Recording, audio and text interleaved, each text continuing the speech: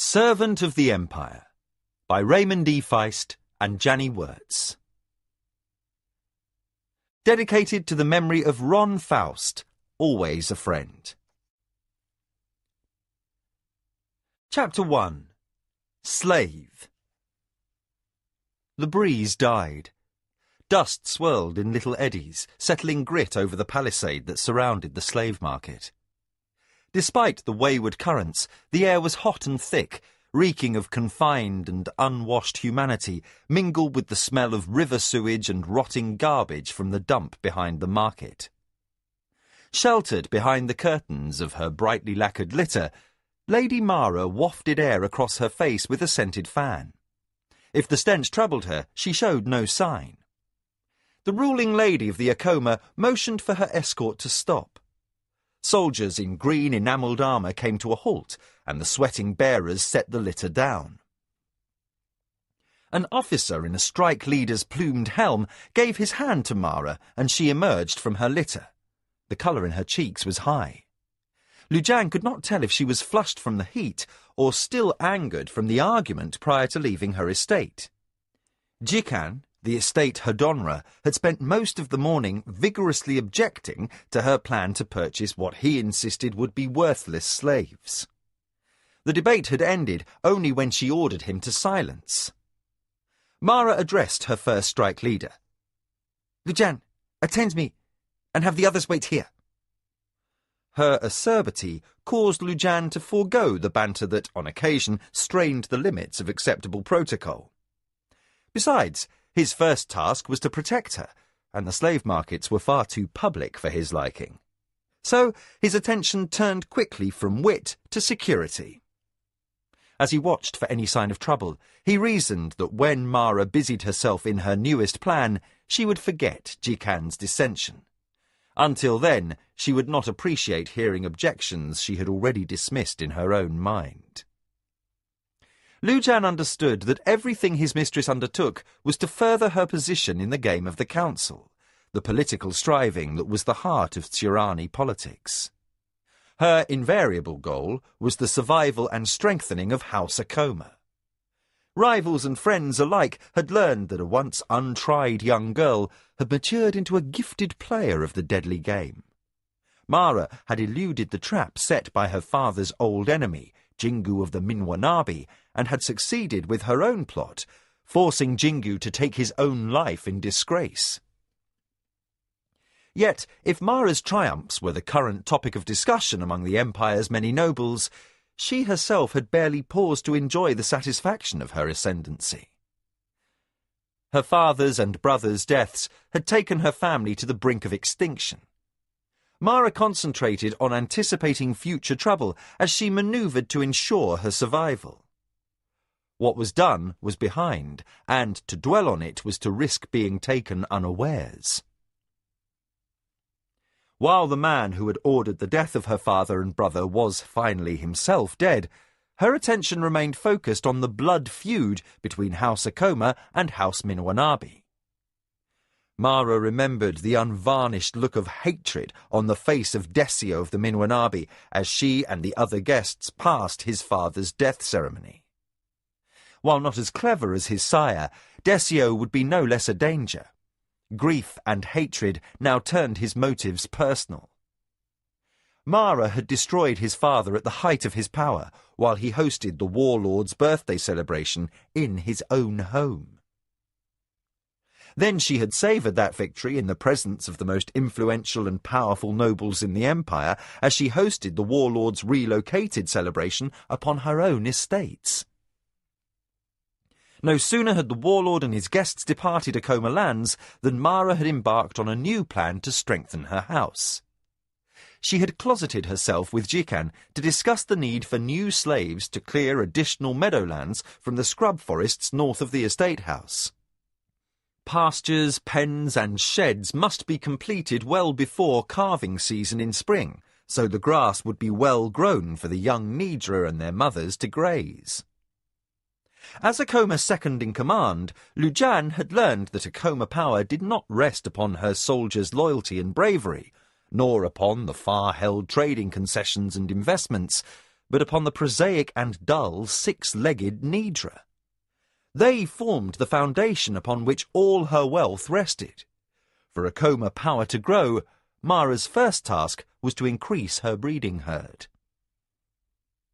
Lujan's attention returned to his mistress as Mara lifted her robe clear of the dust. Pale green in colour, the otherwise plain cloth was meticulously embroidered at the hem and sleeves with the outline of the Shatra bird, the crest of House Akoma. The lady wore sandals with raised pegged soles to keep her slippers clear of the filth that littered the common roadways. Her footfalls raised a booming, hollow sound as she mounted the wooden stair to the galleries that ran the length of the palisade. A faded canvas awning roofed the structure, shading Tsurani lords and their factors from the merciless sunlight. They could rest well removed from the dust and dirt, and refreshed by whatever breeze blew in off the river as they viewed the slaves available for sale. To Lujan, the gallery, with its deep shade and rows of wooden benches, was less a refuge than a place of concealing darkness. He lightly touched his mistress on the shoulder as she reached the first landing. She turned and flashed a bothered look of inquiry.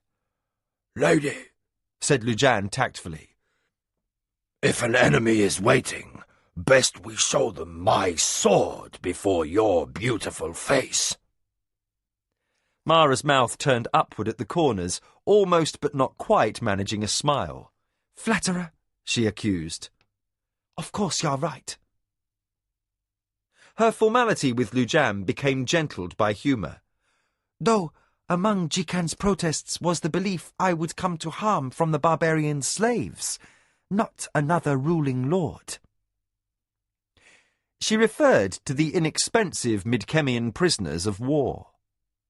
Mara lacked the funds to buy enough common slaves to clear her pastures, so, seeing no other alternative, she chose to buy barbarians.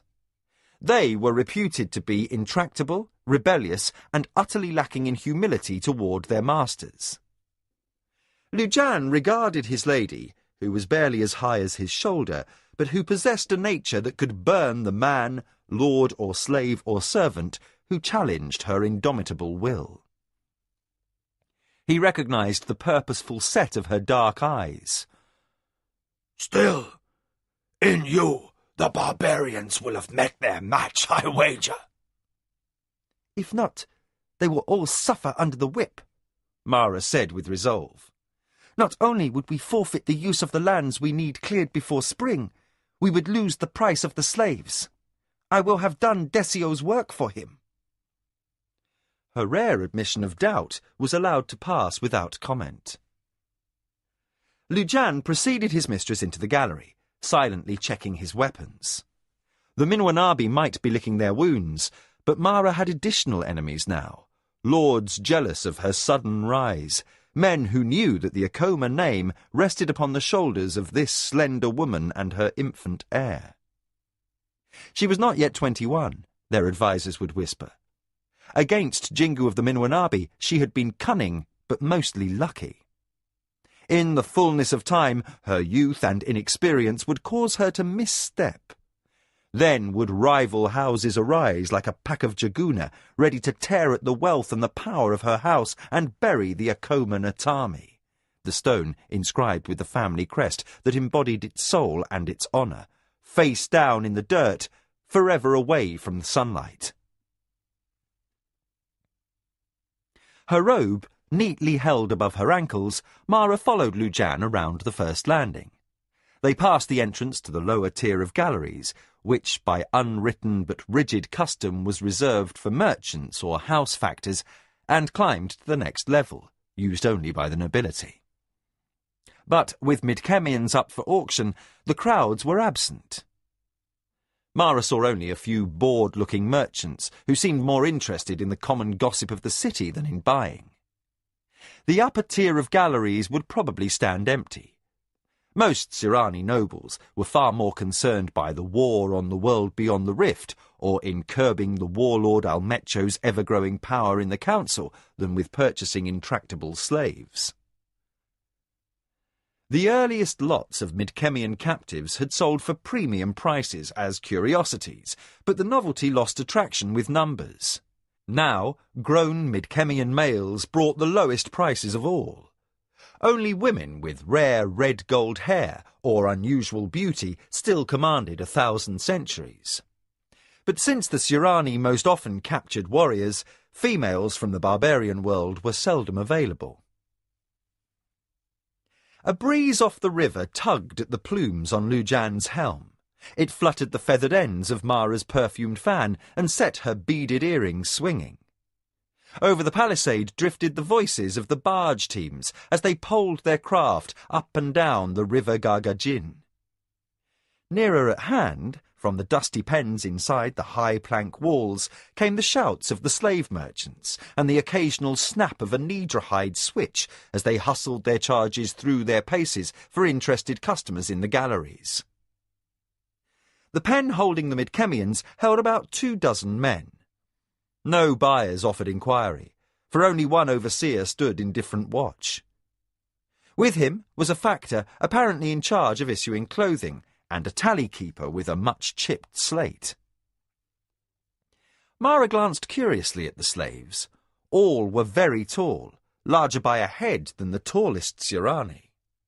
One in particular towered over the chubby factor, and his red gold hair blazed in the noonday sun of Kelawan as he attempted to communicate in an unfamiliar language. Mara had no chance to study the barbarian further as Lujan stopped sharply in her path. His hand touched her wrist in warning. "Someone's here," he whispered, and covered his check in stride by bending as if a stone had lodged in his sandal. His hand settled unobtrusively on his sword, and, over his muscled shoulder, Mara glimpsed a figure seated in the shadow to the rear of the gallery. He might be a spy, or worse, an assassin. With Midkemians scheduled for sale, a bold lord might chance on the fact that the upper level would be deserted. But for a rival house to know that Mara had chosen to go personally to the slave market bespoke the presence of an informant very highly placed in Akoma ranks. The lady paused, her stomach turned cold by the thought that if she was struck down here, her year-old son Ayaki would be the last obstacle to the obliteration of the Akoma name. Then the figure in the shadows moved, and sunlight through a tear in the awning revealed a face that was handsome and young, and showing a smile of surprised pleasure.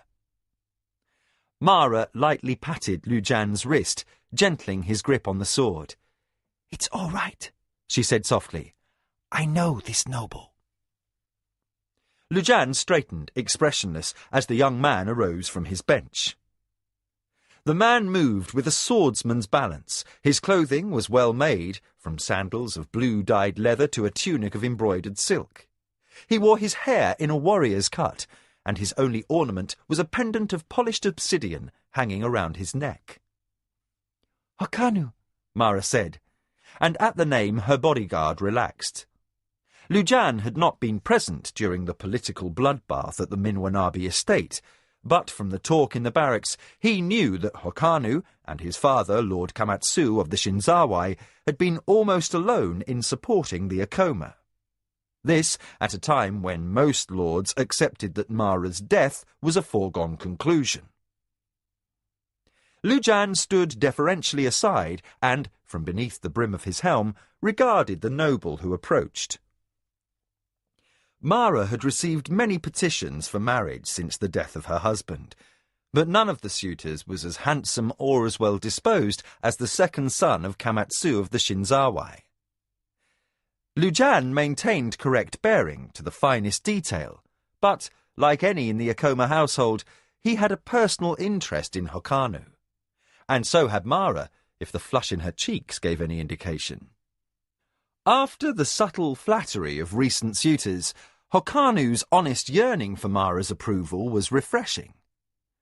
"Lady, what a perfect surprise! I had no expectation of finding so lovely a flower in this most unpleasant of surroundings." He paused, bowed neatly, and smiled, although, of late, we have all seen this delicate blossom show thorns. Your victory over Jingu of the Minwanabi is still the talk of Silmani, he said, naming the city closest to his father's estates. Mara returned his bow with sincerity. I did not see any Shinzawai colours among the retainers waiting on the street. Otherwise I should have brought a servant with Jomatch ice and cold herb tea. Or perhaps you do not wish your interest in these slaves to be noticed?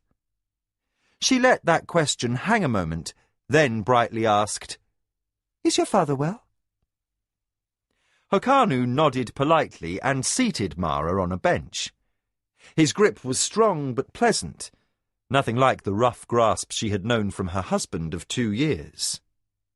Mara met the Shinzawai's son's eyes and saw there a quiet intelligence overlaid by amusement at the apparent innocence of her question. You are very perceptive. He laughed in sudden delight. Yes, I am interested in Midkemians, and at my most healthy father's request, I am trying not to advertise this fact. His expression turned more serious. I would like to be frank with you, Mara, even as my father was with Lord Sezu. Our fathers served together in their youth and trusted one another. Though intrigued by the young man's charm, Mara repressed her desire to be open lest she reveal too much. Hokanu she trusted, but her family name was too recently snatched from oblivion for her to reveal her intentions. Shinzawai servants might have loose tongues, and young men away from home sometimes celebrated their first freedom and responsibility with drink. Hokanu seemed as canny as his father, but she did not know him well enough to be certain. I fear the Akoma interest in the barbarians is purely a financial one. Mara waved her fan in resignation. The Choja hive we gained 3 years ago left our Nidra short of pasture. Slaves who clear forest in the wet season fall ill, my Hadonra says. If we are to have enough grazing to support our herds at calving, we must allow for losses. She gave Hokanu a rueful look. Though I expected no competition at this auction. I am glad to see you, but nettled by the thought of bidding against so dear a friend. Hokanu regarded his hands for a moment, his brow untroubled, and a smile bending the corners of his mouth. If I relieve my lady of her dilemma, she will owe the Shinzawai her favour. Say, entertaining a poor second son at dinner soon? Mara unexpectedly laughed. You're a devil for flattery, Hokanu. Very well. You know that I need no bribes to allow you to visit my estates. Your company is always welcome. Hokanu stared in mock suffering at Lujan. She says that very prettily for one who refused me the last time I was in Sulanku. That's not fair, Mara protested, then blushed as she realized how quickly she had spoken in her own defense. With better decorum she added, Your request came at an awkward moment, Master Hokanu. And her face darkened as she recalled a Minwanabi spy and a pretty, importunate boy who had suffered as a result of the intrigue and ambition that underlay every aspect of life in the empire of Suarnuani. Hokanu noted the strain that shadowed her face. His heart went out to this young woman who had been so serious as a child and who had, against the greatest odds, found the courage and intelligence to secure her house from ruin. I will cede to you the Midkemians, he said firmly, for whatever price you can bargain with the factor. But I wish not to inconvenience you, Mara protested. Her fan trembled between clenched fingers. She was tense. Hokanu must not be permitted to notice, and to distract him, she whiffed air through the feathers as if she were bothered by the heat. The Shinzawai have shown the Akoma much kindness, and, in honour, it is time that we proved ourselves worthy. Let me be the one to cede the bidding. Hokanu regarded the lady, who was daintily small and far more attractive than she herself understood. She had a smile that made her radiant, except that at present the face beneath its Thiza powder makeup was almost wary with tension. Her concern went much deeper than simple forms of honour, the young man sensed at once. The insight gave him pause. She had been snatched away from taking vows of service to the goddess Lashima to assume her role as ruling lady. In all likelihood, she had known little or nothing of men before her wedding night, and Buntakapi of the Anasati, an ill-mannered, coarse braggart at the best of times, had been the son of an Akoma enemy before he had become her husband and ruling lord. He had been rough with her, Hokanu understood with sudden certainty, which was why this ruling lady and mother could also act as unsure as a girl years younger. Admiration followed. This seemingly delicate girl had owned valour out of all proportion to her size and experience. No one outside her inner household could ever guess what she might have endured in Buntakapi's rude grasp. One close to Mara might say much if Hokanu could get him to share drink in a wine shop. But a glance at Lujan's alert pose convinced Lord Kamatsu's son that the strike leader was a poor choice. The warrior measured Hokanu, having perceived his interest, and, where his mistress was concerned, his loyalty would be absolute. Hokanu knew Mara was a shrewd judge of character. She had proven as much by staying alive as long as she had. Attempting to lighten her mood and not give offence, Hokanu said, "Lady, I spoke out of sincere disappointment at not being able to see you on my last visit." He concealed any diffidence behind a disarming smile. "No favours do the Akoma owe the Shinzawai. We deal here in simple practicality. Most Midkemian slaves go to the block at the City of the Plains and Jamar, and I am bound for Jamar. Should I make you wait for the next shipment of prisoners to journey upriver while I drive 20 men in a coffle through the heat, house them while I conduct business, then herd them back upriver again? I think not. Your Nidra pastures are a more immediate need, I judge. Please accept my not bidding against you as nothing more than a tiny courtesy from me." Mara stopped her fan in mid-air with barely hidden relief. "Tiny courtesy? Your kindness is unmatched, Hokanu. When your business in Jamar is concluded, I would be most pleased if you would accept my invitation to rest as a guest of the Akoma on your way back to your father's estates." "Then the matter of the slaves is settled." Hokanu took her hand. "I will accept your hospitality with pleasure." He bowed, sealing their agreement.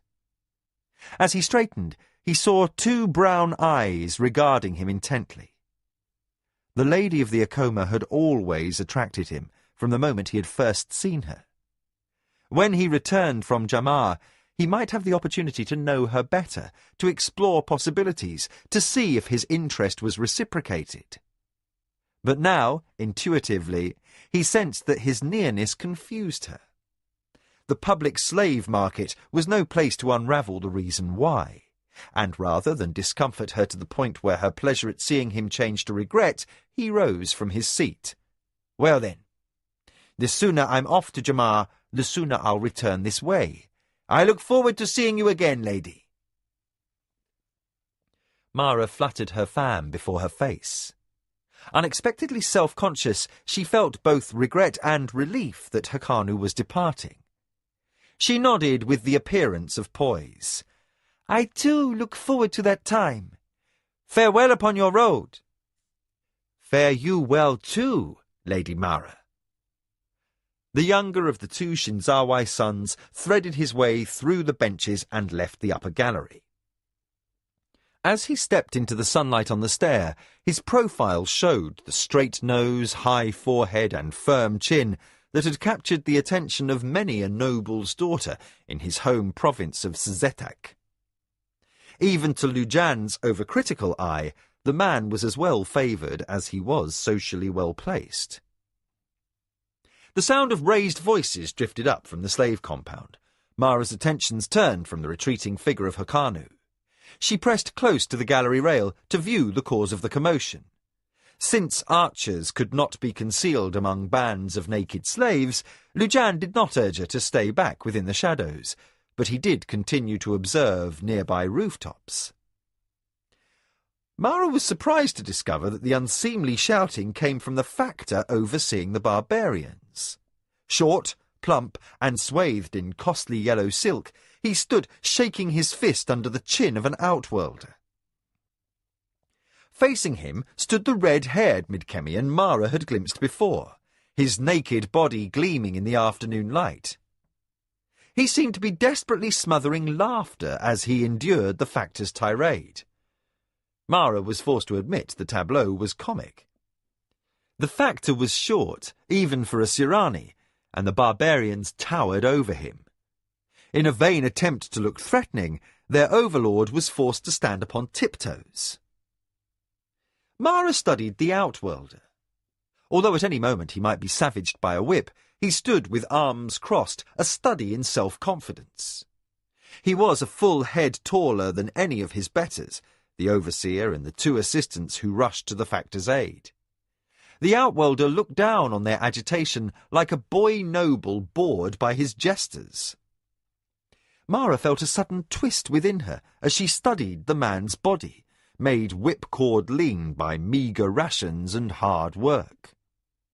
As she forced herself to calmness, she wondered if Hokanu's presence had affected her more deeply than she had imagined. The men she needed to be most concerned with at this moment were down in the pen, and her interest in them was solely financial. Mara ended her frank appraisal of the man's appearance and focused on his interaction with the Sirani overseer and his assistants. The factor's rant reached a crescendo. Then he ran out of breath. He waved his fist one last time at the height of the barbarian's collarbone, and, much to Mara's amazement, the slave showed no sign of submissiveness. Rather than prostrating himself with his face pressed into the earth at the factor's feet, silently awaiting his punishment, he stroked his bearded chin and, in a resonant voice, began speaking in broken Sirani, his gestures those of a confidant instead of obedient property. "By the gods! Will you look at him?" exclaimed Lujan in astonishment. "He acts as if slaves were born with the right to argue. If they're all as brazen as this fellow, it's no wonder a slave master must beat their skins off to get a half-day's work from them." "Hush!" Mara waved her hand towards Lujan. "I wish to hear this." She strained to understand the barbarian's mangled Sirani. Suddenly, the outworlder stopped speaking, his head cocked to one side as if he had made his point. The factor looked overheated. He motioned to the assistant with the tally slate and said in an exasperated tone, "Line up, all of you, now!" The slaves, unhurriedly, strung themselves out in a row. From her overhead view from the gallery, Mara noticed that the barbarians shuffled to their places in such a way as to conceal the activities of two fellows, who were crouched before the long palisade on the side that fronted onto the river. "What do you suppose they are doing?" she asked Lujan. The warrior shrugged, Sirani style, the barest movement of the shoulders. "Mischief of some sort. I've seen Nidra show more brains than that factor."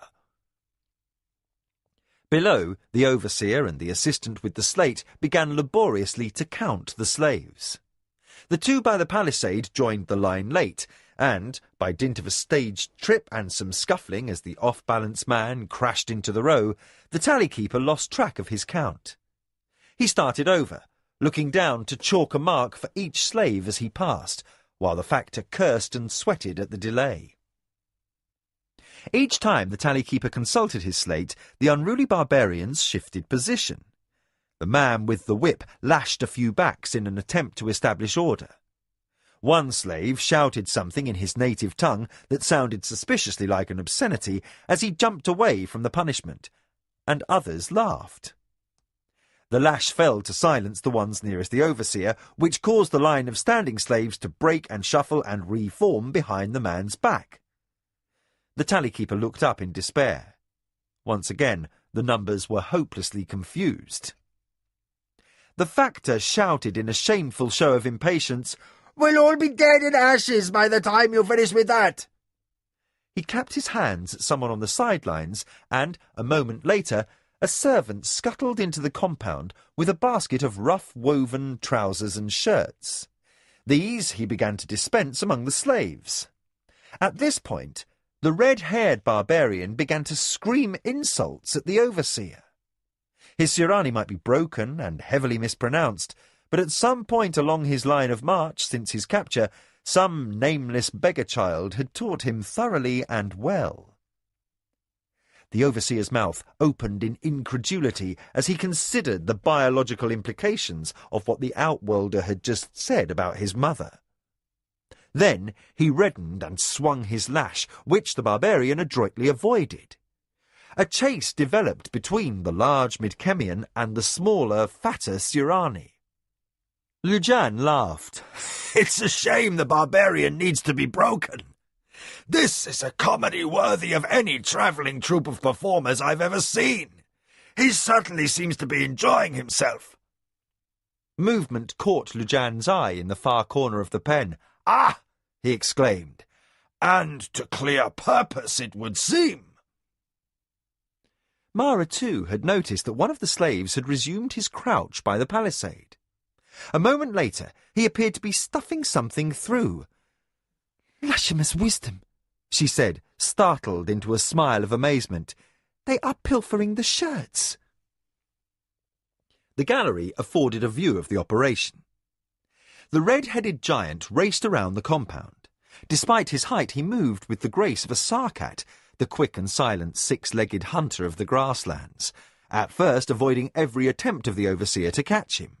Then, strangely, he began to plod like a pregnant Nidra cow.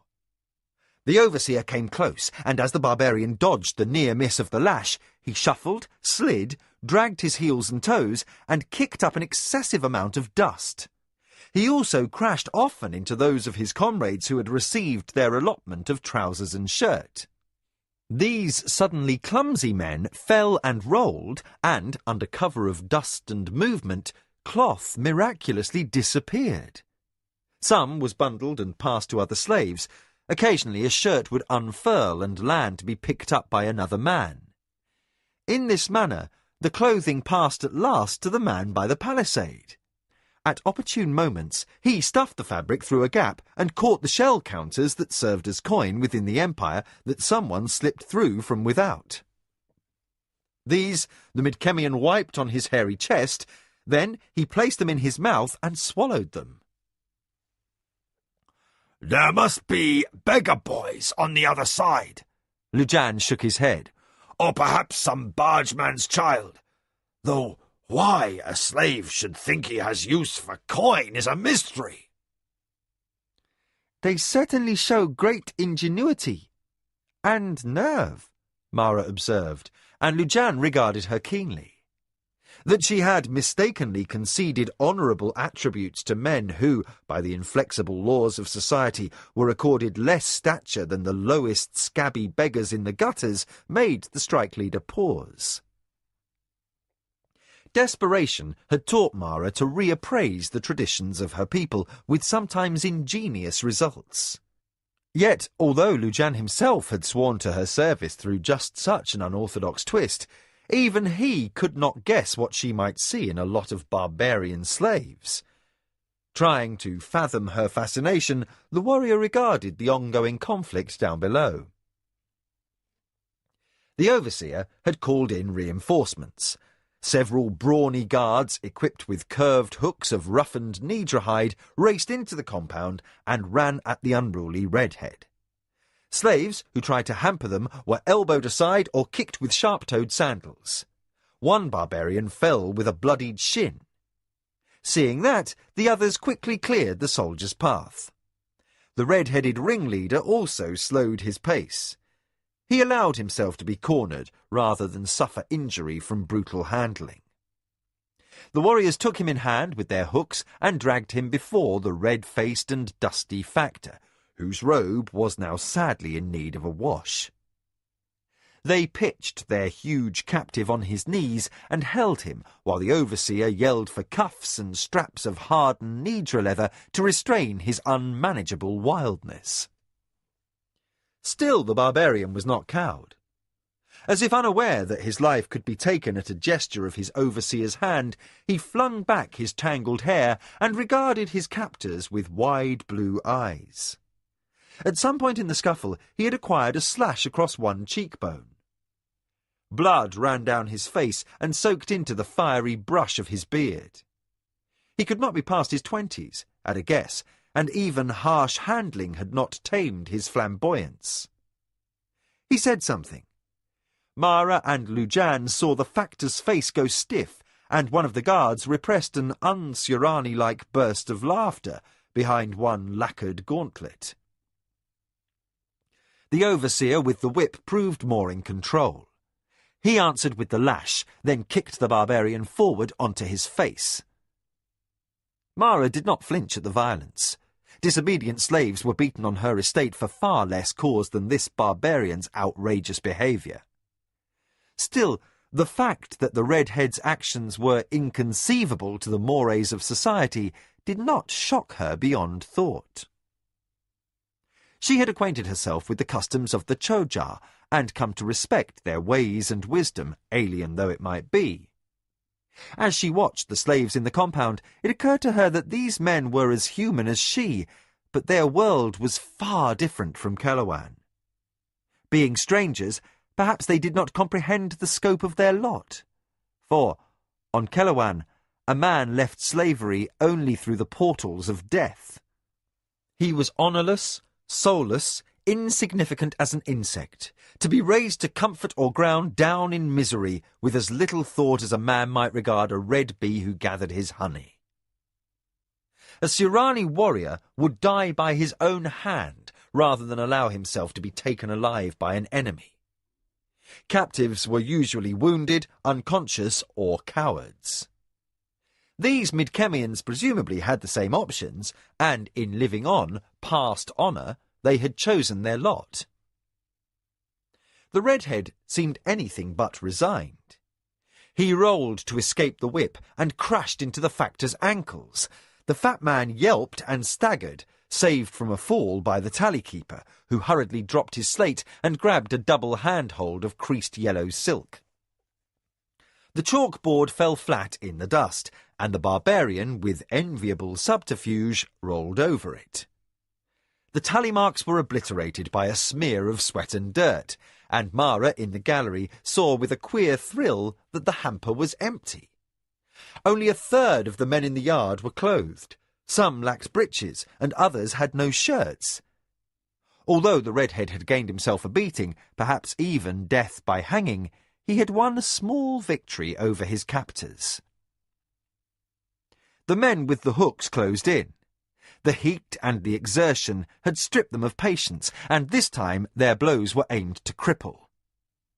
On an impulse, Mara of the Akoma leapt to her feet. "Cease!" she called over the railing. The command in her voice compelled the warrior's obedience.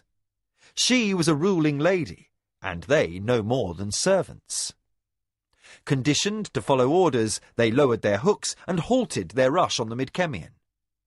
The factor straightened his robes in surprise, while, on the dusty, torn earth, the barbarian slave rolled uncomfortably onto one elbow and looked up. That his rescuer was a small, black-haired woman seemed to take him aback. Still, he brazenly continued to stare until the tallykeeper slapped his face to make him avert his gaze. Mara's brows knitted in anger. "I said cease! Any more of this, and I will demand that you be obliged to pay for damaging goods while a bidder stands waiting to make an offer." The factor snapped straight in stupefaction, his spoiled yellow silk forgotten. He brushed sweaty hair from his temples, as if, by mending his appearance, his lapse in decorum might be forgotten. Seeing the Lady of the Acoma in the buyer's gallery, he bowed very low, almost to his knees. After the redhead's bad-tempered display, he knew he would be lucky to sell this lot of Midkemians for the price commanded by a pet fish. That this lady had witnessed and yet still wished to purchase was a marvel no sane man would question.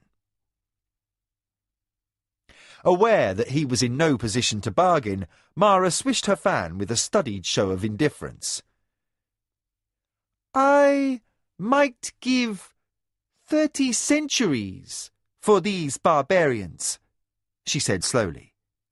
"If the big one bleeds too much, I might not." At this, even Lujan raised his brows. He, too, questioned his lady's wisdom in purchasing unruly slaves, but it was not the place of a warrior to advise. He held his silence while, in the compound, the factor turned on the tally-keeper and sent the man scurrying off for cloths and water. The man returned and was immediately assigned the humiliating task of bathing the redhead's cuts. But the barbarian ringleader would endure no solicitude. He reached with one huge fist and, despite the restraint of cuffs and strap, moved fast enough to catch the tally-keeper's wrist. What he said could not be overheard from the gallery, but the servant abandoned both rag and basin as if his fingers were burned. The factor glossed over this disobedience with a smile of nervous improvisation.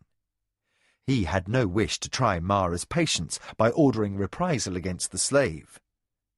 He tried to behave as if everything had gone according to plan, as one of the barbarian's fellows stepped forward and briskly began cleansing the whip wounds of his companion.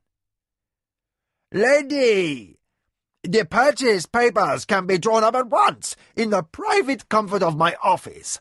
I'll send for iced fruit for your thirst while you wait to sign. If you would be so kind as to join me in my office." "That won't be necessary," Mara said crisply. "Send your scribe to me outside, for I wish that these slaves be removed to my estates at once. The instant I have a bill of sale, my warriors will take them into custody." She made a last study of the compound and added, "That is, I will sign for my purchase after these slaves have been provided with proper clothing." "But," spluttered the factor in dismay. The tally-keeper looked sour. Although the hamper brought out from the storerooms had originally held enough trousers and shirts to clothe 3 incoming coffles from Jamar, many of these men still stood naked or half-clothed. There should be a proper inquiry over that, and no doubt a round of beatings, but the lady's impatience ended the matter. She wanted to sign and buy at once. With a furious gesture, the factor urged the tally-keeper to overlook the lapse and be done.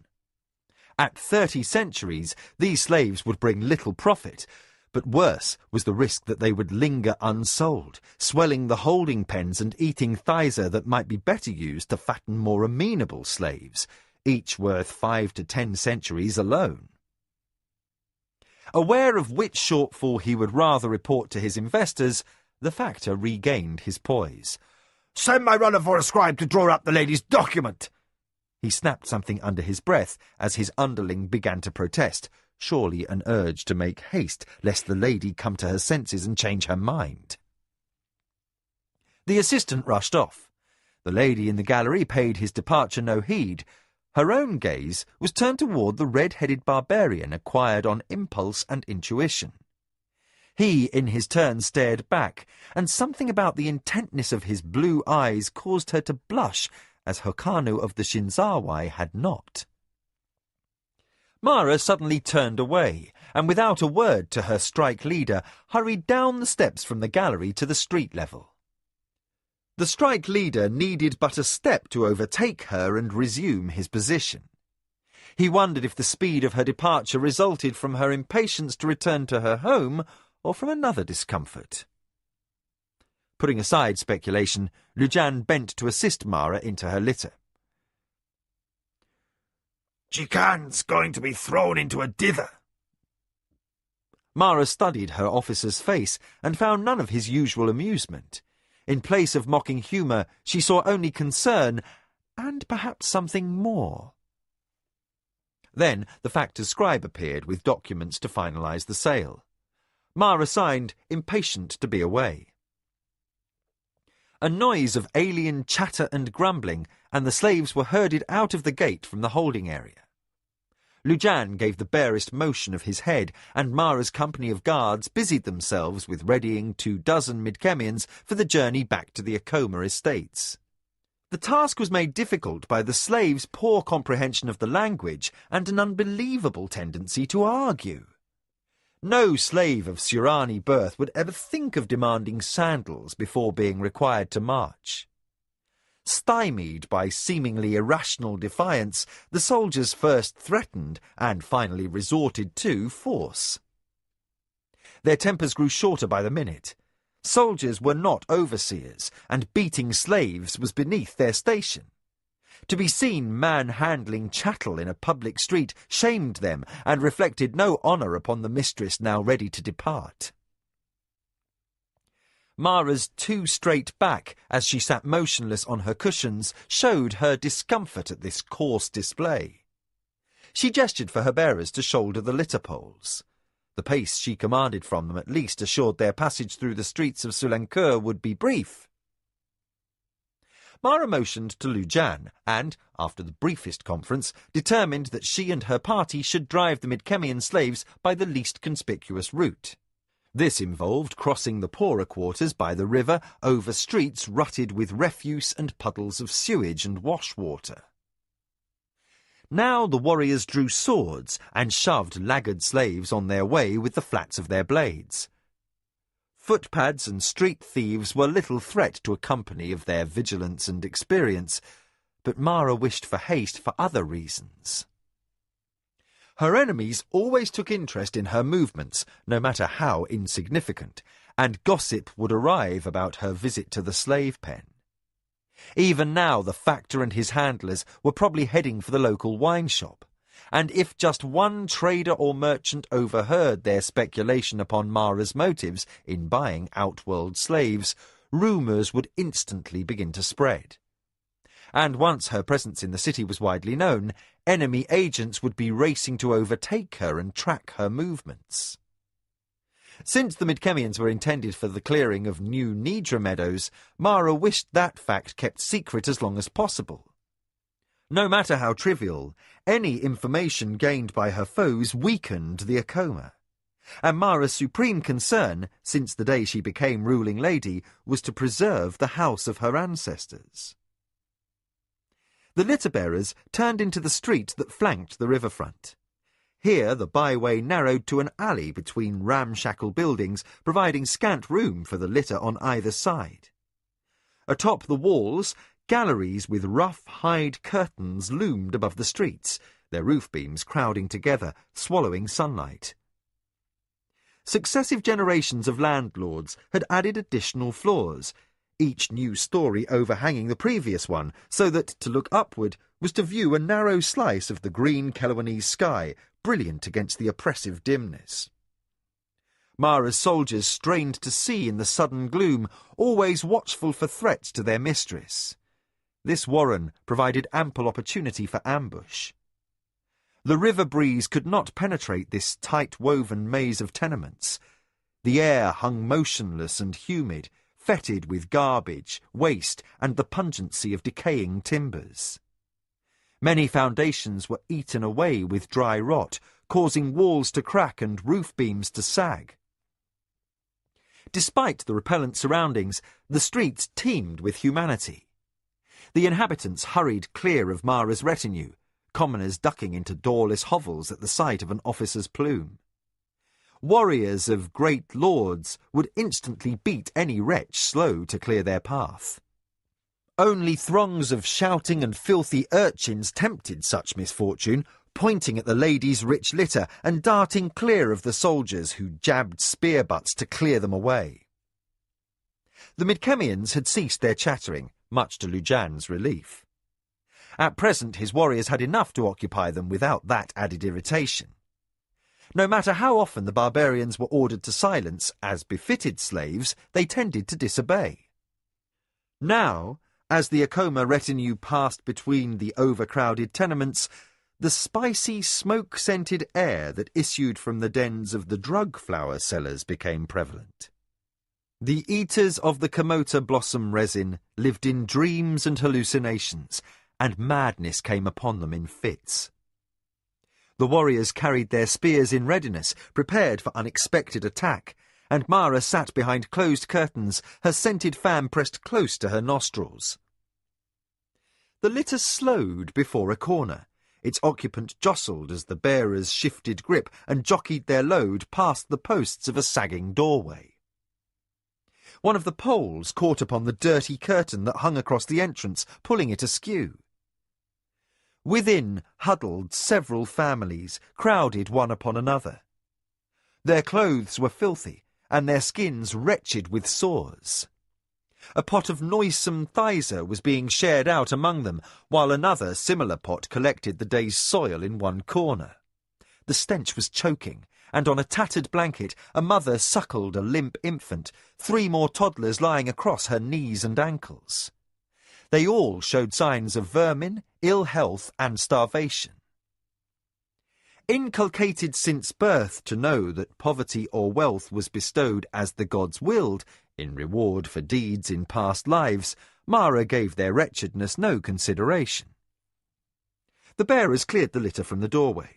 As they regrouped, Mara caught a glimpse of the new slaves who followed behind. The tall redhead muttered something to another slave, a balding, powerfully built man who listened with the respect of one deferring to a leader. Outrage, or maybe shock, showed in both men's expressions, though what might inspire such depths of emotion within a public place before individuals almost as honourless as the slaves themselves seemed a mystery to the lady. The poor quarter of Sulankeur was not large. Still, passage through the jammed streets was painfully tedious. Finally, the tenements fell behind as the road crooked with the bend in the river Gargajin. Here the gloom lessened, but only slightly. In place of the mildewed tenements were warehouses, craft sheds and factories. Dye shops and tanneries, butcher stalls and slaughterhouses crowded the way, and the blended stinks of offal, dye vats and steam from the tallow renderers left a reeking miasma in the air. Smoke from the resin-makers' fires coiled in clouds from the chimneys, and, at the riverside, docked to weathered pilings, lay commerce barges and other floating house shacks. Vendors vied for any cranny that remained, each crowded tiny stall serving its wares to clusters of wives and off-duty workers. Now, Lujan's warriors were forced to shove the crowds aside, shouting, "Acoma! Acoma!" to let the commoners know a great lady was passing. Other warriors closed tightly against the sides of Mara's litter, placing their armoured bodies between their mistress and possible danger. The slaves they kept herded together, and the press became so tight that no man could look down to check his footing. The soldiers wore hardened leather sandals, but the slaves, including the bearers, had no choice but to tread on bits of broken crockery and rivulets of sewage and other refuse. Mara lay back against her finely embroidered cushions, her fan pressed hard to her face. She closed her eyes in longing for the open meadows of her estate, perfumed with summer grass and sweet flowers. In time, the factory quarter changed, became less odorous and crowded, more inclined toward industries of the luxury trade. Here, weavers, tailors, basket makers, cord wainers, silk spinners and potters toiled. An occasional jeweller's stall, guarded by armed mercenaries, or a perfumer's, frequented in this less fashionable quarter by painted women of the reed life, was nestled between shops offering less luxurious merchandise. The sun had climbed to midday. Drowsy behind her curtains, Mara fanned herself slowly, thankful that, at last, the bustle of Sulankeur fell behind. As her retinue continued down roads shaded by evergreens, she was lying back, attempting to sleep, when one of the bearers developed a limp. At each step, she was jostled uncomfortably on her cushions, and rather than cause a man needless pain, she ordered a halt to look into the matter. Lujan detailed a soldier to inspect the bearers. One had cut his foot in the poor quarters. Sirani, and aware of his place, he had striven to continue his duty to the verge of fainting with pain. Mara was still nearly an hour from her estate house, and, maddeningly, the Midkemians were once again speaking among themselves in the nasal braying that passed for their native language. Irked by their jabberings as much as by the delay, she motioned to Lujan. "Send that red-headed barbarian over to replace my lame bearer." Slave he might be, but he acted like a ringleader, and since the stinks of the poor quarter had left Mara with a headache, she was willing to consider almost any expedient to make the barbarians less quarrelsome. The warriors immediately brought the chosen slave. The bald one called out in protest and had to be cuffed aside. Knocked to his knees, he continued to shout until the redhead bade him be silent. Then, blue eyes fixed in curiosity on the elegant lady in the litter, he came forward to shoulder the vacant left front pole. "No!" snapped Lujan at once. He waved for the slave to the rear to come forward and assigned the redhead to stand behind. This way, a warrior with an unsheathed sword could march at the barbarian's back, insurance against trouble or threat to their mistress. "Home!" she ordered her retinue, and her bearers crouched to shoulder their burden, the red-headed barbarian among them. The first steps forward were unmitigated chaos. The Midkemian was over a head taller than the other bearers, and as he straightened with his load and strode ahead, the litter canted forward. Mara found herself starting to slide. The silk trappings and cushions offered no resistance to her motion. Lujan's fast reflexes spared her an unceremonious spill onto the ground, and a slap of his hand warned the barbarian to hold his pole level. This the huge man could do only by hunching his back and shoulders, which placed his curly head just inches from his mistress's curtains. "This won't do at all," Mara snapped. "A fine triumph for Desio of the Minwanabi, if you came to hurt through a slave's clumsiness," Lujan said. Then he added a hopeful smile. "Maybe we could dress these Midkemians as house slaves and give them to the Minwanabi as a gift. At least they might break much of value before Desio's first advisor orders them hanged." But Mara was in no mood for jokes. She straightened her robe and removed mussed pins from her hair. All the while the barbarian's eyes watched her with a directness the lady found disturbing. At length he cocked his head to one side and, with a disarming grin, addressed her in broken Sirani as he stumbled along. Lujan drowned him out with a shout of outrage. "Dog! Slave! On your miserable knees!" He snapped his head at his warriors. Instantly, one rushed to take the litter pole, while others seized the redhead and threw him forcefully down. Strong arms pummeled his shoulders, and still he tried to speak, until a warrior's studded sandal pressed his insolent face into the dust. "How dare you address the lady of the Akoma, slave?" shouted Lujan. "What is he trying to say?" asked Mara, suddenly more curious than affronted. Lujan looked around in surprise. "Can it matter? He's a barbarian, and that brings you no honor, mistress. Still, his suggestion was not without merit." Mara paused, her hand full of tortoiseshell pins. Sunlight glinted on their jewelled heads and on the shell ornaments sewn to her collar. "Tell me?" Lujan raked his wrist across his sweat-streaked brow.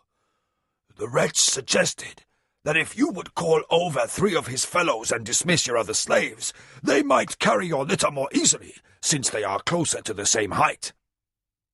Mara lay back, her pins and fallen hair momentarily forgotten. She frowned in thought. "He said that," she mused. then looked at the man who lay face down in the dust with the soldier's foot holding him immobile. "Let him up." "Lady?" Lujan said softly. Only his questioning tone hinted how close he dared go in direct protest of her given order. "Let the barbarian up," said Mara shortly. "I believe his suggestion is sensible. Or do you wish to march through the afternoon delayed by a lame bearer?" Lujan returned a Sirani shrug, as if to say that his mistress was right. In truth, she could be as stubborn as the barbarian slaves, and rather than try her father, the Akoma strike leader called off the warrior who held the redhead down. He gave rapid orders. The remaining bearers and the one warrior lowered Mara's litter to the ground, and 3 of the taller Midkemians were selected to take their places. The red-headed one joined them, his handsome face left bloody where a stone in the roadway had opened the gash on his cheek. He took his place no more humbly than before, though he must have been bruised by rough handling. The retinue started forward once again, with Mara little more comfortable. The Midkemians might have meant well, but they were inexperienced at carrying a litter. They did not time their strides, which made for a jolting ride. Mara lay back, fighting queasiness.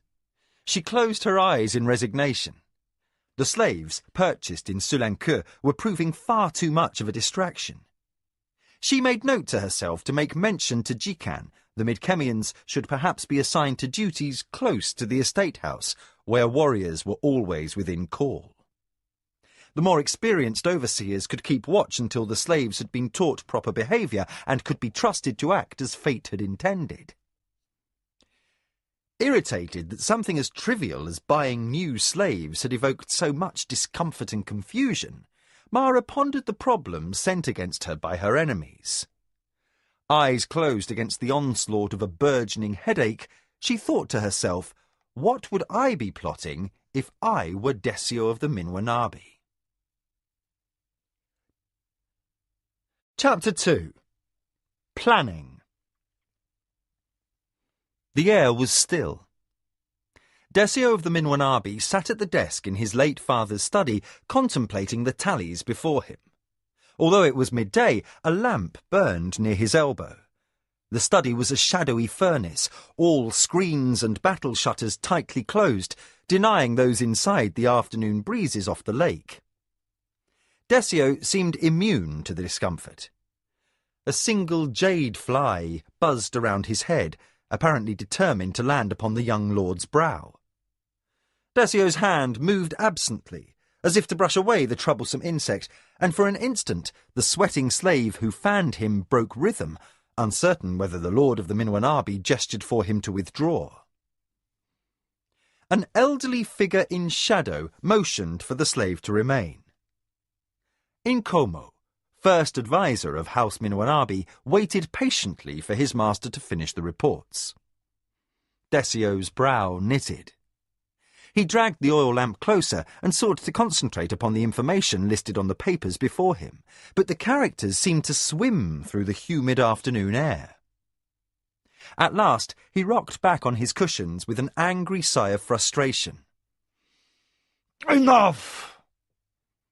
Inkomo regarded his young master with a blandness that hid concern. My lord.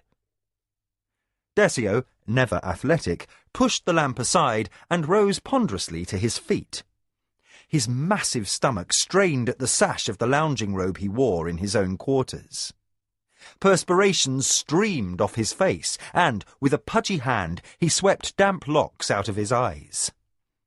Inkomo knew that the cause of Desio's agitation was more than the usual humidity, the legacy of an unseasonable tropical storm to the south. The lord of the Minwanabi had ordered the screens latched closed ostensibly for privacy. The old man knew the reason behind the seemingly irrational order. Fear. Even in his own home, Desio was afraid. No lord of any house, let alone one of the 5 great houses, could admit to such weakness, so the first adviser dared say nothing on the matter. Decio stalked heavily around the room, his rage slowly building, his torturous breath and bunched fists sure sign that within minutes he would strike out at whichever member of his household happened to be nearest. The young lord had evidenced a nature of petty cruelty while his father ruled, but that vicious streak had bloomed in full since the death of Jingu. With his mother having retired to a convent of Lashima, Decio showed no restraints on his impulses. The fan slave paced after his master, attempting to discharge his tasks without getting in the way.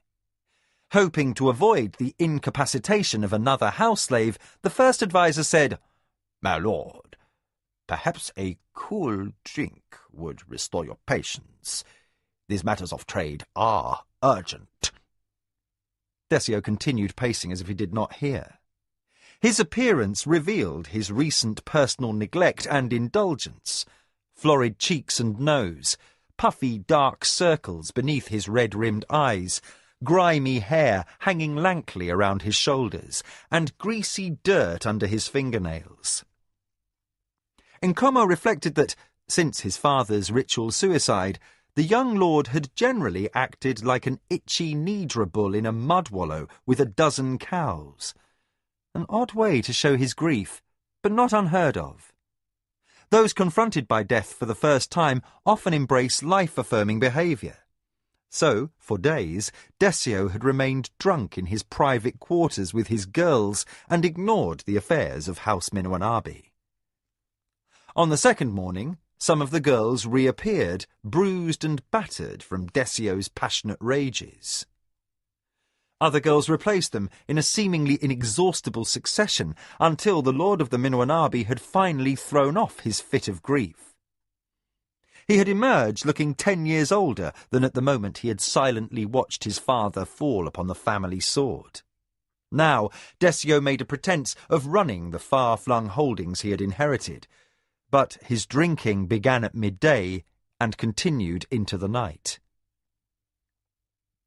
Although lord of one of the 5 great families of the empire, Decio seemed unable to acknowledge the enormous responsibility that went with his power.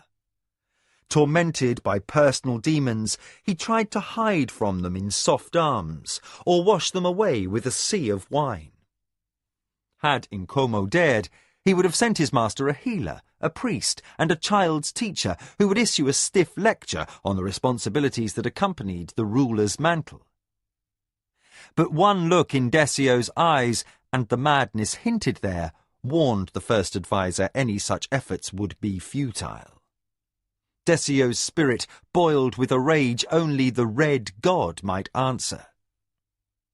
Nkomo tried one last time to turn Decio's attention back to business. "My lord, if I may point out, we are losing days while our ships lie empty in their berths in Jamar. If they are to sail to—" "Enough!" Decio's fist crashed against a partition, tearing the delicate painted silk and splintering the frame. He kicked the wreckage to the floor, then whirled and collided with his fan slave. Enraged beyond reason, the Lord of the Minwanabi struck the man as if he were furniture. The slave crashed to his knees, a broken nose and lacerated lip spraying blood across his face, his chest, and the smashed partition. In fear for his very life, the slave managed to keep the large fan from striking his master, despite being half blind from pain and tears. Decio remained oblivious to the slave's heroic deference. He rounded to confront his adviser. "I cannot concentrate on anything so long as she is out there." Nkomo required no explanation to know to whom his master referred. Experience taught him there was nothing to do but sit back and endure another outburst. "My lord," he said anxiously, "no good will be gained in yearning for vengeance, should all your wealth dwindle through neglect. If you will not attend to these decisions, at least permit your Hadonra to take matters in hand." The plea made no impression on Decio. Staring into the distance, his voice a harsh whisper, as if to speak the hated name were to give it substance, he whispered, "Mara of the Acoma must die." Glad now for the dark room, which hid his own fears, Nkomo agreed. "Of course, my lord, but this is not the time." "When?" he shouted, his bellow hurting Nkomo's ears. Desio kicked at a pillow, then lowered his voice to a more reasonable tone. "When she contrived to escape my father's trap, and more, she forced him to dishonor his own pledge for the safety of a guest, compelling him to kill himself in shame." Desio's agitation simmered higher as he recounted Mara's offences against his house. "This girl has not merely defeated us, she has humbled, no, humiliated us." He stamped hard on the pillow and regarded his adviser with narrowed eyes. The fan slave shrank from the expression, so like that of Jingu of the Minwanabi when roused to rage. Bleeding from nose and mouth, but still trying valiantly to cool his sweating master, he raised and lowered his fan in barely unbroken rhythm, while Desio's voice turned conspiratorial, a harsh whisper.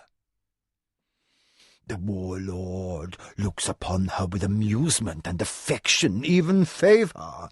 Perhaps he beds the bitch, while our faces are pushed into Nidra slime. We eat Nidra droppings each day she draws breath."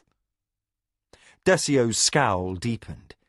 He stared at the tightly closed screens, and as if seeing them stirred a memory, a glint of sanity returned to his eyes for the first time since Jingu's death. Nkomo restrained a sigh of open relief. "And more again."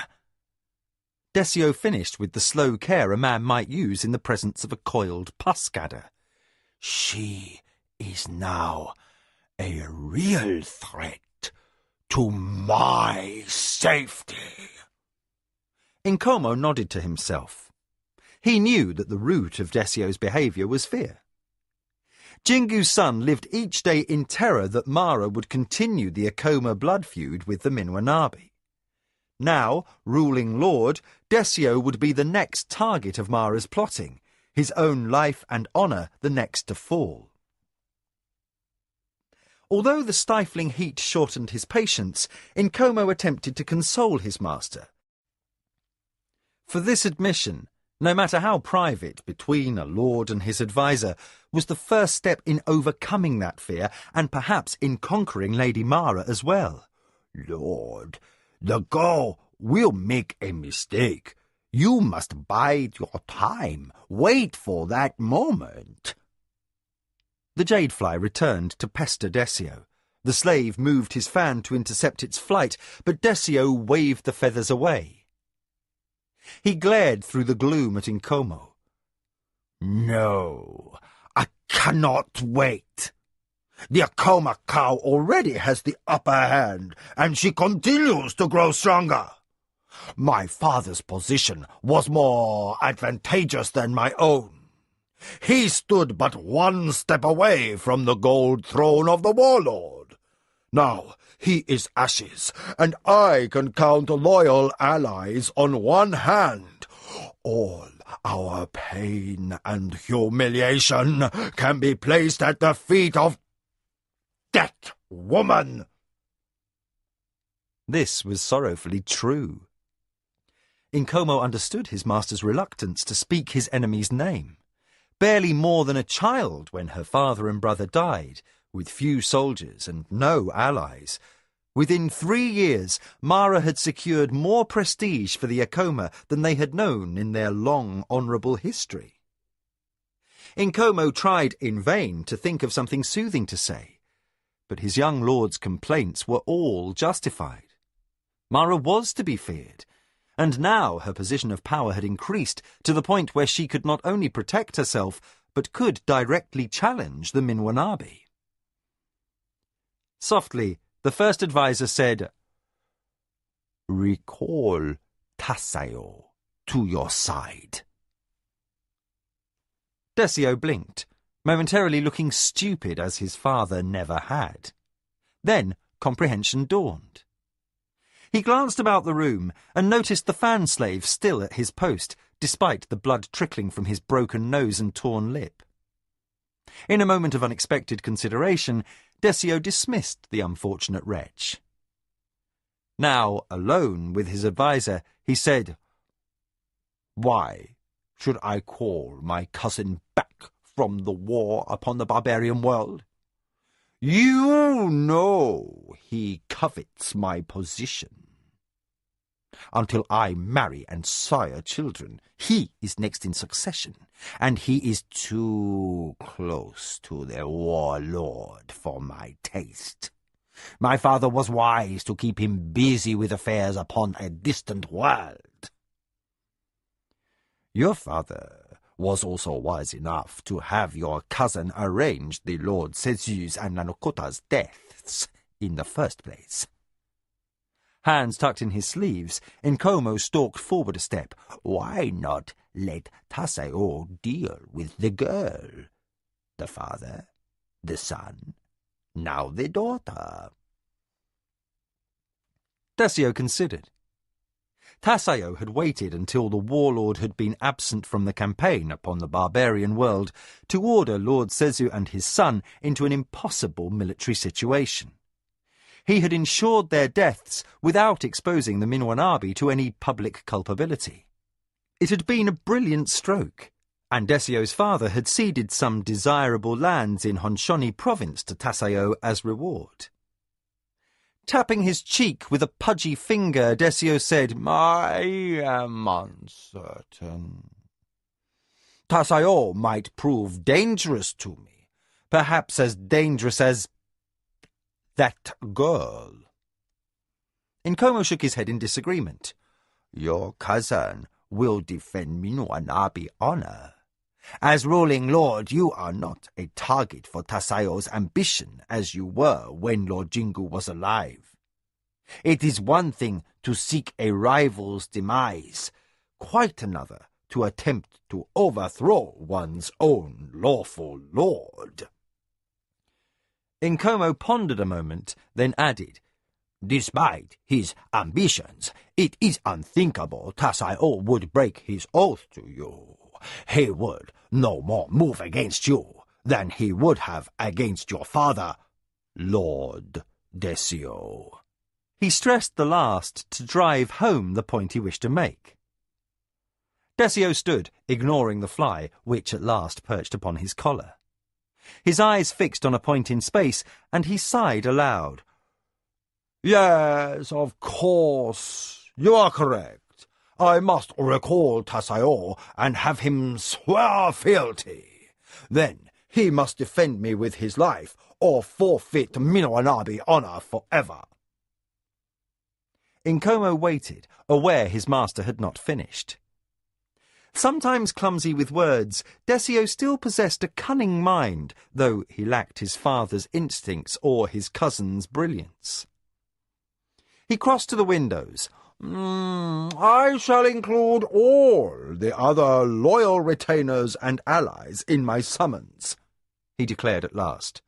"Yes, we must have a formal gathering." He faced his adviser with finality. "No one shall think I have hesitated in calling my cousin to serve at home. No, we shall have all our vassals and allies here." Decisively, the fat man clapped his hands. Two servants in orange livery slid aside painted doors and entered to do his bidding. "Open these damned screens!" commanded Desio. "Do it quickly! I am hot!" As if a great burden had been lifted from his soul, he added, "Let in fresh air for the gods' mercy." The servants busied themselves with latches and bars, and presently light flooded the study and cool air flowed inside. The fly on the young lord's collar took wing toward freedom and the lake beyond. The waters sparkled silver in sunlight, dotted with fishing boats that plied nets from dawn to dusk. Decio seemed to shed his self-indulgence as he strode across the room to stand before his first adviser. His eyes came alight with new-found confidence as the paralysing fear brought on by his father's death fled before his excited planning. I will make my vows upon my family's Natami in the holy glade of Minowanabe ancestors, with all my kin in attendance. We shall show that the Minowanabe have not fallen. Then, with unexpected dry humour, he added, or at least not very far. He shouted for his Hadonra and began relaying orders. I want the very finest entertainment available. This celebration will outshine that disaster my father arranged to honour the warlord.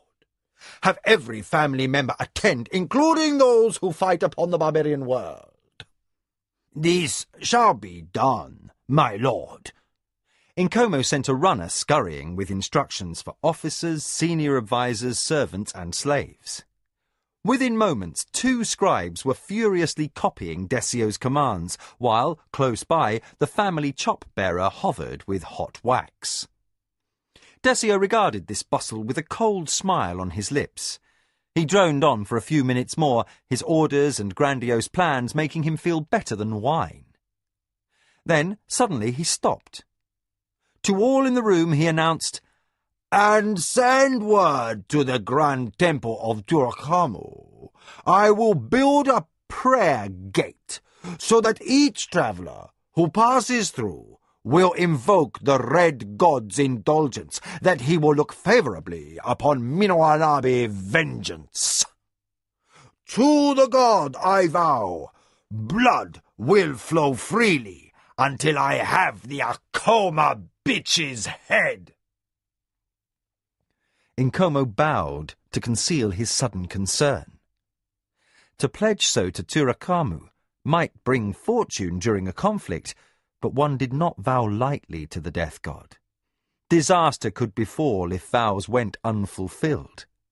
The patience of the gods in such a matter was a fickle proposition. Nkomo gathered his robe about him, finding the air off the lake suddenly chilling. At least, he hoped it was the breeze, and not a premonition of doom. Sunlight streamed through the tree branches within the largest of the Akoma gardens, painting patches of light upon the ground. Overhead, leaves rustled, while the fountain in the centre of the courtyard sang its never-ending melody of falling water. Despite the pleasant surroundings, all those called to council shared their mistress's concerns. Mara sat within her circle of senior advisers, her thoughts troubled. Clad in her thinnest lounging robe, adorned by a single green jewel on a choja-carved jade chain, she seemed almost abstracted, the picture of the lady in repose. And yet, her brown eyes held a glint that these, her closest advisers, all recognised as puzzlement. One by one, the lady studied the officers and advisers that were House Akoma's core. The Hadonra Jikan, a short, nervous man with a shrewd mind for commerce, sat diffidently as always. Under his detailed management, Akoma wealth had multiplied, but he preferred progress in small, secure steps, avoiding the dramatic gambles that appealed to Mara. Today, Jikan fidgeted less than usual, which the lady of the Akoma attributed to the news that the Choja silk makers had begun their spinning. By the winter season, their first bolts of finished cloth would be ready. Akoma riches, then, were on the increase. To Jikan, this was a vital concern, but Mara knew wealth alone did not secure a great house. Her first adviser, Nokoya, had repeated this to no end. If anything, Mara's recent victory over the Minowanabe made the wizened old woman more nervous than ever. I agree with Jikan, lady. This expansion could prove dangerous. She fixed Mara with a steady gaze. A house can rise too fast in the game of the council. The lasting victories are ever the subtle ones, for they do not call for preemptive action by rivals unnerved by sudden successes. The Minwanabi will be moving, we know, so let us not bring uninvited appraisal from other houses, too. Mara dismissed the remark. I have only the Minwanabi to fear. We are at odds with no one else at present, and I wish things to remain that way. We must all prepare for the strike we know will come. It's just a question of when, and in what form. Mara's voice held an uncertain note as she added, I expected a swift reprisal after Jingu's death, even if only a token raid. And yet, for a month, no changes had been observed in the Minwanabi household. Desio's appetite for drink and slave girls had increased, Mara's spies reported, and Jikan's quick eyes had noticed the drop in Minwanabi trade goods sold within the Empire's marketplaces. This decrease in wares had driven prices up, and other houses had prospered as a result. Hardly the desire of the power-hungry Minwanabi, particularly after that family had suffered such a loss in prestige. Neither were there any overt preparations for war. The Minwanabi barracks maintained practice as usual, and no recall orders had gone out to the troops at war on the barbarian world. Force Commander Keoke had not taken the spies' reports to heart. Never complacent where Mara's safety was concerned, he laboured among his troops morning until nightfall, reviewing the condition of armour and weapons, and overseeing battle drills. Lujan, his first strike leader, spent hours at his side. He, like all Akoma soldiers, was lean and battle-ready, his eyes quick to fix upon movement, and his hand always near his sword. I don't like the way things look, Keoke said, his words sharp over the fall of water in the fountain. The Minwanabi estate might appear to be in chaos, but this could be a ruse to cover preparations for a strike against us. Desio may be grieving for his father, but I grew up with Irilandi, his force commander, and I will tell you there is no laxity in any Minwanabi barracks. Warriors can march in a moment. His capable hands tightened on the helmet in his lap until the officer's plumes at the crest quivered with his tension. Ever expressionless, Keoke shrugged. I know our forces should be preparing to counter this threat you speak of, but the spies give us no clue where we should look for the next thrust. We cannot keep ourselves at battle readiness indefinitely, mistress. Lujan nodded. There has been no movement in the wilds among the grey warriors and condemned men. No large force of bandits is reported, which should mean it's safe to assume that the Minwanabi are not staging for a covert attack, as they did against Lord Buntukapi. Shame not to be, Keoke amended. Lord Buntukapi, he said, naming Mara's late husband, was given ample warning. His eyes showed a fleeting bitterness. For Lord Sezo, warning came too late. This was Tasayo's plotting, and a more clever rally has never been birthed by the Minwanabi, he observed, referring to the deadly Keloan water serpent. The moment I hear Tasayo has been recalled, I will begin sleeping in my armour. Mara nodded to Nakoya, who seemed to have something to add. The old woman's pins were askew, as always, but her gruff manner seemed more thoughtful than sharp. Our spy master's agents will pay very careful attention to important matters within the Minwanabi household. A shrewd expression crossed the adviser's face. But he is a man, lady, and we'll concentrate on numbers of soldiers, stockpiling of stores for battle, the comings and goings of leaders, messages to allies. I would suggest that you put your agent under orders to watch for the moment when Decio tires of his slave girls. A man with a purpose does not dally in his bed. This I remember well.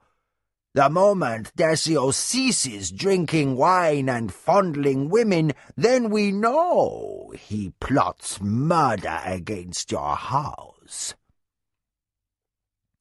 Mara made a faintly exasperated gesture. The slightest hint of a smile curved her lips, making her radiantly pretty. Though she was unaware of the fact, Lujan was not. He watched his mistress with devoted admiration and added a playful comment. My lady first advisor. Here he nodded to the wizened Nicoya. I will bid the warriors who sweat through their drills at noon to await the exhaustion of Decio's member. When the Minwanabi flag droops, we will all line up for the charge. Mara blushed and threw the first strike leader a dark look. Lujan, your insight is apt, even if your example is not. Since her wedding night, Mara had little comfort with such talk. Lujan bowed.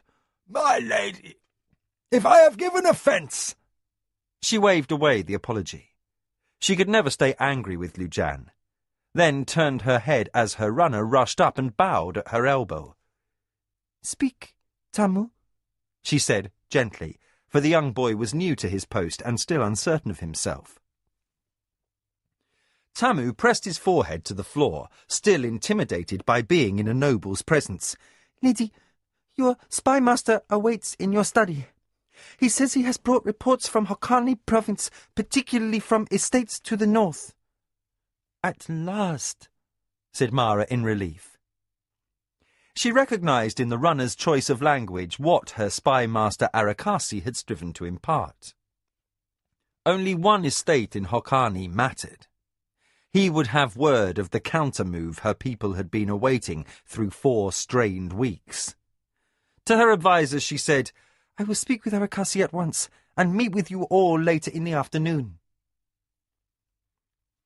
Breezes played through the ulo leaves, and the fountain still sang its splashing song as the Akoma officers bowed to acknowledge their dismissal. Kiyoke and Lujan were first to rise. Chikan gathered his tally slates and asked his lady's permission to look in on the Choja silk makers. Mara granted his request, but waved him off before he could reiterate any of his constant concerns. Nicoya was last to rise. Arthritis had slowed her movements of late, and Mara was jolted by the unpleasant recognition that age was taking its toll on the indomitable old woman. Nicoya's promotion to first adviser had been well earned, and despite her belief that she had risen higher than she deserved, Mara's former nurse had won her mantle of office with grace and shrewd intelligence. 30 years serving the wives and daughters of ruling lords had gained her a unique insight into the game of the council. Mara watched Nicoya's stiff bow with trepidation. She could not imagine Akoma prosperity without the old woman's acerbic guidance or her strong, affectionate nature, which had supported Mara through worse troubles than she had ever imagined she might survive. Only the gods knew how long Nicoya might live, but, with a chill, Mara sensed that her first adviser's days were limited. The lady of the Akoma was in no way prepared for the loss. Save for her son, the old woman was all Mara counted family in the world. If she lost Nicoya unexpectedly, there was no clear choice among her servants for the role of first adviser. Mara pushed such gloomy thoughts away. Best not to think of future sorrows when the Minwanabi were busy plotting vengeance, she justified to herself. Mara bade her runner-slave rise and inform Arakasi that she would be joining him in the study. Then she clapped for a servant and sent to the kitchen for food. For, unless Arakasi changed his manner, he had come straight to his mistress from the road and had not eaten since the night before. Mara's study was dim and cool, even during early afternoon. Furnished with a low black table and fine green silk cushions, it had hand-painted screens opening onto a walkway lined with flowering akasi plants. When opened, the outer doors provided a view of the Akoma estates, Nidra meadows rolling away to the wetlands where the shatra birds flew each sunset. But today, the screens were only partially open, and the view was blocked by filmy silk drapes that admitted air while keeping out prying eyes. Mara entered a room that appeared at first glance to be empty. Experience had taught her not to be deceived. Still, she could not entirely control her slight start. A voice spoke without warning from the dimmest corner. "I close the drapes, lady, since the work crew is trimming the akasi." A shadowy figure stepped forward, as graceful as a predator stalking prey. "Although your overseer is honest, and Midkemians are unlikely to be spies, still I take precautions out of habit." The man knelt before his mistress. "More than once, such practices have saved my life. I bring you greetings, lady." Mara gave him her hand as a sign he should make himself comfortable. "You are doubly welcomed home, Arakasi." She studied this fascinating man. His dark hair was wet, but not from a bath. Arakasi had paused only to rinse off travel dust and slip on a fresh tunic.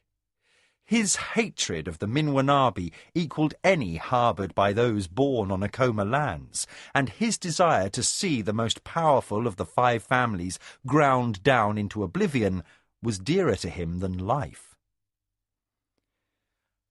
"I hear no sounds of shears," Mara pointed out. She permitted her spy master to rise. "Your return is a relief, Arakasi." The spy master straightened and settled back onto his heels. Mara had a quick mind, and with her, discussions tended to thread through several topics simultaneously. He smiled with genuine pleasure, for in her service his reports bore rich fruit. Without waiting for her to be seated, he answered her earlier query. "You hear no sounds of shears, lady, because the overseer sent away the workers. The slaves on the first shift complained of sunburn, and rather than sweat over the whip, the overseer chose to shuffle the work roster." "Midkemians," Mara said shortly, as she settled onto her cushions. With Arakasi she felt familiar, and since the day waxed hot, she loosened her sash and allowed the breeze through the drapes to cool her through her opened robe. "They are recalcitrant as breeding Nidra. Jikan advised against my buying them, and I fear he may have been right." Arakasi considered this with a bird-like cock of his head. "Jikan thinks like a hedonra, not a ruler." "Meaning he does not see the whole picture," Mara said, and the light in her eyes intensified with the challenge of matching wits with her spy master. "You find the Midkemians interesting?" she surmised. "Passingly so." Arakasi turned at a slight step in the corridor, and seeing that the disturbance was nothing more than a servant approaching from the kitchen, he again faced his mistress. "Their customs are not like ours, lady. If there are slaves in their culture, my guess is they are very different creatures from ours. But I digress from my purpose." His eyes grew suddenly sharp.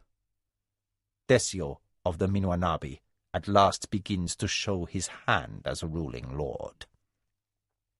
The servant arrived at the doorway with platters of fruit and cold jiggerbird. Arakasi fell silent as Mara motioned for the tray to be placed on the table. "You must be hungry." She invited her spy master to take his ease upon the cushions. The servant departed silently, and for the moment all was quiet outside. Neither Mara nor her spymaster reached for the dishes. The lady of the Acoma spoke first. "Tell me of Desio." Arakasi became very still. His dark eyes showed no emotion at all, but his hands, so seldom betraying his mood, went tense. "The young lord is not the player of the great game that his father was," he opened. "This, if anything, makes him more dangerous. With Jingu, my agents always knew where and when to listen. This is not so with the son. An experienced opponent is somewhat predictable. A novice may prove innovative." He smiled slightly and nodded in Mara's direction, acknowledging that her own success bore out his observations. "He's no creative thinker, but what Desio can't gain by wit he may yet bungle into having." The spymaster poured himself a cup of jomach juice and took a tentative sip. He would find no poisons in this house, but the subject of the Minwanabi, as always, made him prickle with uneasiness and caution. Seeking a lighter tone, lest he needlessly alarm his young mistress, Arakasi added, "Desio has a lot of soldiers to bungle with." Mara considered her spymaster's mood, perhaps brought on by his own need for self-control, for to give his hatred free rein, he would seek the destruction of his enemies without regard for the safety of any and all things near to him. "But Desio himself is weak, no matter how strong those who serve him." Arakasi abandoned his juice cup on the table. "He has inherited all his father's passions, but not Jingu's restraints.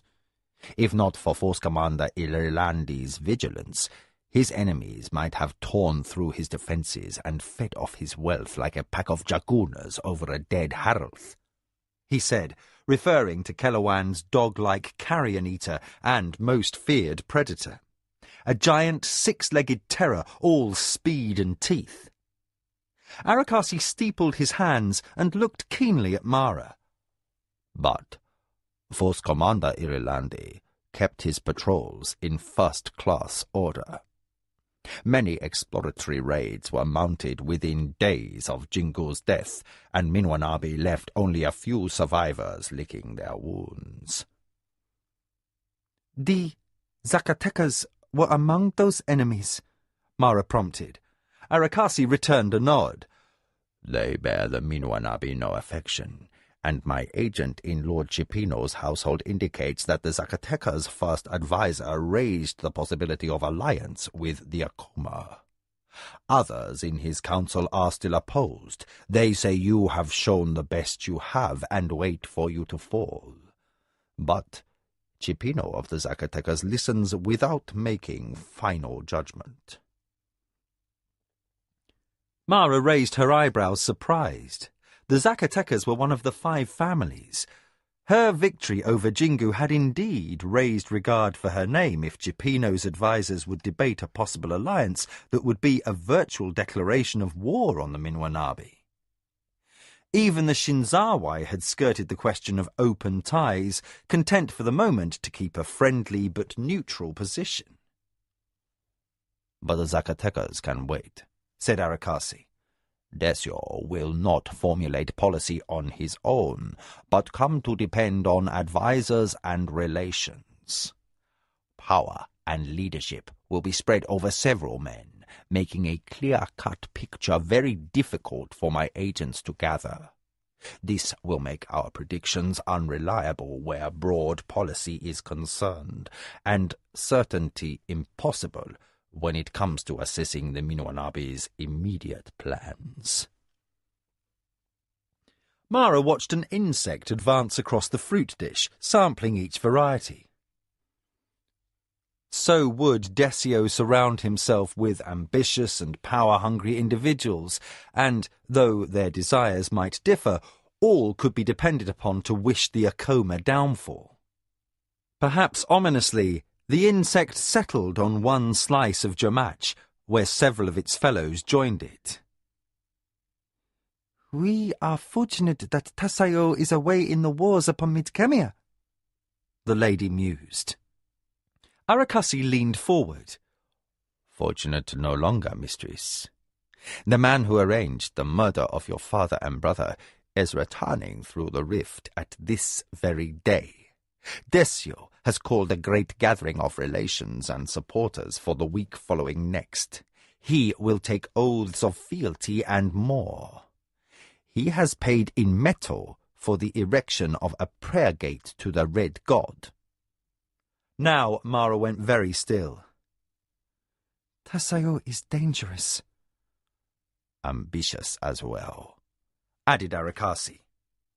Desio might be ruled by his passions, but his cousin's only interests are war and power.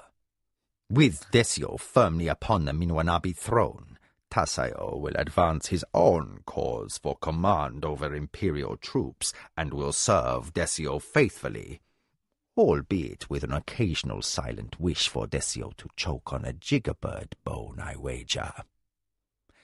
Tasayo may try a military solution to his uncle's fall from power, a smashing victory over House Akoma with some damage to other great houses as well, and Desio will stand next to the warlord in power in the council. Mara considered this. Jingu's death had caused the Minwanabi to lose honour, allies and political strength, but their garrisons and capability for warcraft were still undiminished. Akoma forces were well on their way to recovery since the destruction that had accompanied the fall of her father and brother, but too much relied on the Choja guards. At present, the insectoids would act only on Akoma lands, a deadly and reliable defensive army, but useless for offensive strategy. In war or conflict beyond the estate borders, the Akoma could not match the military might presently commanded by Desio. We must know what they plan, she said tensely. Can your agents penetrate this Minwanabi gathering and report what Desio's advisers whisper in his ear? Arakasi returned a bitter smile.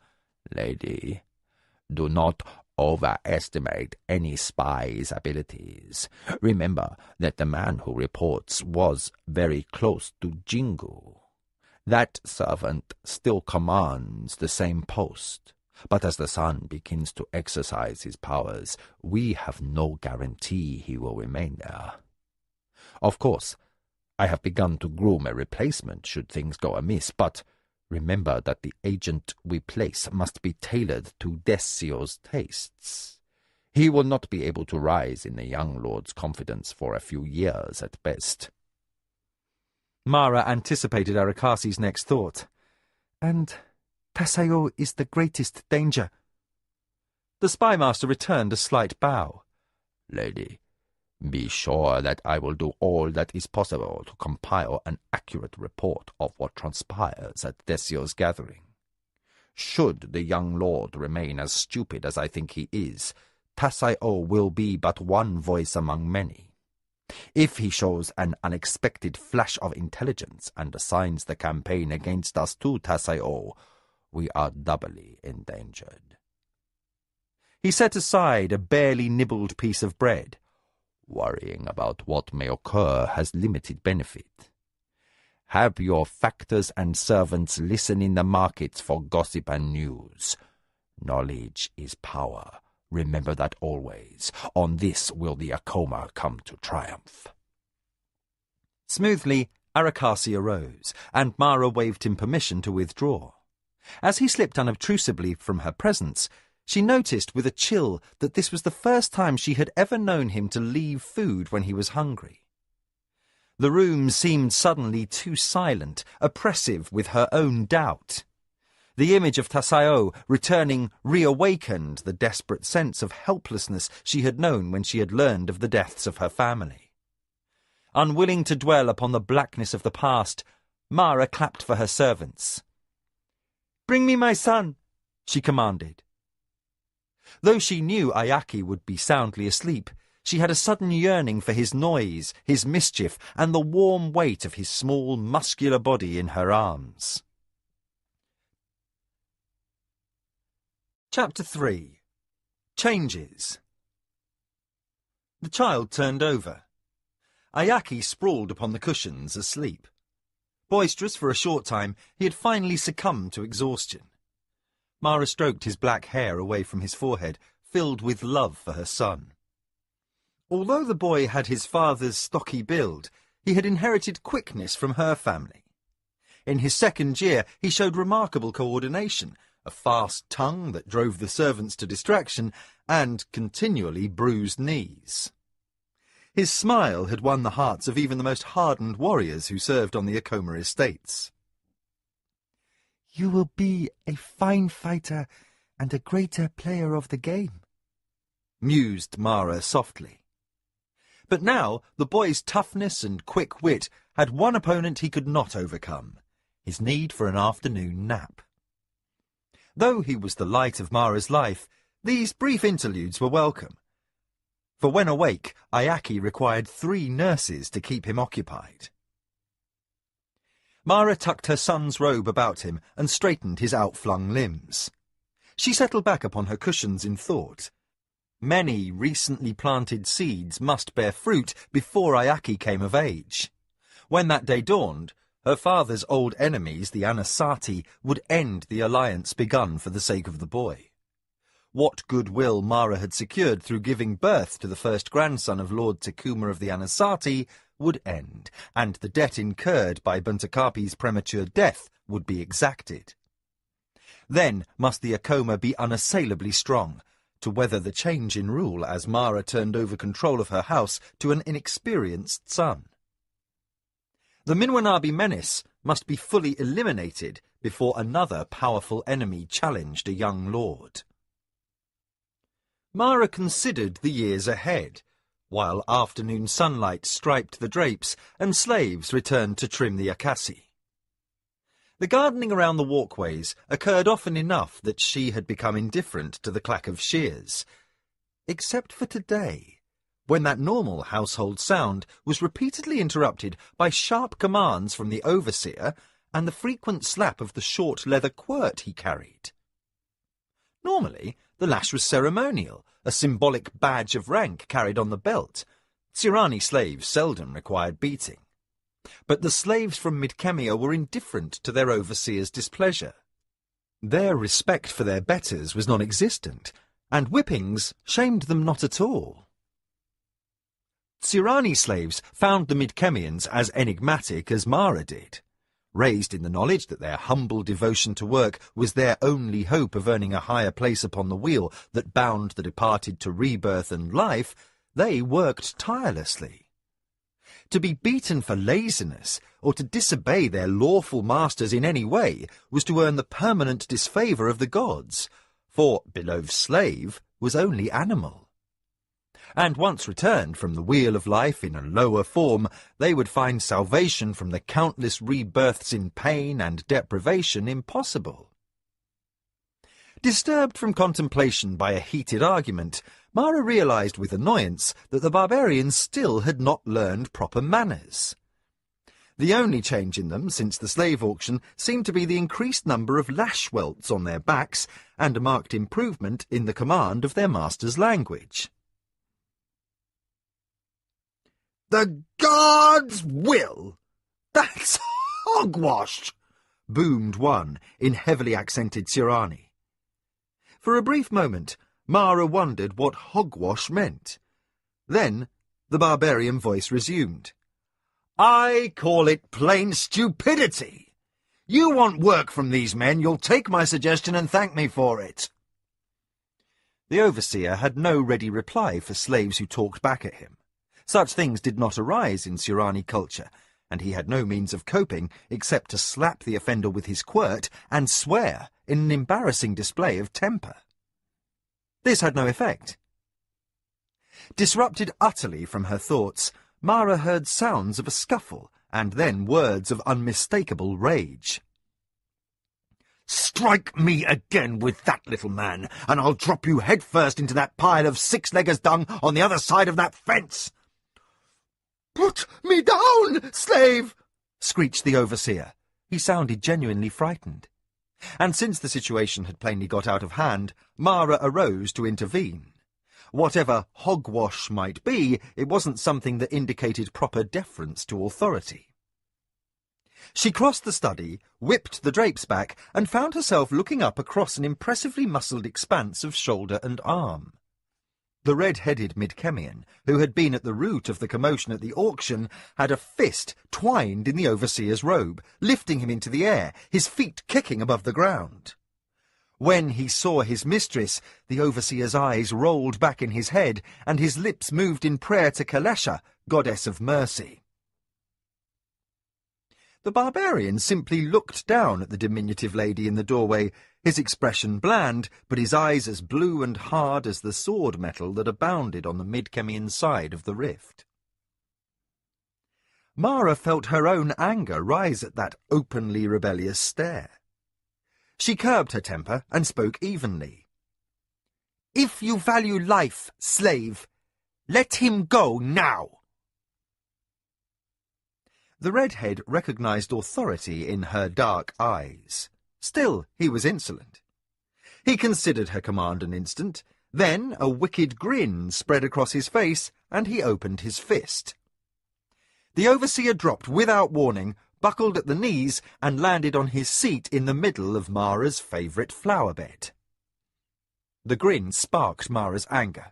You lack any hint of humility, slave, and that is a dangerous thing.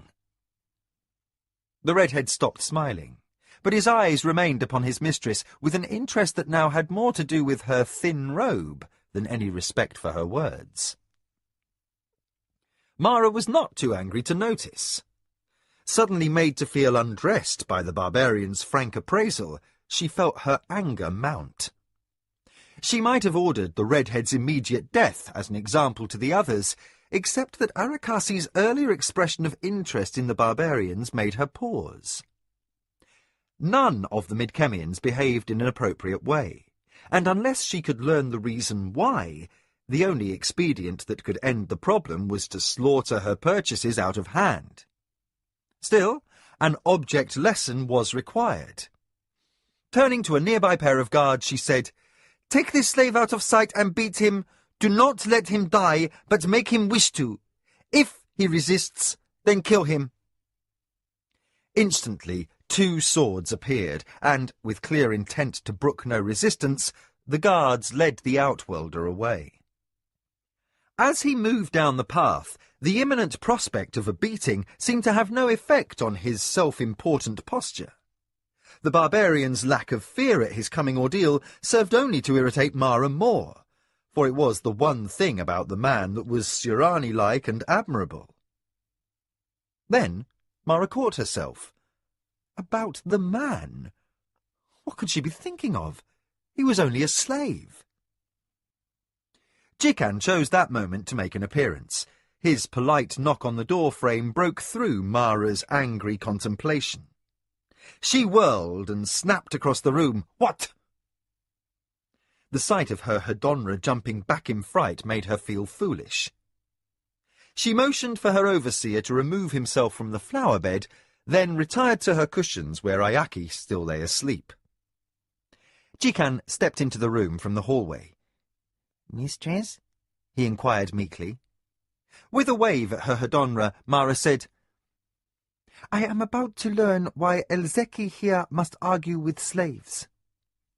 The overseer stepped through the outer door, flushing visibly at his mistress's disapproval.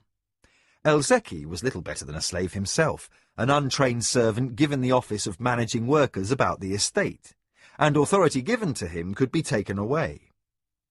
He prostrated himself upon the waxed wood floor and protested hotly in his own defence. "Mistress, these barbarians have no sense of order. They are without wall." He used the ancient Sirani word meaning centre of being, the soul that defined one's place in the universe. "They complain, they malinger, they argue, they make jokes." Frustrated to the point of tears, he finished in an angry rush. "The red-headed one is the worst. He acts as if he were a noble." Mara's eyes widened. A noble?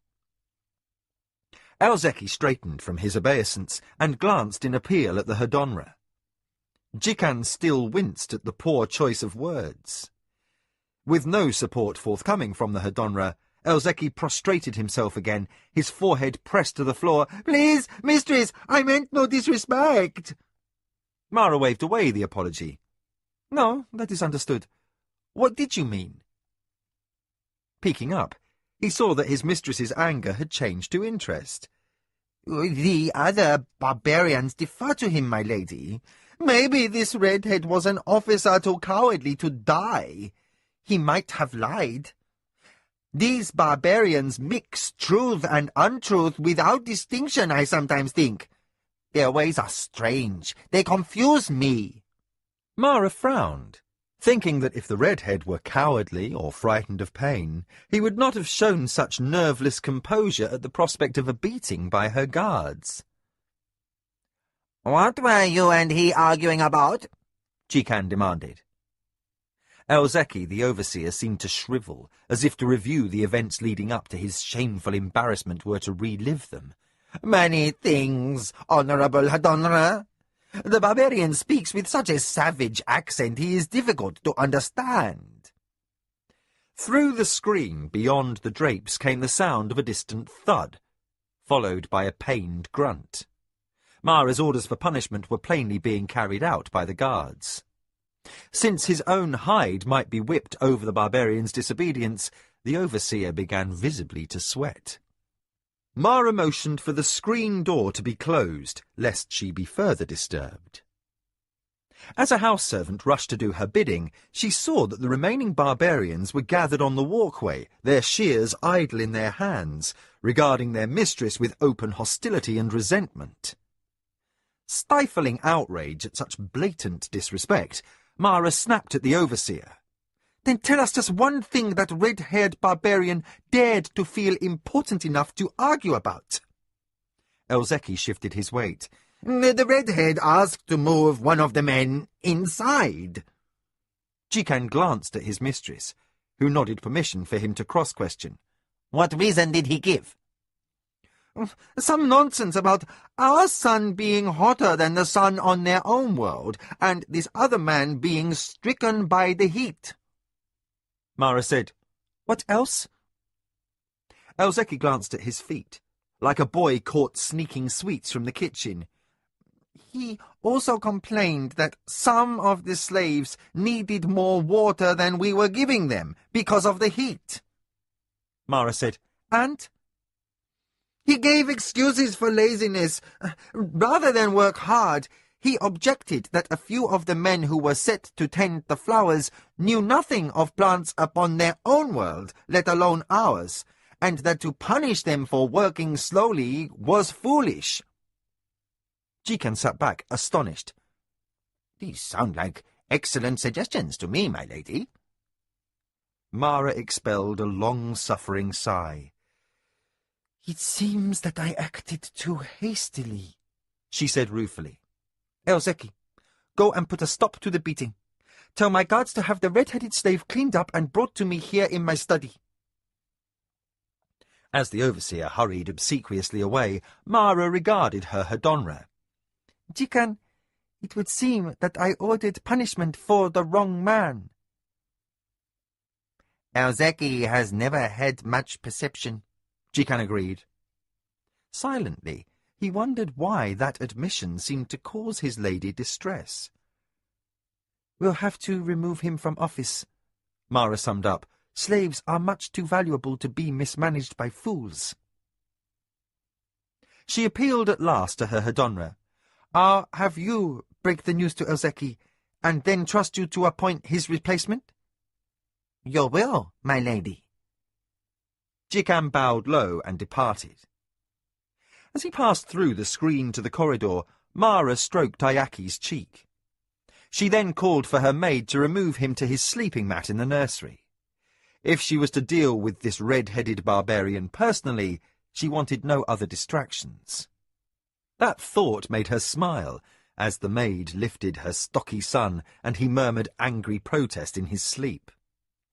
Ayaki awake was as much of a disaster as the redhead, and with a shake of her head, Mara sat back to await the arrival of the guards with the barbarian offender who had single-handedly managed to ruin her contemplation. The guard stepped in soon after, the Midkemian between them, his hair and loincloth drenched. Mara's request that he be cleaned up had been interpreted in the most uncomplicated way possible. The guards had simply dropped him into a convenient Nidra trough. The beating and subsequent soaking had dampened his spirit only slightly.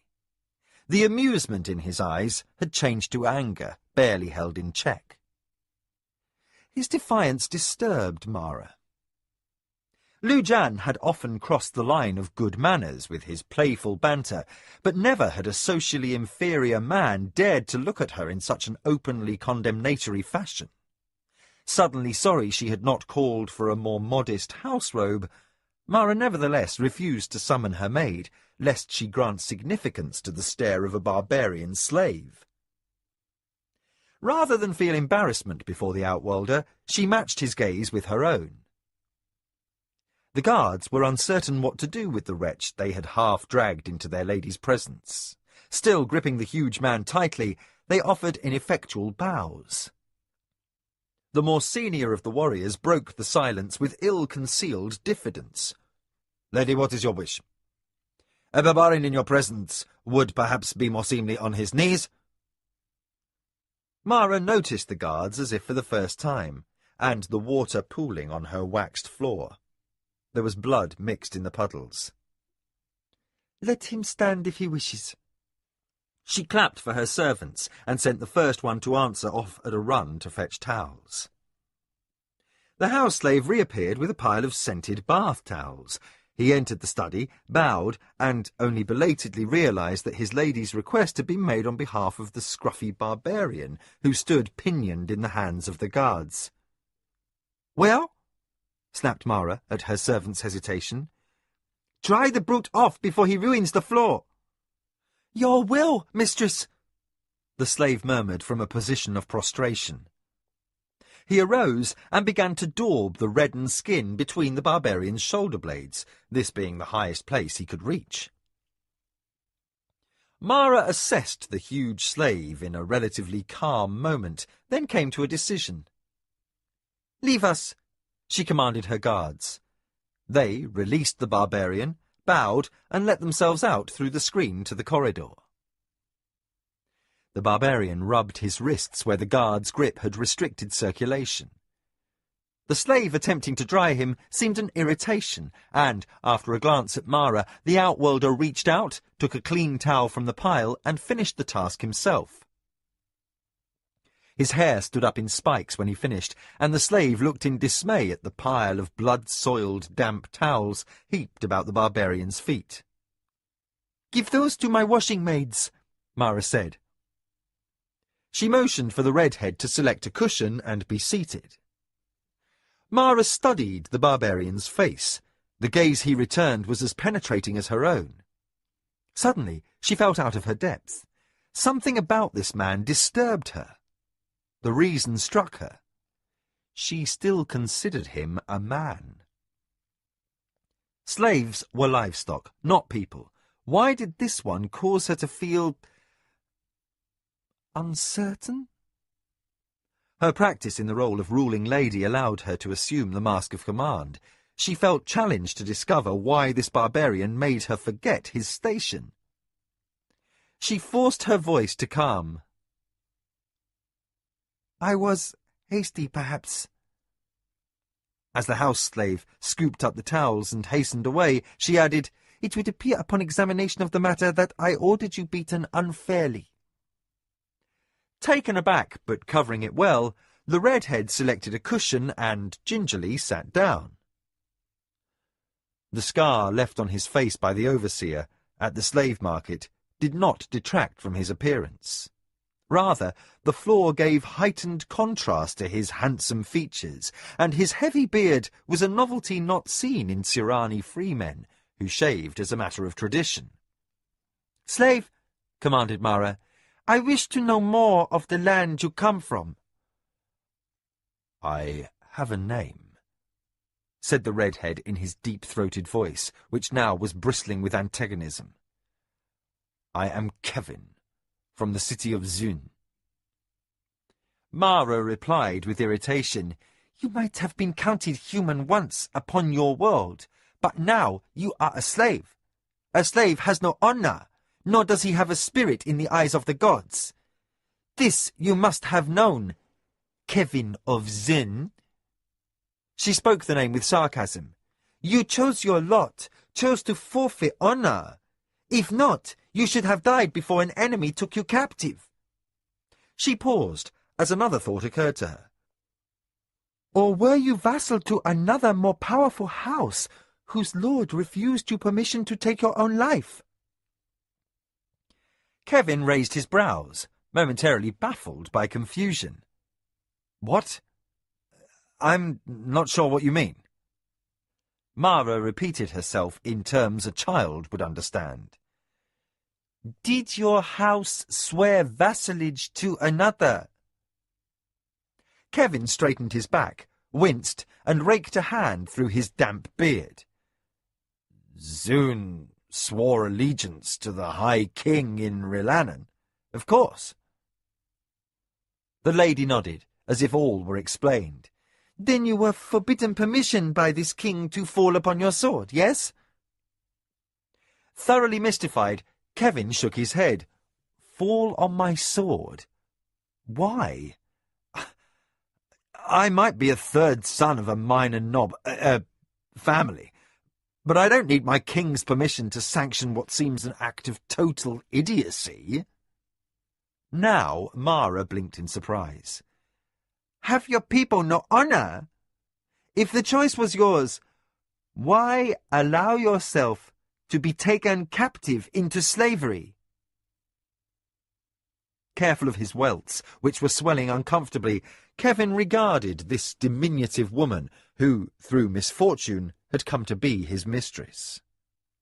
Forcing a smile, he said, "Trust me, lady, I had no option. Otherwise, I wouldn't be enjoying your, hospitality now. Had I a choice, I'd be at home with my family." Mara shook her head slightly. This was not the answer she sought. "We may be having difficulty because of your barbaric use of the Tsurani tongue. Let me ask a different way. When you were taken captive, were you not spared a moment by fate in which you could have taken your own life rather than face capture?" Kevin paused, as if weighing the question. "I suppose so. But why would I think about killing myself?" Without thought, Mara blurted, "For honor!" Kevin laughed bitterly. "What good is honor to a dead man?" Mara blinked, as if struck by harsh lights in a dark room. "Honor is everything," Mara said, not believing anyone could ask the question. "It is what makes living endurable. It gives purpose to everything. What else is there to live for?" Kevin threw up his hands in exasperation. "Why, to enjoy life, to know the company of friends, to serve men you admire, in this case, to escape and go home again. What else?" "Escape?" Thoroughly shocked and unable to conceal the fact, Mara forced her mind to regroup. These people were not Tsurani, she reminded herself. The codes of behaviour that bound slaves to service on her world were not shared by the folk beyond the rift.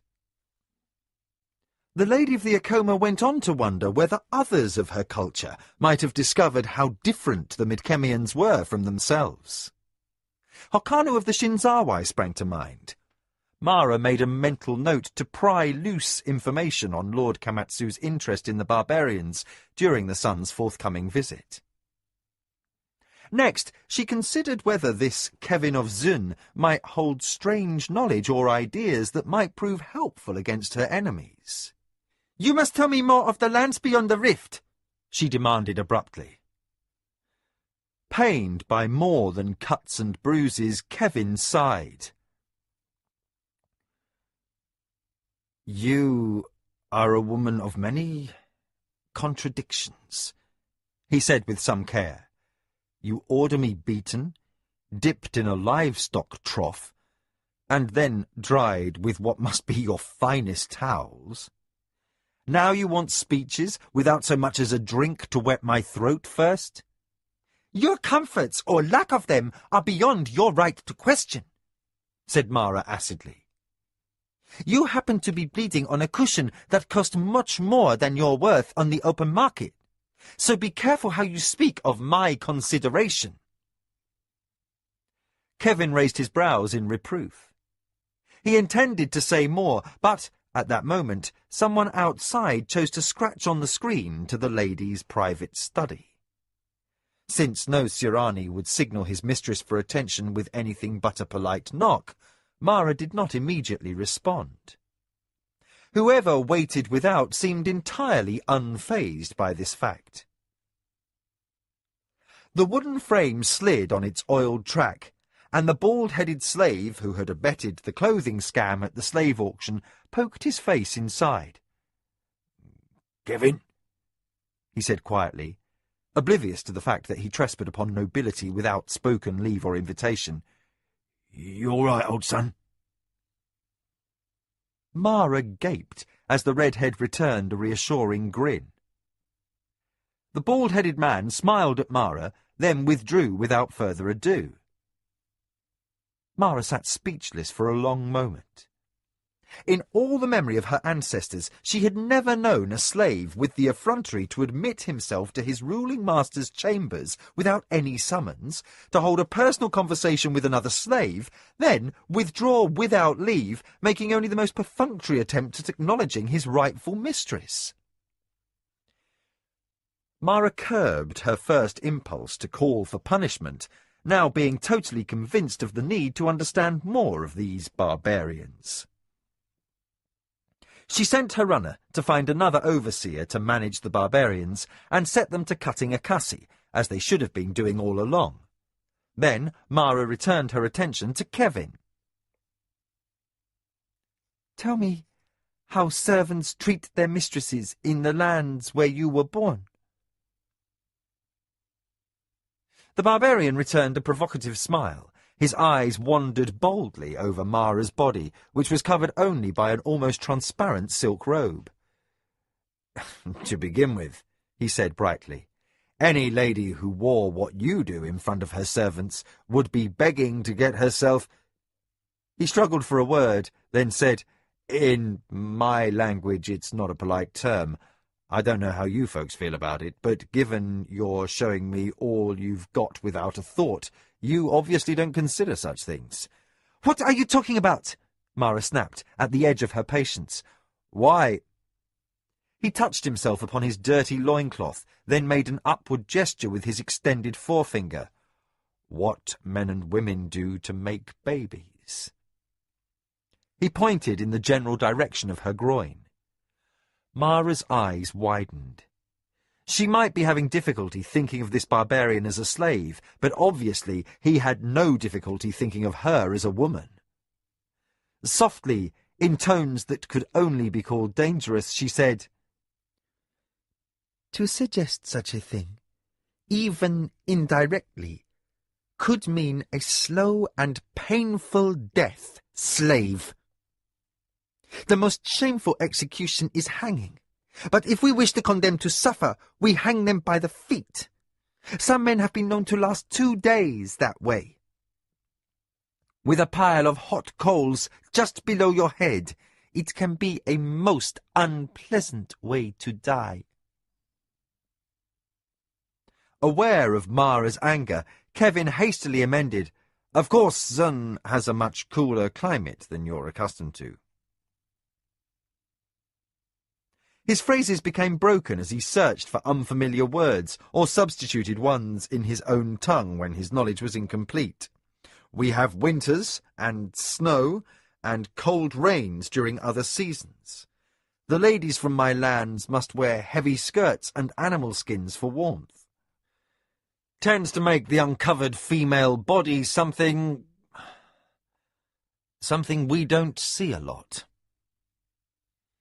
Mara's eyes flashed as she listened to the slave. Snow. She sounded the barbarian's word awkwardly. Cold rains. Then what he meant registered, and she said, Animal skins? Do you mean furs? Leather with the hair not scraped off? As her anger lessened. Something like that, Kevin said. How strange. Mara considered this like a child presented with wonders. Such clothing must be uncomfortably heavy, not to mention being difficult for slaves to wash. Kevin laughed. You don't wash furs if you don't want them ruined. You beat the dust from them and set them in the sun to air. Since her features again clouded over at his amusement over her ignorance, he quickly added, We have no slaves at Zun. As he said this, his mood turned darker and more subdued. His shoulders stung yet from his beating, and, despite the padding of the cushion, he ached even from sitting. The Keshians keep slaves, but kingdom law severely limits such practices. Which explained much of the unmanageability of the Midkemians, Mara concluded. Who does your menial work, then? Free men, lady. We have servants, serfs, and franklins who own allegiance to their lords. Townsmen, merchants, guildsmen as well. Unsatisfied with such a brief explanation, Mara plied Kevin for details. She sat motionless as he described the structure of kingdom governance in depth. Long shadows striped the screens by the time her interest flagged. Kevin's voice by then sounded worn and hoarse. Thirsty herself, Mara sent for cool fruit drinks. When she had been served, she motioned for Kevin's comforts to be looked after. Mara asked then about metalworking, an art her people knew little of, since such substances were rare in Kelawan. That Midkemian peasants owned iron, brass, and copper seemed inconceivable to her. Kevin's assertion that occasionally they possessed silver and gold was beyond credibility. Her astonishment at such wonders made her forget the differences between them. Kevin responded by smiling more. His easy manner awakened a hunger she had never allowed herself to explore. Mara found her eyes wandering over the lines of his body or following the gestures of his strong, fine hands as he sought to explain things for which he lacked words. He spoke of smiths who fashioned iron and shaped the hard crescent shoes that were nailed to the hooves of the beasts their warriors rode. Quite naturally, the discussion turned into a lively talk over tactics and the mutual discovery that the Midkemians found the Choja as terrifying an adversary as the Tsurani found mounted horsemen. You have much to teach, Mara said at last, a flash of pleasure showing through her fine complexion. That moment, Nakoya knocked upon the door to remind her of her afternoon meeting with her counsellors. Mara straightened, startled to realize that most of the day had fled. She regarded the deepening shadows, the plates of fruit rinds, and the emptied pitchers and glasses strewn on the table between herself and the slave.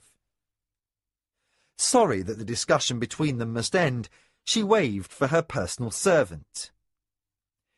You will take this barbarian and see to his comforts. Let him bathe and apply unguents to his wounds. Then find him a robe, and have him await me in my personal quarters, for I wish to speak further with him when my business is concluded. The slave bowed, then motioned for Kevin to follow. The barbarian unfolded his long legs and arose stiffly to his feet. He winced, then saw that the lady still watched him. He returned a wry smile and, with no humbleness whatsoever, blew a kiss in her direction before he started after the servant. Nicoya watched his parting gesture with narrowed eyes, a frown on her leathery face. Her mistress exhibited more amazement than outrage at such familiarity. Suddenly, Mara hid a smile behind her hand, seemingly unable to contain herself. Nicoya's displeasure deepened into suspicion. My lady, have a care. A wise ruler does not reveal her heart to a slave. That man! Mara stiffened, surprised into a blush. He is a barbarian. I am fascinated by his alien people. Nothing more. Then she sighed. His blown kiss was a gesture Lano used to make when we were little, she explained, referring to the dead brother she used to idolize as a child. Remember? Nicoya had raised Mara from infancy, and the memory of Lanakota's gesture did not worry the old nurse. What troubled Nicoya was the reaction she saw in her mistress. Mara straightened her robe carefully over her thighs.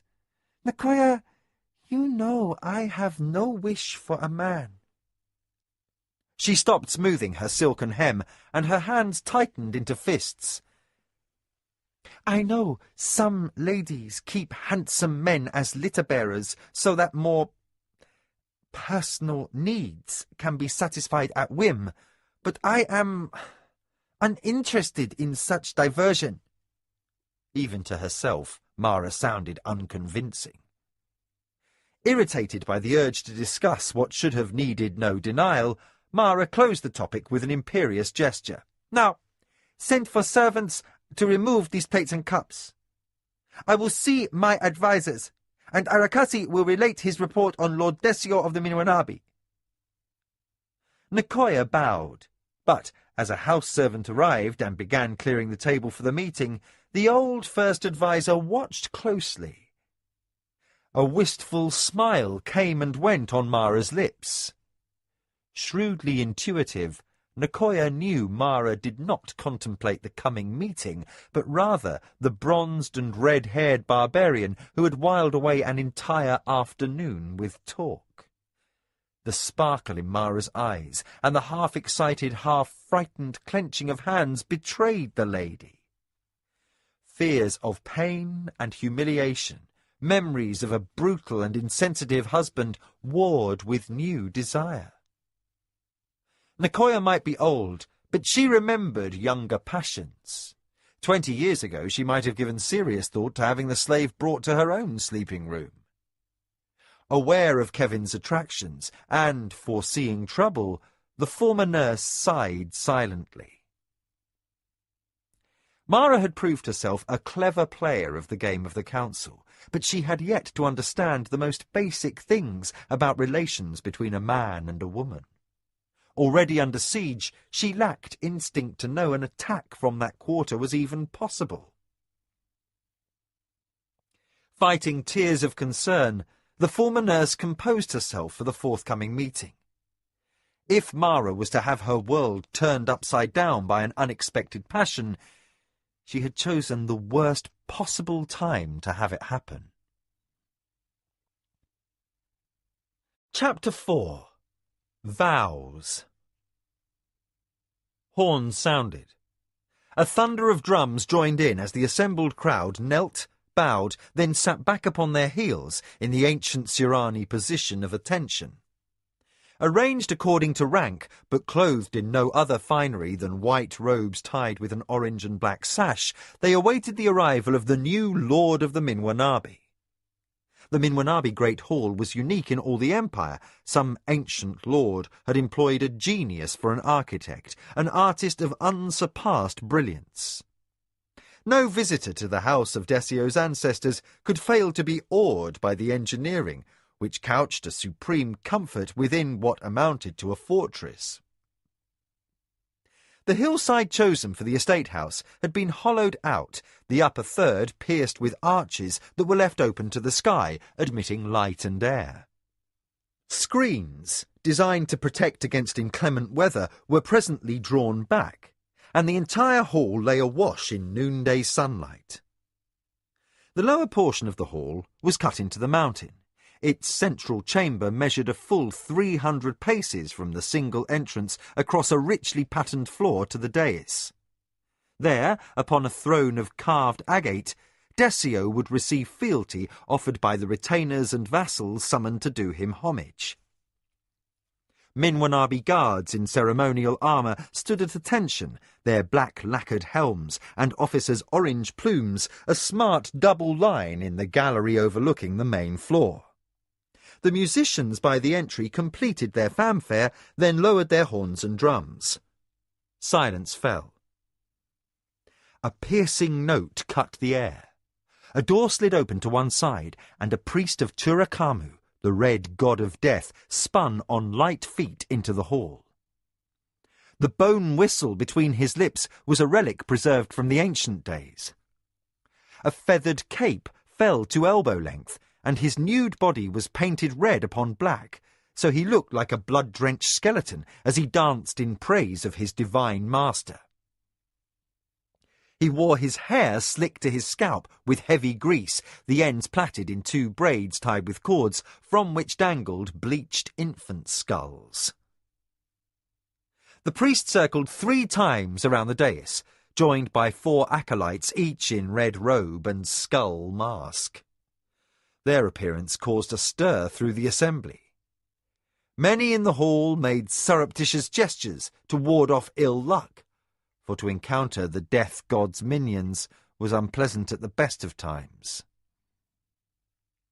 The whistles shrilled, and the skulls clacked in time to the head priest's step. His dance grew faster, and the acolytes initiated a series of gyrations and leaps that described the throes of human suffering, the death god's ultimate power, and the punishments meted out to mortals who displeased him. Now a muttering disturbed the hall, as Decio's guests asked in whispers why red priests should be chosen to invoke a blood ritual at this gathering. Normally, the priests of Chochokan, the good god, or, in rare cases, the priests of Duran the Just, would be asked to bless a new lord's reign. But a death priest was a rare and unsettling presence. The dancers spun to a standstill, and the whistles ceased. The chief priest advanced on soundless feet and mounted the dais. He removed a scarlet dagger from a pocket inside his cape and, with a high, keening yell, severed his left braid. This he hung upon the corresponding arm of the new lord's throne. Then he touched his forehead to the chair back and cut his right braid. The tiny skull at the end clicked ominously against agate carvings. When this talisman had been affixed to the right arm of the great chair, none present were left in doubt. The red god's priests did not cut their hair, except in expectation of great sacrifice to their divine master. Decio of the Minwanabi was pledging his house to violent undertakings. Uneasy quiet reigned as Decio's honour guard made their entrance. The customary 12 warriors were led by Force Commander Irilandi and First Advisor Inkomo. Last came the new lord, resplendent in a plumed overrobe of orange trimmed in black, his dark hair tied back. Inkomo reached the dais, turned and sank to his knees at his master's right hand. He watched critically as his lord completed the steps to his seat of power. Decio was holding up well, despite the heat and the unaccustomed weight of the armour beneath his finery. As a boy, Jingu's heir had lacked any skill at warcraft. His efforts in the practice yard had earned only silent scorn from his instructors. When old enough for active service, he had marched with a few patrols in safe areas, but when the officers in command had politely complained about his ineptness, The boy had gratefully become a permanent fixture in his father's court. Desio inherited the worst attributes of his sire and grandsire, Nkomo judged. It would be a miracle for the Minwanabi to prosper under his rule, even should the Akoma pose no threat. Studying the assembled crowd, Nkomo's attention was caught by a striking figure in the first row of guests. Tasayo wore Minwanabi armour like a warrior born. He was perhaps the most able family member in 3 generations. Bored with the ceremony, Nkomo considered what it would be like to serve under a clever-minded ruler such as Tasayo. Then the first adviser banished such fanciful thoughts. In a moment, he would swear to obey Desio in all things. The new lord managed to seat himself upon his great chair without mishap, for which Nkomo was thankful. Clumsiness at this time would be inauspicious, an omen that the gods' disfavour had fallen upon the Minwanabi. Anxious sweat dampened the first adviser's brow as he endured the time-honoured formalities before Desio arose to speak. The young lord of the Minwanabi began in a voice surprisingly strong in the silent hall. "I welcome you," Desio intoned, "my family, my allies and friends. Those who served my father are doubly welcome for your loyalty to him in the past and to myself in the future." Nkomo drew a relieved breath, his immediate worries assuaged. His young charge went pompously on to thank the attending priests. Then he waved his florid hands as his words became more passionate. Convinced of his own importance, Desio called attention to his more prominent guests. Nkomo was trying to look attentive, but his mind became increasingly preoccupied. What move would the Lady of the Akoma make next? How had a girl turned Jingu's plans for her murder to her own ends? As many times as Nkomo reviewed the events of that cursed day, he could not determine what had reversed things to bring about such a tragic pass. One thing he knew. The Minwanabi had relied too heavily upon a hired courtesan as agent. She had a reputation as thoroughly professional, yet, at the last, she had failed to carry out her duty. The result had cost the beautiful woman her life. Nkomo vowed never again to depend upon one not sworn to Minwanabi's service. And what of the part played by the strike leader Shimizu, one who was oath-bound to service? His assault upon Mara's bodyguard had gone as planned, but the following night a simple accident that should have ended the Akoma line turned into a debacle. Desio announced another honoured guest come to see him take office. Nkomo glanced in that lord's direction, attempting not to look bored. His thoughts returned again to that terrible day. Nkomo repressed a shiver as he remembered the horror upon Lord Jingu's face as the warlord's magician companion had employed magic to prove the misfortunate treachery of courtesan and strike leader against Mara. Shamed before the eyes of guests, Jingu had been forced to make amends on behalf of his house in the only appropriate way. In all history, no Minwanabi lord had ever been required to preserve family honour by suicide. Nkomo still awoke in a cold sweat each night as he dreamed of the moment Jingu had seized bravery and thrown himself upon his family sword. Nkomo remembered little after that.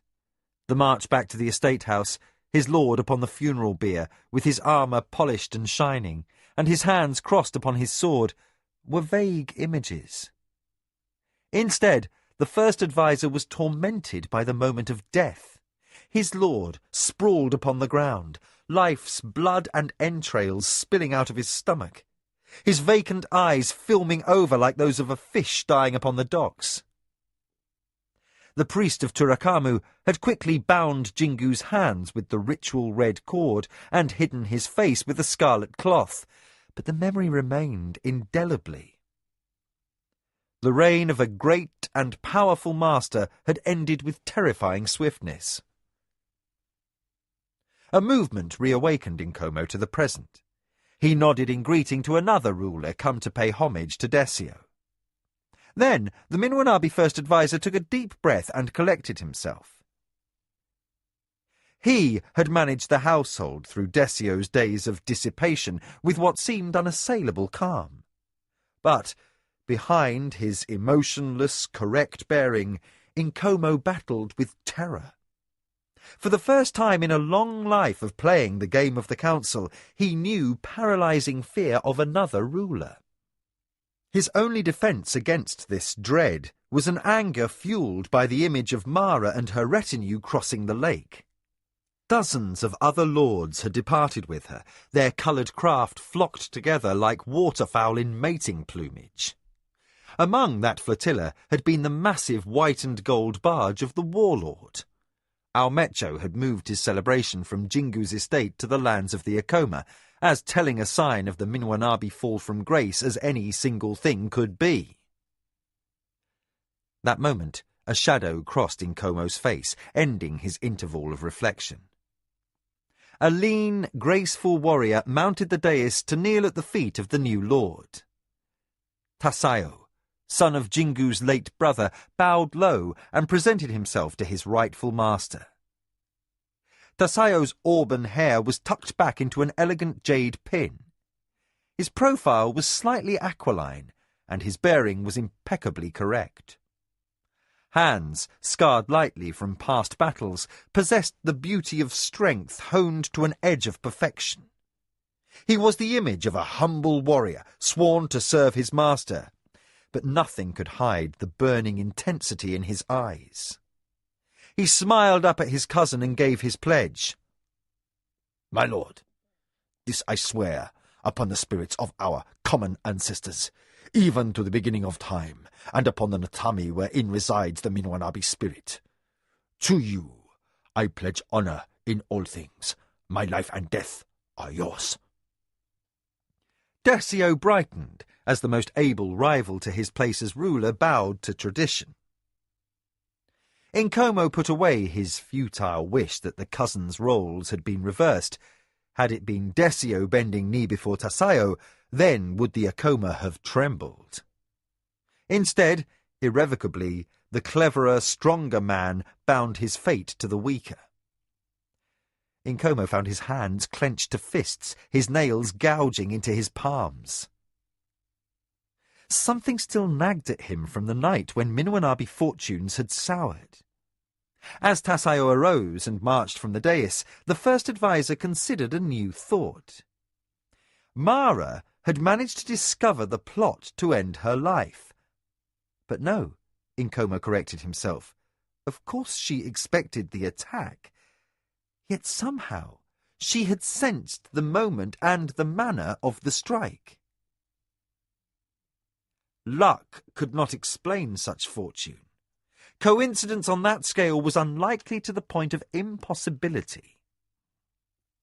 The mad god of chance would have had to have been whispering in the lady's ear for her to have simply guessed what Jingu and his courtesan agent had planned. The last Minwanabi allies were filing by, completing their assurances of friendship to Desio. The first advisor regarded each expressionless face and concluded that their protestations were about as useful as weapons made from spun sugar. At the first sign the Minwanabi were vulnerable, each lord here would be seeking new alliances. Even Bruli of the Kehotara had refused to renew the vow of complete vassalage his father had embraced with Jingu, leaving doubts as to his reliability. Desio had barely hidden his distaste as Bruli mouthed a promise of friendship, then departed. Nkomo smiled mechanically at each passing noble as he reviewed his own concerns. He replayed the events of the past again and again until logic at the last yielded the answer. His conclusion was shocking, unthinkable. The Akoma must have a spy within the Minwanabi household. Jingu's plot had been carefully laid, inescapable without privy information. Nkomo found his pulse racing as he considered the ramifications. The game of the council knew no respite. Always there were attempts to infiltrate the rival houses. Nkomo himself had several well-placed agents and had personally thwarted attempts to penetrate the Minwanabi household. But somewhere, all too obviously, he had missed one. The Akoma spy might be a servant, a family factor, a warrior wearing an officer's plume, even a slave. Now, enmeshed in thought to trace the culprit, Nkomo viewed the ceremony with impatience. Protocol demanded he remain at his post until the formalities closed. The last lord made his appearance. Desio dragged through an interminable speech of thanks. Nkomo almost fidgeted with restlessness. Then the priests of Turakamu resumed their cursed whistle-blowing and another ritual dance. At last the recessional began, Desio's honour guard marching in measured steps out the portals from the great hall. Posted at Desio's shoulder, but a half-pace behind, Nkomo reviewed each senior member of the household. His quick mind narrowed down the possibilities, eliminating blood relations and those in service since early childhood. But even after these were all put aside, the possibilities for enemy agents were still vast. So many servants had been acquired over the last 3 years that Nkomo faced a daunting search. To dismiss these new staff members in large numbers would be a clear admission of weakness. To use torture to discover which one might be the turncoat would only alert the spy. He or she might then slip between their fingers. No, far better to move with caution. The procession continued through the tunnelled hallway. Outside, the late afternoon sun dipped behind the trees. Long shadows fell over the column as honour guard and guests marched in measured step to the place appointed for the next part of the ceremony. Benches had been laid in a circle in a natural amphitheatre formed by a fold in the hills. The guests found seats in silence and looked down upon the expanse of cleared ground in the centre. 4 large holes had been dug there, a pair flanking the main road. A company of soldiers and workers awaited in neat array beside a huge, newly erected wooden frame bedecked with pulleys and ropes. Nkomo took his place on one of the central benches and strove to focus on the proceedings. Unlike Desio's assumption of office, this was no mere formality. To build a prayer gate was to invoke the presence of a god and beg favour. To erect a monument to Turakamu, the Red God, was to risk destruction should the act be looked upon with disfavour. The priest of Turakamu and his acolytes began dancing around the 4 painted beams that awaited placement in the waiting holes. They spun with mad energy, accompanied by eerie yells and blasts on the sacred bone whistle. The head priest's naked flanks heaved with exertion, and sweat traced clean patches in his red and black ceremonial paint.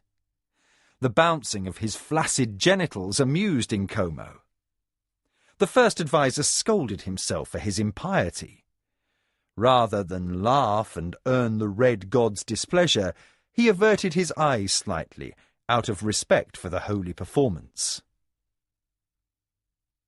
2 groups of workers waited nearby in silence. Among them, out of place and oddly ill at ease, stood servants and their families. A girl of about 7 cried and clung to her mother's hand. Nkomo wondered if the spectacle of the priest frightened her. The next moment, the head priest ended one of his spins in a motionless crouch before the little girl's father.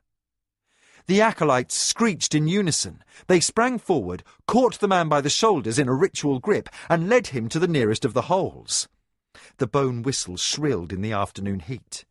The chosen man closed his eyes and silently jumped down into the hole, which was deep and wide. Then the act was repeated with another man, whose wife hid her face in a most unseemly way. When the second hole was occupied, the priest gave a tortured shriek. Then he intoned, "Turakamu, who judge all men at the last, welcome to your service these two worthy spirits. They shall stand eternally vigilant over this, your monument. Look upon their families with charity, and when their children pass at length through your hall, judge them kindly, and return them to life with your blessing."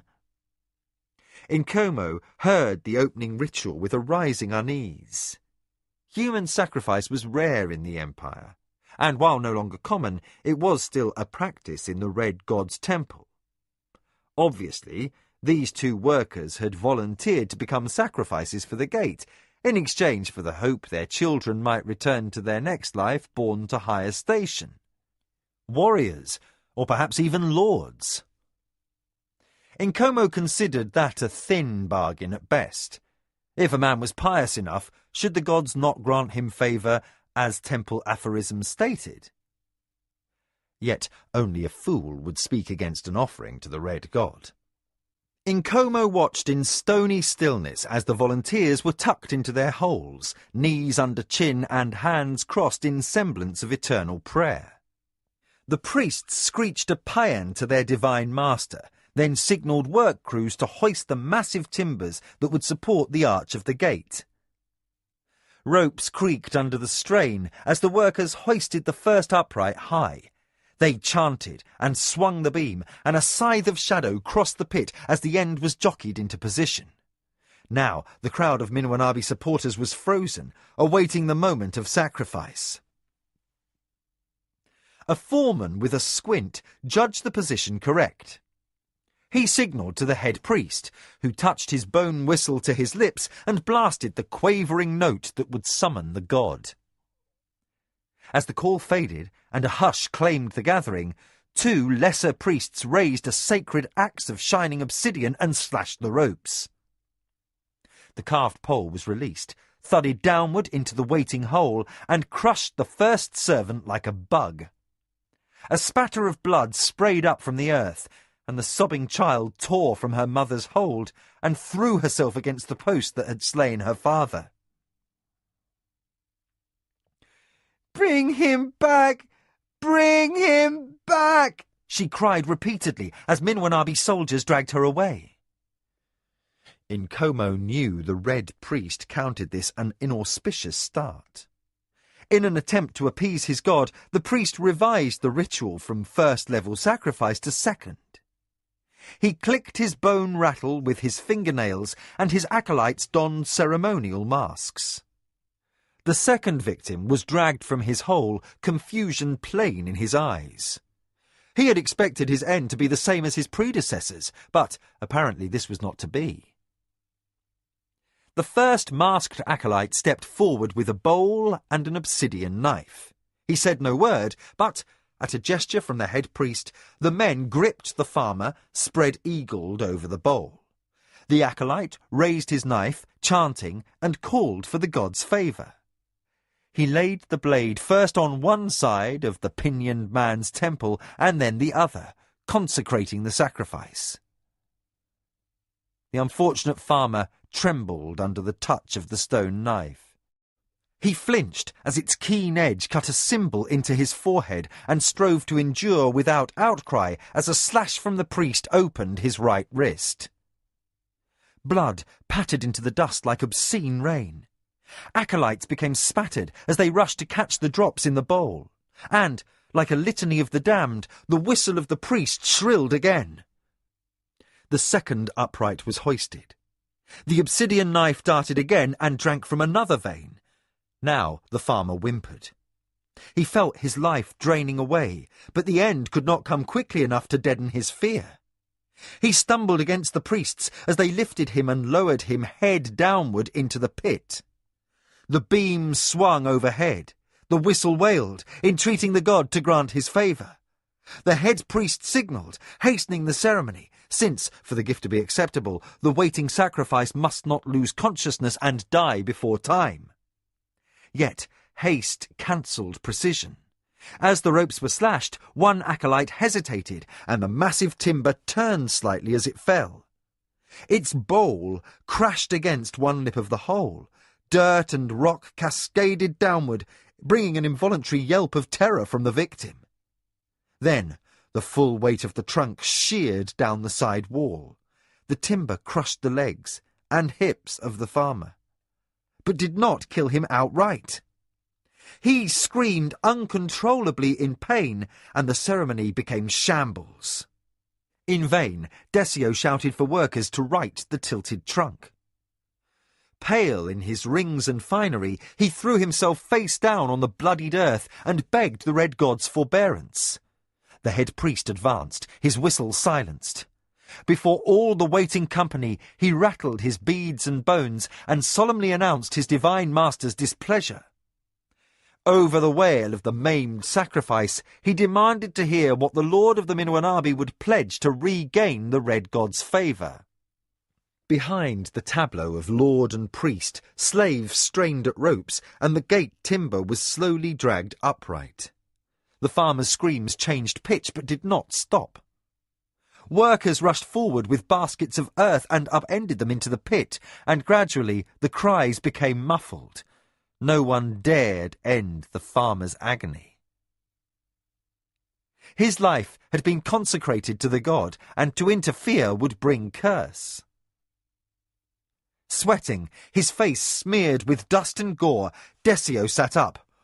"Oh, powerful Turakamu," he intoned, "I pledge you the lives of my enemies, from the highest of noble blood to the life of the lowliest relations. This I promise if you will stay your wrath and allow Minwanabi victory." To the priest he said, "If the all-powerful sees fit to grant my humble appeal, I promise a second grand prayer gate.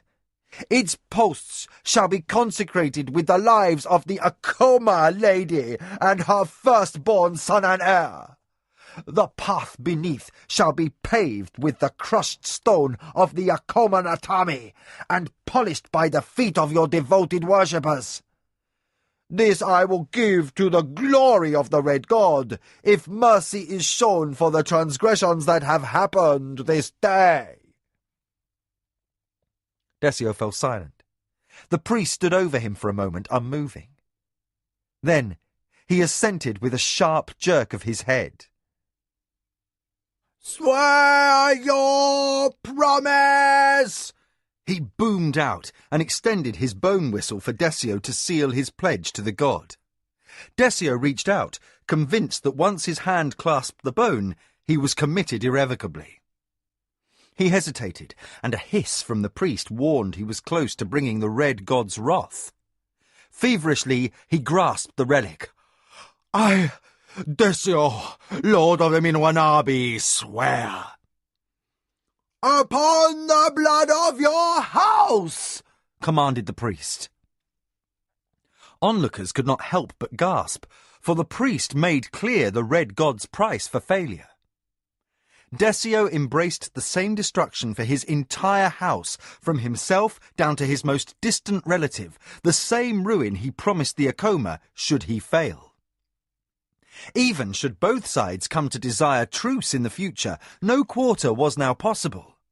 Within the near future, one of the two ancient and honourable houses would cease to exist. "Tarakamu, here's your offering!" the priest cried. As Decio released the relic, the priest spun and gestured to the incomplete gate, which arose like blackened pillars against the sky of sunset. "Let this gate stand incomplete from this day forth. Its posts shall be carved into columns, with the promise of the Minwanabi inscribed on each side. neither shall this monument be changed or taken down until the Akoma are ashes pledged to the glory of Turakamu. Then he looked at Desio. Or the Minwanabi are dust. Desio dragged himself to his feet. He seemed shaken, overwhelmed by a poor beginning to the grandiose oath he had sworn. Nkomo's lips thinned with anger. If there was an Akoma spy in the Minwanabi household, he had more to worry about than rumours as aftermath from this day's affairs. The first adviser studied the expressions of the family members as they departed. Most showed strain.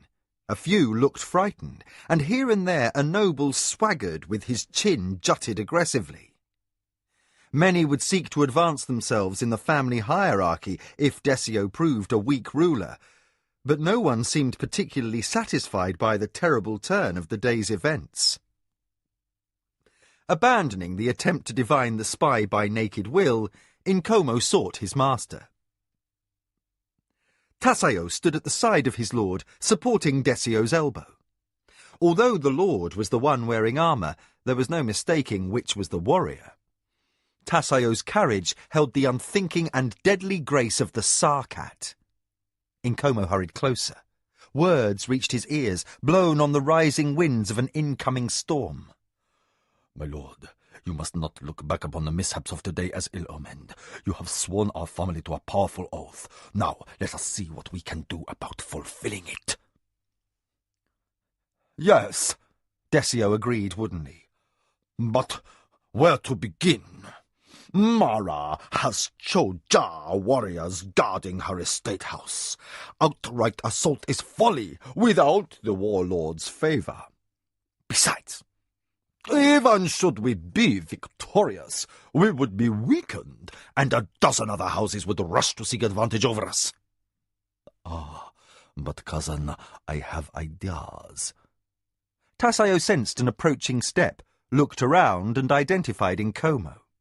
His quick, flashing smile seemed calculated to the first adviser, despite its spontaneity. Honoured first adviser, I urge that we convene a meeting.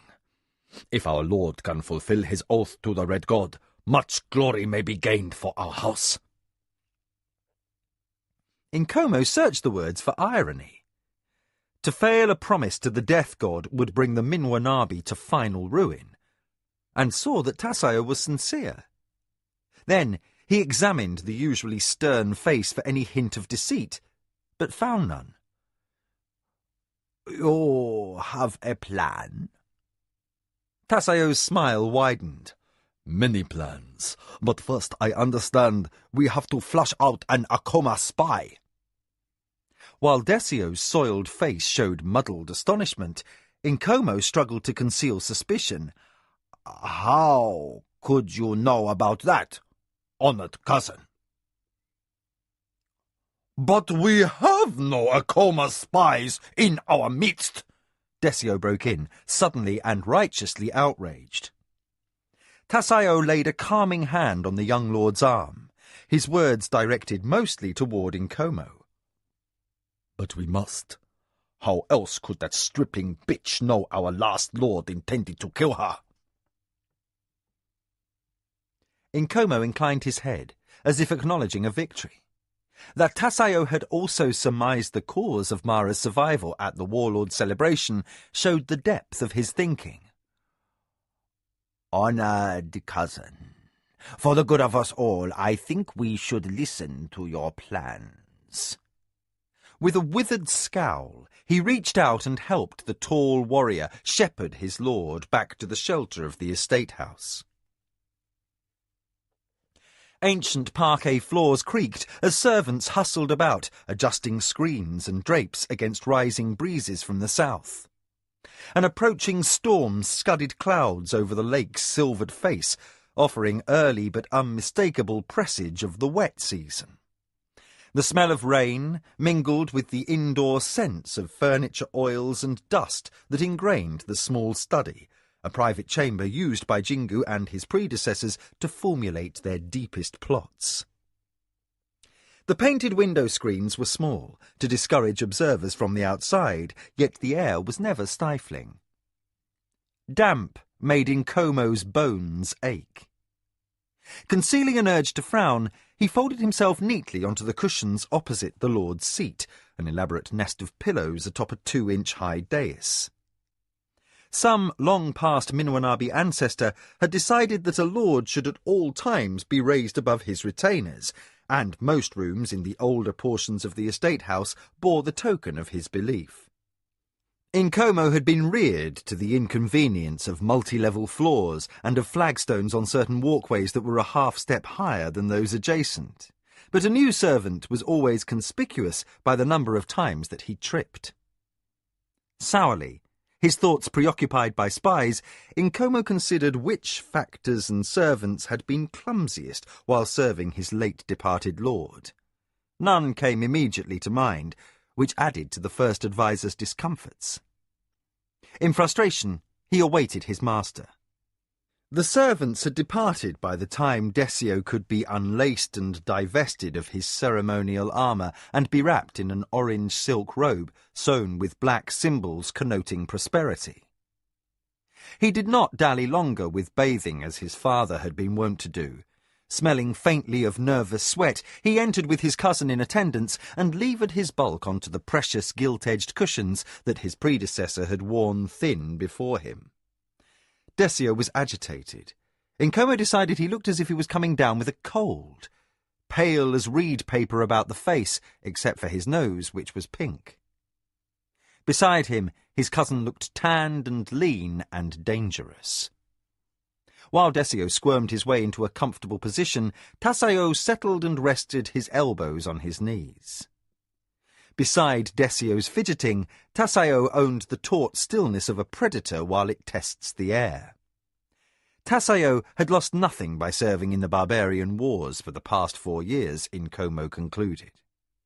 Although the war had not advanced as well as the warlord had promised, the time away from the game of the council had only sharpened the young man's wits. He had risen to the position of first sub-commander to the warlord Almecho, and had gained great advantages for the Minwanabi, until Jingu's death had humbled them. My esteemed cousin, and my first adviser. Desio opened, struggling to mask his inexperience and at least act the part of ruling lord. We are gathered here to discuss the possibility of an Akoma spy in our midst. No possibility, but a certainty, Nkomo snapped. What the household needed was action, swiftly and decisively carried out. And we must not assume there is only one. Desio opened his mouth in outrage, both against his first advisor's impertinence and also to rebut the idea that the Akoma could have infiltrated Minwanabi ranks more than once. Tasayo's lips tightened in barely withheld contempt, but no disparagement showed through his tone as he smoothly and gently interjected. Your father was a great player of the game, Desio. If not through underhanded treachery, how else could a girl child have come to best him? How could a girl child, as you call her, have managed to place such a masterful network of spies? Desio spluttered. Damn her to Durakamu's pleasures, and may he take her to his bed of pain for 10,000 years. She was in Lashima's convent until the day she came into her inheritance, and her father had no such penchant for implanting agents. He was too straightforward in his thinking to have much use for spies. Well then, cousin, those are things we must find out. Tasayo made a gesture symbolic of the sword's thrust. You speak as if the girl leads a charmed life. She does not. I arranged to have the outworld barbarians kill her father and brother on our behalf, rather neatly, if I may say so. Sezo and Lanakota bled and died as other men do, clutching their opened guts and squirming in the mud. passion lent fire to Tasayo's words. If the Akoma claimed the mad god's luck, it certainly didn't serve Mara's father and brother very well. Desio almost smiled, before he recalled that his father had ended the same way, in agony on his own sword. Petulantly, he poked at the pillows that crumpled under his weight. If there are spies, then how shall we flush them out? Nkomo drew breath to answer, then deferred to a glance from Tasayo. If my lord permits, I would offer a suggestion. Desio waved his assent. Interested enough to forget his various aches, Nkomo leaned forward to hear the young warrior's advice. Instinctively, Tasayo made use of the wind that rattled the screens. Timing the gusts to mask his voice against the chance he might be overheard, he said, A spy is of little use if his information is not employed, so we turn that fact to our advantage. I recommend that you formulate some activities that would be detrimental to Akoma interests. Order your force commander to mount a raid against a caravan or outlying holding. Next day, you let slip to your grain factor that you intend to undercut the Akoma Taiza prices in the markets in the City of the Plains. Tasayo paused, lending the appearance that he sat at ease, sharing confidences. And yet Nkomo noted with approval that he did not entirely relax. The glitter in his eyes betrayed that he watched always for trouble. If Mara defends her caravans, we know we have a spy in the barracks. If she withholds her Taiza crop from market, we establish that we have an Akoma disguised as a clerk. After that, it becomes a matter of digging out the informer. Very clever, Tasayo, Nkomo said. I had thought of a similar tactic, but there remains one telling flaw. We cannot afford to sell our Taiza at a loss, and won't we reveal our machinations to the Akoma when no attack befalls the caravan? We would if we failed to attack. Tasayo's eyelids hooded slightly. But we will attack and be defeated. Angered, Desio punched his pillows. Defeated? And lose more position in the council? Tasayo raised his hand, thumb and forefinger positioned a scant inch apart. Only a little defeat, cousin. Enough to provide proof that we are compromised. I have plans for that spy when we find him. With your permission, of course, my lord. The moment was smoothly handled, Nkomo observed with hidden admiration. Without coming to grips with Desio directly, Tasayo had let slip the assumption that the young lord would receive his due credit. The other side of the issue being that permission, of course, would be granted. Desio swallowed the bait, but missed the larger implications. When we catch this traitor, I will see him tortured in the name of the Red God until his flesh is twitching pulp. His plump fist pummeled cushions for emphasis, and his nose deepened from pink to purple. But, as if he handled irate nobility on a daily basis, Tasayo showed no alarm. That would be gratifying, cousin, he agreed. Yet to kill that spy, however horribly, would offer the Akoma a victory. What? Desio stopped thumping and shot erect. Cousin, you make my head ache. What could the Minwanabi gain but insult by keeping a miserable spy alive? Tasayo settled back on one elbow and casually plucked a fruit from a bowl on a side table. As though its ripe skin were flesh, he stroked his nail down the curve in what seemed almost a caress. We need this spy's contacts honored, Lord. It serves our cause to ensure that our Akoma enemies learn only what we wish them to know. The warrior's hands gripped the fruit and gave a vicious twist. The jamach split in half with barely a splash of red juice. Let the spy set up our next trap. Nkomo considered, then smiled. Desio looked from his cousin to his first adviser and managed not to fumble the catch as his cousin tossed him one piece of the fruit. He bit into the morsel and then began to laugh, for the first time restored to the arrogant certainty of his family's greatness. Good, he said, chewing with relish. I like your plan, cousin. We shall dispatch a company of men on some useless raid, and let the Akoma bitch think she has routed us.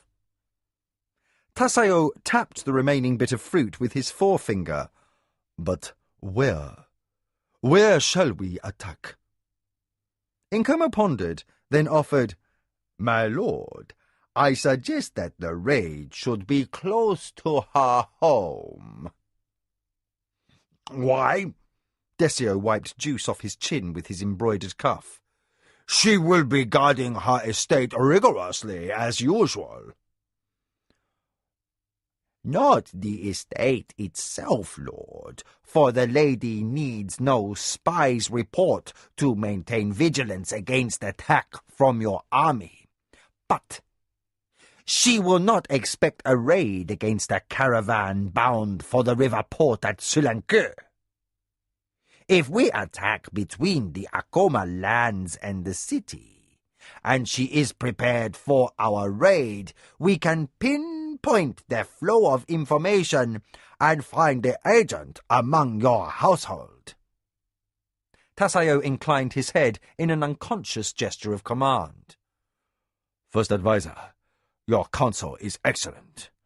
My lord, if you will permit, I will oversee preparations for such a raid.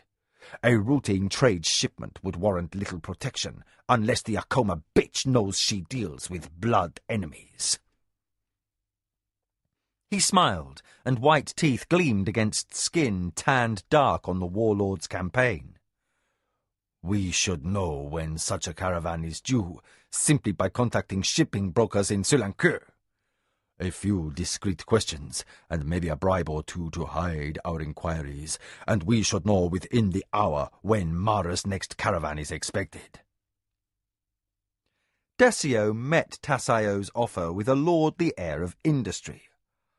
Cousin, your advice is brilliant! He clapped his hands, bringing the errand runner in from his position outside the door. Fetch my scribe, he commanded.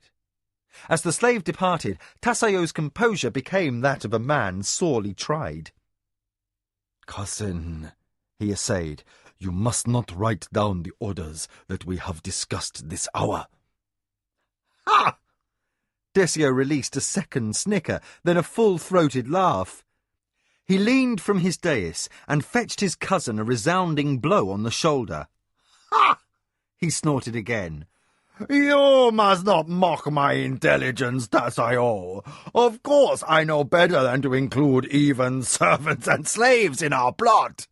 No, I simply thought to pen a notice to the warlord, begging his forbearance for your absence from his campaign upon the barbarian world. He will acquiesce, as the Minwanabi are still his most valued ally, and, cousin, you have just shown me how much more you are needed here. Nkomo watched Tasayo's reaction to his lord's praise. He had not missed the battle-trained reflex that had seen the friendly blow coming, nor had he failed to note the calculated and split-second decision that allowed the stroke to connect. Tasayo had grown skilled at politics as well as at killing. With cold curiosity, the Minwanabi first adviser wondered how long his master would be amenable to the counsel of one so obviously gifted with the qualities Desio lacked, but who could not be spared in restoring the Minwanabi to their former greatness. Desio would know that his cousin's cleverness showed him up for a fool. Eventually he would become jealous, would wish more than the puppet title of lord. Nkomo noticed that his headache was back in force. He could only hope that Desio would wait to turn upon his cousin until after the Akoma bitch and her heir were pulp under the post of the Red God's grand prayer gate. Best not to underestimate how long that feat might take. Such vanity on a lesser scale had cost Jingu of the Minwanabi his life, and through that misfortune Mara had received enough recognition to gain powerful allies. Apparently Tasayo's mind turned to similar concerns, for after the message to the warlord was penned, and while Desio occupied himself with ordering servants to bring him refreshments, the warrior cousin turned to Nkomo with a seemingly casual question. Does anyone know whether Mara has had a chance to make overtures to the Zacatecas? When I received my recall orders from the barbarian world, a friend among his officers mentioned that their lord considered approaching her. Here Tasayo revealed his cunning. No friendship might exist between officers who were enemies. By this Nkomo understood that the information had been gained by intrigue. With a grunt that passed for laughter, Nkomo shared out his own latest gleanings. The lord of the Zacatecas is a man worthy of, if not fear, then deep respect. His position in the High Council, though, is not advantageous at the moment. With a flash of perfect teeth, he added, Our most noble warlord was somewhat put out with the Zacatecas' reluctance to expand his interests in the conquest of the barbarian world. Some political byplay resulted, and when the dust settled, Lord Zacatecas wound up with military responsibility for our tiny province across the sea. Chipino of the Zacatecas languishes in Dastari at the moment, commanding the garrison that holds the only noteworthy pass through the mountains to Tsuba. The desert raiders are active at last report, so I expect he has his hands full. Let us hope too full to concern himself with advances toward the Akoma. Finished with his servants, and left with nothing to do but anticipate his elaborate mid-afternoon feast, Desio picked up the conversation. He waved one pudgy hand to restore proper attention to himself and said, I advised my father on that plan, Tasayo. The first adviser refrained from pointing out that all Desio had done was sit in the room, while Nkomo and Jingu had discussed means to get Zacatecas occupied.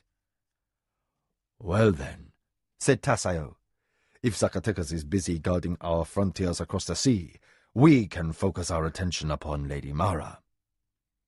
Desio nodded and leaned back upon his imposing pile of cushions. With his eyes half closed and an obvious enjoyment of his newfound authority, he said, I think your plan a wise one, cousin. See to it. Tasayo bowed to his lord, as if his dismissal had not been that of a thankless underling. All pride and spare movement, he left the private study. Nkomo buried his regret at the young warrior's departure. Resigned to the life the gods gave, he forced himself to attend the less glorious realities of Sirani life. No matter what plots of blood and murder might drive the game of the council, other mundane matters remained to be considered. My lord, if you're agreeable, there are some grain transactions your Hadonra needs to discuss with you.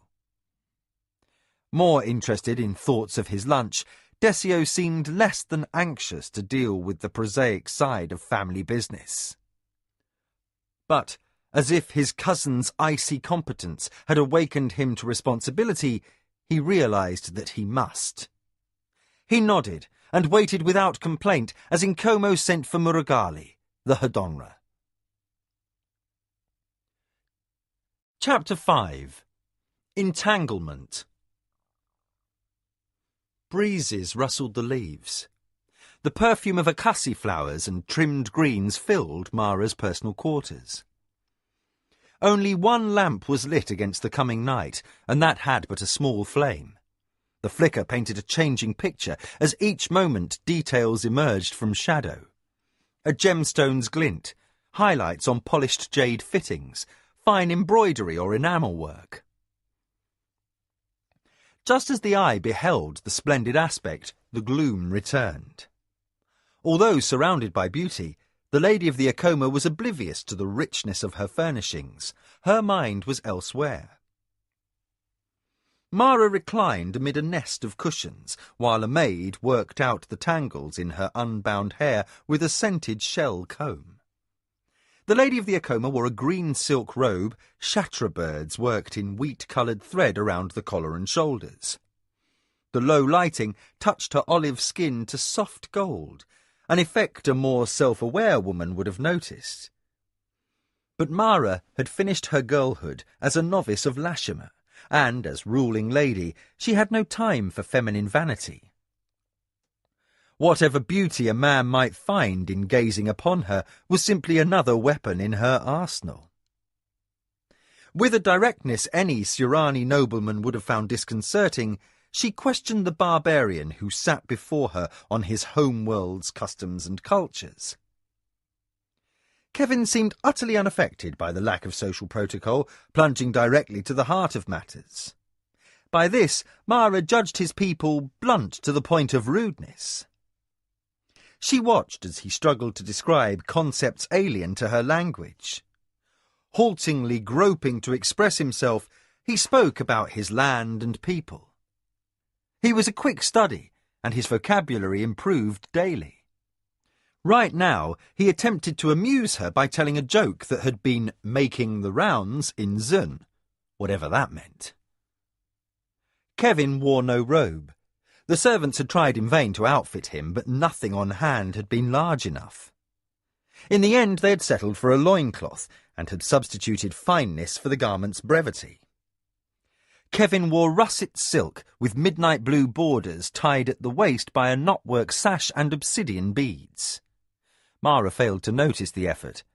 She had weighed Nicoya's advice the night before and realized something troubling. This slave in some way recalled her dead brother Lanakota. Irritation at this discovery had given rise to resentment. While the slave's outrageous behaviour had seemed amusing the day before, now she wanted only information. Wearied after a day of meetings, Mara remained alert enough to measure the man she had ordered into her presence. Properly groomed, he looked much younger, perhaps only 5 years her senior. Yet, where early struggles with great enemies had given her a serious manner, this barbarian had a brow unlined by responsibility. He was tightly wound but self-contained rather than overwrought. He laughed easily, with a sly sense of the ridiculous that alternately fascinated and annoyed Mara. She kept the topics innocuous, a discourse upon festival traditions and music, jewellery-making and cooking, then metalworking and curing furs, undertakings rare on Kellowan. More than once she felt the barbarian's eyes on her when he thought she was not paying heed. He waited for her to reveal the purpose behind her interest. The fact he cared at all was curious. A slave could gain nothing by matching wits with an owner. No bargaining between the two stations was possible, yet this barbarian was obviously trying to divine Mara's intent. Mara reoriented her thinking. This outworld slave had repeatedly shown that his view of Chirani institutions was alien to the point of incomprehensibility. Yet that very different perspective would allow her to see her own culture through new eyes, a valuable tool if she could but grasp how to use it. She needed to assess this man, slave, she corrected herself, as if he were her most dangerous opponent in the game of the council. She was committed to these dialogues regarding his people so she might sift the chaff from the grain and discover useful intelligence. As it was, she hardly knew when Kevin was being truthful and when he was lying. For 5 minutes he had adamantly insisted that a dragon had once troubled his village, town, or whatever the place called Zun might be. Exasperated, Mara had ceased to dispute him, though every child knew that dragons were mythical creatures with no basis in reality. Seeing him tire, she motioned for a fruit drink to be served, and he swallowed greedily. When he sighed, indicating his satisfaction, she changed the subject to board games, and, against her usual wont, listened without making observations of her own. "Have you ever seen a horse?" the slave asked unexpectedly in the pause, as servants stepped in to brighten the lamps. "Of all things from home, horses are among those I miss most." Beyond the screen, full darkness had fallen, and the copper-gold face of Kellowan's moon rose above the Nidra meadows. Kevin drew a deep breath. His fingers twisted in the cushion fringes, and a wistful gleam touched his eyes. "Ah, lady, I had a mare that I raised from a filly. Her coat was the colour of fire, and her mane as black as your own." Caught up in reminiscence, the barbarian sat forward. She was fleet, both in the sprint and the long ride, fine-spirited, and a perfect witch on the field. She had a kick that could fell an armed warrior. She stopped swords at my back more times than a brother. He glanced up suddenly, and ceased speaking. Where before Mara had listened with relaxed interest, she now sat stiffly on her cushions. To Tsirani warriors, horses were not animals of admiration and beauty, but creatures that inspired terror. Under the alien sun this slave knew as his own. Mara's father and brother had died, their life's blood soaked into foreign soil, trampled under horses ridden by Kevin's countrymen. Perhaps this same Kevin of Zun had been the warrior who wielded the spear that struck her loved ones down. From some deep place, unguarded because of the day's fatigue, Mara felt a grief she hadn't experienced for years, and with that painful memory came old fears. "You will speak no more of horses!" she said in such a changed tone that the maid ceased her ministrations a moment, then cautiously resumed combing the long, lustrous hair. Kevin stopped picking at the fringes, expecting to see some signs of distress, but the lady showed no emotion. Her face remained blank in the lamplight, her eyes cold and dark. He almost dismissed his impression as fancy, but an intuition prompted him to study her closely. With a look that was not the least mocking, he said, "Something I said frightened you." Again Mara stiffened. Her eyes flashed. The Akoma fear nothing, she thought, and almost said so. Honour need not be defended before a slave. Shamed that she had nearly forgotten herself, she jerked her head in dismissal to the maid. To Tsirani eyes, the gesture offered warning like a shout. The servant knelt and touched her face to the floor, then left the room with close to indecorous haste. The barbarian remained oblivious. He repeated his question softly, as though she were a child who had not understood. Alone in the lamplight and arrogant in her annoyance, the lady's dark eyes bored into Kevin with a fury that sought to sear him. He misread her temper for contempt. His own raw-nerved anger kindled in response, and he surged to his feet. "Lady, I have enjoyed our chat. It has allowed me to practice your language and spared me hard labour under a brutal sun. But from the moment I came into your presence yesterday, you seem to have forgotten that our two nations are at war. I might have been taken captive, but I am still your enemy. I will speak no more of my world, lest I unwittingly lend you advantage. May I have your permission to withdraw?" Although the barbarian towered over her, Mara showed no change in composure. "You may not go." How dare he act as a guest and request his hostess's leave? Checking her anger, she spoke in measured tones. You are not a captive. You are my property. Kevin studied Mara's face. No. A grin lit his features, rendered wicked and humourless by the anger that lay behind. You're captive. Nothing more. Never anything more. Sit down, Mara commanded. What if I don't? What if I do this instead? He moved with battle-honed speed. Mara saw him come at her like a blur in the lamplight. She might have shouted for warriors to defend her, but astonishment that a slave might raise his hand to her made her hesitate. The chance was lost. Hands, hard with sword callus, closed over her neck, crushing jade ornaments into delicate skin. Kevin's palms were broad and icy with sweat. Too late, Mara recognised that his banter had been a facade to cover desperation. Mara gritted her teeth against pain, twisted and tried for a kick at his groin.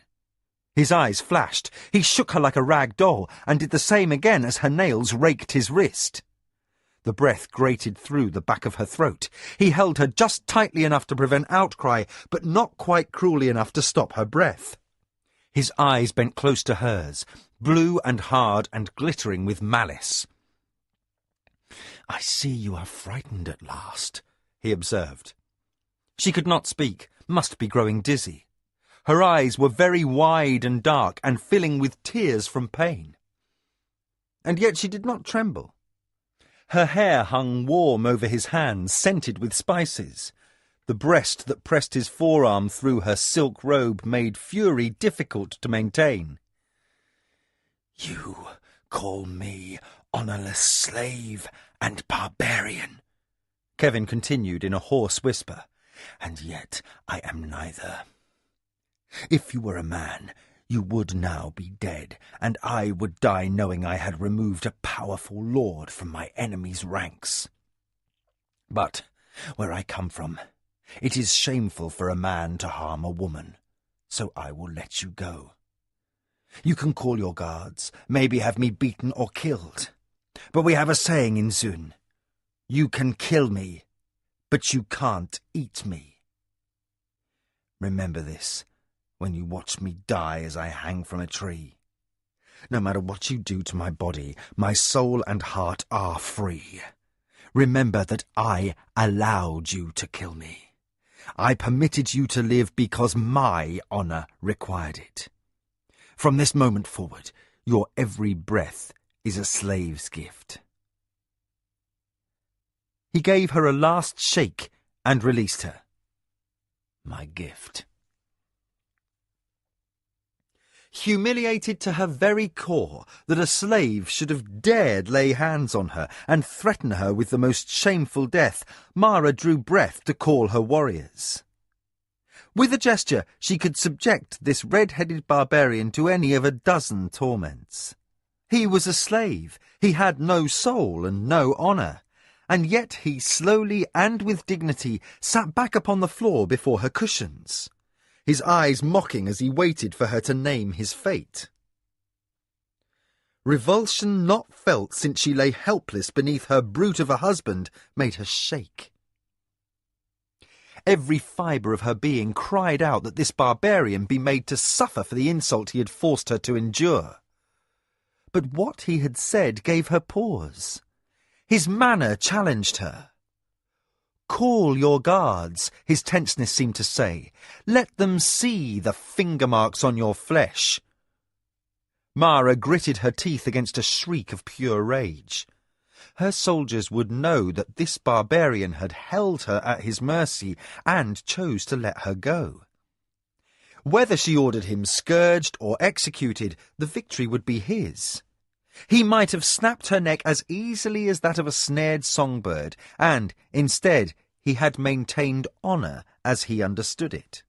And he would die with that honour intact, as if he had been killed in battle by an enemy's blade. Mara grappled with a concept so alien it raised her skin to chill bumps. To vanquish this man through the use of superior rank would only diminish her, and to be shamed by a slave's action was unthinkable. She had trapped herself, and he knew it. His insolent posture as he sat waiting for her to act revealed that he had guessed to a fine point how her thinking would follow. And then staked his life on his hunch. That was admirable playing for a barbarian. Mara took stock of the result. Shaken again into chills, but Sirani enough to hide them, she fought for composure. More hoarsely than she intended to sound, she said, "You have won this round, slave. By bargaining, the only thing you have to risk, your own existence, and whatever faint hope you have for elevation of the wheel in the next life. You have put me in a position of either destroying you or enduring this shame." Her expression changed from barely controlled rage to calculation. "There is a lesson in this. I'll not forfeit such instruction for the pleasure in seeing your death, no matter how enjoyable that choice appears at the moment."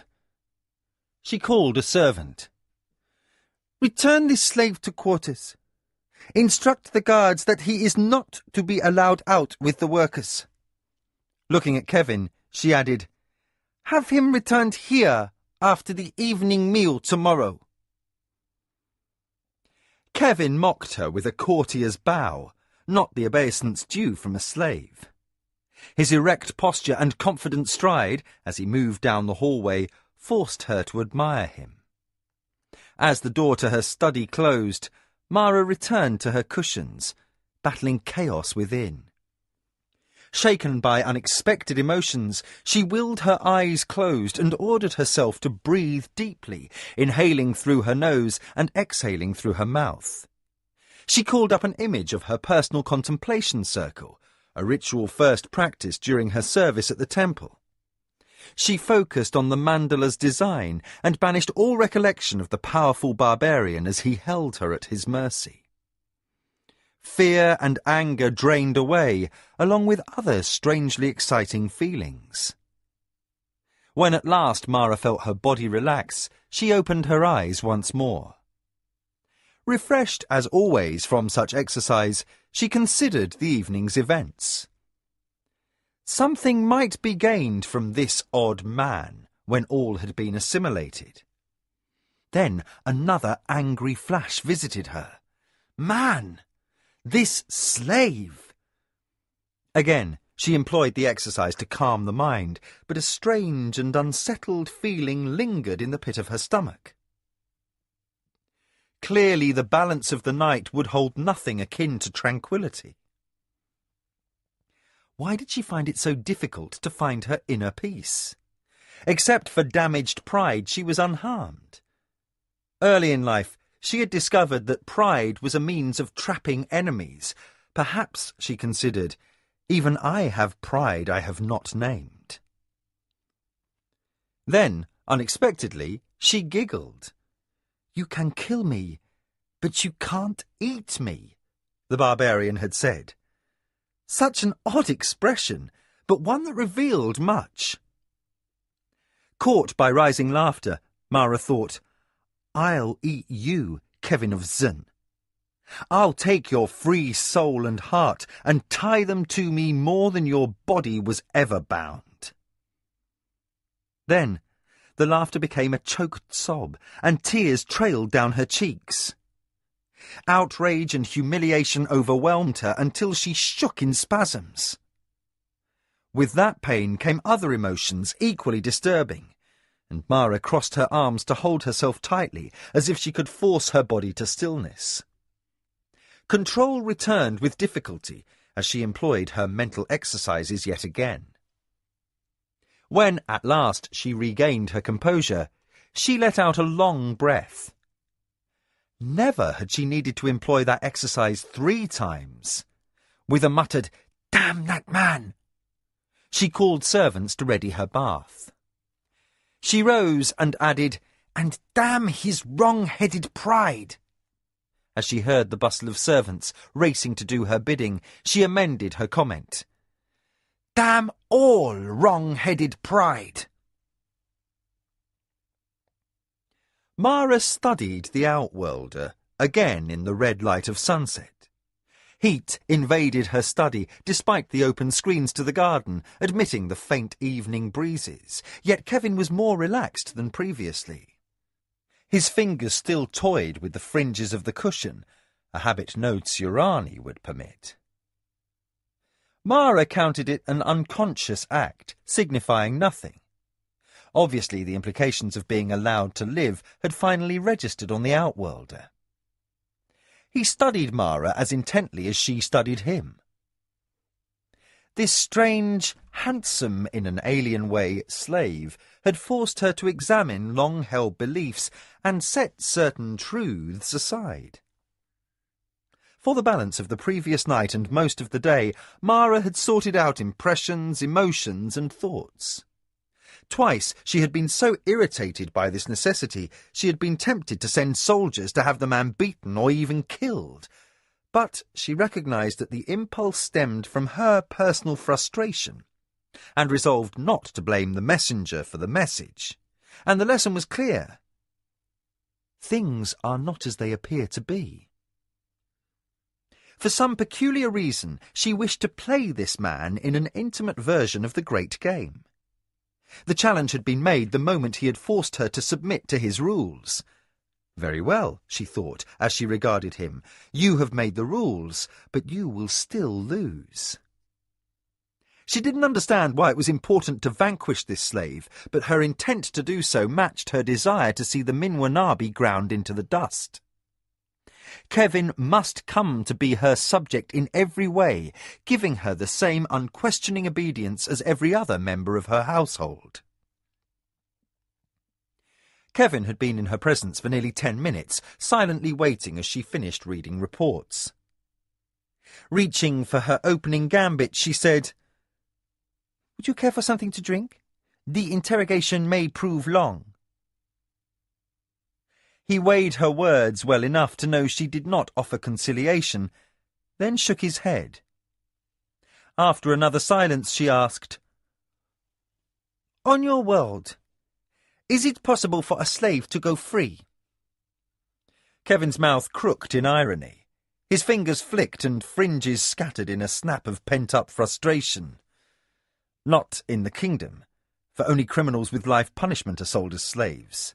But in Kesh and Queg, a slave who pleases his master may earn freedom as a reward, or he may escape and make his way across the borders. It happens. Mara watched his hands. Flick, flick, one finger after another lashed the fringes. His emotions could be read like a scroll. Distracted by his openness, the lady struggled to pursue her line of thought, to explore her improbable supposition one step further.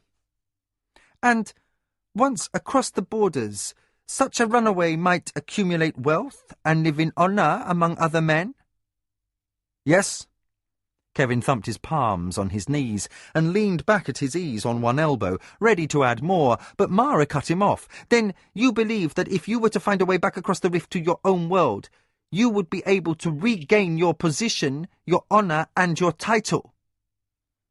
"Lady," said Kevin with a patronising smile, "not only would I reclaim my former position, I would have won distinction for contriving escape from my enemies to once again take the field to oppose them, and to give hope to future captives that they might also find freedom. It is the duty of a captured soldier to escape in my nation." Mara's brows rose. Again she was forced to re-examine her concepts of honour, loyalty, and where one's best interests lay. The barbarian's words made sense, in an oddly disquieting way. These people were not intractable or stupid, but acting within a strange culture's tenets. She grappled with the concept stubbornly. If, within Kevin's society, his defiance was seen as heroic, his behaviour made a perverted sort of sense. Leading by example was a familiar Tsurani ideal, but to endure humiliation, degradation, so that one could someday return and again contest with the enemy. Her head swam from ideas that until now she had held to be profoundly conflicting. She took a moment to sip at cool fruit juices. Dangerously fascinated like a child shown forbidden rites in a back temple chamber, Mara considered facts sharp-edged as swords. In Midkemia, honourable men did not harm women, and honour did not die with captivity. Slaves could become other than slaves. What then did the gods decree for men who lost their souls while still alive? What station could negate honour in a worse way than slavery? Within the framework of this man's culture, honour was gained by upholding their odd codes, and rank was seen as a situation rather than a life. Kevin behaved like a free man because he didn't think of himself as a slave, but rather as a captive. Mara rearranged her robes, hiding turmoil brought on by logic that bordered heresy on Kellowan. These barbarians were more dangerous than even Arakasi had imagined, for they assumed things as foregone conclusions that could turn Tsurani society on its head. Mara earnestly believed it would be safer for her people if she had her barbarians all executed. But, sooner or later, someone would exploit these perilous ideas, and it would be foolish to let the opportunity fall to an enemy. Mara tossed off her disquiet in a raw attempt at humour. "From what you have said about women being sacrosanct, then your lord's wives must make the decisions. True?" Kevin had followed her every move as she smoothed her silks. Drawn to the visible cleft between Mara's breasts, he tore his eyes away regretfully and laughed. "In part they do, my lady, but never openly, and not according to law. Most of their influence is practised in the bedchamber." He sighed, as if remembering something dear to him, and his sight lingered over the exposed bosom above her robe and the long length of leg that extended below the hem. Mara's eyebrows rose. Aware enough of nuance to blush, she reflexively drew her legs under her and closed the top of her scanty robe. For an awkward moment, she found herself looking at anything else in the room but the nearly nude slave. "Enough," she scolded herself. In a culture where nakedness was commonplace, why was she suddenly discomforted? Irked at her mistake, she stared directly into Kevin's eyes. Whatever this man might think, he was still her property. She could order him to his death or her bed with equal disregard for consequences, for he was but a thing. Then she caught herself, and questioned why her mind turned to the bedchamber. Struck by her unexpected angry reaction at such foolishness, she took a deep breath and turned the discussion away from things remotely personal. Soon she was lost in an in-depth exploration of lords and ladies and their responsibilities in the lands beyond the rift. As on the night before, one subject led to another series of questions and answers, with Mara providing Kevin with the words he needed to flesh out his description of his nation, the Kingdom of the Isles. A quick man, he needed scant tutelage. Mara was impressed by his ability to discourse on many topics. The room dimmed as the lamp burned low. Mara was too distracted to call in a servant to trim the wick. The moon rose beyond the open screen, casting a copper-gold glow across the floor and throwing all else into shadow. The flame burned lower still. Mara lay back on her cushions, tense and not ready for sleep. Beneath her fascination with Kevin's world, anger still smouldered. The memory of his physical touch, the first man's upon her skin since her husband's death, occasionally threatened to disrupt her concentration. It took all her will at such instants to stay focused upon whatever topic the barbarian was addressing. Kevin finished describing the powers of a noble called a baron and paused to take a drink. Lamplight gleamed upon his skin. Above the rim of his cup, his eyes followed her body's contours through the thin silk robe. Unreasoning distaste stirred through Mara, and her cheeks flushed. Picking up her fan, she kept her face expressionless as she cooled herself. Bitterly, she understood that new information could only temporarily divert her from her inner turmoil. The intelligence brought in by Arakasi had unsettled rather than reassured, and the fact her enemies offered no immediate threat to counter left her uncertain which flank to guard. Her resources were thin.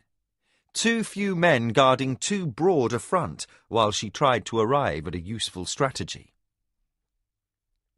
She found herself fretting endlessly over what she could most afford to lose, this warehouse or that remote farm. The daring victory she had won over Jingu had not blinded her to reality. The Akoma were still vulnerable. She might have gained prestige, but the number of soldiers in her garrisons had not changed. When enemies chose to move against her in force, a wrong guess would be dangerous, even fatal. Kevin's culture offered strange concepts, like a salve against fear's constant ache. It occurred to Mara that she must keep the barbarian close at hand, both to dominate him and to pick at that confused treasure house of ideas he carried with him. Now, better acquainted with the slaves' attitudes, she deemed it safest if their ringleader was kept away from them. Without Kevin, the slave master reported, the barbarians were less prone to grumbling and indolence, and if Kevin was at her side through most of her daily activities, his close-hand observation of Hyde Sirani culture might better enable him to apply his wits to her problems, a potentially priceless perspective. To that end, Mara decided she must allow him to know something of the stakes at risk. She must acquaint him with her enemy, and let him discover what he stood to lose if Desio of the Minwanabi should triumph over the Akoma. The next time that Kevin interjected a personal question, Mara lowered her lashes to give the impression of a girl about to exchange a confidence. Then, hoping she acted rightly within the framework of his alien culture, she looked up brightly. "You shouldn't expect me to answer that." Some of the vulnerability that leaked through was genuine, and the result struck Kevin like a blow. She was not remote or icy, but a young woman who struggled to manage a sprawling financial empire and command of 1,000 warriors. Mara responded to his bewildered silence with an air of mischievous devilry. "You shall act as my body slave," she announced. "Then you must go everywhere that I do, and you might observe the answer to your question yourself." Kevin stilled into watchfulness. He had caught the calculation behind her ruse, she saw, and was not amused by it. That he would be separated from his men bothered him, and also the fact that he could not read her motive. Absently, his fingers worried the fringes again. This time, the strands parted to threads under his hands. Mara watched through lowered eyelids. He was growing rebellious again. Rather than risk having him move on her person a second time, she clapped for a manservant. The pattern she used also alerted the guards beyond her door, and they opened the screen, then faced into her chamber. "Take the slave to quarters," she instructed her bowing servant. "In the morning, I want him measured for house robes. After the fitting, he will be assigned duties as body servant." Kevin bristled as the servant took his elbow. The guard's vigilance had not escaped him, and with a last rancorous glance at Mara, he allowed himself to be led away. The servant was shorter than him by a head, and he, in pique, extended his stride until the little man had to stumble into a run to keep up. In the doorway, Lujan shoved his helm back on his forehead. "Lady, is that wise? You can hardly keep that barbarian civilized without holding him with a leash. Whatever your ploy, Even one so lacking in wit as myself can see that he's aware of your game. Mara lifted her chin. You too. Amusement showed through her strained poise. Nakoya already lectured me yesterday about learning evils from demons. Arakasi said the barbarians think as crooked as streams twisting through swamps, and Kyoke, who usually has sense, won't say anything, which means he disapproves. You left out Jikan, Lujan said playfully. Mara smiled, and with the greatest of tact released a sigh. The long-suffering Jikan has stooped to bets with the kitchen staff that my pack of Midkemians will slaughter one another within the next season. Never mind that the trees for the Nidra fields won't get felled, and we'll be eating calves like jiggerbirds to keep down the cost of grain. Or we'll be beggared, Lujan added, in tones an octave higher than usual, in a wicked imitation of the Hedonra's fretful diffidence. He was rewarded by a gasp of laughter from his mistress. You are an evil man, Lujan, and if you weren't so adept at keeping me amused, I'd have long ago packed you off to the swamps to guard insect-infested hovels. Leave me, and rest well. Sleep, my lady. Gently, he slid the screen closed enough for privacy, but left enough of a gap that armed help could reach her on an instant's notice. Mara sighed as she saw that Lujan assumed the role of guard before her door rather than retiring for the night. She wondered how long the Akoma could suffer an honourably plumed strike leader standing duty like a common warrior outside her chambers. Desio, if he knew, would be gloating.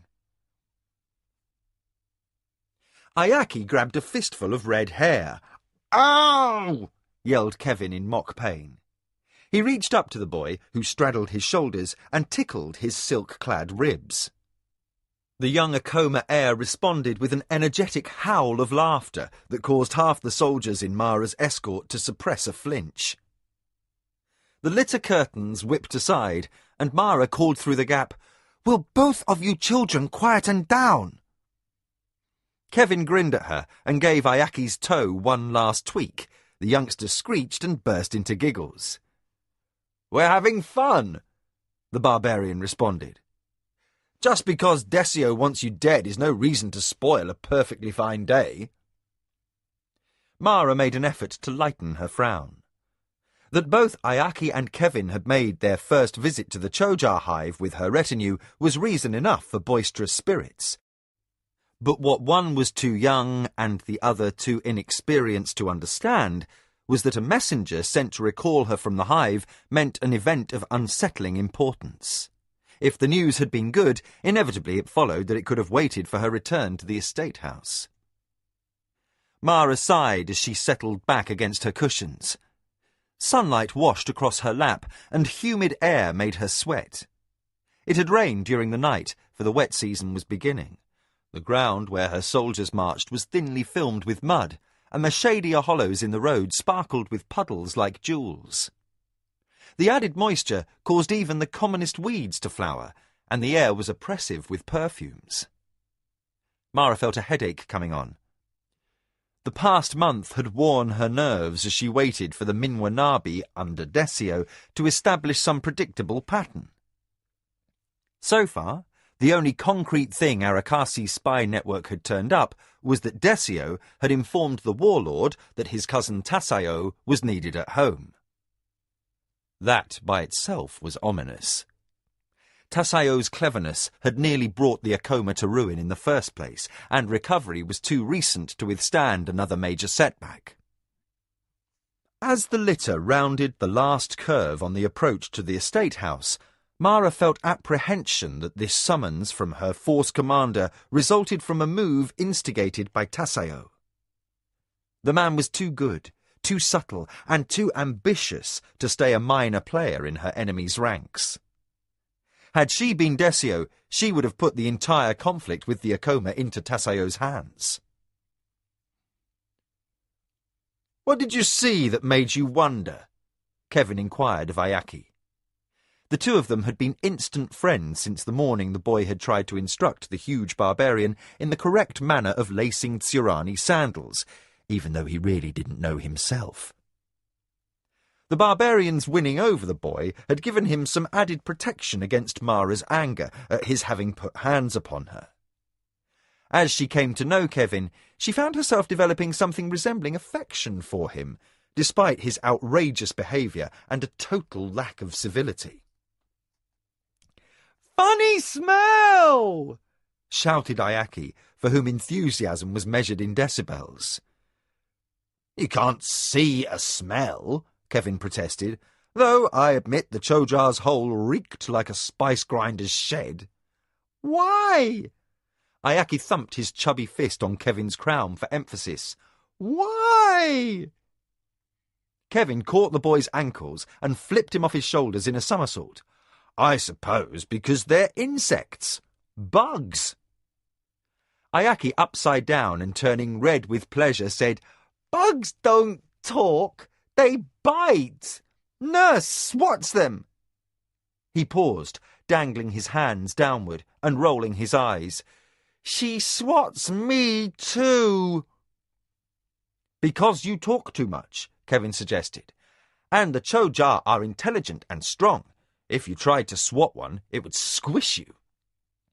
Ayaki howled denial, claiming he'd swat any Chojar before they could squish him, then howled again as the barbarian slave tossed him and restored him upright into the arms of his disapproving nurse.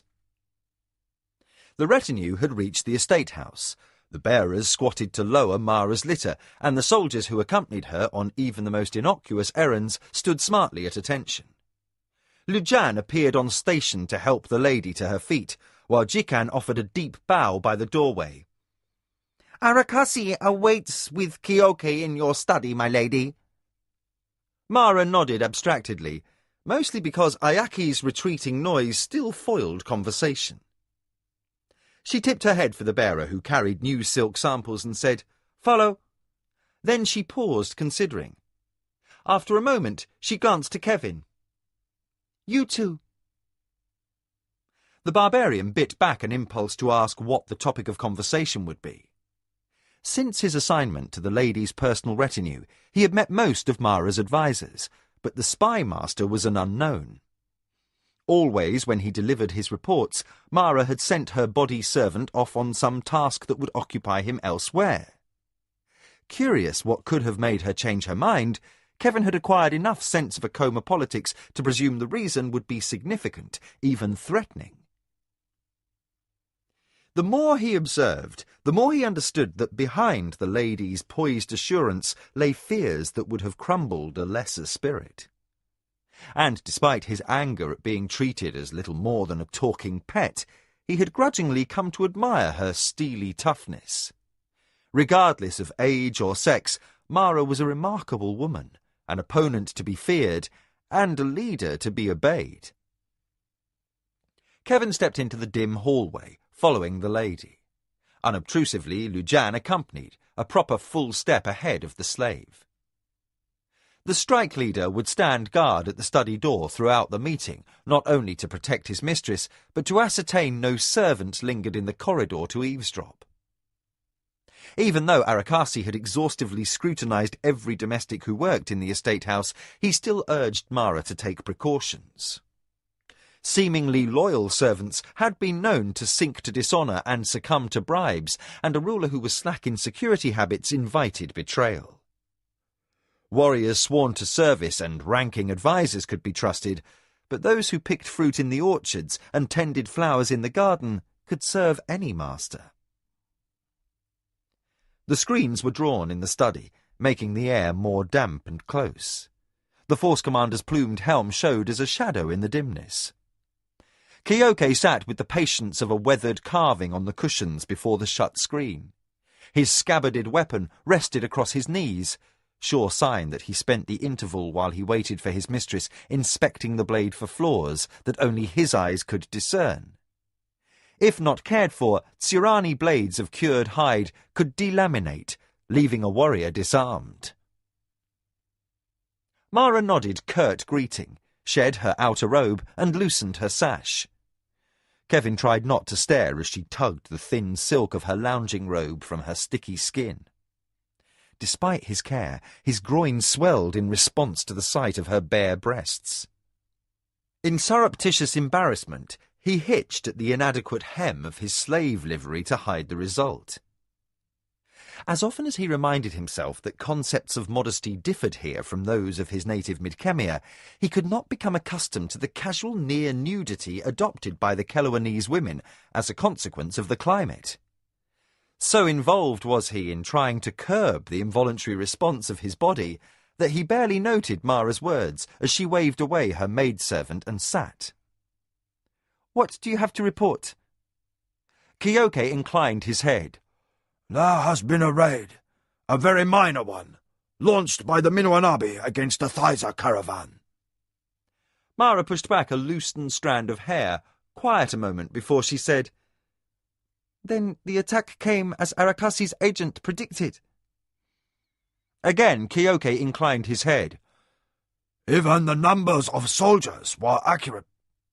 Mistress, I don't like the smell of the event.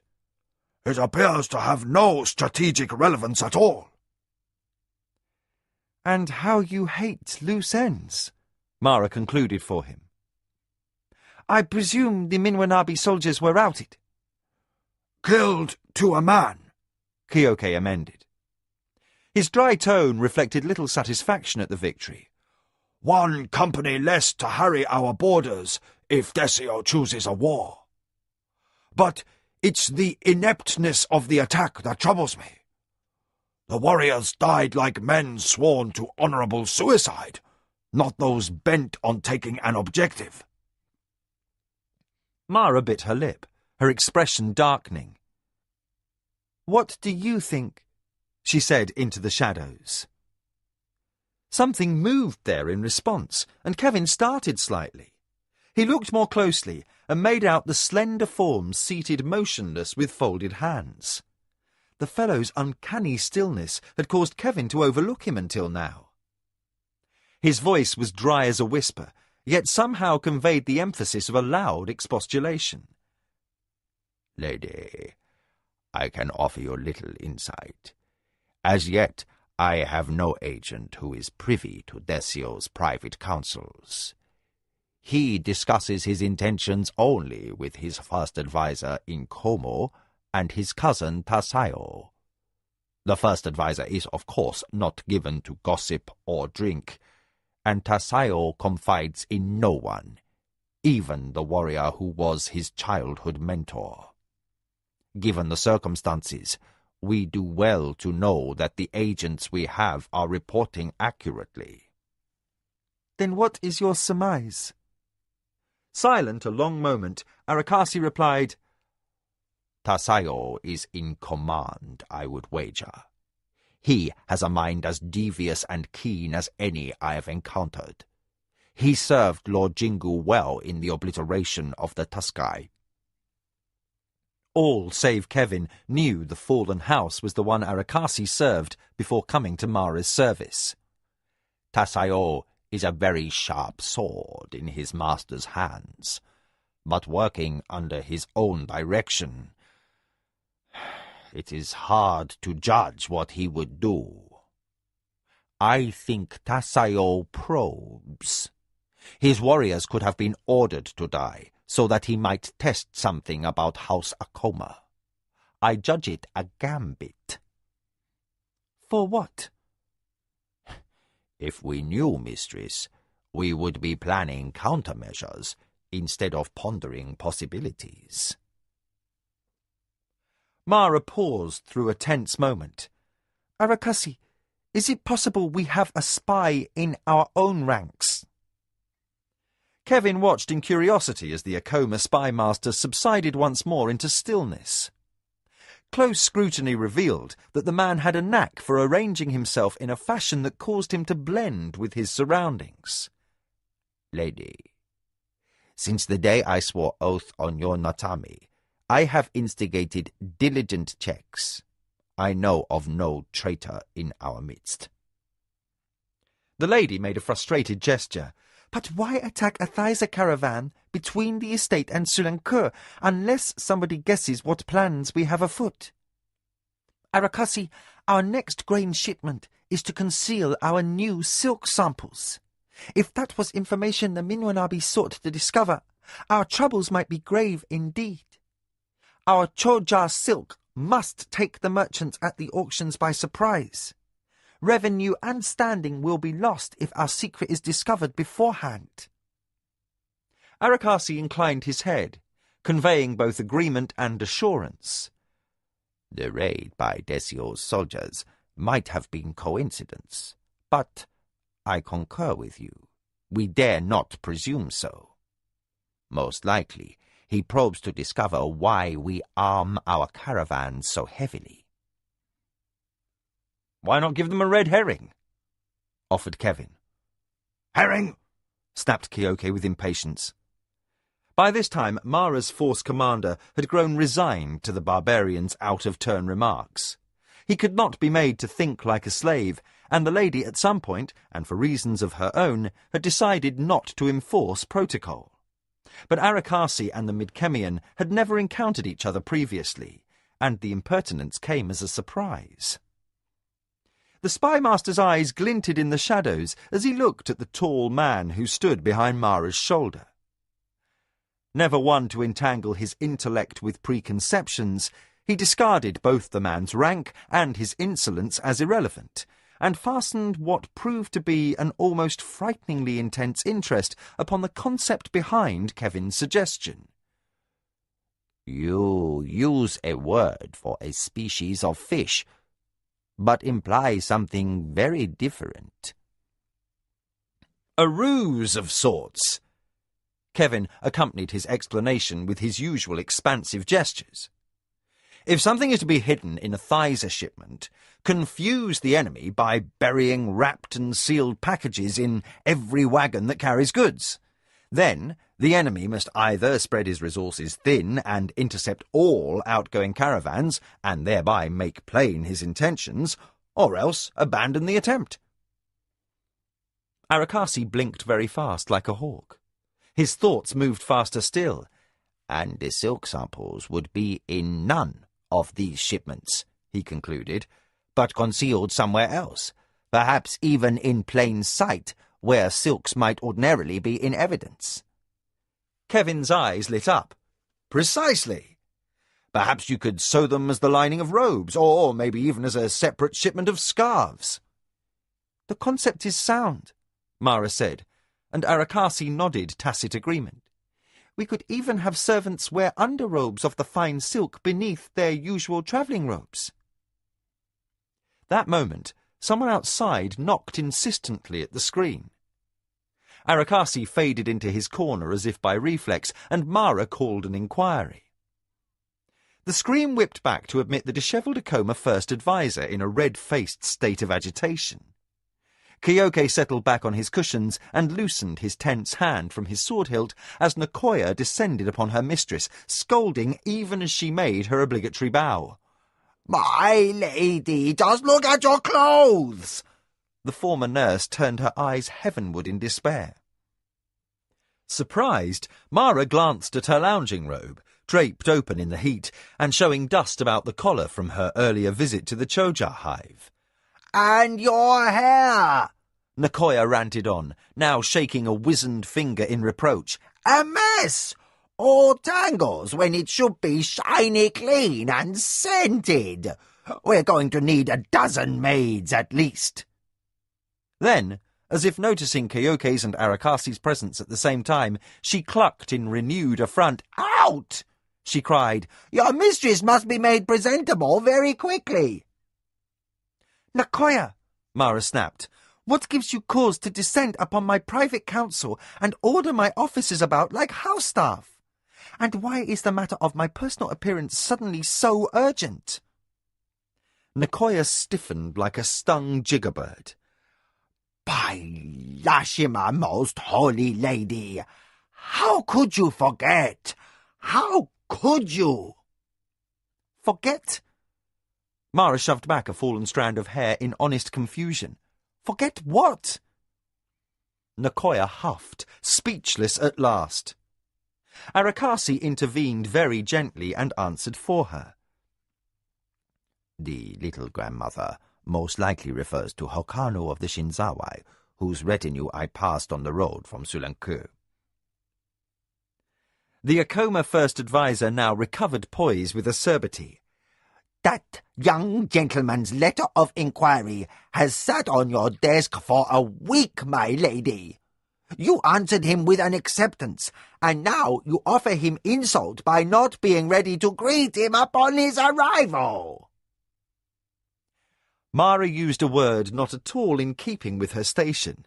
This brought another squawk from Nicoya and an outright grin from Kevin, whose command of Sirani obscenities had been learned from a particularly colourful slave driver and remained his most comprehensive vocabulary. Nicoya vented her frustration by clapping sharply for Mara's bath attendants. Through the resulting pandemonium, as slave girls descended with basins and towels and armloads of fine-jewelled clothing, Mara dismissed her force commander.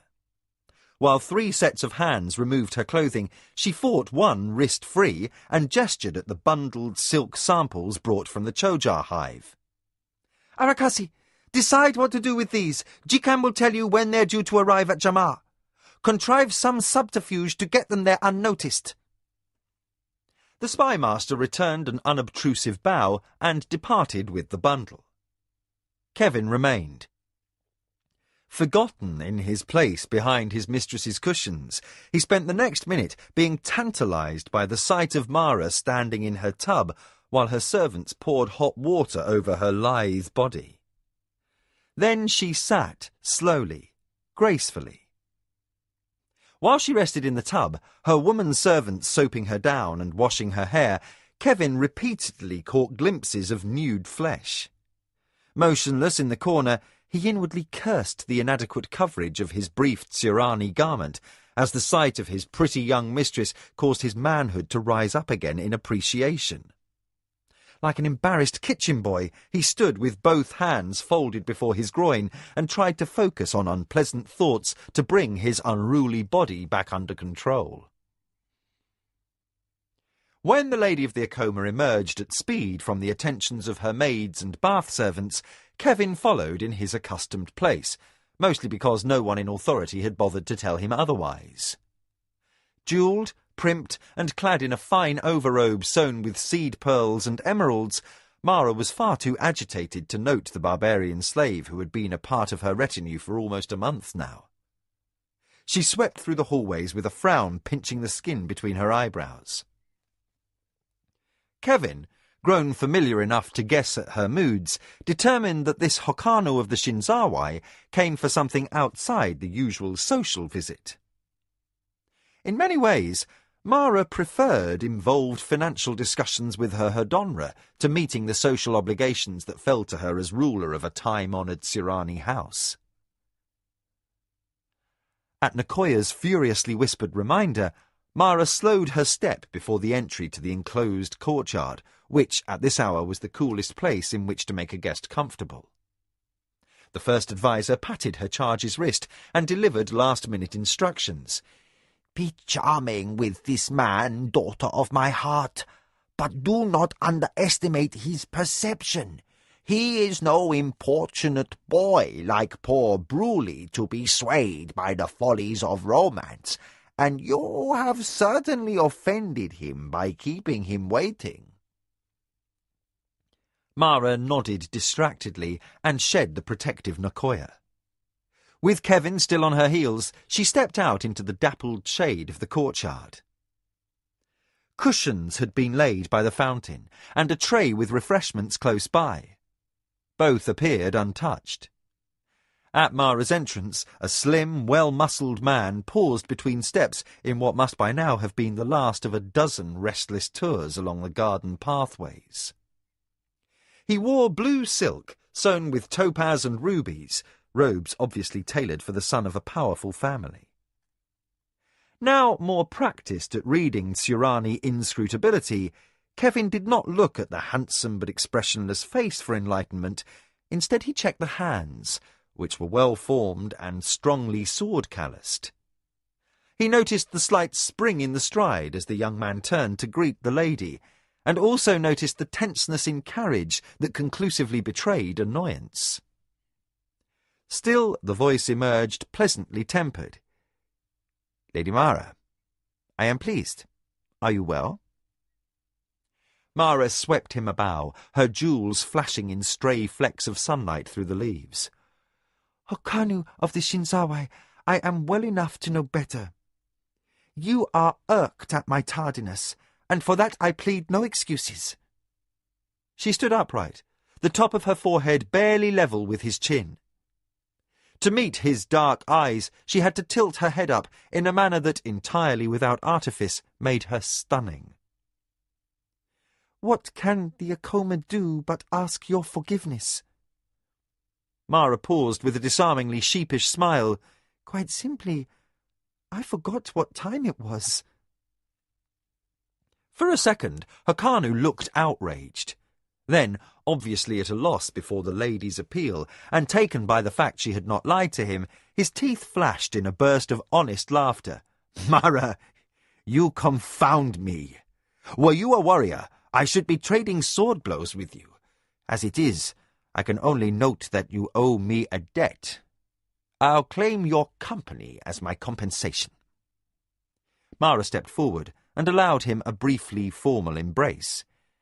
"Maybe I should have met you at the door in the crumpled robe I wore to council," she suggested wickedly. Hokanu continued to grip her hand in a manner Kevin interpreted as possessive. The young man's ability to conceal his eagerness behind a facade of astonishing grace annoyed the Midkemian slave, although he could not have said why. When the nobleman responded to the lady's quip with another laugh, saying, "Do that next time," Kevin found himself scowling. Normally, Mara was quick-witted and assertive when dealing with her male staff and those few state visitors Kevin had observed during his tenure as her body servant. With Hokanu, her wit became less acerbic, and the spirit he had grudgingly come to admire became obscured by inexplicable diffidence. Mara seemed guarded against showing pleasure as she allowed the young warrior to settle her down on the cushions. Plainly, she found the young man's company enjoyable.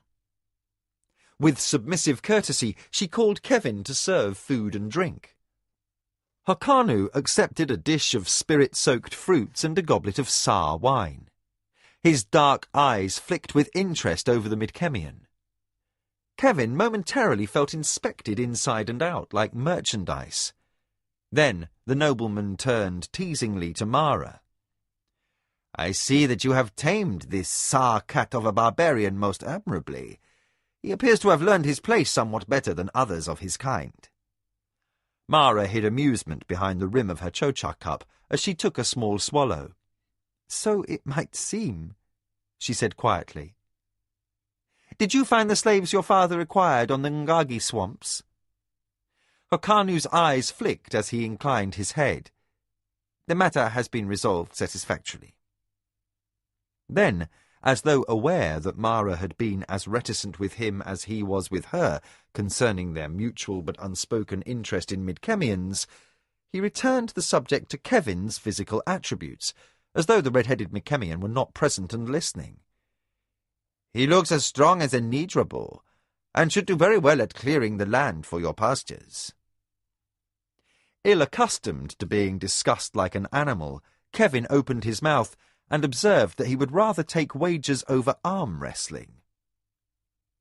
Before he could be so bold as to challenge the elegant Shinzawai warrior to a match, Mara's face paled. With dramatically fast timing, she forestalled his next line. "Slave, you are no longer needed here. Send Misa to attend us. Then go to the front courtyard and help Jikan see to the needs of Hokanu's caravan." Kevin's lip curled daringly into a half-smile as he made his slave's bow, still slightly less than custom dictated, to Mara's everlasting irritation. Then, with a glance at Hokanu that came just shy of spiteful, he spun on his heel and departed. The only flaw in his performance was the fact that the short Sirani robe looked ridiculous on him, a detail Hokanu did not overlook. The comment, half heard as Kevin stepped through the screen into the corridor, was close to indecent, considering the presence of the lady. With a vicious twist of anger, Kevin wished he could pick a fight. Then, with equally surprising candour, he realised he felt jealous. Damn him. Damn her too, he muttered to himself. To even think of an infatuation with Mara was sure invitation to get himself strung by the neck from the nearest ulo tree, probably head down over a slow fire. If he was to gain anything from this woman, it would not be through dalliance. Somehow, against all expectations and traditions, he would contrive a way to be free again. The outer courtyard was dusty, as if last night's rains had been a dream dispelled by sunlight. Nidra and wagons jammed the latticed enclosure. Drovers' shouts and the snorts of gelded bulls overlaid the confusion as slaves ran to and fro with fodder, thysa bowls and water basins. Kevin strode into the midst of the bustle, still preoccupied with his peak, and almost stepped on Jikan. The little Hadonra yelped in affront and leaped back to avoid being knocked down. He peered upward, took in the muscled expanse of Kevin's chest that the scant robe failed to cover, and frowned with a fierceness that his mistress had never seen. "What are you doing, idle?" he snapped. Kevin disarmingly raised his eyebrows. "I was taking a walk." Jikan's expression turned thunderous. "Not any more. Fetch a basin and bring water to the slaves in the caravan. Move smartly, and don't offend any of the Shinzawa retinue, or by the gods I'll see you strung up and kicking." Kevin regarded the diminutive Hadonra, who always in his lady's presence seemed as shy as a mouse. Although shorter by more than a head, Jikan held his ground. He snatched a basin from a passing slave and jabbed the rim into Kevin's middle. "Get to work!" The larger man grunted an expelled breath of air, then leaped back as a flood of cold water drenched his groin. Damn, he muttered as he caught the wooden implement before it fell and insulted his manhood more permanently. When he straightened, Jikan had moved on. Having lost his chance to slip through the press unobserved, Kevin located the water boy and obediently filled his basin. He carried its slopping contents across the dusty pandemonium and offered drink to two rangy, sunburned slaves who perched at their ease on the tailboard of a goods wagon. "Hey, your kingdom," said the taller, who was blonde and bore two peeling scabs on his face. "Who are you? When were you captured?" The three slaves exchanged names, as Kevin offered his basin to the slighter, dark-haired one, whose right hand was bound in a bandage, and whose expression was strangely cold about the eyes. This man proved to be a squire from Criddy, and was not known to him, but the other, who called himself Laurie, seemed familiar. "Could we have met before?" Kevin asked as he took back the basin from Squire Pug. The blond man shrugged with an instinctively theatrical friendliness. "Who knows? I roamed the kingdom as a minstrel and sang in the court at Zun more than once." Laurie's eyes narrowed. "Say, you're Baron—" "Quiet," cautioned Kevin. He glanced quickly to either side, ensuring no soldiers could hear. "One word of my rank and I'm a corpse. They kill officers, remember?" Conscious of how thin and weather-beaten his fellow countrymen looked, Kevin asked after their lot following capture. The dark, enigmatic man named Pug gave him a hard look. "You're a quick enough study. I'm a squire, and if they'd figured out that meant minor nobility, I'd have been killed the first day. As it is, they've forgotten my rank. I told them I was a servant to the Duke, and they took that to mean a menial." He glanced around at the hurrying Akoma slaves who moved with single-minded purpose to do the Hadonra's bidding. "You're new to this slave business, Kevin. You would do well to remember these Tsurani can kill you with no pangs of conscience, for here they hold the belief that a slave possesses no honour." Kevin of Zun, tread most carefully, for your lot could be changed on a whim." "Damn," said Kevin softly. "Then they don't give you concubines for good conduct." Laurie's eyes widened a moment, then his broad laugh attracted the attention of one of the Shinzawai warriors. His plumed head turned in their direction, and instantly the expressions of the two Midkemians on the wagon went blank. When the soldier turned away, Laurie let out a quiet sigh. "They've not spoiled your sense of humour, it seems." Kevin said, "If you can't laugh, you're as good as dead." Laurie wiped his face with a rag dipped in the basin Kevin held and said, "As I tell my short friend here many times over." Pug regarded Laurie with a mixture of affection and aggravation. This from a fool who almost got himself killed saving my life. He sighed. If that young Shinzawai noble hadn't been in the swamps. He left the thought unfinished. Then his tone turned sombre. "All the men captured with me in the first year of the war are dead, Kevin. Learn to adapt. These Tsirani have this concept of wal, this perfect place inside where no one can touch you." He put his finger on Kevin's chest. "In there. Learn to live in there, and you'll learn to live out here." The redhead nodded, then, aware that Jikan watched his back, took his basin back for a refill. With a regretful nod to Laurie and Pug, he proceeded to the next wagon in line. If he could, he'd slip out of the slave quarters in the evening and spend some time with these two.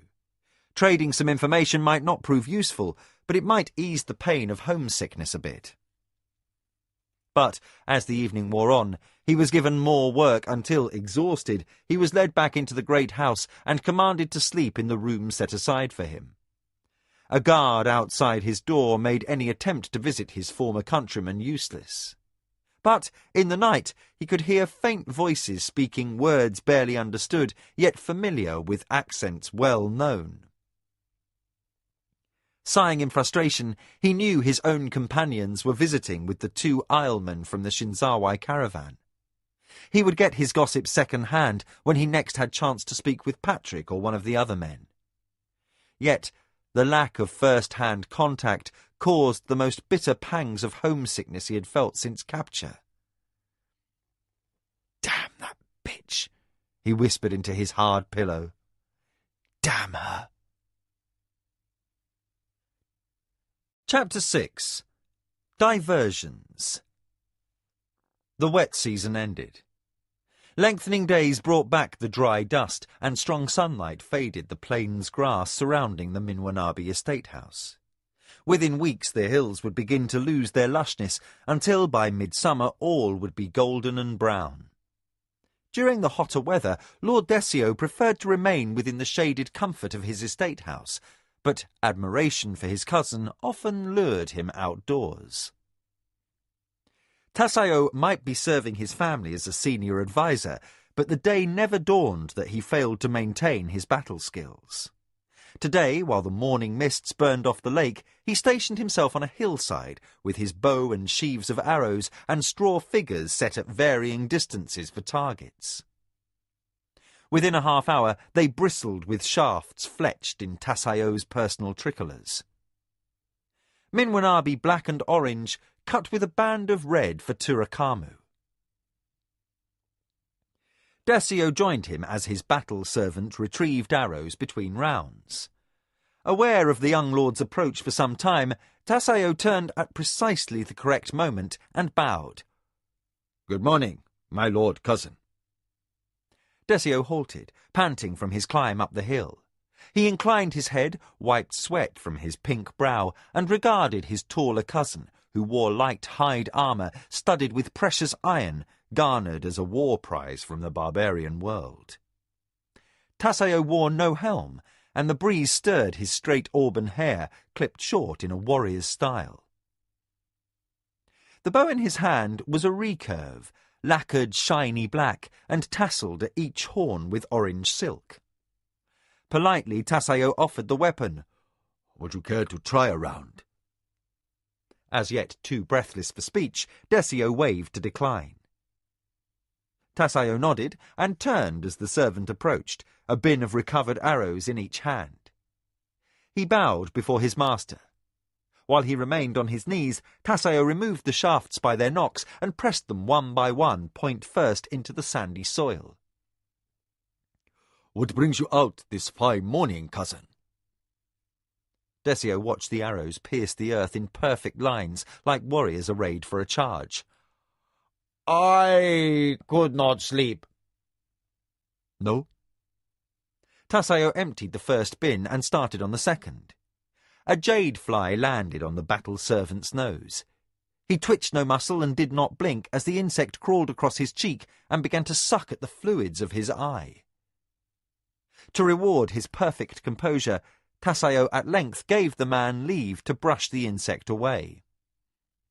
The man gratefully did so, having learned under the lash to ease himself only when given permission. Tasayo smoothed a parted cock feather and waited for his cousin to continue. "I could not sleep, because months have passed, and still we have not uncovered the Akoma spies." Tasayo set arrow to bowstring and released in one fluid motion. The shaft arced out through the bright morning and thumped into the painted heart of a distant straw figure. "We know there are 3 of them," the warrior said evenly. "and the field has narrowed. We have disclosed information leaks from our barracks, from our grain factor, and also from someone who has duties in the kitchens or among the house staff." "When will we know the names of these traitors?" Drawing his bow, Tasayo seemed totally focused, but an instant after the arrow left his string he said, "We shall learn more this morning, when we hear the fate of our raiding party. The survivors should have returned by now." Knocking another arrow to his bow, he continued, "Besides, discovering this spy is but the first step in preparation for our much larger plan." "So, when does your grand campaign take effect?" Desio burst out in frustration. "I want the Akoma ruined!" 2 more arrows flew and sliced into targets.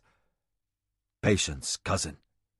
Tasayo notched a third shaft and sent it through the neck of the straw figure farthest from his position. "You wish the Akoma ruined beyond recovery, and the wise man plans carefully. The best traps are subtly woven and unsuspected until they close." Desio sighed heavily. His body servant rushed to set a cushion under him as he settled his bulk upon the grass. "I wish I had your patience, Tasayo." Envy showed through his petulance. "But I am not a patient man, cousin." The arrows flew at regular intervals, and a straw figure toppled, riddled like a seamstress's pincushion with feathered shafts. "I chafe at delay as much as, or perhaps more than you, my lord.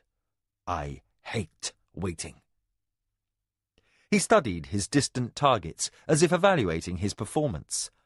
"But I hate the flaw of impatience within myself even more. A warrior must strive toward perfection, knowing full well that it will forever be unobtainable." Desio pulled his robe away from sticky flesh and fanned himself. "I have no patience, I admit, and I was not gifted with coordination enough for the field as you were." Tasayo waved his servant off to fetch arrows, though the line by his feet was not depleted. Then he set his bow across his shoulder and looked at his more corpulent cousin. "You could learn to be, Desio." There was no mockery in his tone. The lord of the Minwanabi smiled back. "You have finalized your plan to destroy Mara?" Tasayo remained still a moment. Then he threw back his head and sounded a Minwanabi battle cry. When he finished his ululation, he looked back to his cousin, a sparkle of excitement in his eyes. "Yes, lord, I have a plan. But first we must speak with Nkomo and discover if the runners he dispatched have returned with word of the ambush." "I will go back and call him," Desio grunted as he pushed to his feet. "Join us in my chambers in an hour's time."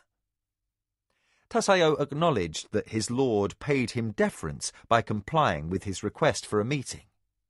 Then his eyes narrowed. He spun, slipped his bow, and set another war arrow to his string. The servant on the field retrieving arrows saw the move and dropped to earth just a heartbeat before the shot hissed past the place his body had just vacated.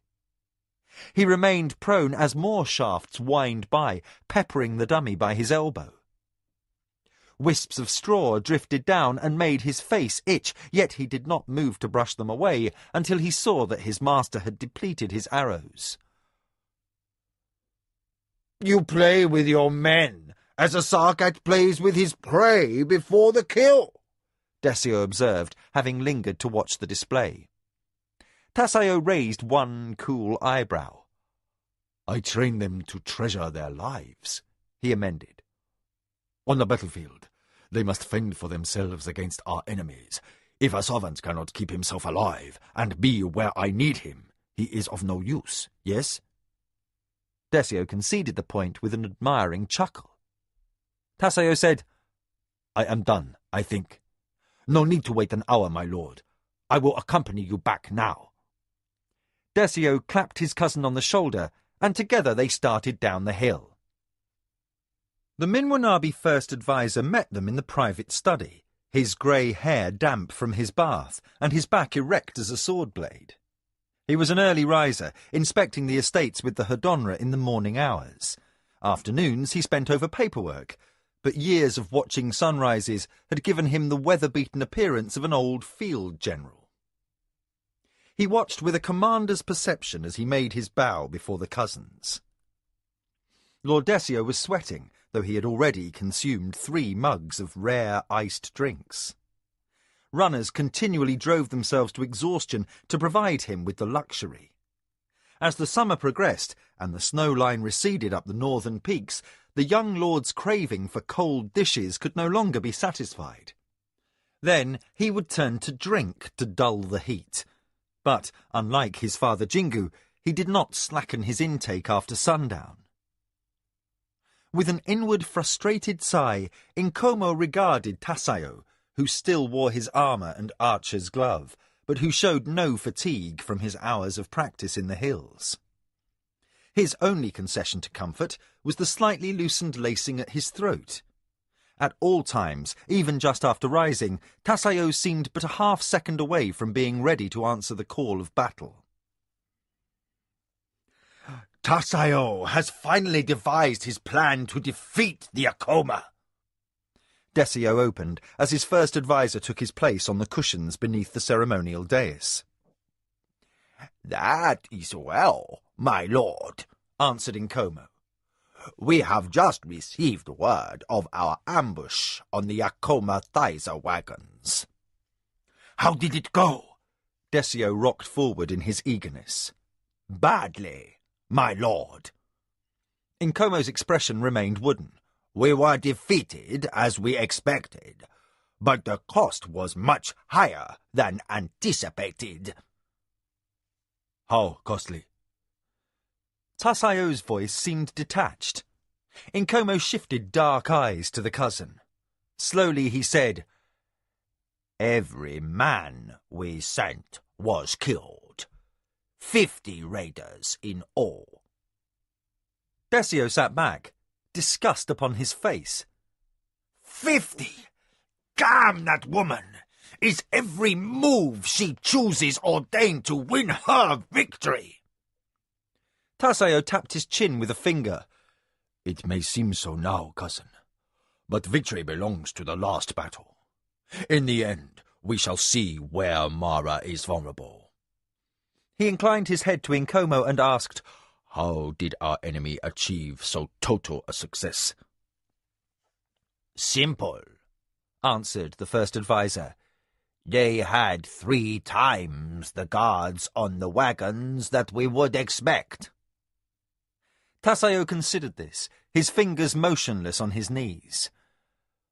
We expected them to know we were coming. That they responded with so much force tells us 2 things.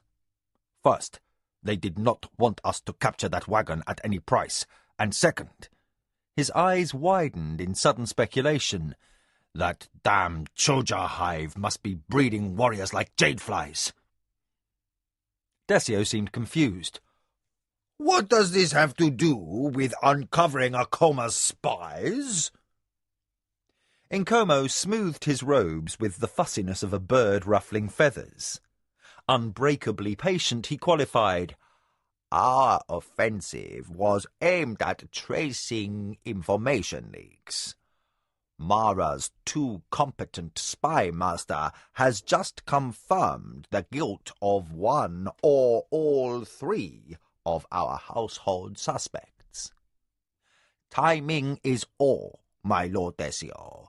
Had we planned our attack on commerce more consequential than the grain trade, we would certainly have drawn notice to our purpose. Tasayo broke his silence. There could be something else at play here. A garrison as undermanned as Mara's should not have responded so forcefully to so minor a threat. This overreaction is meaningful. Tasayo paused, his brow furrowed.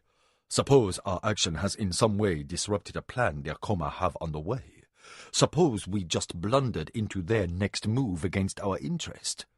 They were desperate for us not to capture that wagon, willing to pay a price far above the worth of the grain, or the minor loss in honor of abandoning a small caravan. Now there is a point to pursue. Nkomo broke in.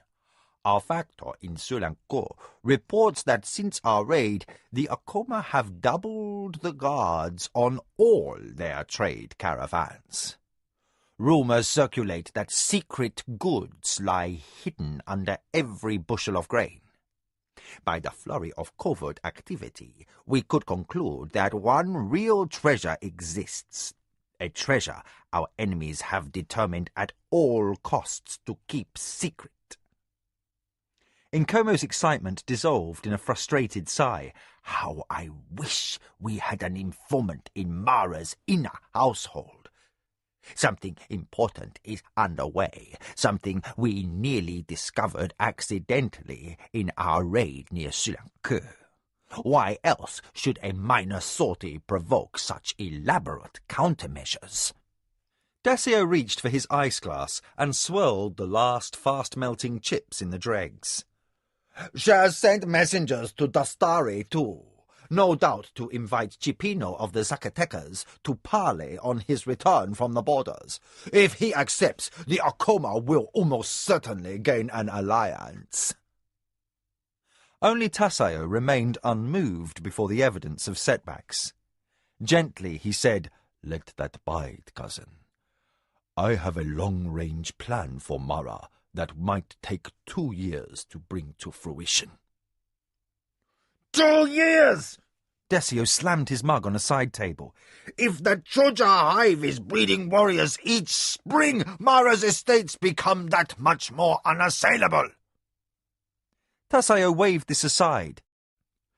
Let Mara grow strong at home, for we will not deal with her on her own ground. Gone are the days we could dream of overwhelming her estate by main force. His voice turned reflective. We would win, of course, but be so depleted we would not survive the certain onslaught from other enemies. Were I Cipino of the Zacatecas or Andero of the Keda, I would welcome an open confrontation between the Akoma and the Minwanabe. Desio became sulky when anyone else tried to tell him what to do. Nkomo watched as his master sucked his last ice cube between his teeth. Finally, the Lord of the Minwanabe said, I may come to regret my rashness in vowing Minwanabe blood should we fail to crush the Akoma. I had hoped to spur our people to end the matter quickly. But the Red God gave us no time limit. He glanced heavenward and made a luck sign just in case he was wrong. So we might do well to proceed cautiously. We cannot spare 50 seasoned warriors for each grain wagon Mara sends out. With a nod, Desio said, Cousin, let's hear your plan. Tasayo responded obliquely. Do smugglers still operate between the Empire and the desert lands in Suba? He asked the first advisor. Nkomo shrugged. Almost certainly. The nomads still covet luxuries, especially jades and silk, and they have to import swords from somewhere, since resin-producing trees do not flourish in the desert. Tasayo nodded, almost imperceptibly. Then I suggest we send an envoy to the ruins at Banganok to offer the nomads weapons and jades and rich bribes to step up their raids on the borders. Zacatecas' forces would stay preoccupied. Decio jumped ahead. His return to the mainland would be delayed, along with any possible alliance with Mara. That is the least advantage, my lord. Tasayo slipped his fingers out of his archer's glove. He flexed his hands as though warming up his grip for the sword and outlined the steps of a bold plot. The Minwanabi would cultivate relations with the desert raiders, beginning with bribes to keep the Zacatecas forces pinned down in defense. Over a period of 2 years, the bribes would be escalated, forming the pretense of alliance. Minwanabi soldiers would add to the raiders' ranks, disguised as tribesmen allies. At a moment judged most propitious, a grand offensive would be mounted on the Empire's borders. In emergency meeting, the High Council would order the Lady of the Acoma to go to the aid of the Lord of the Zacatecas. At mention of this, Nkomo brightened. Mara must lead her relief troops in person, or spoil her overtures toward alliance, and if she sends less than her full support in the field, she proves lack of sincerity in her promises. She would be drawn far from her estates, along with most of her choja. Decio cut in. We could mount raids. Tasayo silenced him with a slightly raised eyebrow. Better than that, cousin. Much better. He went on, ticking off points on his fingers in the manner of a tactician. Mara had no military training, and her only officer with command experience in the field was Kyoke. If her call to arms in Dastari could be timed as a surprise, she would be handed a crisis. She must strip her outer holdings, hire mercenary guards to flesh out those garrisons of least strategic importance, and then leave the heart of her estates under the care of an officer only recently promoted. Or she must assign Kyoke to protect her family Natami and expose herself to risk. Tasayo elaborated. Isolated in Dastari, far from help from her clan or allies, there would be no miracles for Mara. She would be alone on a field of our choosing and forced to rely on the guidance of an inexperienced officer. Tasayo paused, licked his lips, and smiled. At best, Mara's lack of preparation will do our work for us. She may be killed or captured by desert raiders, or at the least blunder in the assignment, and earn the Zacatecas' wrath while losing the heart of her army. Interesting, said Nkomo. But the weak link is evident. The assignment left to Kyoke will almost certainly not be bungled. Tasayo slapped his empty glove against his palm, and his smile widened. That is why Kyoke must be removed. A raid that will deliver him to Turakamo must be carefully planned. Let us say the lady will receive summons from the High Council on the day of her force commander's death. Tasayo folded his hands, the model of a Surani warrior in repose. With Kyoke dead, Mara must leave Akoma welfare in the hands of lesser servants. A strike leader named Lujan, most likely, a flutterbug of a Hodonra, and an old nurse who calls herself First Advisor. Among these may be one we can subvert. Brilliant, muttered Decio. Tasayo summed up. As I read the situation, Without experienced officers, Mara could never gain from assignment to Dastari. Whichever strike leader she promotes to oversee the attempt at relieving Zacatecas will quickly learn the difference between commanding a strike force and planning a battle. Brilliant! Decio said loudly and with shining enthusiasm. Incomo considered more practical ramifications. Lord Decio would need to call favors from a great number of allies in the council, even become indebted to contrive for Mara to be assigned to a post in Dastari. Getting Zacatecas there was quite costly, and keeping him on the frontier another 2 years will be difficult. The nobles who supported us will demand even more concessions to be bought a second time, particularly since the setback of Jingu's death. We are not as strong or as influential as we once were. I regret to remind you, and the debt incurred will be great. What price the death of Mara of the Akuma? Tasayo said softly. Decio swore blood oath to the Red God. The alternative is for us to slaughter every woman and child wearing Minoanabi black and orange, then march to Turakamu's temple and fall upon our swords. Incomo nodded and turned shrewd eyes on his lord. Hot as Decio was to see Mara compromised, he still recognized the gravity of his decision. He did not commit himself or the resources of his house thoughtlessly, but pondered with knitted brows. I think my cousin advises me well, he said at last. But can we be sure of the desert men?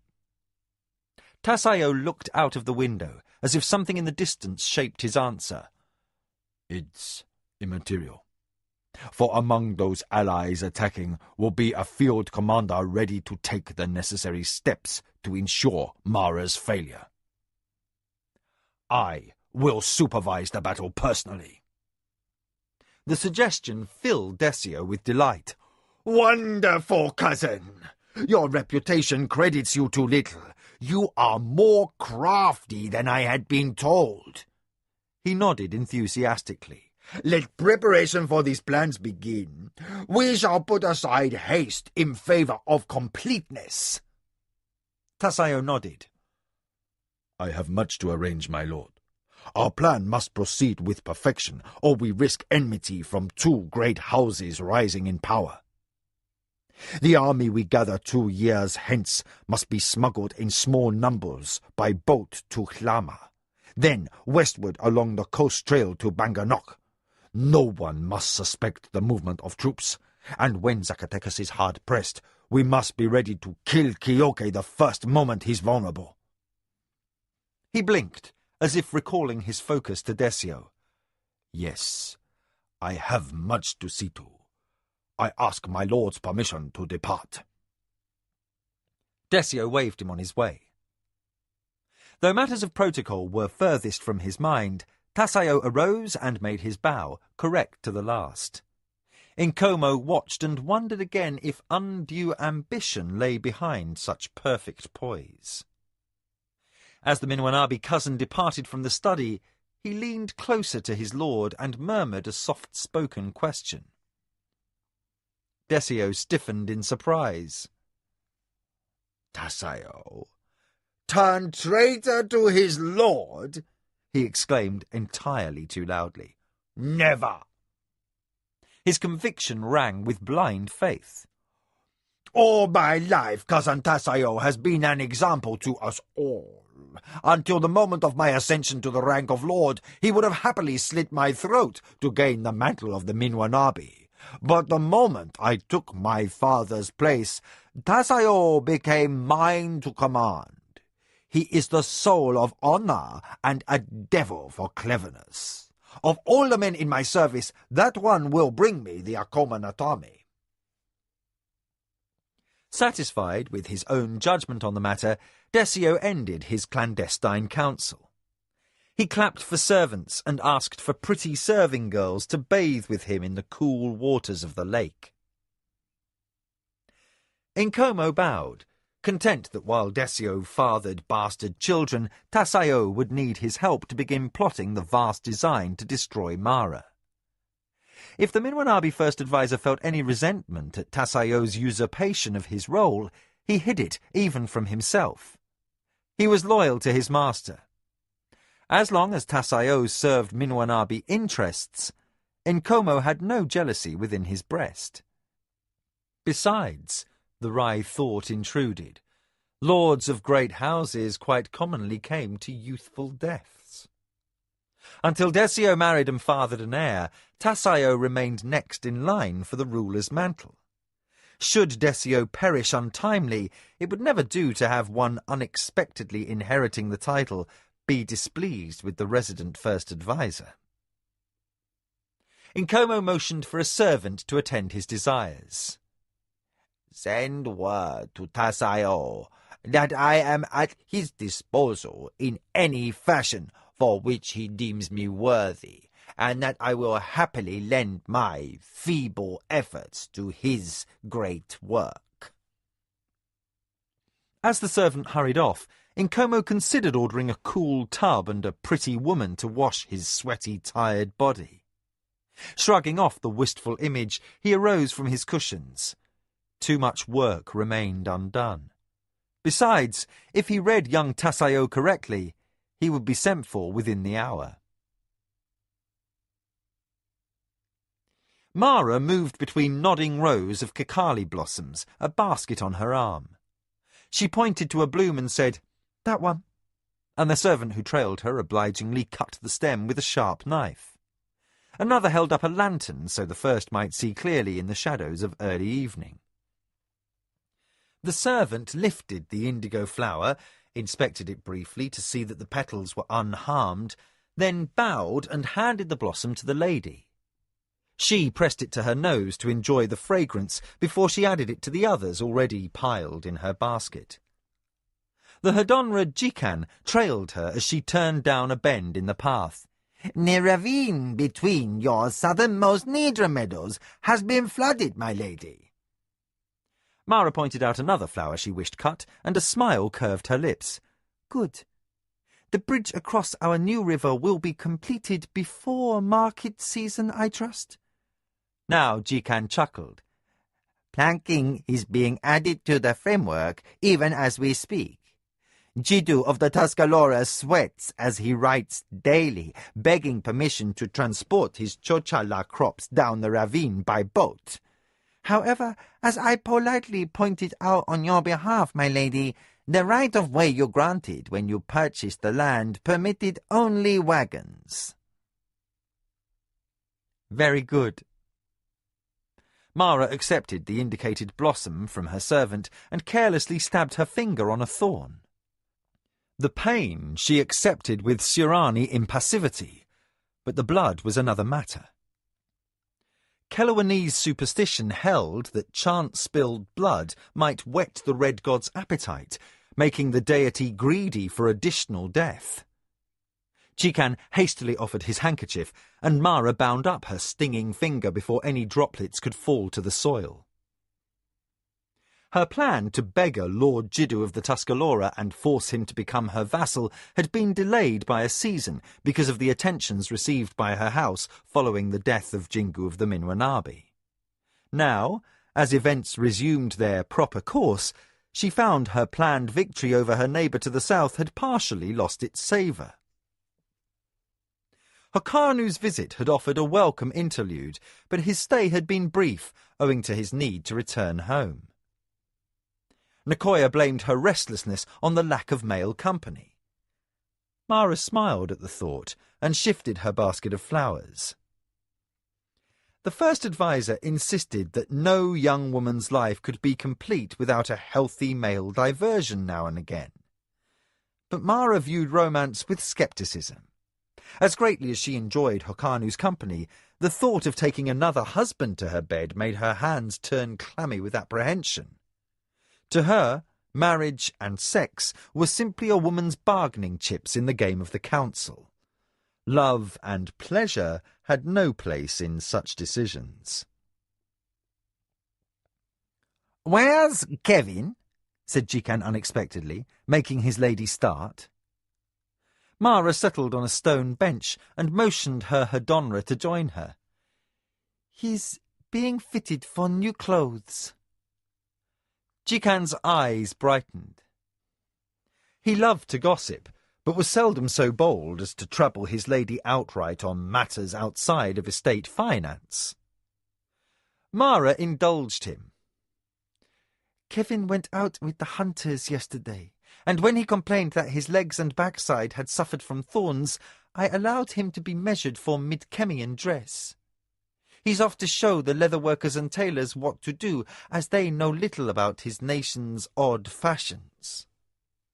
I told him the colours must not be other than a slave's grey and white, but maybe he'll behave with more dignity once his knees are covered with, what did he call it? Ah, yes, hose." "More like he'll complain he's too hot," the little Hedonra returned.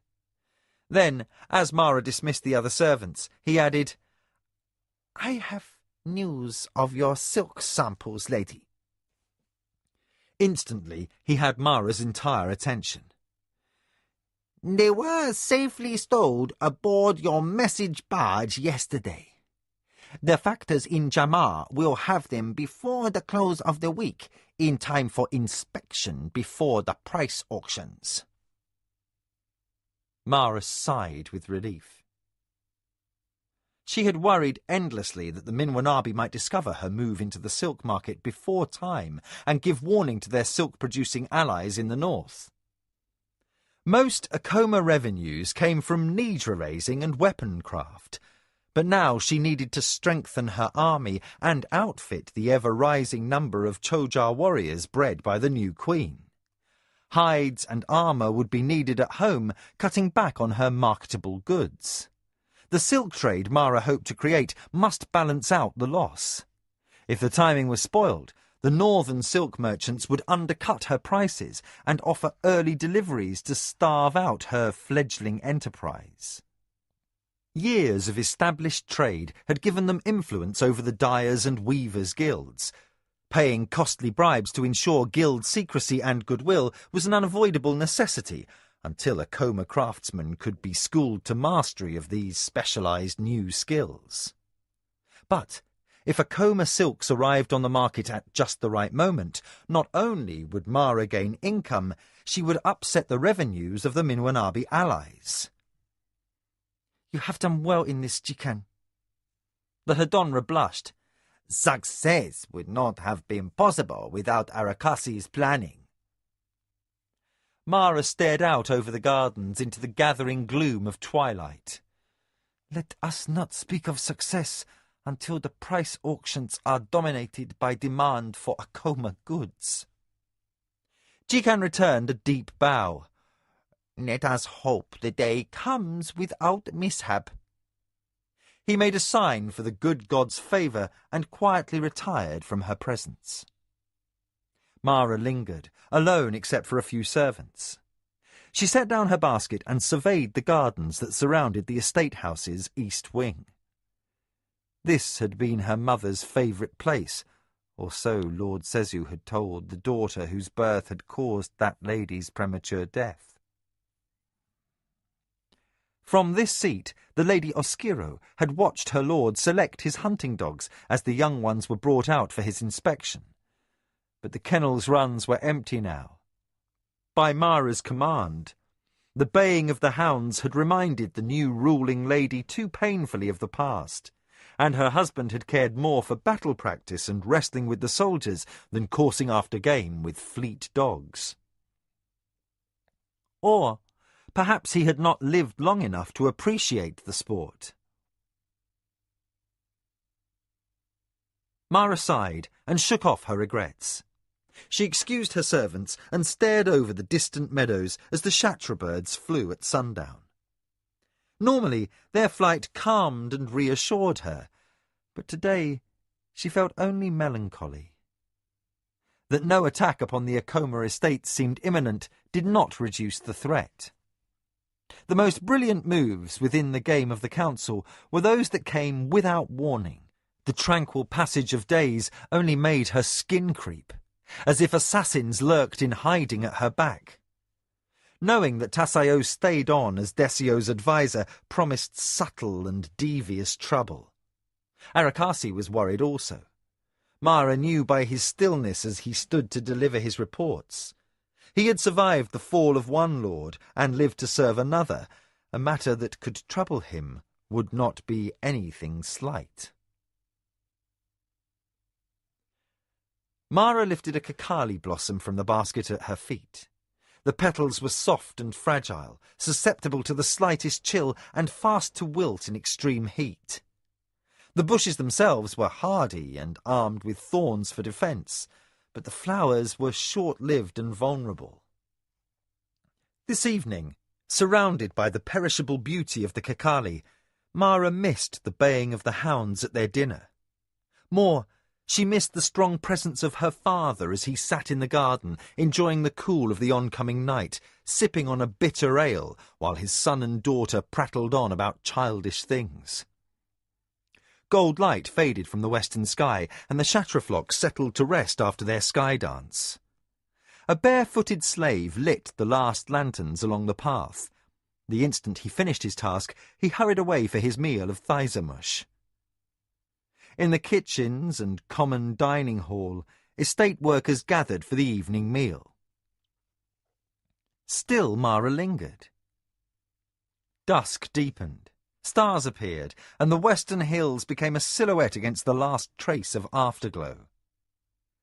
The silence peculiar to the hour descended, the bird-song of daytime now stilled, while night-singing insects in their myriad thousands had yet to waken and trill.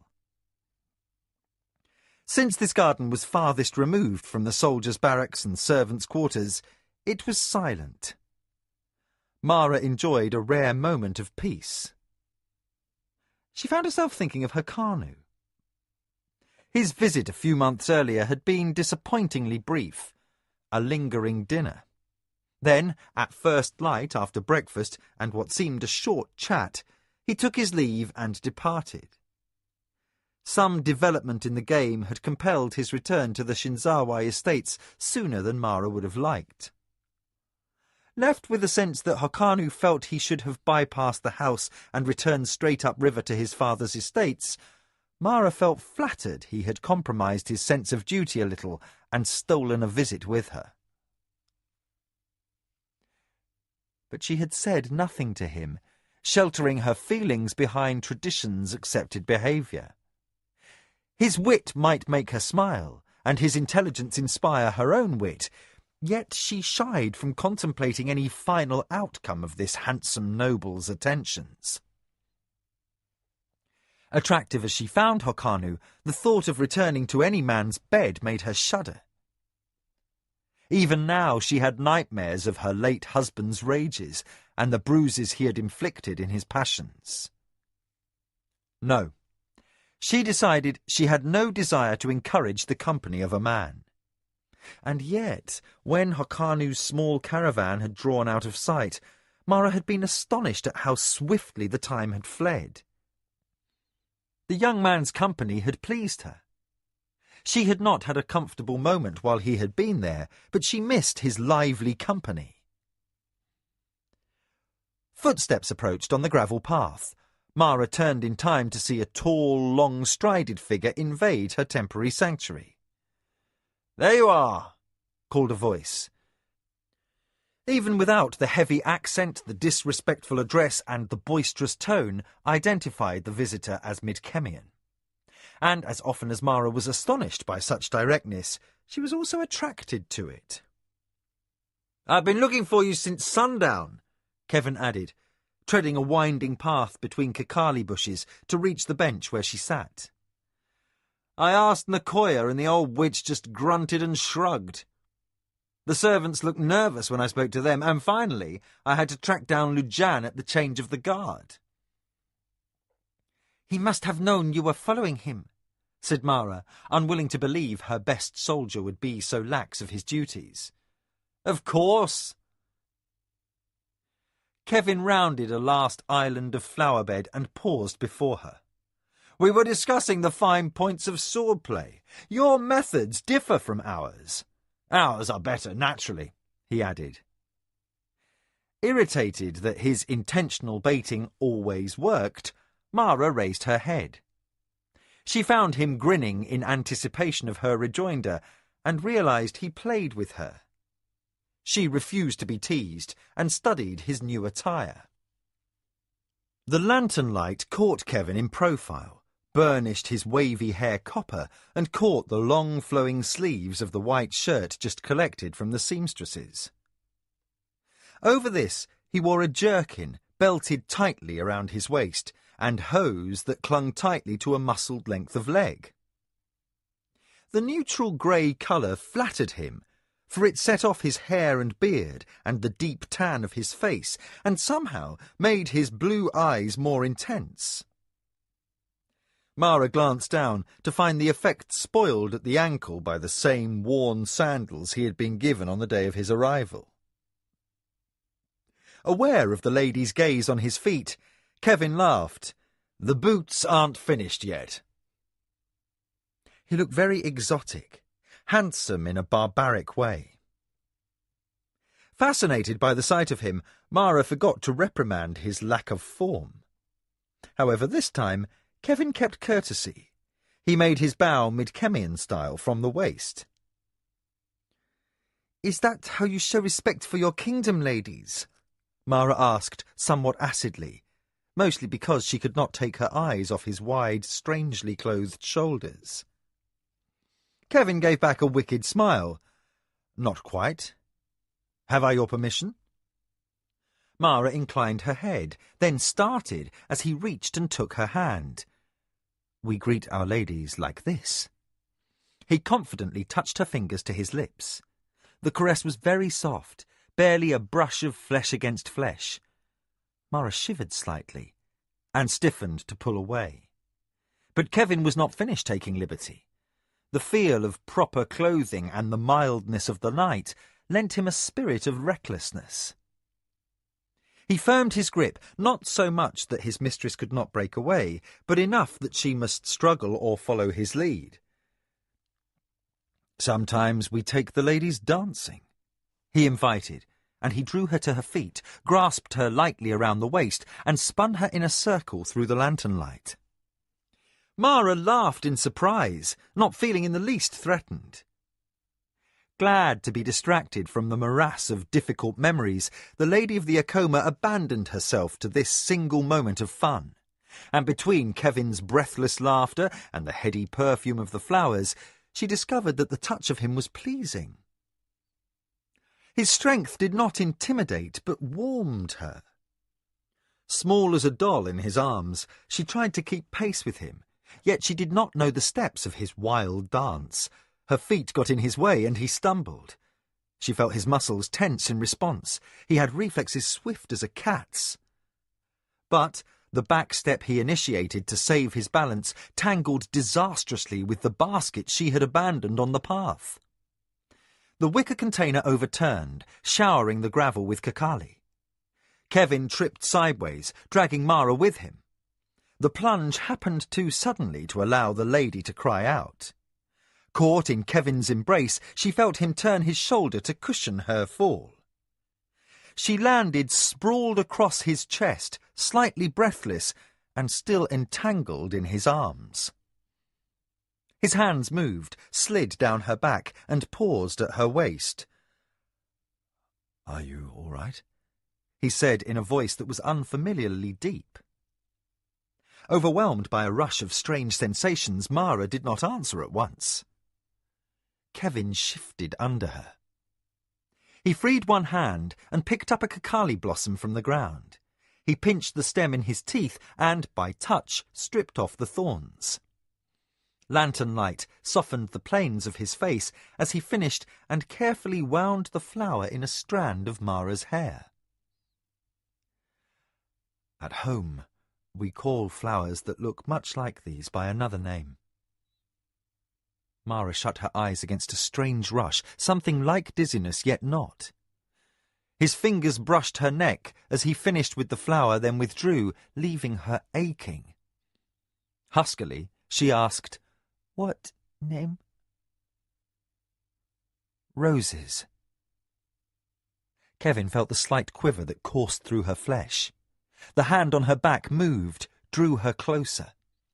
Softly he added, "Though we've none this wonderful shade of blue." His touch was tentative and gentle in a manner that did not frighten. Aware through her confusion that he offered comfort, Mara did not tear herself away. For a moment he went still, as if he awaited some form of reaction. Mara returned none. Her body felt strangely languid. When she made no move, Kevin held her more firmly. He shifted again until her hip lay cradled in the hollow of his flank, and her hair loosened from its pins and cascaded in a rush across the opened laces of his shirt. The hand on her back slid down and under her arm and traced the neckline of her robe. The touch raised fire in her, a warmth that seemed to melt her from within.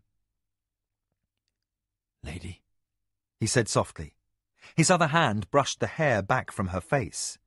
She saw that his eyes were very wide, the pupils dark in the lantern light, and the irises narrow bands of silver. "Do you want this?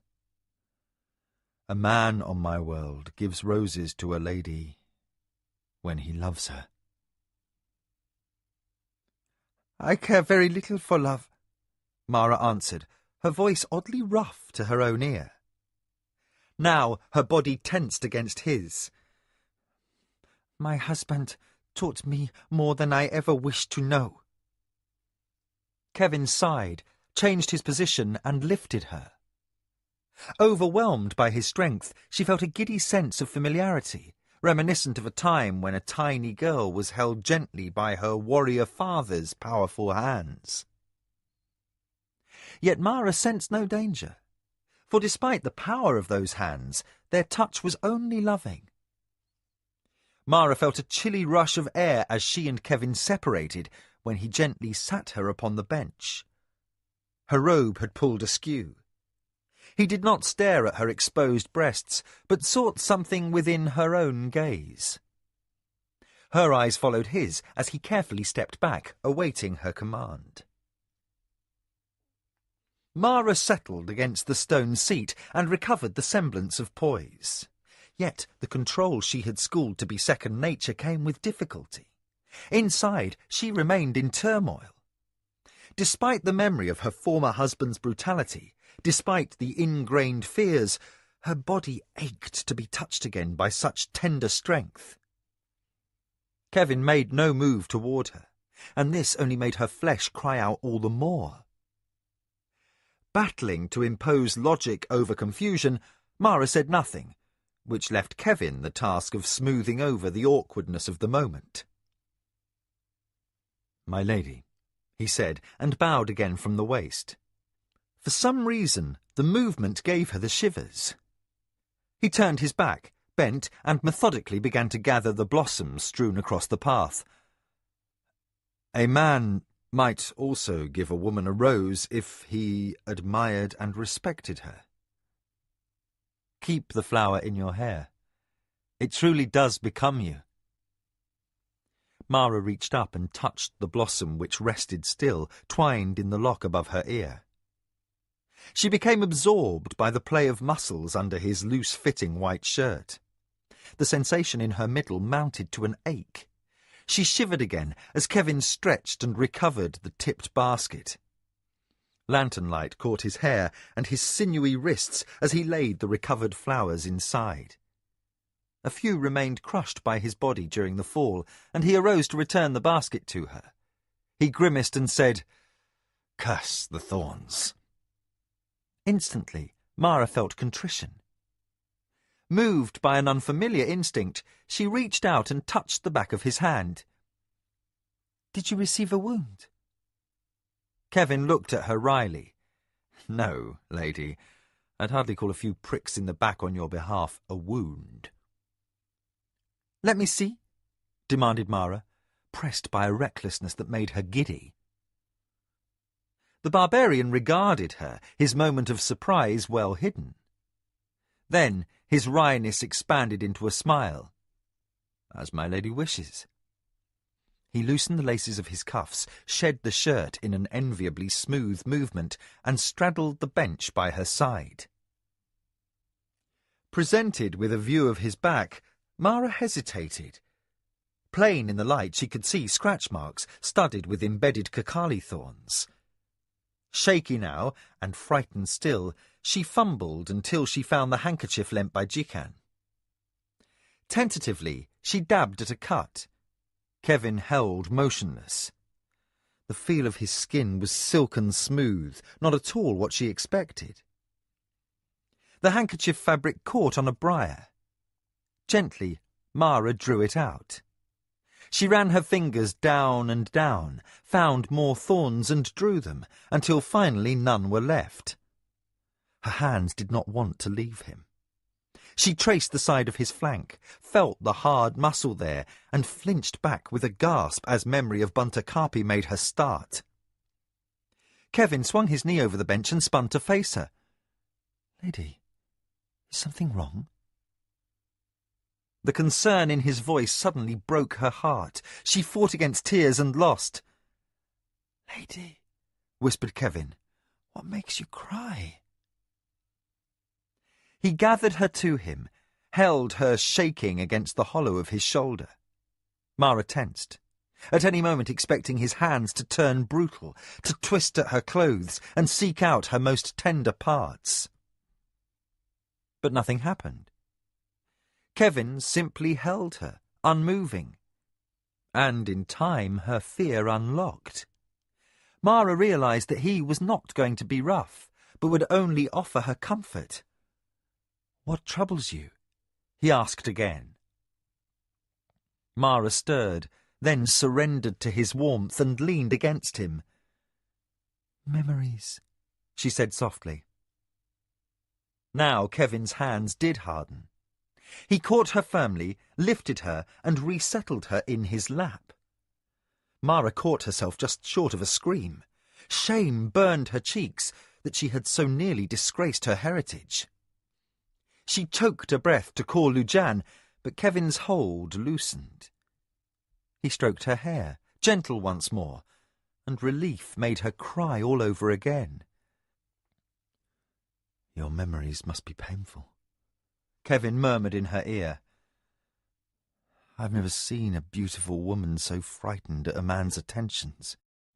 It's as if someone beat you when another man would have kissed you with tenderness." "Panto," said Mara, her voice lowered to a near whisper. Her coldness was unexpected and prompted by a resentment she had never before given rein, except in confidence with Nicoya. He liked his women bruised. His concubine Tiani loved such abuses. She paused, then added, "I don't think I ever could. Perhaps that makes me a coward. I don't care. I'm just glad I no longer have a husband to share my bed." Now Kevin was silent, shocked to an outrage that made him cup her chin until she faced him. "In my land, a husband who strikes his wife is nothing but a common criminal." Mara managed a weak smile. How different our cultures can be. Here, a woman has no power over her fate unless she is ruling lady. A man may dominate his wife as he would a slave, and in the eyes of other men his manhood is increased by her submissiveness. Now Kevin's anger could be heard in his voice. "Then your lords are no better than barbarians. Men should treat women with respect and kindness." Excitement coursed through Mara. Time and again, Nicoya told her that all men did not behave like Bunta Karpi. Yet the fact that they owned the God-given right to be brutal had caused her to distrust even Hokanu, whose outward manner seemed mild. Where she had not dared to give herself to a suitor of her own culture, With Kevin, she felt oddly safe. Then your people treat their wives and lovers like flowers, cherishing them without causing pain? Kevin nodded, his fingers stroking her shoulders as lightly as the wings of small birds. "Show me," Mara whispered. The touch of him made her tingle, and she felt through his breeches the pressure of his own aroused manhood. The barbarian's brows rose mischievously. Here? The ache inside Mara mounted, became unbearable. "Here," she repeated softly. "Here, now. I command you." When he looked as though he might protest, she added, "No one will disturb us. I am ruling lady of the Akoma." Even now she tautened, as if at any moment she expected to be manhandled. Kevin sensed her tension. "Lady," he said softly, "right now, you rule more than the Akoma." And he bent his head and kissed her lips. His touch was soft as a whisper. Reassured, she yielded almost immediately. Then, as his lightness teased her to desire, she leaned into him, demanding more. But his hands stayed soft. He stroked her breast through the fabric of her robe, maddening her with his gentleness. Her nipple turned hard and hot. She wanted his fingers on her bare skin more desperately than she had ever wished for anything. He did not comply, not all at once. Barbarian that he was, he acted as if her very robe were precious. He slipped the silk slowly from her shoulders. Mara moaned and shivered. She tugged at his shirt, wanting the feel of him, but her hands tangled in his unfamiliar dress, and as her fingers encountered his skin, she hesitated, wanting to return the feeling he gave her, but uncertain what she should do. Kevin caught her wrists, still handling her as if her flesh was fragile. His care made her desire mount further, tormented her to an ecstasy she had never dreamed existed. She could not have named the moment he slid her robe off and touched his lips to her breast. By then her world had dissolved into dizziness, and she moaned for his touch against her loins. Midkemian clothing was more complicated than Sirani dress. He had to shift her to remove his breeches. Somehow they ended up in the grass, lit by the golden sliver of Kelowan's moon, and also by a soft wash of lantern light. Abandoned to pleasure amid the scent of blooming kekali, swept away by the passion of a red-headed barbarian, Mara discovered what it was to be a woman. Later, flushed with the elation of newfound release, Mara returned to her chamber. Nakoya awaited her there with news of a business transaction in Sulankur and a tray of light supper.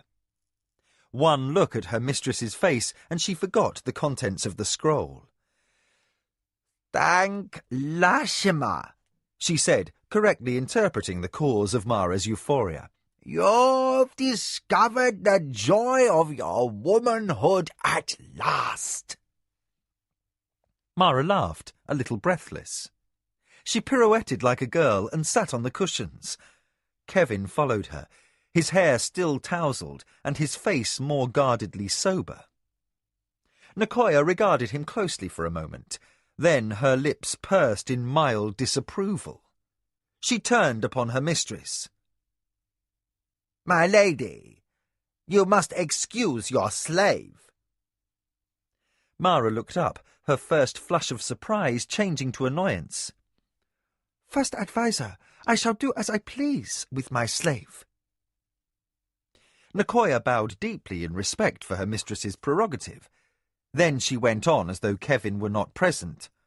"Daughter of my heart, you have now learned the wonder of sex. This is good. And you are not the first great lady who has used a slave. It is not only useful, it is even wise, for no slave can use you. However, Desio of the Minwanabi will be waiting to take advantage of every weakness, however small. You must not make mistakes and let the pleasures of the flesh grow into infatuation. This Mitkebian should be sent away to keep your thinking clear, and you should take 1 or 2 different men to your bed soon to learn they are merely useful. Mara stood motionless with her back turned. I find this discussion inopportune. Leave me at once, Nakoya. The first advisor of the Akoma returned a deeper bow. Your will, lady. Stiffly she arose, and with a last lingering glare at Kevin she left the room. As the indignant tap of her sandals faded down the hall, Mara motioned to her slave. Join me, she invited. Then she shed her loosened robe and dropped naked upon the cushions of the mat that served as her bed. Show me again how the men in your land love their women. Kevin returned his familiar wry grin. Then he raised his eyes toward heaven in a show of mock appeal. "Pray to your gods to give me the strength," he murmured. Then he slipped off his shirt and his drawers and joined her. Later, when the lamps burned low, Mara lay awake in the clasp of Kevin's arms and reflected upon the joy she had found in the midst of so many worries. She reached out and smoothed back her lover's tousled hair. She regarded the punctures traced across his shoulder by the sharpened thorns of the kikali. The wounds were slight, already scabbed over. Only then did Mara appreciate the bittersweet nature of the love that had overtaken her at last. Kevin was, and always would be, a slave. There were certain unarguable absolutes in her culture, and that fact was one. Caught up in a moment of melancholy and frowning at the waning moon through the screen, Mara wondered whether the bad luck that had brought down her brother and father might not stalk her yet. Desperately, she prayed to Lashima that the blood from Kevin's scratches had not seeped through his shirt and touched the ground. Lord Desio of the Minwanabi had sworn the vengeance of his house into the hands of Turakamu, and with or without invitation, the death god walked where he would. If he chose to favour the Minwanabi, the Akoma would be swept away without trace from the land and the memory of man. Chapter 7. Target. Mara stirred. Her hand brushed warm flesh and she started awake. In the pre-dawn gloom she saw Kevin as a figure of greys and blacks. He was not asleep, but propped on one elbow looking at her.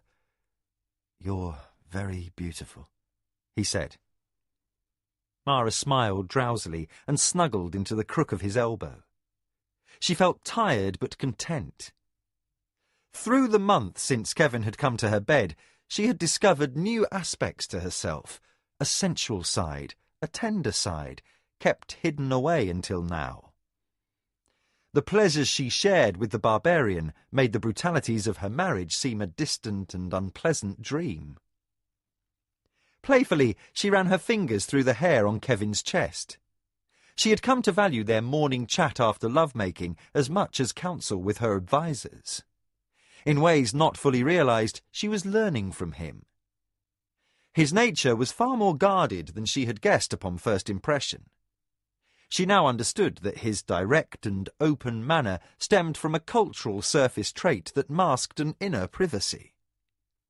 Kevin remained intentionally vague about his previous life and family, and though she asked often, he avoided talk of the future, as if he concealed his plans in that regard as well.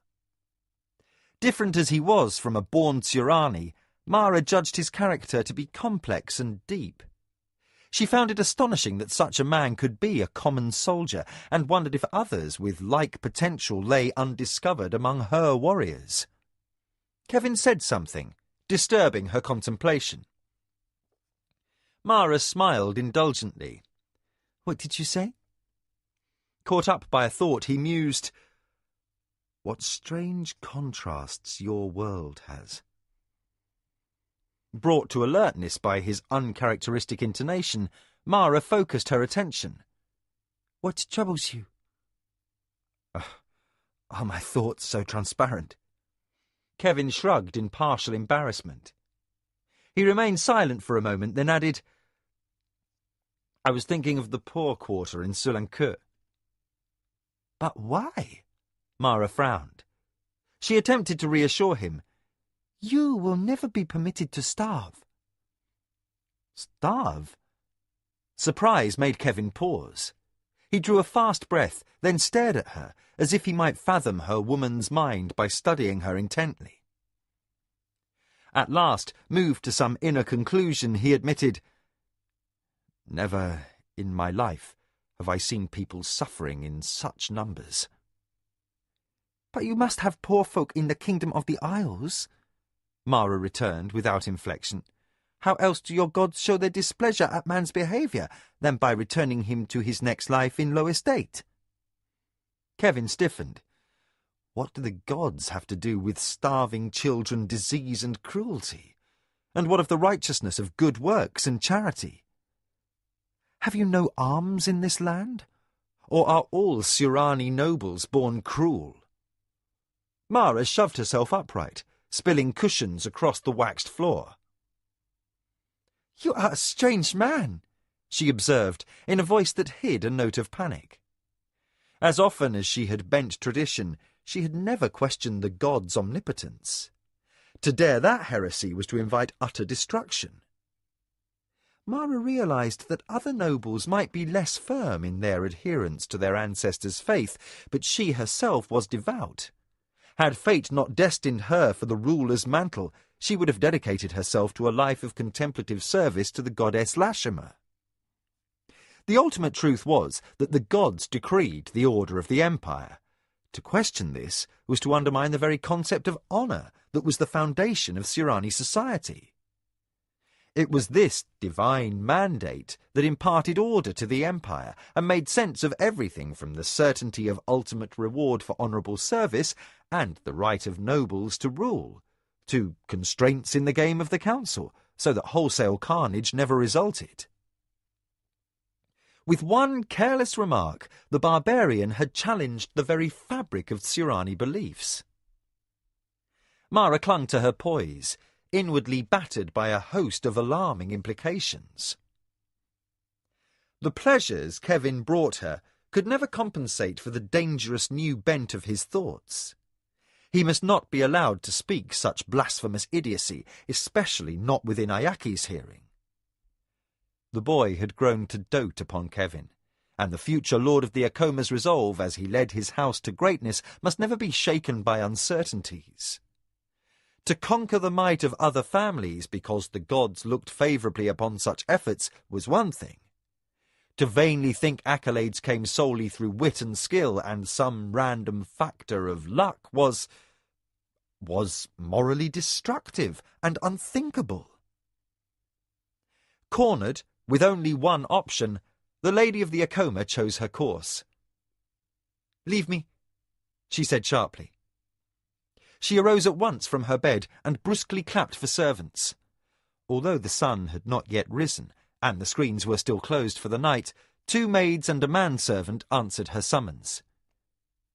"Dress me at once," she commanded. One maid rushed to select a robe, while the other took up brush and comb to attend to her mistress's tangles. The manservant tidied the scattered cushions and adjusted the screens. The fact that Kevin got in his way seemed not to faze him. Wizened and old, and ingrained in the habit of his duties, he went about straightening up the chamber as though he were deaf. Mara slipped her arms into the rose-coloured silken robe the maid held up for her. She turned and saw Kevin standing naked, his breeches and shirt across his arm, and a dumbfounded look on his face. The lady's expression remained stern, her dark eyes fathomless and hard. "Jikan tells me the work clearing the forest for my Nidra fields goes slowly. This is mostly owing to your countrymen, who complain and malinger over their appointed share of work." The maid with the comb lifted the hair from Mara's nape and began expertly piling it into an elaborately knotted headdress. Mara continued in a level tone, despite the fact that her head was tugged this way and that as the maid separated each long lock for arrangement. "I wish you to take charge," Mara announced. "Spring will be upon us all too swiftly, and the Nidra herds will increase. You shall have power over my overseers and the authority to change any detail you see fit. In return, your countrymen will cease their laziness. They will cut timber and clear the new fields before the first calf is thrown.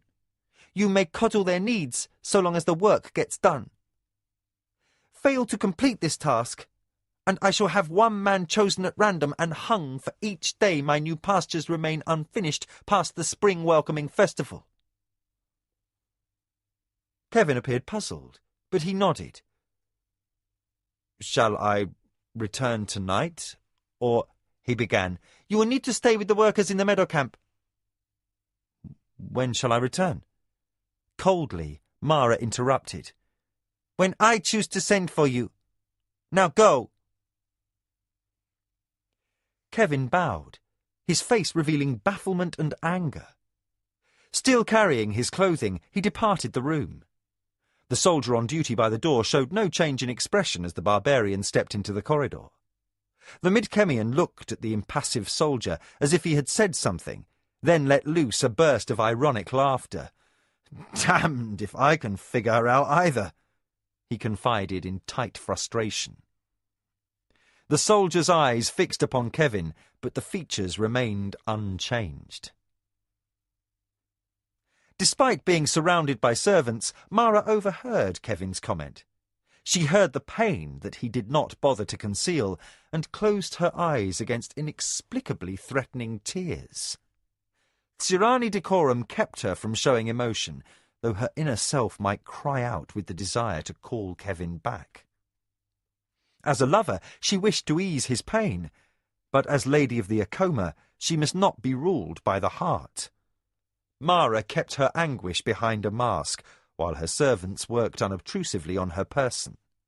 Afraid to move, afraid even to sigh lest her control break into an uncontrollable bout of weeping, Mara called in a small voice for a meal. As much as she longed for release, tears would be shameful for the Lady of the Acoma. To be shaken by a barbarian slave's words, to feel desolate over his absence, was not appropriate for the lady of a great house. Mara swallowed her pain, which was doubled by knowing she had wounded Kevin in saving herself. She found no relief in restraint, nor did the silent disciplinary chants learned in Lashima's temple help ease the ache. When her breakfast tray arrived, she picked at the food without appetite and stared into empty space. Her servants remained dutiful and silent. Bound to traditions as rigid as her own, they waited for her next command without judgment upon her behaviour. Mara at last signalled, and servants removed the breakfast tray, with the food barely touched. Determined to master her inner turmoil, Mara called her advisers to conference. They met in her study, Keoke alert as always, his force commander's plumes the only decoration on his well-scarred common armour. He had been up before dawn to oversee a patrol on the borders, and his sandals were still dew-drenched and dirty. Nakoya, who usually dragged in the mornings, perked up sharply as she completed her bow and noticed Kevin's absence. She breathed a perceptible sigh of relief. At long last her mistress had come to her senses and sent the tall barbarian away. Angered by the old woman's worldly-wise satisfaction, Mara repressed a desire to slap Nakoya's wizened cheek. Then, shamed by her inappropriate resentment, she looked for her Hedonra's arrival. At the point when she was ready to send her runner-slave to find him, Jikan arrived. Puffing, he bowed very low and apologized profusely for his tardiness.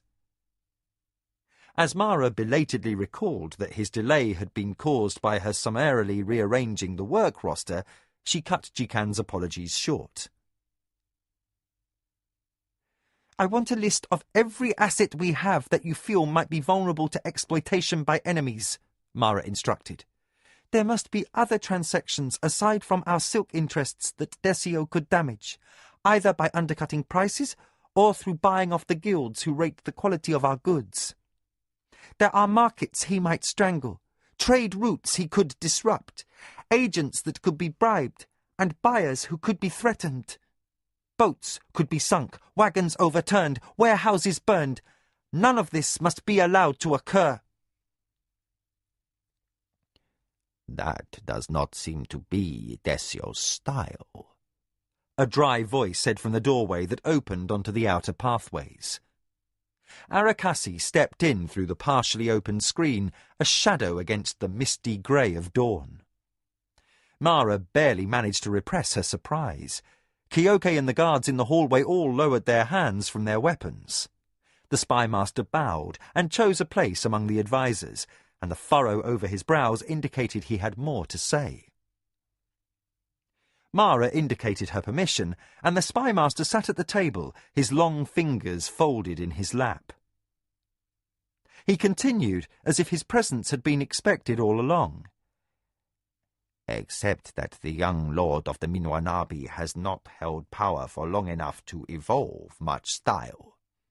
As if he were still formulating his conclusion, the spymaster stroked the merchant's plaited scalp lock he had cultivated for his latest guise on the road. One thing is clear, though. Desio is spending huge sums of money upon something. The markets from here to Ambolina are choked with Minwanabi goods, and from the scant information from our clerk in Desio's employ, I would presume the unaccounted money is being invested in gifts, bribes, or favours. Agitated at this news, Mara chewed her lip. Bribes for what? She mused softly. There must be some means of finding out. Kyoke's deep voice interrupted. This morning, my soldiers caught a strange herder lurking in the Nija fields that border the Tuscarora estates. They took him for questioning, but he died on his dagger rather than name his true master. Arakasi's eyes slitted speculatively as Nakoya said, He was probably one of Lord Jidu's spies, sent to check the guard on the bridge across the gorge. The first adviser pursed her lips, as if thought of the Akoma's southern neighbour brought a bad taste to her mouth. The Tuscarora Chochala harvest is nearly ready for market, and by now even Jidu's thick-witted Hadonra must guess that his wagons will not be using Mara's bridge to reach the road without paying toll for their passage. The spymaster leaned sharply forward. I would not count on the possibility that herder was Jidu's. Mara nodded. Neither do I take your hunches lightly, Arakasi. To Kyoke she added, We must send a patrol to guard Lord Jidu's borders, unobtrusively, of course. His warriors are good, but they may not realize how much my enemies might gain if their master's crops burned. Kyoke nodded, the hands at rest upon his sword unmoving as he contemplated this touchy assignment. Lord Jidu of the Tuscarora might be lax in his spending habits, but his soldiers were fine warriors. Jikan diffidently offered advice on this point. Lord Jidu hires migrant workers from Neskesha to help with the harvest when his crop is abundant. This has been a bountiful year. Perhaps some of the warriors could disguise themselves as Chochala pickers and infiltrate the workers in the fields. The overseers would not know every strange face, and since our men would be drawing no pay, their presence might pass unnoticed for many days. Kyoke expanded this proposition. Better, and for our warriors' honor, we could stage battle maneuvers in the meadows beside Lord Jidu's estates. Our own workers can infiltrate the groups of Tuscarora pickers, and if trouble arises, they could slip away and alert our troops. Mara nodded decisively. Let this be done. She dismissed her advisers, assuring Jikan she would study the finance papers brought for her review after the midday meal. Then, atypically vague and aimless, Mara retired to the garden seeking solace. But the paths between the flowering kakali bushes seemed lonely and empty in the morning light. The growing heat of day oppressed her. As the lady wandered among the fragrant akasi blooms, her thoughts returned to her nights in Kevin's arms. Her feelings at the time had seemed so profoundly right. Now his absence made her ache, as if a piece of her being were missing. She contrived 1,000 excuses to send for him, only for a moment to answer a question, to play with Ayaki, to clarify some obscure rule in the game his people called knucklebones. Mara's eyes sheened over with tears, and she misstepped, stumbling over a raised stone in the path. Her musing dissolved into anger. She needed no reason. She was Mara, ruling lady of the Akoma. She could order her slaves where she would without explanation to anyone. Then, wakened to her own folly before she gave in to impulse, she firmed her inward resolve. Her house had stood at the brink of ruin since the death of her father and brother. She must do nothing to risk the gods' displeasure. If she failed, if she lost sight of the ways of her ancestors over an affair of the heart, every Akoma retainer, from the least servant in her scullery to her beloved senior advisers, would suffer. Their years of loyal service and the honour of her family name must never be sacrificed for the sake of dalliance with a slave. Nakoya had been right. Kevin was a danger to her, best put aside without regret. Damn the barbarian, she reflected with irritation. Couldn't he learn his place quickly and become a Surani slave? Couldn't he cease his poisonous, perilous thinking? Sadness pushed through her confusion and mixed with annoyance at herself. I am ruling lady, she scolded inwardly. I should know what to do. Miserably, Mara admitted, but I don't. The servant by the garden gate, who awaited his mistress's command, called out, My lady? Mara bit back a needlessly harsh reply. Send for my son and his nurse. I would play with him for a while. The man returned a proper bow and hurried to do her bidding. Immediately Mara's mood brightened. Nothing brought a smile to her lips more reliably than the boisterous laughter of her son as he chased after insects or raced till he was breathless through the garden. Desio hammered his pudgy fist into the tabletop, causing a candle to topple and a dozen jade ornaments to scatter and roll upon the carpet. A nervous servant hurried to gather the fallen items, and First Advisor Inkomo stepped aside to avoid being struck by the rolling pedestal that had supported a goddess figurine. My lord, he implored cautiously, you must have patience. But Mara is about to gain a vassal, Desio howled. That lazy idiot Jiddu of the Tuscarora doesn't even see what's coming. The servant arose, a half-dozen precious carvings clutched to his chest. Desio chose that moment to bang the table again. The servant cringed, and with shaking hands began to restore the ornaments to their former resting place. Inkomo regarded his lord's flushed face and sighed with restrained impatience. He was weary from days spent indoors, each one filled with long and profitless hours in attendance upon a lord whose mind held no subtlety. Yet, until cousin Tasayo returned, Inkomo could do little except endure Desio's ranting. If only we could arrange a raid to burn those chochala bushes, the lord of the Minwanabi complained.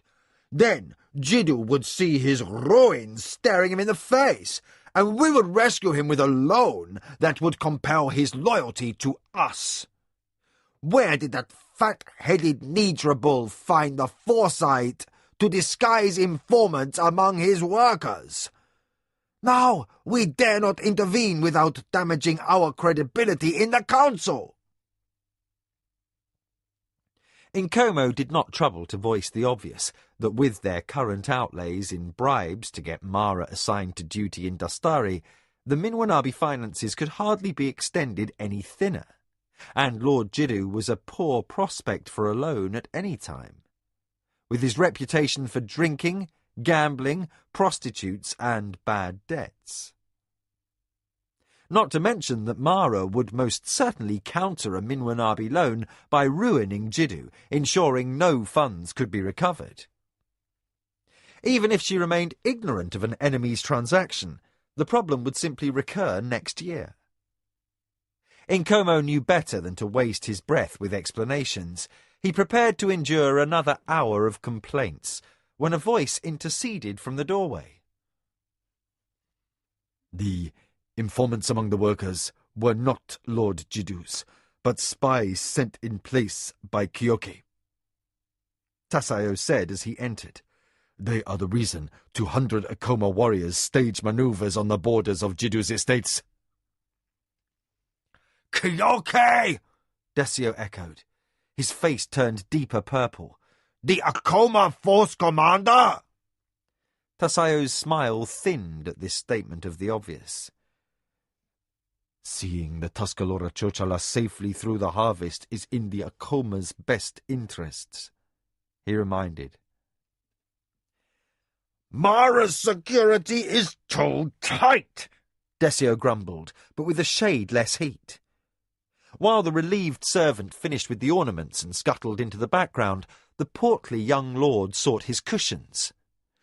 We could not send an assassin to poison this force commander with any assurance of success. We've already lost a man trying to infiltrate the Akoma herders, and from what we've discovered about that God's lucky strike leader Lujan, we might not benefit so greatly from Kyoki's death. The upstart might be recently promoted, but he could prove just as able a defender of Akoma honor. I say he needs to be killed as well, but he guards the lady's own chambers. Desio's anger reasserted itself. And if I could get an assassin that damn close, I would order him to murder Mara instead. True, Tasayo agreed. Before Desio's disgruntlement could mushroom further, the warrior threw off the mantle that draped his armoured shoulders. He tossed the garment to a hovering servant and bowed before his cousin with flawless deference. Then he sat. My lord, there has been a new development. Nkomo lost his sour expression, admiring the tact that transformed the lord's ill-tempered restlessness into attentive eagerness. Tasayo smiled, revealing straight white teeth. I have ascertained the identity of Mara's 3 spies. Desio was silent a moment.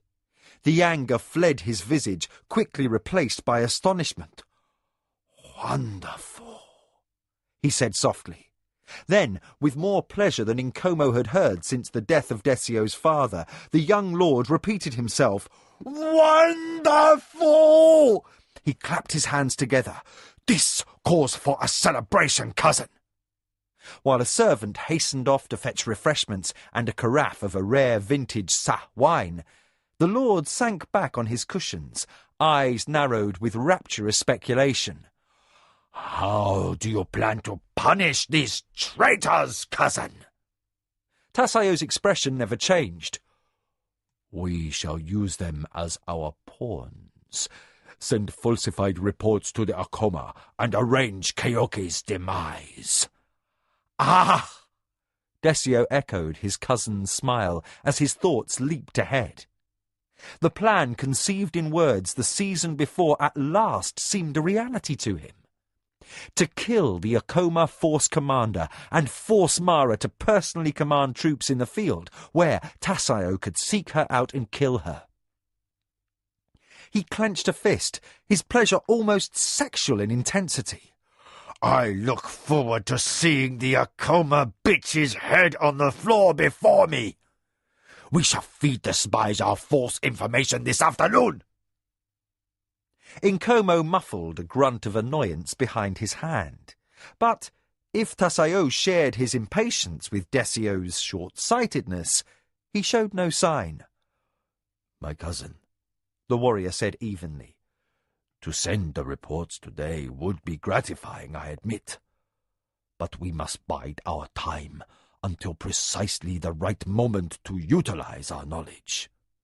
To use Mara's agents now would certainly reveal our infiltration and waste our advantage. These men are not simple servants, but men who, in their own way, are fierce in their loyalty to the Akoma. Like warriors, they have made peace with the gods and are ready to die at any moment. Should Mara learn that we have uncovered them, she will simply cut them loose. They would welcome death at her order, rather than betray her trust. They might try to flee to the safety of her estates, or they might fall upon their swords. If their courage fails, we might have the small satisfaction of executing them. But for Minwanabi advantage, we gain nothing. Nkomo added his agreement. Given the fact Mara has 3 agents here, her spy master will certainly work to install replacements. We could then be reduced to another lengthy search to smoke out the new culprits. Tasayo urged his cousin, Make no overt move until the fall. By then, I can smuggle enough of our warriors into Dastari to have a fair chance against the army Zacatecas and Akoma will send against the nomads. All through the summer, Mara must wonder what our crucial move will be. She will lie awake at night and sweat in the darkness and send out informants and learn nothing. Are we trying to strangle her grain markets, she will ask. Will we insinuate ourselves between her and potential allies in the council? Might we raid outlying warehouses where her finances are vulnerable? Let her conceive of 1,000 possibilities and agonize over each and every one. Tasayo sat forward, his amber eyes afire. Then, after harvest, when she has exhausted herself with worry and taxed her useless spies to their limits, we strike. Fast as a sword stroke, the Minwanabi cousin clapped his hands. Kyoke dies, along with a company of Mara's best soldiers. Perhaps her first strike leader Lujam falls as well. The Akoma household is left without military cohesion, and whatever surviving officer the lady promotes to wear plumes must assume a post for which he is unpracticed.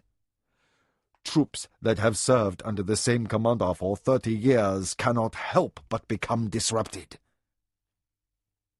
As he looked directly at Desio, Tasayo's manner embodied confidence.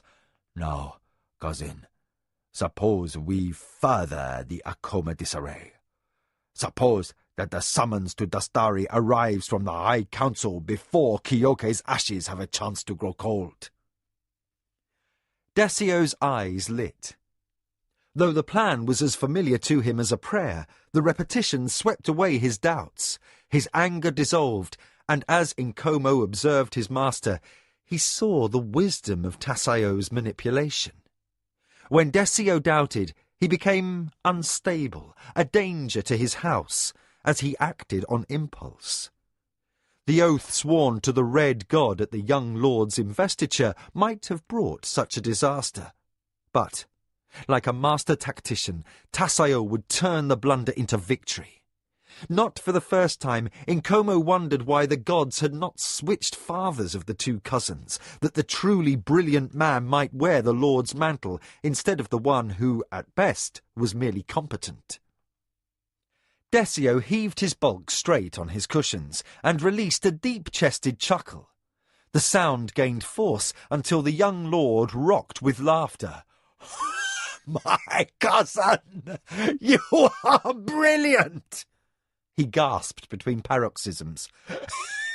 Brilliant! Tassayo inclined his head. All for your honor, my lord, and for the triumph of the Minwanabi.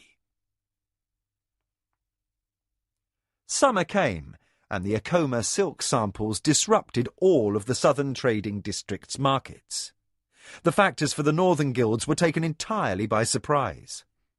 No longer could they market their lesser quality goods for premium prices in the south. The auctions were an Acoma triumph, and the talk of every clan gathering the breadth of the Sirani Empire. Supplied with enough orders to busy the Choja for 5 years, Jikan had to restrain himself to keep from dancing in his mistress's presence. At one stroke, the Acoma's monetary position had gone from critically overdrawn to abundant. From a well-to-do house without much liquidity, the Acoma had become among the wealthiest in the Central Empire, with enough cash reserves to narrow any threat posed by enemies. Mara smiled at her Hedonra's elation. This victory upon the silk market had been a long time in the planning, but she was given no time to appreciate her hard-won fortune. Just 1 hour after word arrived from the auctions, another messenger delivered fresh news. Her southern neighbour, Jiddu of the Tuscarora, presented himself, asking audience, presumably to beg for Acoma vassalage to save his house from irredeemable debt. This touched off a flurry of activity. The Acoma senior advisers all gathered with Mara to meet Lord Jiddu in the Great Hall. An honour guard in ceremonial armour stood arrayed behind her dais.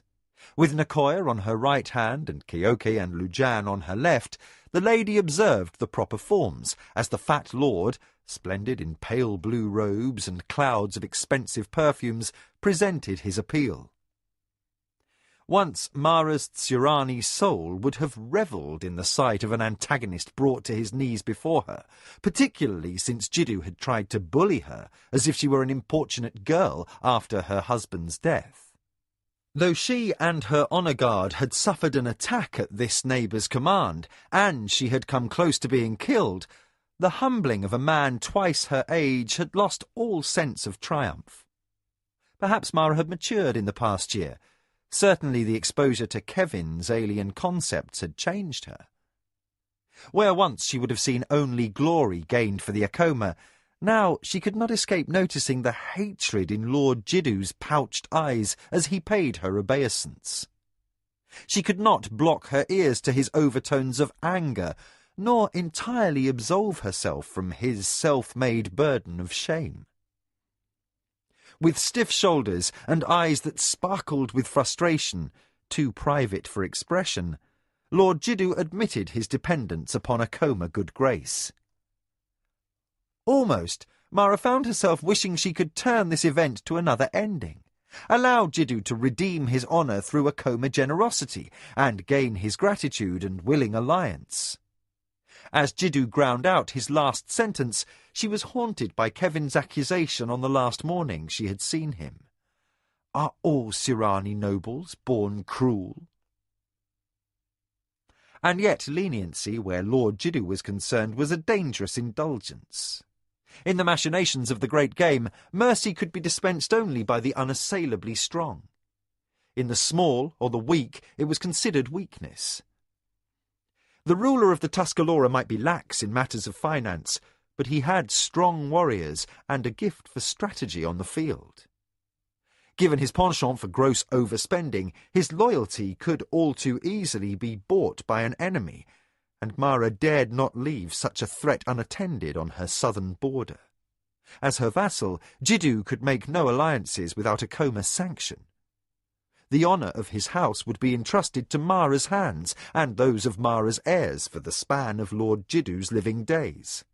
Her sovereignty would become such that he could not fall upon his sword without her leave to die. We'll drive hard and dangerous bargains, Lady Mara, the Lord of the Tuscarora warned. Should the Tuscarora effectively be reduced to a pawn for Akoma ambitions, his clan and fellow members of the Yellow Serpent Party would be less willing to treat with her because of Akoma domination over one of their own. "The great game is a dangerous undertaking," Mara replied. Her words were not empty platitude. Arakasi kept her informed of politics afield. If clan or party action brewed up against her family, she would hear well in advance of the fact.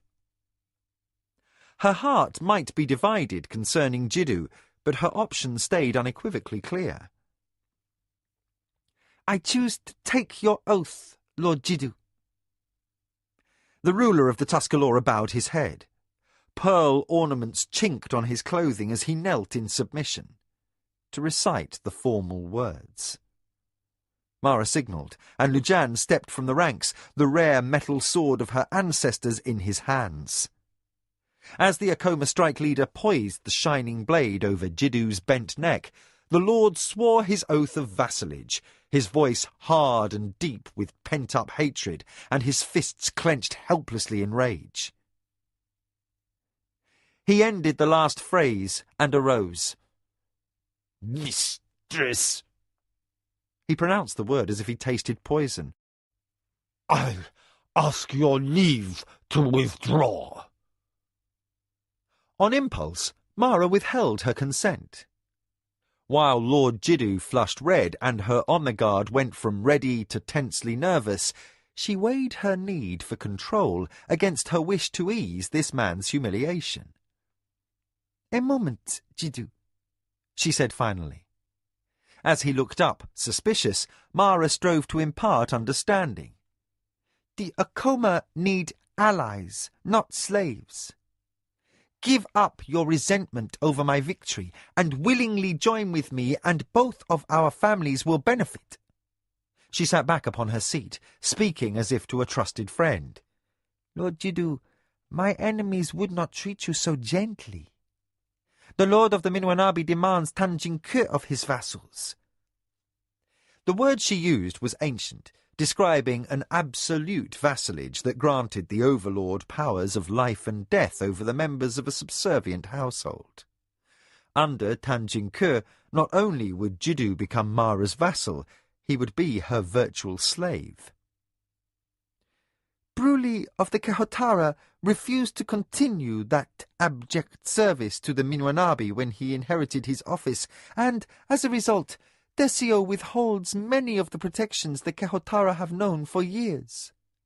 Bruli suffers because he wishes the appearance of independence. I do not shame you by demanding the lives of all your subjects, Jiddu." The stout lord conceded this point with a curt nod, but his anger and humiliation did not lessen. His was not an enviable position, to be at the mercy of a woman he had once tried to kill. Yet something in Mara's sincerity caused him to listen. "I will establish policies that benefit both our houses," Mara decreed.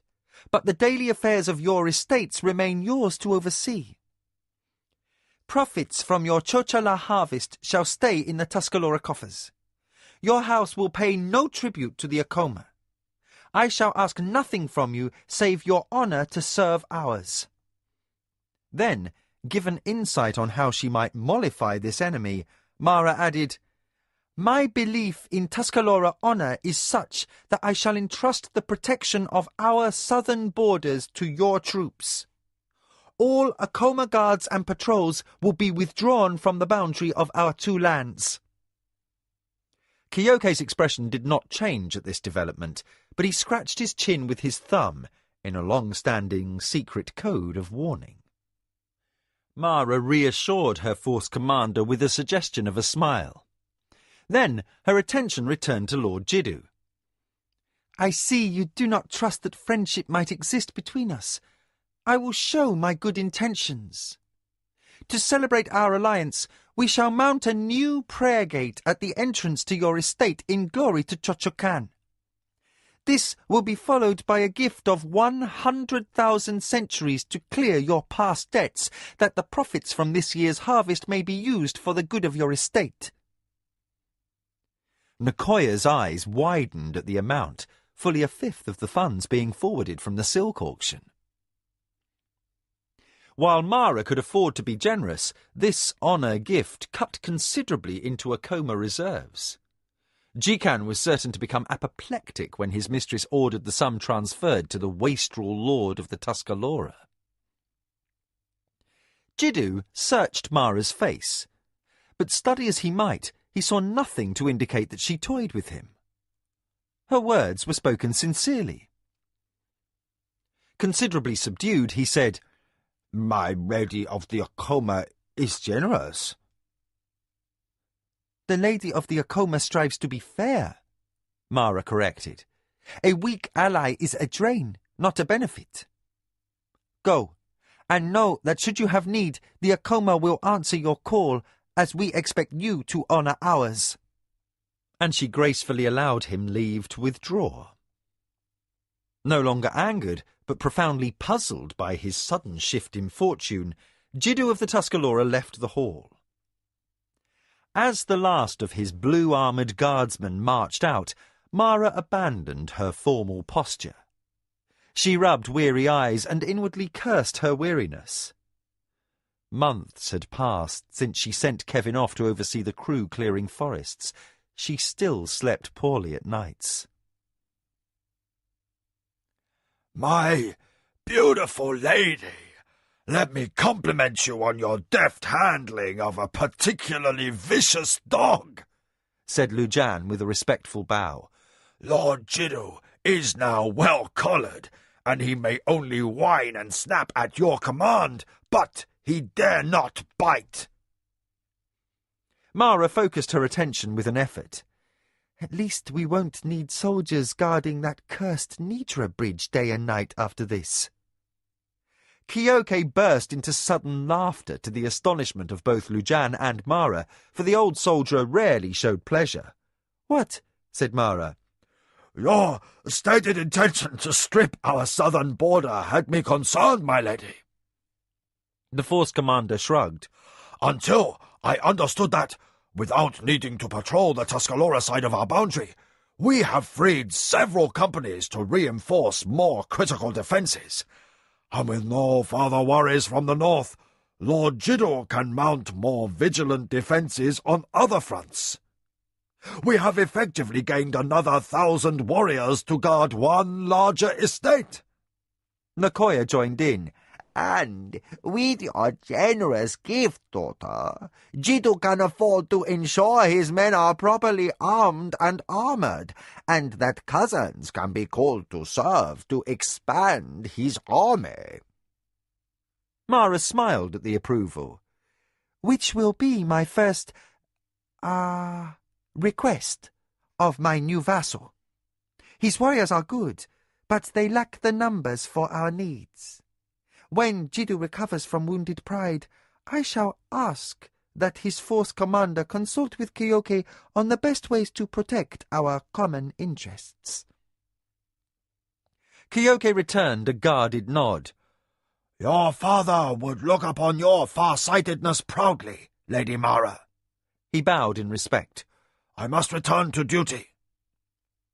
Mara granted him permission to leave. Beside her, Lujan inclined his plumed head. Your warriors will all drink to your health, pretty lady. A playful frown creased his forehead. Though we might do well to assign a patrol to ensure that Lord Jiddu does not tumble headfast from his litter and bash in his skull on the way home. "Why would he do that?" Mara demanded. Lujan shrugged. Drink can spoil the best man's balance, lady. Jiddu smelled like he had been guzzling since dawn. Mara's brows rose in surprise. "You could smell? Through all that perfume?" The strike leader returned an irreverent gesture around the scabbard of the ancestral sword. You didn't have to lean over the Lord's bared neck with a blade. Mara rewarded him with a laugh, but her moment of levity did not last. She waved dismissal to her honour guard, then retired to her study with Nicoya. Since her wedding to Buntakappi, she was disinclined to linger in the great hall, and with the red-headed Midkemian slaves sent away, she found no relief in solitude. Day after day, she immersed herself in accounts with Jikan, or reviewed clan politics with Nakoya, or played with Ayaki, whose current passion was the wooden soldiers carved for him by her officers. Yet even when Mara sat on the nursery's waxed wooden floor and arranged troops for her son, who played at being Lord of the Akoma and who regularly routed whole armies of Minwanabi enemies, she could not escape the realities. Desio and Tasayo might die 100 deaths on the nursery floor, to Ayaki's bloodthirsty and childish delight, but all too likely the boy who played at vanquishing his enemies would himself become sacrificed to the Red God, victim of the intrigue that shadowed his house. When Mara was not fretting about enemies, she sought diversion from heartache. Nakoya had assured her that time would ease her desires, but as the days passed and the dust of the dry season rose in clouds as this year's Nidra culls were driven to market, Mara still woke in the night, miserable with longing for the man who had taught her that love could be gentle. She missed his presence, his blundering ways, his odd thoughts, and, most of all, his intuitive grasp of those moments when she most wanted sympathy, but was too much the proud ruling lady to show her need. His willingness to give strength and his kindness were as rain to a heart parched by troubles. Damn that man, she thought to herself. He had her trapped more helplessly than any enemy ever would. And perhaps for that reason Nakoya was right. He was more dangerous to her house than the most vicious of her foes, for somehow he had insinuated himself within her most personal defences. A week passed, then another. Mara called on the Chojar Queen and was invited to tour the caverns where the silk makers industriously worked to meet the auction contracts. A worker escorted Mara through the hive to the level where dyers and weavers laboured to transform the gossamer fibres into finished cloth. The tunnels were dim and cool after the sunlight outside. Always when Mara visited the hives, she felt as though she entered another world. Chojar workers rushed past her, speedily completing errands. They moved too swiftly for the eye to follow through tunnels lit by globes that shed pale light. Despite the gloom, the insectoid creatures never blundered into one another. Mara never felt more than a soft brush as the rapidly moving creatures negotiated the narrowest passages. The chamber where the silk was spun was wide and low. Here, Mara raised a hand to make sure the jade pins that held her hair would not scrape the ceiling. The escort Chojar paused and waved a forelimb. "The workers hatched for spinning are specialized," it pointed out. When Mara's eyes adjusted to the near darkness, she saw a crowd of shiny, chitinous bodies hunched over drifts of raw silk fibres. They had comb-like appendages just behind their foreclaws, and what looked like an extra fixture behind the one that approximated the function of the human thumb. While they crouched on their hind limbs, the forelimbs carded fibres that seemed almost too delicate to handle without breaking. Then the mid-limbs took over, and, in a whirl of motion, spun the fibres into thread. The strand created by each Chojar spinner led out of the chamber through a slot in the far wall. Beyond this partition, dyers laboured over steaming cauldrons, setting colour into the threads in one continuous process. The fibres left the dye pots and passed through yet another partition where small, winged drone females fanned the air vigorously to dry them. Then the passage opened out into a wide, bright chamber with a domed roof and skylights that reminded Mara of Lashima's temple in Kentosani. Here the weavers caught up the coloured strands and performed magic, threading the fine silk weft through the warp into the finest cloths in the empire. The sight held Mara in thrall. Here, where Tsurani protocol held little importance, she acted like a girl, pestering the escort worker with questions. She fingered the finished cloth and admired the colours and patterns. Then, before she was aware of herself, she paused before a bolt of cloth woven of cobalt and turquoise, with fine patterns of rust and ochre threaded through it. Unconsciously, she imagined how this fabric might set off Kevin's red hair. Her smile died. No matter what the diversion, it never lasted. Always her thoughts returned to the barbarian slave, however much she might long to sink her attention into something else. Suddenly, the rows of bright silks seemed to lose their lustre. "I wish to go back now and take my leave of your queen," Mara requested. The Chojar escort bowed its acquiescence. Its thought processes differed from a human's, and it did not think her change of mind was either unmannerly or abrupt. How much simpler life must be for a Chojar worker, Mara thought. They concern themselves entirely with the present, immersed in the immediacy of the moment and guided by the will of their queen, whose interest was the needs of the hive. These glossy black creatures lived out their days untroubled by the 1,000 nagging needs that human flesh was heir to.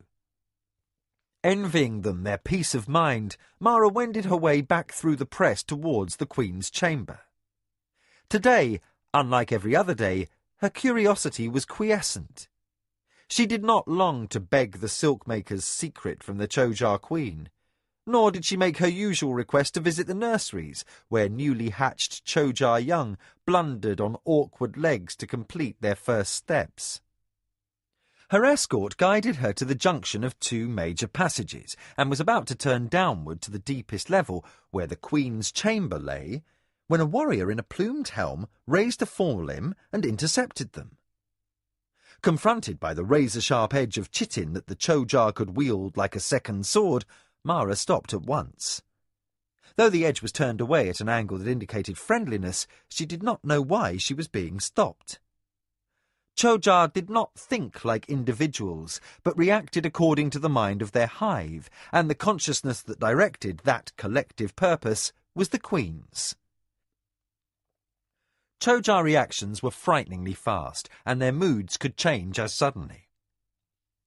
"Lady of the coma," intoned the warrior Chojar. He squatted down into the same bow he would give to a queen, and, as his plumed helm bobbed, Mara recognized Laxel, force commander of the hive.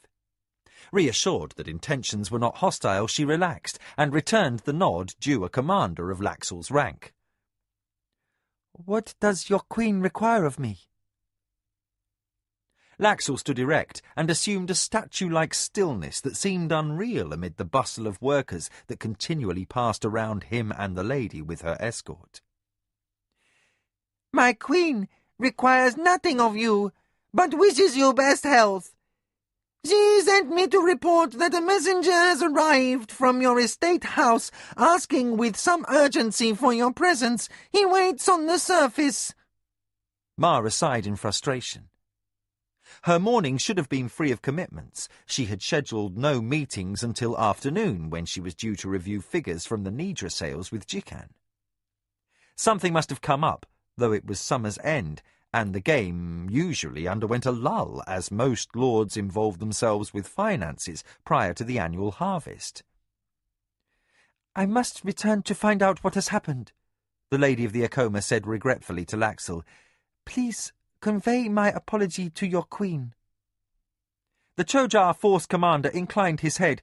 "My queen returns her regards, and says further that she hopes the news that awaits you holds no word of misfortune." He flicked a forelimb to the escort worker, and Mara found herself turned around and bustled toward the upper tunnels, almost before she had a chance to think. As she stepped outside, the sudden re-entry into sunlight dazzled her. Mara squinted against the glare while her eyes adjusted. She made out the presence of 2 officers' plumes among the slaves who awaited with her litter. One was Zauchi, a junior officer recently promoted by Kyoke for his valour in defence of a caravan. The other, with a longer, more sumptuous plume, could only be Lujan. Surprised that he should be bearing the message, and not a lesser servant or her runner-slave, Mara frowned.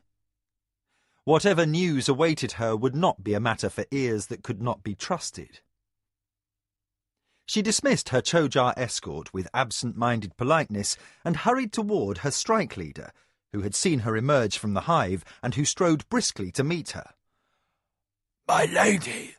Lu Jiang completed a hasty, if proper, bow, then took her arm and guided her through the traffic of Chojar workers streaming to and from the hive. The instant they reached open ground, but well before they came within earshot of the slaves within the litter, Lu Jiang said, "Lady, you have a visitor. Jiro of the Anasati is currently in Sulankur, awaiting your word.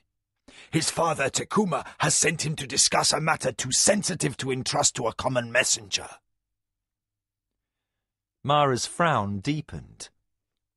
"Go back and send a runner to town," she instructed her strike leader. "I will see Jiro at once."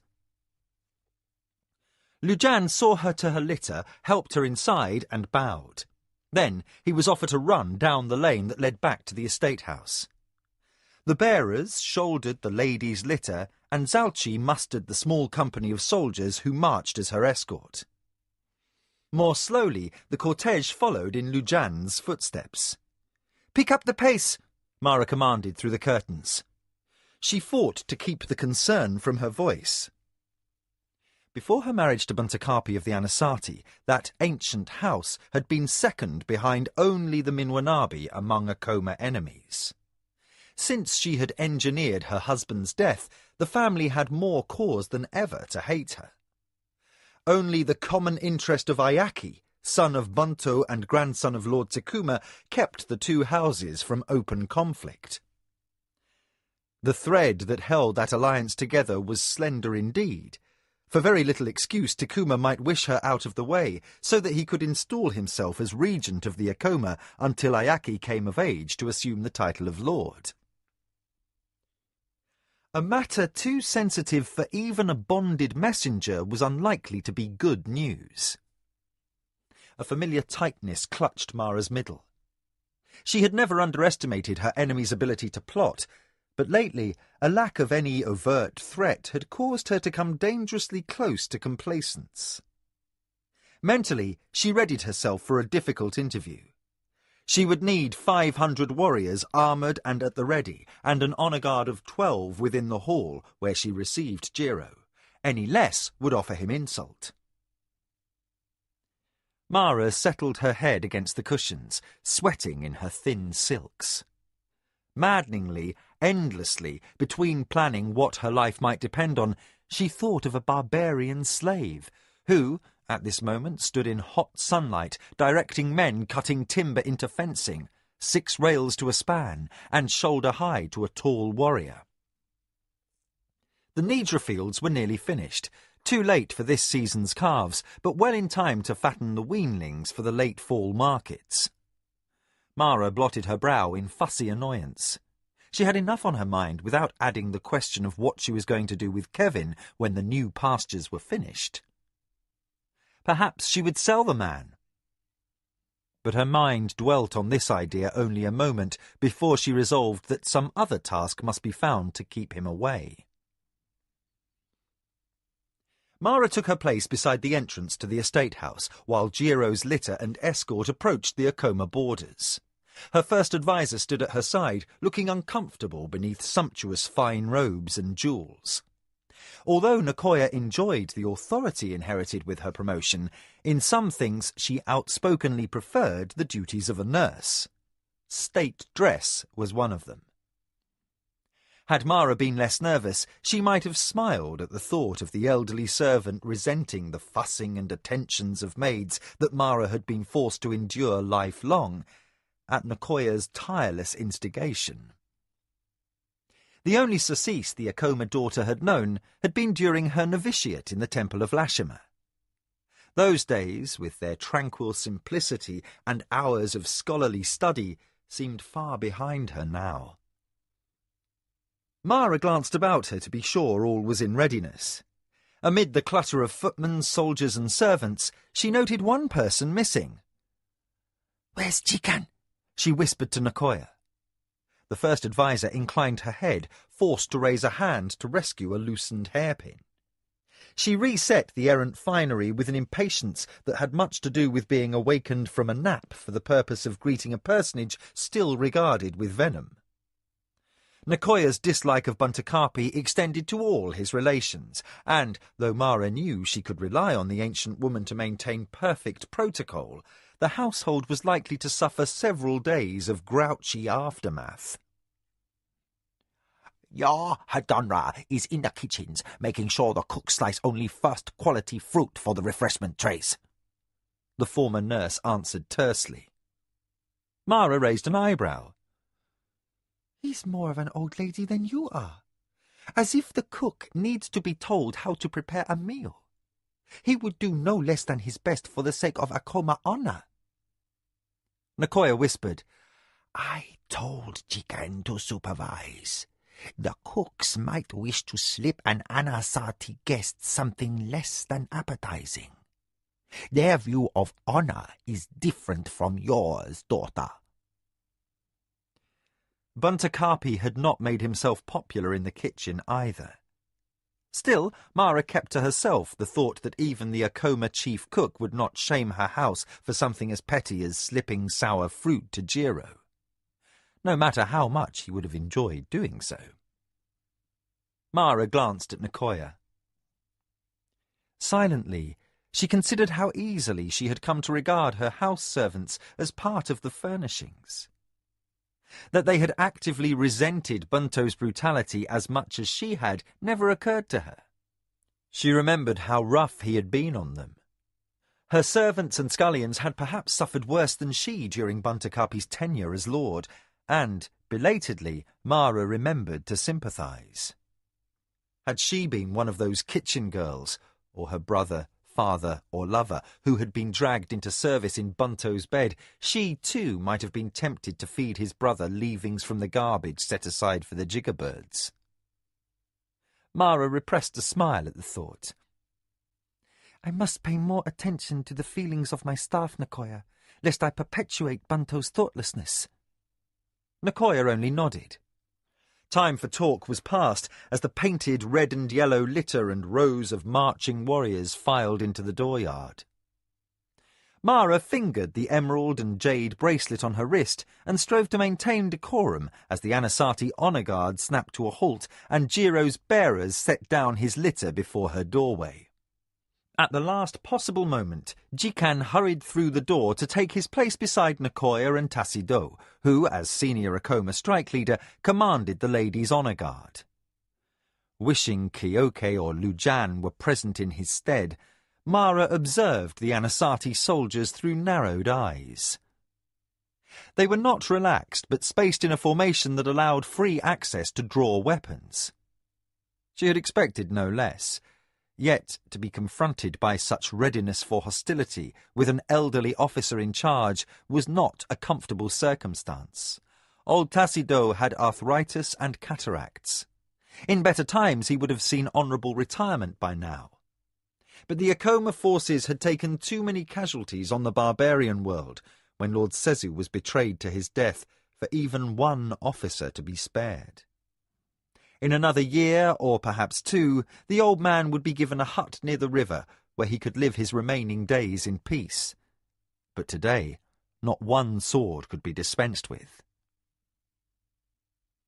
Mara had not seen Jiro since her wedding day nearly 4 years past. Curious as well as cautious, she watched the young man step from his litter. He was well dressed, but not in the gaudy style preferred by his father. His robe was black silk, sparingly trimmed with red tassels. His belt was tastefully adorned with shell and lacquer bosses, and his hair was cut plainly, as a warrior's. He stood taller than his brother Buntakapi had. His build was leaner, and he held himself with considerably more grace. The face resembled his mother's, with high cheekbones and a haughty mouth. His square jaw kept him from looking overbred, but his hands were as fine as a woman's. He was a handsome man, save for a certain cruelty betrayed around his lips and eyes. Jiro bowed with sarcastic perfection. "Welcome to the house of the Akoma," Mara greeted without inflection. She returned his bow, but kept the courtesy brief, in pointed reference to the fact that the Anasati son had brought an armed retinue into her courtyard out of all proportion for a social visit. As was her right as senior in rank, she waited for her guest to begin the formal inquiries. After a pause through which Jiro kept still, in the expectation that Mara might blunder and ask after his health, he finally said, "Are you well, lady?" Mara gave a curt nod. "I am well, thank you. Are you well, Jiro?" The young man smiled, but his eyes stayed serpent cold. "I am well, as is the father who sent me." He rested a languid hand on the dagger sheathed at his belt. "I can see that you are well also, Mara, and if anything, grown more beautiful in motherhood. It is a pity for one so lovely to be widowed so young. Such a waste." If his tone was impeccably polite, his words bordered upon insult. This was no visit of reconciliation. Aware that his attitude approached that of an overlord visiting a vassal, Mara swept up her robes and led the way through the entry, leaving him to follow like a servant. Let him play his parlour games too long, and she might be manoeuvred into putting up with him for more than the afternoon. Since Takuma would be expecting the boy to bring back whatever information on the Akoma he might be able to pry loose, Mara had no intention of letting Jiro gain excuse to stay the night. Servants had laid trays of light refreshments in the great hall.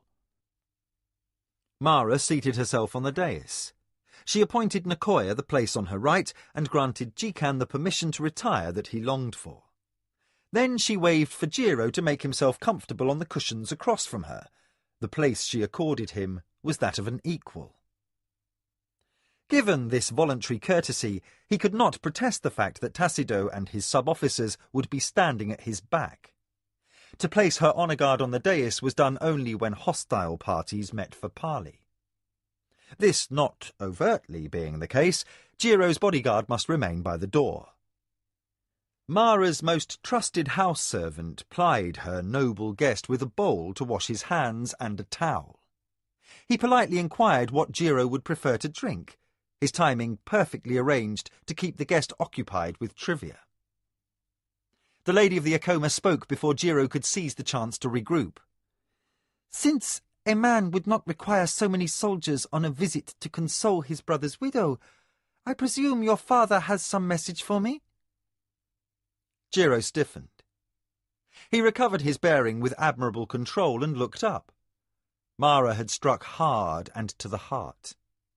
She had turned the memory of the brother who had died to further Akoma standing in the game back upon him, and also implied that Jiro wished to console his brother's widow in a manner more intimate than Surani custom found acceptable, and further, that he was nothing more than his father's errand boy. It was the verbal equivalent of a slap to the face.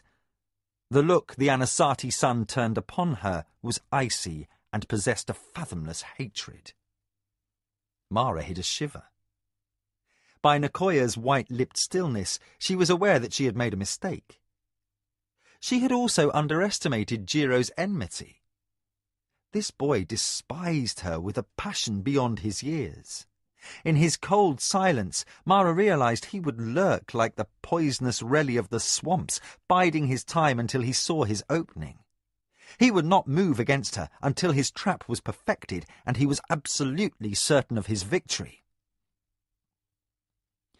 "I will not repeat the rumours concerning my lady's preference in lovers since the loss of her noble husband," Jiro said with a diction so clear that, while not over loud, could be understood by even the door servants. To emphasize how demeaning the matter was, he raised his drink and sipped with a steady hand. "And yes, I did leave off an important trade transaction in Solancourt to stop here by my father's suggestion. He has heard of secret meetings between certain council members that he believes might indicate plots that pose danger to his grandson Ayaki. As regent to the Akoma heir, you are being sent a warning. Your words are vague, Nicoya pointed out, with the acerbity of an elder who has lived long enough to see many a youth succumb to folly. Using a tone well practised from her days as a servant in the nursery, she added, Since neither the Anasati nor the Akoma stand to gain if Ayaki fails to inherit his lordship, I suggest you be more specific. Jiro inclined his head with the barest suggestion of malice. My father is not privy to these plots, First Adviser, dearest lady. His allies have not spoken directly to him, which he believes might be due to heavy bribes.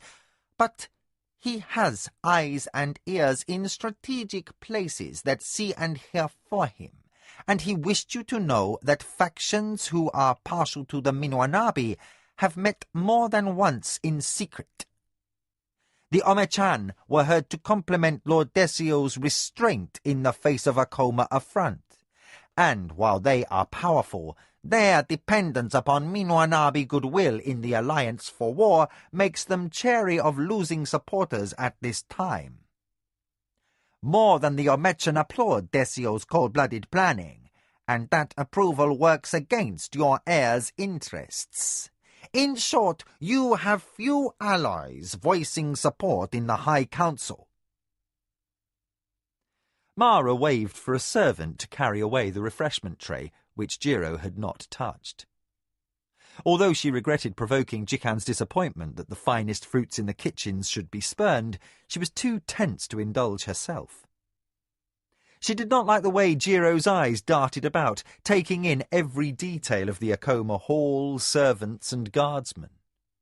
His interest held the hunger of an officer in an enemy camp who gathered information in preparation for an assault. Never as straightforward as his elder brother Halesko, Jiro thought in subtleties that were rooted in ambition. Mara strove to sort out how much of what he spoke was truth, and how much was exaggeration designed to scare her. What you say is not exactly unknown to me, Jiro, at least in general. Surely your father need not have sent you from your important transaction to tell me these things, she ventured, testing. A bonded messenger might have sufficed. Jiro returned a detached poise. This is a family matter, he replied. My father wished you to understand that the plot within the council is deeply disguised and clever. He would not compromise his sources by trusting a hired runner. The sending of a bonded guildsman would remain on public record, and watching enemies would know. Desio has paid to have every guild book in Sulanke open for his inspection. A message from Anasati sources would be too obvious. Jiro inclined his head with the barest suggestion of irony. But none would question an uncle who stops to visit a fatherless nephew. Not even one who interrupts an important transaction to pay social calls on a 3-year-old, Nicoya interceded politely.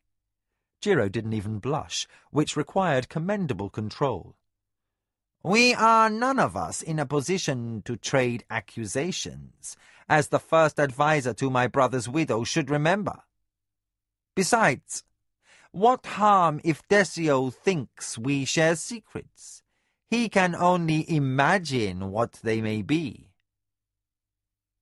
His look at Mara was a disturbing mix of covetousness and hatred. Mara regarded Jiro with a searching stare until he could not but feel uncomfortable. His family had treated Buntakapi as an awkward afterthought. It had been their own neglect of his education that had permitted her an opening to exploit. Although the fact that she had taken advantage of a man's frustrated desires and clumsiness did not make her proud. Mara had reviewed the situation through eyes tempered by regret. She knew she did bear all the guilt by herself. Tired of Jiro's intensity, and more stung than she dared to admit at his implied slander of Kevin, Mara prompted an end to the visit. I thank you for the news of Desio's compromising the commercial guilds. That is valuable to know. And of the Ometchen willingness to pander to the Minuanabi. You have done your duty by your father, none could say different.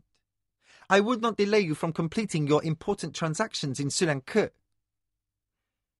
Jiro returned the driest smile and anticipated her closing line. Unless I should wish to stay for a meal which your servants would take elaborate and lengthy pains to prepare? He inclined his head in the negative. Your company has no compare, but I am forced by circumstances to decline. I shall be on my way. Without so much as setting eyes on the fatherless nephew you came to visit? Nicoya interjected, more pointedly dry than usual. She turned eyes on her mistress. Your guest sets great store by your security, my lady, that he feels confident no rumours of this will reach the wrong ears. Now Jiro did change colour, but his pallor was more due to annoyance than embarrassment. He rose and bowed shortly to Mara. I see that the regent for the Akoma heir learns much by keeping the company of sour old women. They keep impertinent young men in their places far more readily than their younger, prettier sisters. Mara rose also. Return my regards to your father, Jiro. The fact that the young noble bore no title before his name plainly vexed him no end. Given this insight into what might have motivated his bitterness, Mara saw her guest to the door. He climbed into his litter without once looking back at her, and snapped his curtains closed the instant she completed the obligatory words wishing a departing guest safe journey. As the bearers bore up their haughty burden, and the Anasati soldiers formed into columns and began their departure down the lane, Nicoya sighed with relief. Thank the gods you did not marry that one, daughter of my heart.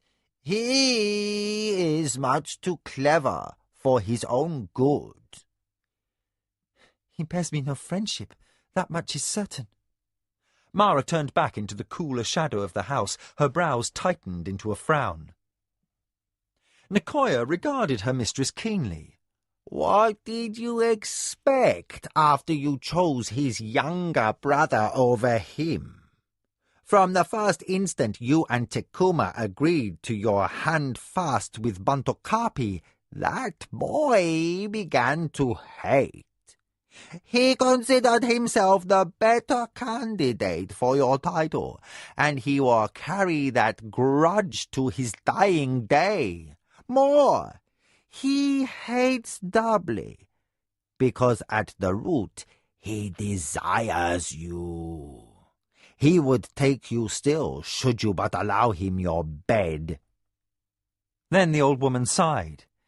Yet, after, he would still kill you, daughter, for I think this one has been permanently twisted by envy.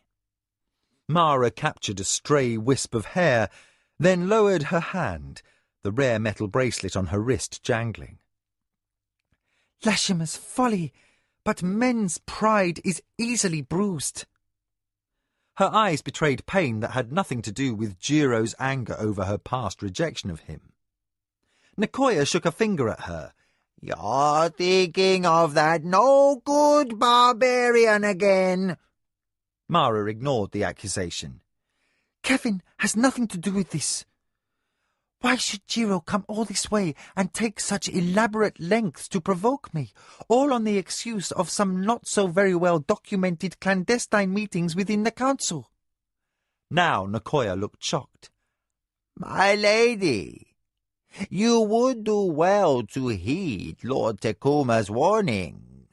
His spies may not be as widespread as yours, but they are no less gifted. Never mind that Jiro's passions clouded the delivery.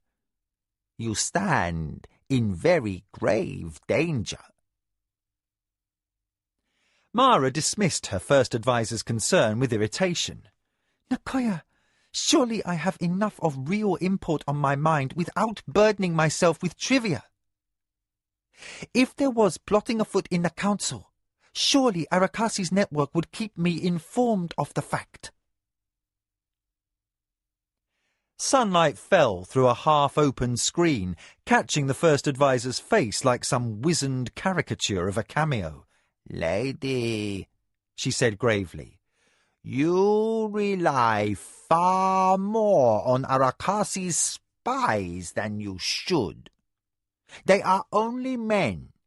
They cannot see into Desio's mind, and they cannot hear every whisper that is exchanged in dark corners behind closed doors.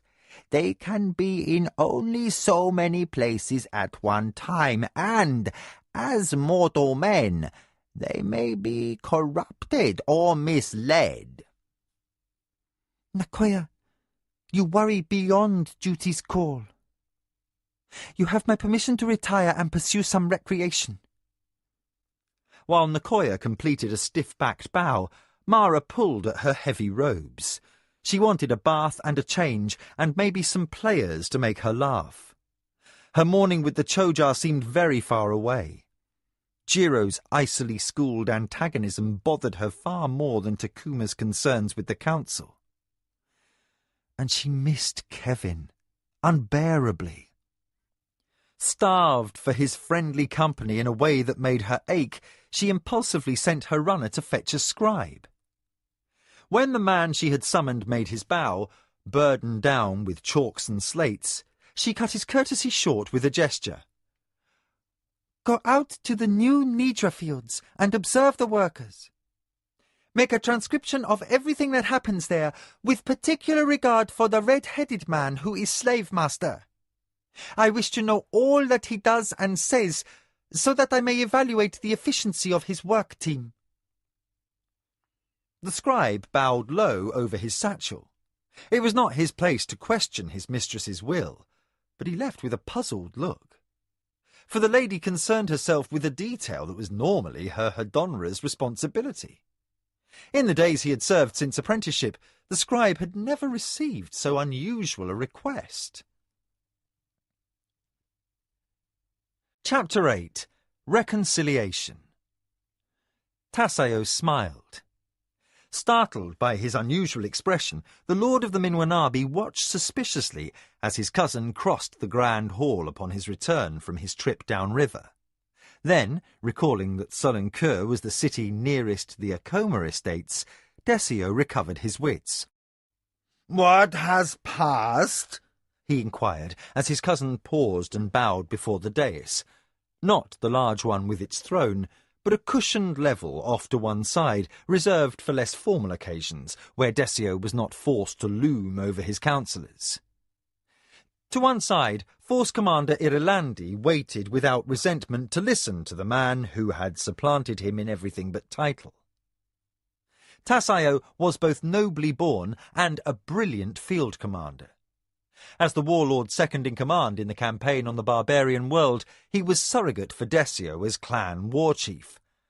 By Sirani tradition, service to such greatness could bring only honour to the Minwanabi.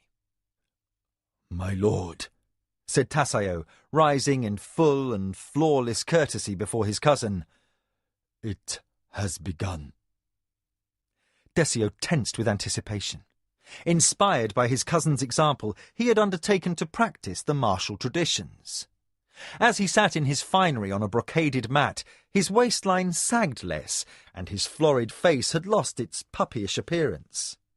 Diligent work on his swordsmanship had improved his skills to the point where his sparring partners need not offer a blatant opening to allow their lord the victory. Desio no longer cut a comic figure when he wore armour for ceremonies. The older servants whispered among themselves that the boy carried himself at least as well as his father Jingu had in his youth, and perhaps was even more manly. Physical prowess was not the least of Desio's gains. In Tasayo's absence, he had successfully pressed his claim as war chief of Clan Shonshoni, the first public step toward recovering the prestige surrendered upon his father's death. More assured than ever before, Desio drew himself up to full height. Afternoon sun from the skylight slashed down upon his shoulders, raising sparkles from his precious ornaments. Tell me the details. Tasayo handed his helm to a waiting servant. He ruffled sweat-slicked hair from his temples, then began unbuckling his gauntlets while he spoke. We have again received word from Mara's clansmen. Two servants rushed forward. One poured water from a ewer into the bowl held by the other. Without break, Tasayo rinsed hands and face, then allowed himself to be dried by a third servant. They would consider the utter obliteration of Mara's house a difficult proposition, but they are also disinclined to incur our wrath should they discover it an accomplished fact. The servant folded the soiled linen and departed, while from the shadowed alcove beside Desio's cushions, Inkomo thrust forth a withered hand. My lord, it is as Bruli of the Keotara claimed. With novel lack of petulance, Desio allowed his first adviser to continue. Clan Hadama is politically factioned. They squabble among themselves enough that they never keep common war council. They will seek no quarrel with Clan Shonshoni, yet we must be cautious. We must not grant them incentive to unite. In the heat of crisis, I suggest they would put aside differences and come to Mara's aid should she call upon clan honor with any justification.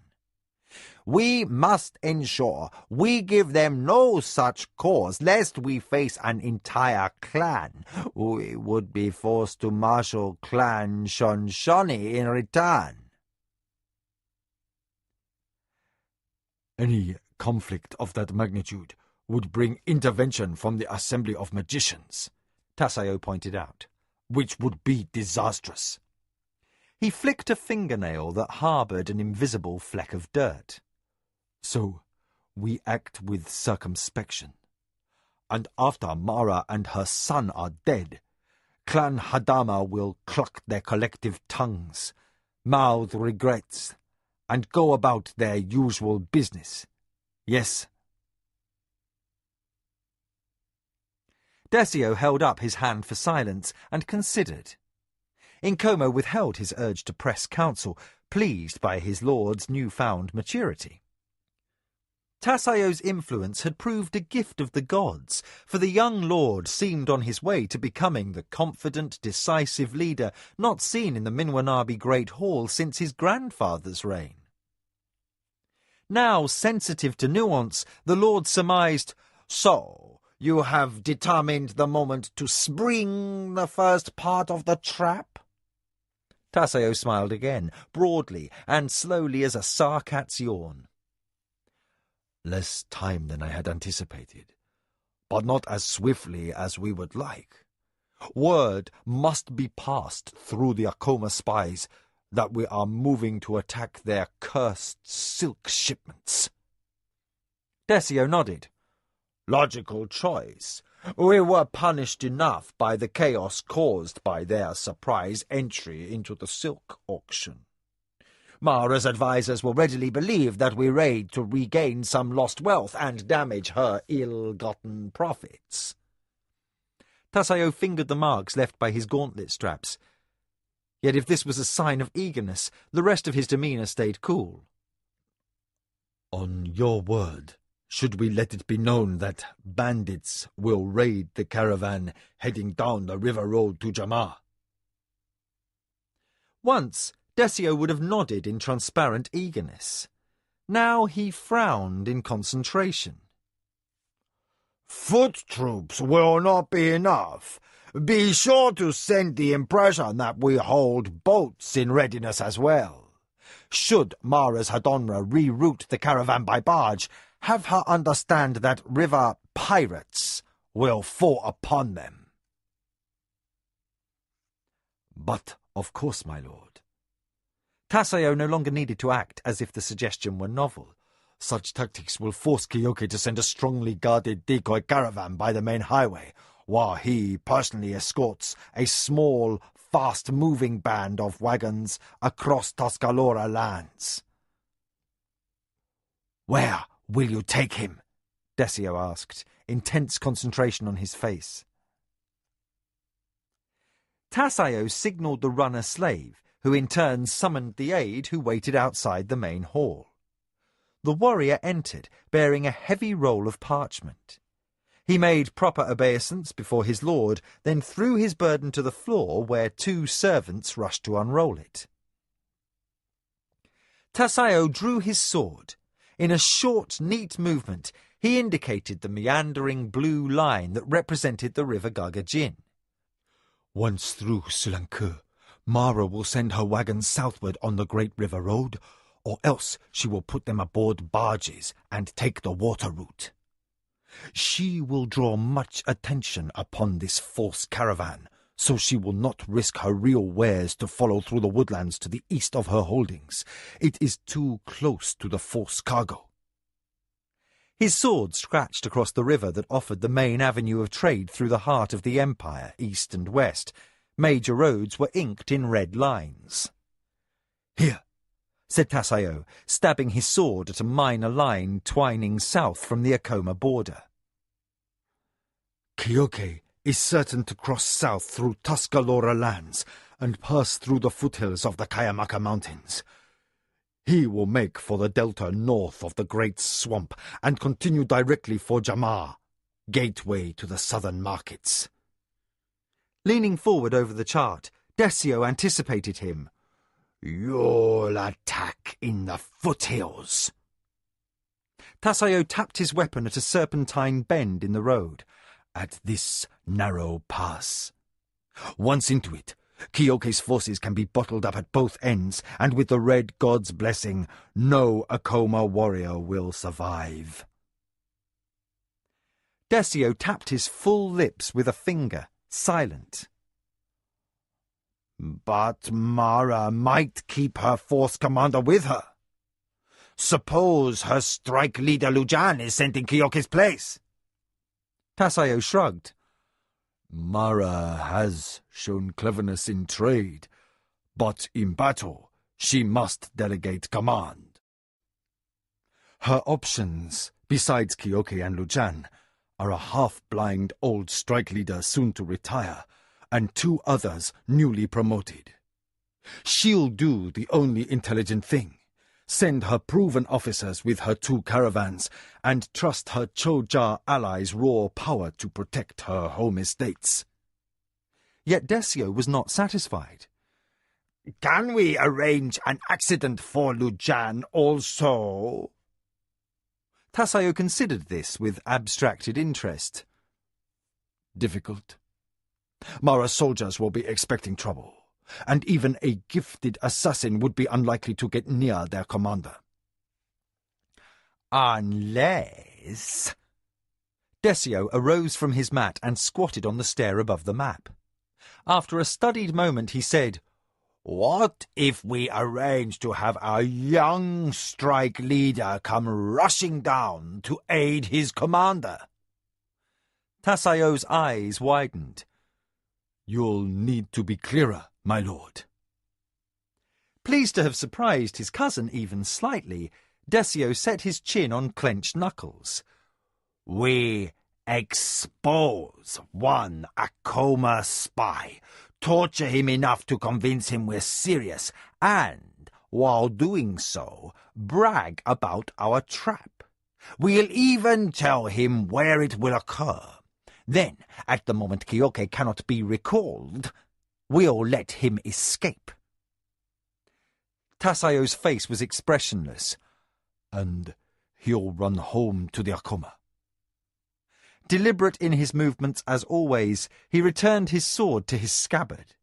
The click as the laminated blade slid home resounded through the near-empty hall. "About here," Desio went on, shifting position to touch the river road line with his toe. "Just to the south of Sulenqueux, our released spy will encounter Lujan and his caravan. By then, the Akoma strike leader will be jumping at every sound, expecting our overdue ambush. When he hears that Kyoke is the real target, he'll turn his army and race downriver to try a rescue." Smugly, Desio concluded, "By the time relief arrives, Kyoke will be dead and our men in position to ambush Lujan's force." Tasayo's lips thinned in serious doubt. "I think the plan a bit overbold, my lord. Removing Kyoke with his little troop should pose no problem, but Lujan will be commanding as many as 3 companies of 120 men each, hot for a battle." Desio brushed such concerns away. "At the worst, Lujan will prove too difficult a foe, and will withdraw, leaving Kyoke dead and the Akoma's most likely new force commander shamed by his failure to effect a rescue." "Better," Desio finished, a finger upraised for emphasis. "With a little luck, we could remove at one stroke the only other able field commander the Akoma bitch has. That's worth the risk." "My lord," Tasayo began. "Do it!" Desio shouted, overriding his cousin's caution. Then, with all his lordly authority, he calmly repeated his command. "Do it, cousin." Tasayo bowed his head, turned and left. While the aide who had carried the map hurried belatedly to catch up, Desio motioned to Nkomo. "I shall be drilling with my personal guard for the next hour. Afterwards I shall bathe, instruct the Hadonra to have serving girls ready. Then I shall dine." Uncaring that he had demeaned his first adviser with instructions more suitably put to a body servant, the lord of the Minwanabi arose. Slaves hastened to set crumpled cushions to rights and to clear away trays that held discarded fruit rinds. Force Commander Irilandi, in his orange-plumed helm, trailed his master unobtrusively from the hall. Nkomo watched with narrowed eyes. As the doors boomed closed, and only slaves and servants remained, he bent his leathery neck and regarded the map still spread on the floor by the dais, creased now where the lord had trodden across it. Nkomo descended the stair. Posed like a shore bird with one foot in Lash Province and the other poised over the border to Hokani, he shook his head sharply. "If Lujan is a fool, our lord is a genius," he mused to himself. "But if Lujan is a genius—" He pored over the map and muttered, "Now, if our headstrong young lord would listen, I would—" "I see several problems," a crisp voice interjected. Startled by Tasayo's silent return, Nkomo jerked his chin upward. "You might explain?" Tasayo pointed. "I came for the map." Nkomo removed himself from the parchment as if walking on eggs. Tasayo was dangerously annoyed, and if he chose to elucidate, he would do so best without badgering. Tasayo motioned, and his aide knelt down to roll the chart. The first adviser waited, still with patience. "What could go wrong?" said Tasayo in candour.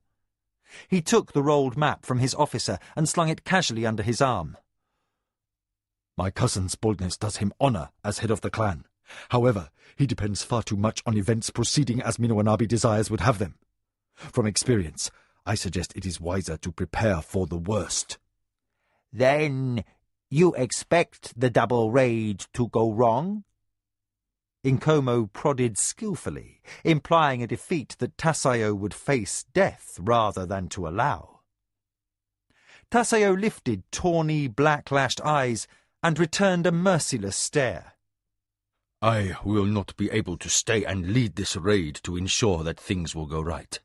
Nevertheless, it is often said that battles are won and lost before the first arrow is shot. The Akoma will certainly emerge with losses. I will spend my last hours before I depart for Dostari, preparing for every imaginable contingency. And our force commander will receive instructions as detailed as I can make them. Irilandi was Kyoke's boyhood friend and knows his temper. He should be able to anticipate which action Kyoke will take in response to our efforts. If I give Irilandi detailed instructions for each option, he will emerge victorious. Inkomo bristled at the doubt implied in Irilandi's skills. Still, the criticism was fair relative to the man who had been the warlord's sub-commander, the first adviser conceded, as Tasayo and his aide marched smartly from the hall.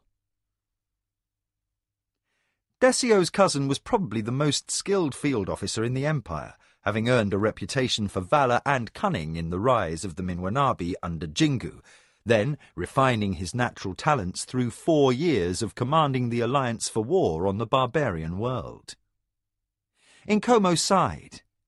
His only sign of regret that, after one last night of planning, this gifted young noble would depart by river to begin this journey across the Sea of Blood to the ruins at Banganok.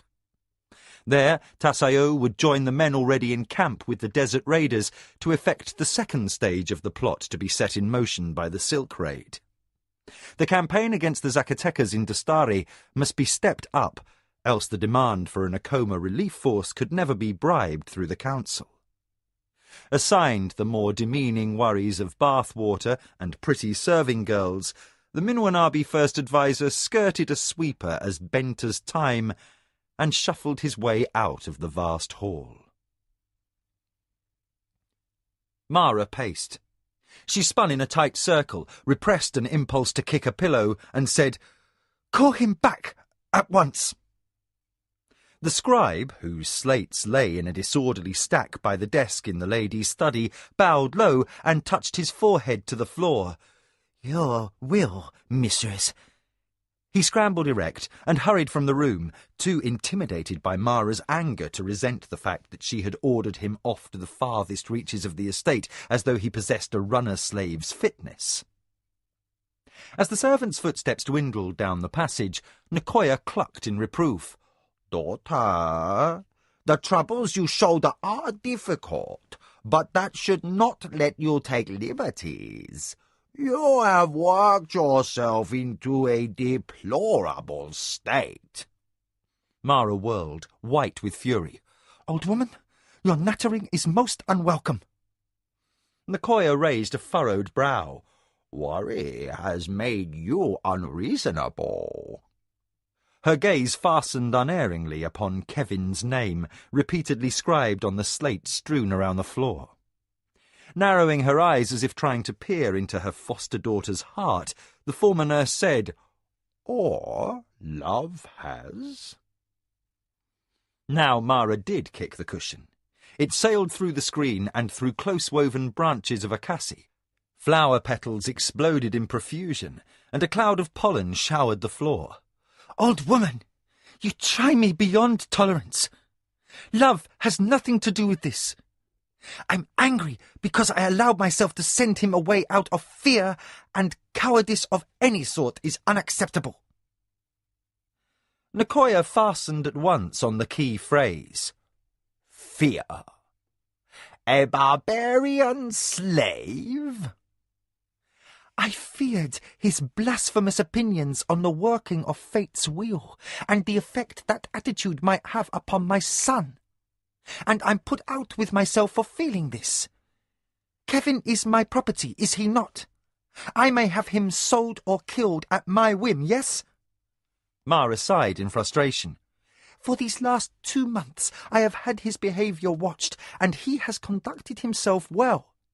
The fields are at long last clear, and not one of his countrymen has been hanged to speed things along. And the entire time he has shown the proper respect toward his superiors. Nicoya's sternness softened. She considered her mistress's fevered eyes and the flush of her cheeks, then regrettably concluded that little more could be done. The girl had come to love the barbarian. Though Mara still didn't understand that fact yet, neither tact nor reason could turn back time. Against any sane judgment, Kevin would be back by nightfall. Nicoya shut her eyes in long-suffering patience. The timing could hardly be worse, with news of a coming Minwanabi offensive just delivered from Arakasi's able hands. But one could not fault a young woman for turning to comfort in a crisis. Nicoya could only pray that Mara would tire of the slave quickly, or at least learn that nothing more than sexual release could come from such a relationship. The lady must see reason and give attention to more appropriate suitors.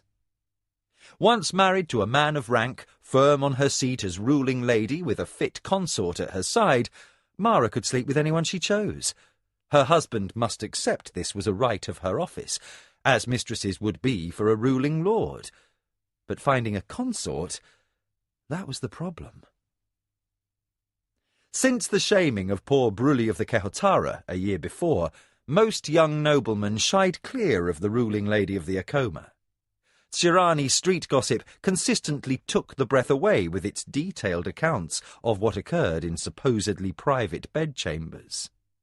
While only a handful of servants had witnessed Bruli's embarrassment, within days every street vendor in the central provinces had repeated the tale. Perhaps some potential suitors had learned of that incident and decided the strong-willed lady was more trouble than her wealth and title were worth. Or perhaps lingering suspicions regarding Lord Buntakapi's dishonour and death kept others away. Certainly, a majority of potential suitors were simply waiting to see if Mara survived much longer. Even someone as overt in his interest as Hokano of the Shinzawai could not be expected to wait while Mara indulged in her follies. Each night that Mara dallied with Kevin was an hour she was unavailable to entertain noble sons. Nicoya threw up crabbed hands and made a disgusted sound through her nose. My lady, if you must call him back, at least ask the herb woman to mix you a potion of barrenness. Bed sport is all to the good, but not if you have the misfortune to conceive accidentally. Out! Mara flushed red, then paled, then blushed again. I am calling my slave back for reprimand, not to indulge his rampant lust. Nicoya bowed and beat a retreat as quickly as her ancient bones allowed. In the hall she sighed. Reprimand for what? For being efficient and showing respect to his betters? For extracting more work from his barbarian countrymen than anyone else had been able to do? With a look of unbreakable patience, Nicoya walked to the servants' building and called upon the herb woman herself to ensure that an elixir of teriko weed would be left in the lady's room by nightfall. With the Minwanabi hot for Akoma blood, all the family needed for folly was a ruling lady burdened with a pregnancy. The afternoon was well spent by the time the exhausted scribe returned from the farthest meadows, accompanied by Kevin the barbarian. Having forgotten she had sent other than a runner-slave on the errand, Mara's temper had not improved with the delay, nor at the realization her judgment had been clouded by emotion. Hungry, but too nettled to eat, she waited in her study, while a poet, whose verse she had not listened to for the better part of 2 hours, read from a seat on the bare wooden floor. Mara waved him silent each time she heard footsteps in the corridor. The poet resumed with feigned patience each time the tread turned out to be that of a passing servant. If not for the great lady's patronage, he would be on the streets in Sulanque trying to eke out a living composing verse for passers-by. When the expected party arrived at last, he graciously bowed at his dismissal. Mara was generous in her ways, and if he felt slighted by her inattention through the afternoon, she would make up the discourtesy to him later. Cued by striding footfalls, accompanied by the quick patter of feet as a much shorter servant attempted to keep up with the long-legged barbarian, Mara bade the pair enter before either had a chance to knock. The nearly incapacitated scribe pushed the screen open, his face bright red as he gasped, "Lady, Kevin." Too preoccupied to be contrite, Mara dismissed him to rest and leave her alone with her slave. When the screen clicked shut, she regarded Kevin, framed in the space before the doorway. For a long moment neither spoke. Then Mara made a curt gesture for the barbarian to step closer. Kevin complied, deeply suntanned and freckled over the nose, his blue eyes in startling contrast to his darkened skin. His hair had bleached red gold, and the untrimmed ends fell curling to his shoulders. He wore no shirt. Hours spent digging with his work crews had left him calloused and heavily muscled across the back and arms. The intensity of the summer's heat had taken its due. His precious Midkemian-style trousers had been hacked short at the thigh, and his knees showed old scars and new scratches from the briars. Absorbed with taking in details, and unprepared for the leap of her heart as she saw him again after so long, Mara did not anticipate his anger. Kevin bowed with insulting brevity. He locked gaze with her and gestured in his un-Surani fashion. "What do you want of me, lady?" He fairly spat out the title. Mara stiffened on her cushions, and the colour left her face. "How dare you speak so to me?" she whispered, barely able to speak. "And why should I not?" Kevin shot back. "You pushed me about like a chess Shah pawn, here, there, now here again, because it suits you, but never one word of why, and never 1 second of warning. I've done as you've bid, not for love of you, but to save the lives of my countrymen." Startled into the defensive, Mara broke poise and found herself near apology as she attempted to justify her acts. "But I gave you promotion to slave master, and allowed you charge of your Midkemian companions." She gestured at the slates. "You used your authority to see them comfortable. I see they have been eating jiggerbird and nidra steak and fresh fruits and vegetables, along with their thaisa mush." Kevin threw up his hands. "If you work your men at heavy labour, you've got to feed them, or they weaken and take ill. That's common sense.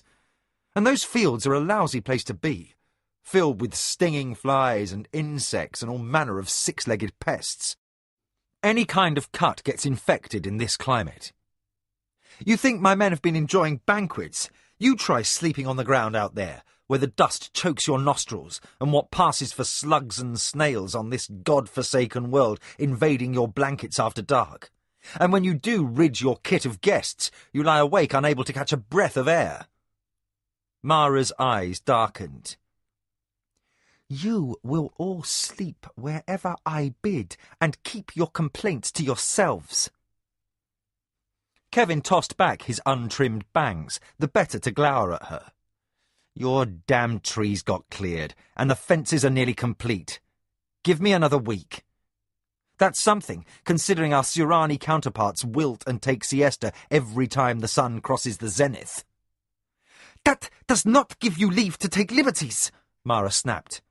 She caught her voice rising and controlled herself with an effort. "Liberties, is it?" Kevin sat down without permission. Even then she had to look up to him, and that gave him perverse satisfaction. Mara reached out, picked up one of the slates scattered at her feet, and read, "The barbarian's words to the overseer as follows. Do that again, and I'll rip off your balls, you lying son of a ditch monkey." Mara paused, sighed and added, "Whatever a ditch monkey is, my overseer took it as an insult." "It was intended that way," Kevin interrupted. Mara's frown darkened. "The overseer is a free man, you are a slave, and it is not permissible for slaves to insult free workers." "Your overseer is a cheat," Kevin accused. "He steals you blind, and when I found that the new issue of clothing for my men went to the markets to line the man's pockets while they continued to wear rags, I threatened to stuff his ripped-off manhood between his teeth," Mara interjected. She touched the slate. "It's all here." Kevin said something rude in Mid-Chemian. "Lady, you had no business spying on me."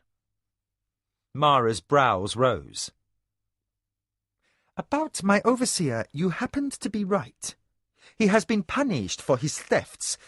But as to spying, these are my estates, and what happens is certainly my affair. It is not spying to oversee one's estate operations." She paused, about to say more, then changed course. "This interview did not begin as I had planned." "You expected me to come back to you with kisses after sending me off like that? After months of breaking my back labouring to get fences built under a threat of death for men whose only crime was to suffer from heat and malnourishment?" Kevin said another word in Mid-Chemian, this one short and to the point. "Lady, I might be forced to serve as your slave, but that doesn't make me a mindless puppet." Mara bridled again, controlled herself, then threw up her hands in a manner more Kevin's than her own. "I had intended to compliment you on your work team's efficiency. Your methods might be unorthodox, even rough by our standards, but you got results." Kevin regarded her keenly, his mouth a compressed line. "Lady, I can't believe, after being silent so long, you called me all the way back here to give me a pat on the head." Now Mara felt confused. Why had she called him back? Had she forgotten how much of a distraction he could be with his outspoken barbarities and headstrong manners? She felt his anger toward her and his bleak and frustrated resentment. Having smoothed over the intensity of him in her memories, she tried to distance his presence and the appalling havoc he was playing with her heart and mind. "No, I did not call you back here for compliments. You are here because—" She glanced around, apparently seeking something, while she calmed herself, then reached out and selected another slate, the one that had touched off her fury in the first place. "Offence rails." Kevin rolled his eyes, his hands clamped hard enough to bring white marks out on his forearms. "If I'm going to build a fence, I am not going to do it with rotten posts that will fall down in the wet season sure as there are flies in the fields. I can see me sitting here being lectured for shoddy barbarian workmanship. Not to mention the fact that next year I'll be stuck with repairing the miserable job." "What you'll be doing next year is not your concern." Mara fanned herself with the slate. However she tried, she could not seem to control this conversation. "But taking the merchant who sells us the posts and tying him upside down over the river by the feet is an outrage." Kevin unlocked his hands, folded his arms across his chest, and looked smug. "Oh? I thought it was perfect justice. If the post held, the merchant stayed dry. If the wood was unsound, he got a dunking. Made him think twice when we pulled him out of the water about selling us inferior lumber." "You shamed my name," Mara broke in. "The man you dunked happened to come from a guild house and an honourable family, even if they are not noble. Jikan had to pay significant compensation to redress the injury done to the man's dignity." Now Kevin sprang to his feet with the sudden wild grace that always startled Mara. He paced the floor. "That's what I don't understand about you, Tsurani," he shouted. shaking an accusatory finger in the air. You're obviously cultured, educated, and the factors you have in your service aren't stupid. But this confounded honour code you have, it makes me crazy. You cut off your toes to spite your feet with it. Keep lying, lazy, or just plain incompetence in positions of authority because they happen to be born to an honourable house, while better men are wasted in jobs of low demand and reward. He spun in a tight stride and faced Mara. No wonder your father and brother got killed. If your people thought in straight logic instead of in tangles of duty and tradition, your loved ones might still be alive. Mara went white. Kevin didn't notice, but went on shouting. And my people from the kingdom might not be in such straits were your generals to play a straight war. But no. They advance here, savage a town without mercy, then retreat for no apparent reason and go off and ravage someplace else. Then they camp for months and do nothing. Mara fought to hold her ebbing composure. Are you saying my people are fools? Vivid in her mind were the memories of the family killed through Minwanabi treachery. The thought that fate might have provided means to bring them home alive if Tsurani honour had been somehow ignored was cause for unanticipated anguish. Though the loss by now was 6 years past, the grief still lingered. Kevin drew breath to answer, but Mara interrupted. Say no more. Her voice broke over the words, and tears welled in her eyes. Daughter of a proud heritage, she tried to rein them in, but did not succeed. She averted her face to hide this shame, but not quite quickly enough. Kevin saw the sparkle in her eyes, and his anger abruptly drained away. He knelt down and reached an awkward hand toward her shoulder. Lady, he said, his tone gone gritty with honesty. I never intended to hurt you. Mostly I was mad because I thought I pleased you before you sent me away. He took a deep breath and shrugged. I am only a man, and like most, I don't like to find out I'm wrong. You weren't wrong. Mara spoke softly, without turning her head, but you frightened me.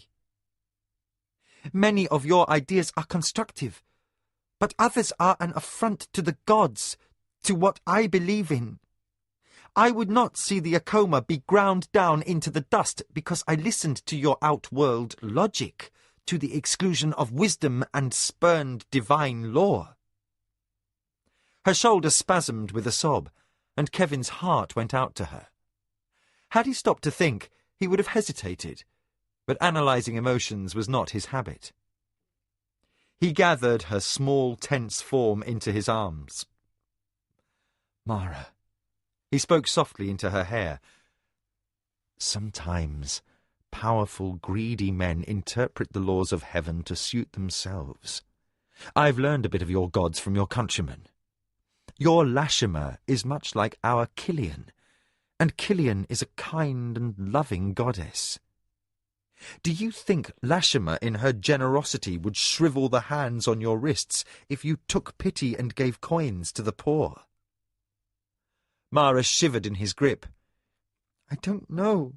Please, say no more. Kyoki and Lujan lead our warriors to counter a Minwanabi offensive, and at such a time, the Akoma must not tempt the gods' anger. His hands gentled her, pulled her around to face him. His calluses felt rough, and his person and his hair smelled of sun-warmed sweat and meadow grass. Yet the feel of his skin upon hers made her heart race. Finding a calm in his presence that until now had eluded her, Mara wrinkled her nose. You need a bath. Do I? Kevin drew her closer and lingeringly kissed her lips. I missed you, though I'm foolish to admit it. Mara's body burned in response, and she leaned into him, feeling his strength. The pressure of his hands on her flesh made her throw caution and Nicoya's advice to the winds. I missed you also, Maybe we both need a bath. Kevin's face split into a grin. Here. Now. Mara clapped her hands, and servants rushed in, ready to answer whatever request she might choose. Impishly, the lady of the Acoma looked up at the tall barbarian who held her. "Call my attendants and have them draw bath water." As an afterthought, she added, "And erase these slates. They contain information that could start a rebellion, and I don't want my other slaves to learn impertinence as this one has." As the servants hurried about their assigned tasks, she reached up and touched the scratch of stubble that grew on Kevin's cheeks and chin. "I don't know what it is that I see in you, dangerous man." Unaccustomed to sharing intimacies in a room filled with bustling activity, Kevin flushed beneath his tan. One by one he pulled out the pins that bound up Mara's hair. When the rich locks fell free, he reached into the midnight mass and used it to screen both of their faces from public view. "You're quite the ruling lady," he murmured into the scented gloom, and their next kiss swept away reason. Letting his hand slide playfully along the curve of her neck, he felt her shiver in delight and anticipation. Whispering in her ear, he said, "And sorry sod that I am, I have missed you, lady."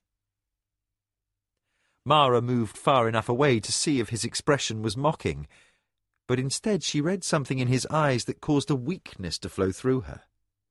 Leaning against his hard body, the sunburn on his chest hot against her cheek, she answered back, "And I have missed you, my barbarian. Gods, how I've missed you." Chapter 9. Ambush. Kyoke motioned a halt. Behind him, the first heavily laden silk wagons creaked to a standstill, the stamp of the Nidra team scattering ochre dust on the breeze. Kyoke blinked grit from his eyes. The weight of his much-used battle armour made his knees ache and his back cramp. Getting too old for campaign in the field, he thought. Yet the warrior within him prevailed. Neither age nor fatigue reflected in Kyoke's stance as he turned keen eyes towards the crest of the hill and scanned the roadway ahead. To the men who stood in neat ranks behind their officers, Kyoke was, as he had always been, a craggy, sun-beaten figure that seemed carved from indestructible rock. Ahead, the trail wound like a looped cord through promontories of cracked granite. Dirt lay rutted where the rainy season had gouged away soil loosened by Nidra hooves and caravan wheels.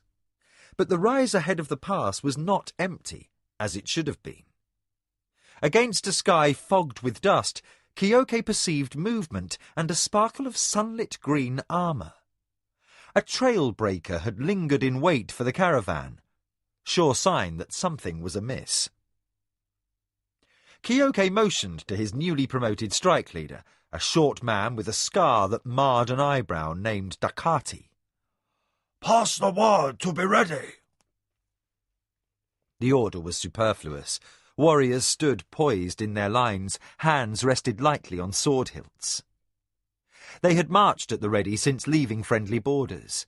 Not one had been lulled by the uneventful passage of days or the fatigue of levering wagon wheels mired in the ruts of ill-kept mountain roads. These lands were rife with bandits and laid out by the gods for ambush. Mara's finest soldiers had been selected to escort the precious silk to Jamar, for while attack was expected upon the decoy wagons, they were defended by a large force. Should Kyoke's small band encounter battle, each warrior would be required to fight like two, and no one doubted that the scout who waited in the roadway meant trouble. The trail-breakers had been men who had once foraged in these very hills as grey warriors. They knew these valleys and would not be jumping at shadows. Kyoke motioned broadly, and the scout up ahead disappeared. Moments later, he arrived at the head of the caravan, striding out of the roadside brush with the silence of sun-moved shadow. He paused before his force commander and gave a stiff nod of respect to Kyoke and Ducati.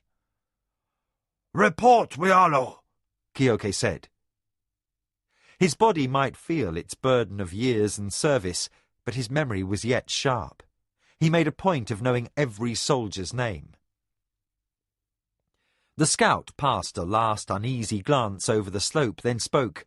"I've hunted here often, sir.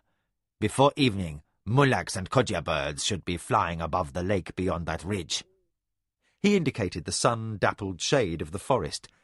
"And Sanaro, Lee, and other songbirds should never be quiet at this hour." He glanced meaningfully towards Kyoke. "I do not like the silence and the sound of the wind." Kyoke knuckled back his helmet, letting a gust of breeze evaporate the perspiration under his hair.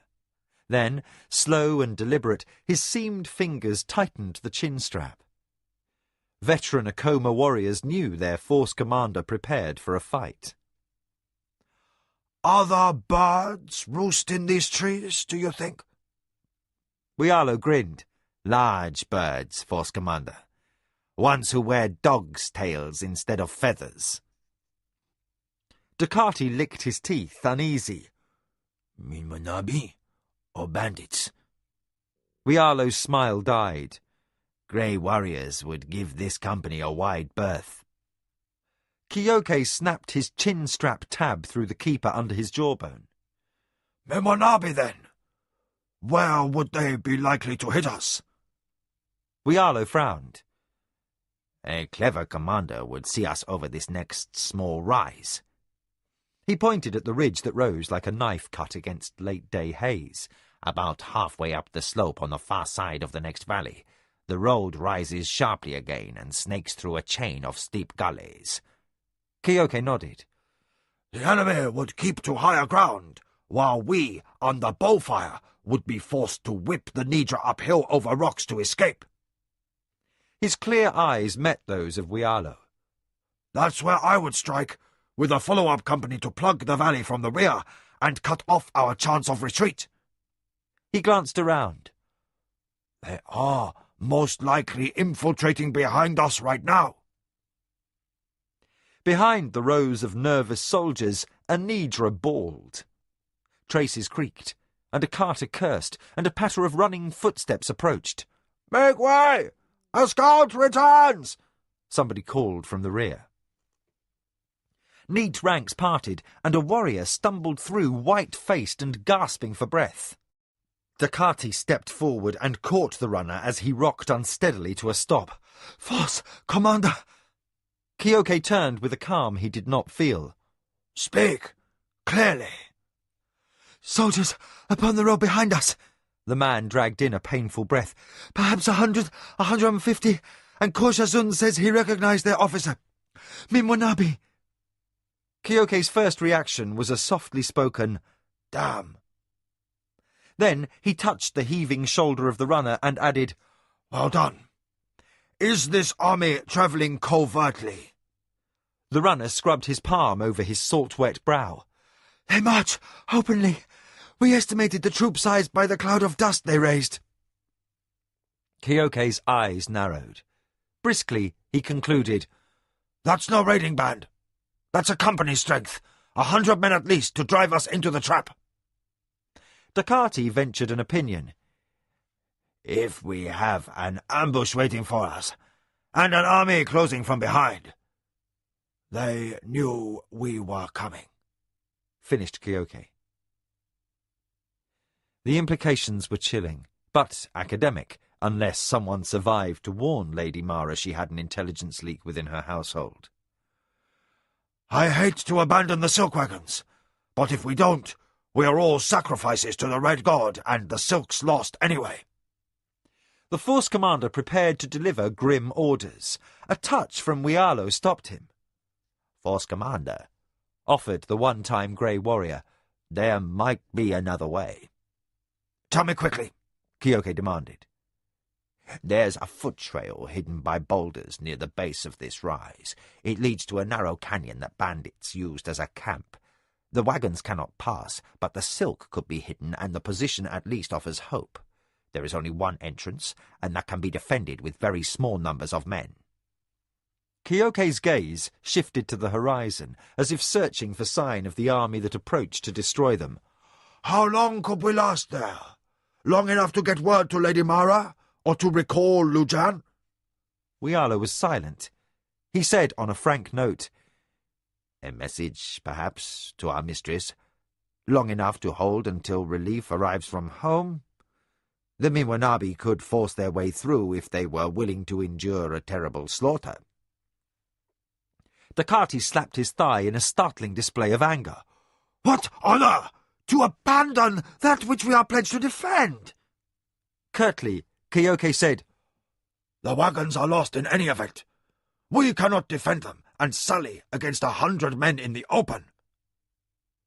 More important, Mara must not go uninformed of Minwanabi's access to her secrets. No. Better we make a stand and send a messenger while the Minwanabi are kept occupied at the canyon. Lashima's wisdom guide us all. Kyoke prayed inwardly. Then he raised his voice and said, There are better ways to defend the trust than to fight to the death before letting the enemy seize the prize. He added a swift string of orders. The soldiers made a display of relaxing. They removed their helms and shared refreshment from the bucket and dipper carried around by the water boy. They gathered in knots and told jokes, and laughed as though nothing under the sky could be wrong, while behind them servants worked swiftly to unleash the covers from the wagons and bundle the precious silk bales inside. Wialo showed them where the rocks dipped into crevices. A third of the silk was quickly hidden out of sight and covered with brush, but room remained for no more. The servants redistributed what remained in the wagons and spread the covers to hide the gaps. Then Kyoke shouted, and the soldiers formed up, and the caravan creaked forward once again. The company wound downward from the crest into a valley mantled and deep with late afternoon shadows. The caravan reached the base of the hill, and the Nidra bawled as the drovers reined them in once again. Through the rising pall of their own dust, Kyoke squinted behind and saw a sky gone light with the gold of coming sunset. But the heights they had recently left were now marred with a cloud of dull grey. A moment later, a scout confirmed his foreboding over that patch of dirty sky. It's dust kicked up by marching soldiers. The Minwanabi tire of waiting, the runner reported breathlessly. Perhaps they think we camp here. Kyoke pursed creased lips. He waved for Dakati's attention and called, We'll need to hurry. Then, feeling every mile his feet had travelled, the force commander watched his strike leader give orders. In an unusual moment of reflection, he wished for Papewayo's intuitive presence. But Pape was dead, murdered by a Minwanabi assassin while defending Mara. Kyoke hoped he would accomplish as much, for he had no illusions. He knew that every warrior here would likely meet the Red God on the end of a Minwanabi weapon. Masked from observation by the trees, the silk was unloaded, the Nidra unhitched. Then, with poles cut from the forest, the Akoma soldiers levered the wagons onto their sides, forming a barrier behind which 20 archers took cover. These men volunteered to stay behind and fight to the death, buying time for the rest of the company to make their way to Wialo's canyon. That such a haven might not exist, or that the ex-grey warrior could have mistaken its location, posed a possible disaster no one spoke of. Sunlight left the valley early, but held the heights in bright aspect like fingers dipped in gilt. The dust raised by the Minwanabi army deepened the gloom down below. Kyoke ordered, Let every man carry as much of the silk as he may. Wialo returned a puzzled glance. Kyoke said, Those bolts can be better used to stop arrows or build a bulwark against a charge. Now have the servants lead the Nidra and guide us quickly to this canyon. Soldiers with silk bales piled on their shoulders marched between drovers and servants who whipped the balky Nidra over a ragged barrier of boulders. Darkness fell fast, and the footing was poor. The gutted remains of the caravan moved over treacherous terrain, pushing past branches that whipped and caught at armour, and over gullies that grabbed at the ankles. Several times men fell, though not one uttered an oath. In silence they arose and gathered up their dropped bundles, and pressed forward into brush-dense forest. By moonrise, the company reached a narrow defile in the trail. Here, forest vines clutched at the trees as if they sought to strangle, and from their choking outgrowth thrust an upstanding promontory of rock on either side. "The cannon lies just ahead, perhaps 3 bow shots from that formation," Wialo said. Kioke peered through the gloom and made out a boulder that bulked like an overhang above the path. He raised his hand, and the column behind came to a halt. A bird called and fell silent. No way to determine whether the creature wore feathers or armour. Kioke touched 2 of the nearest warriors and waved them forward. "Stand guard here. The moment you see any sign of pursuit, one of you send me word." The chosen men shed their bundles and assumed their posts without protest. Kioke saluted their bravery and wished he had time to say more. But words could not lighten necessity. When the Minwanabi marched on their position, one man would race with the warning, and the other would die to provide his colleague enough of a lead to get through. Mara would be proud, the force commander thought sadly. The company and its servants scrambled along the trail. They moved in the half-dark like men driven by demons. At a narrow V in the rocks, where each man needed to scramble on hands and knees and have his bundled goods passed through, and the Nidra had to be forced against their nature to jump downward, Kioke waved Wialo to his side. Above the bawling of frightened animals, he asked, "What chance you could make your way cross-country from here to Our Lady?" Wialo shrugged in impassive Chirani modesty. "I know this area as well as any man, Force Commander. But in the dark, with Minwanabi soldiers coming from all sides, a shadow would need the god's favour to pass unseen." The squealing bawl of a Nidra momentarily defeated thought. Kioke glanced to one side and pointed to a slight overhang. "Then climb up there and hide. When the Minwanabi dogs march past, judge your moment and double back to the main road. Make your way swiftly to the estate. Tell Lady Mara where the goods have been hidden. When it is clear the Minwanabi are close to breaking through, I shall burn the silk we carry. With luck, our enemies will assume we have destroyed all to deny them spoils. Most important, tell our mistress that we have been betrayed.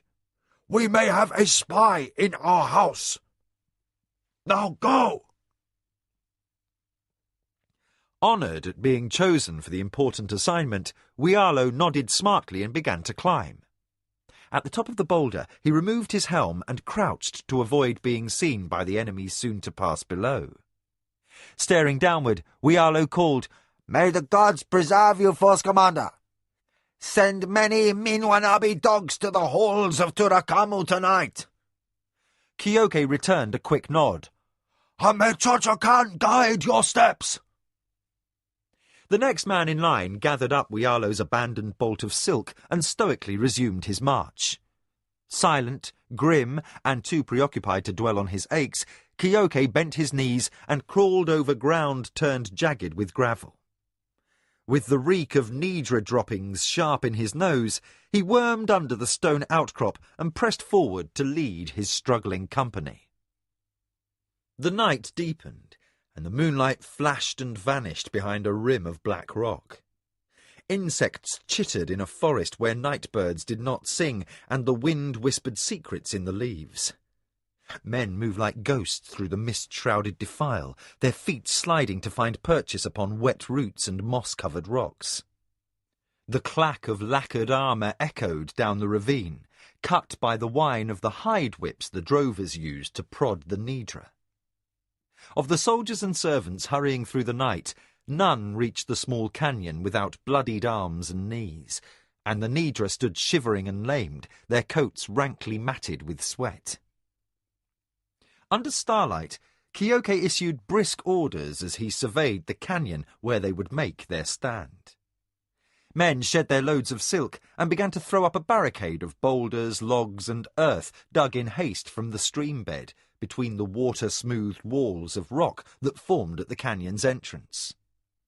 Servants slew Nidra and piled the still kicking carcasses into breastworks to provide cover from the archers that would surely be deployed above them on the canyon's rim.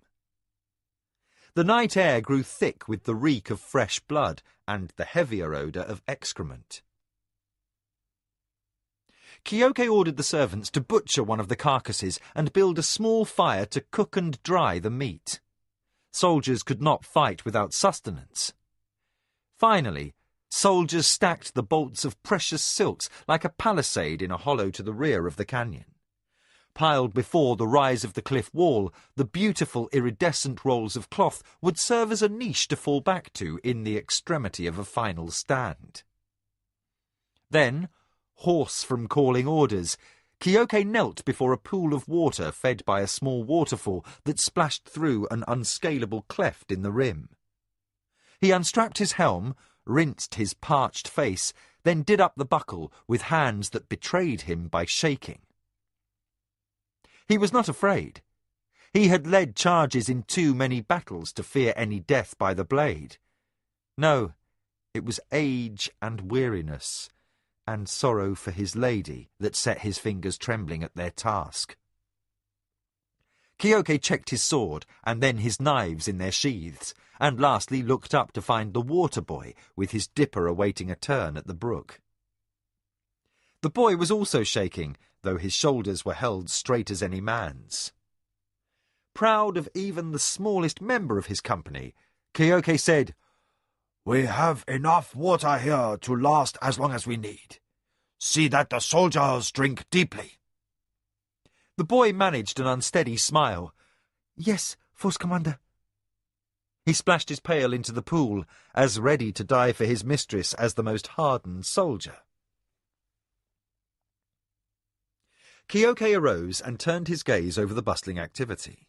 The servants huddled over the smothered campfires, the warriors on guard at the barricades. There was no laxity in discipline. These soldiers resisted the novice's tendency to look toward the light. They needed no reminder to know their survival depended upon unspoiled night vision. Kyoke sighed imperceptibly, knowing nothing was left to be done but to make rounds and give encouragement to men who knew their lives were measured now in hours. Kyoke swallowed Nidra steak, whose juices held no savour.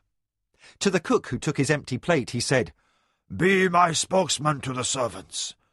Should the Minwanabe break past our front barricade and our last soldiers lie dying, use the shields to scoop up the burning brands and hurl them into the silk.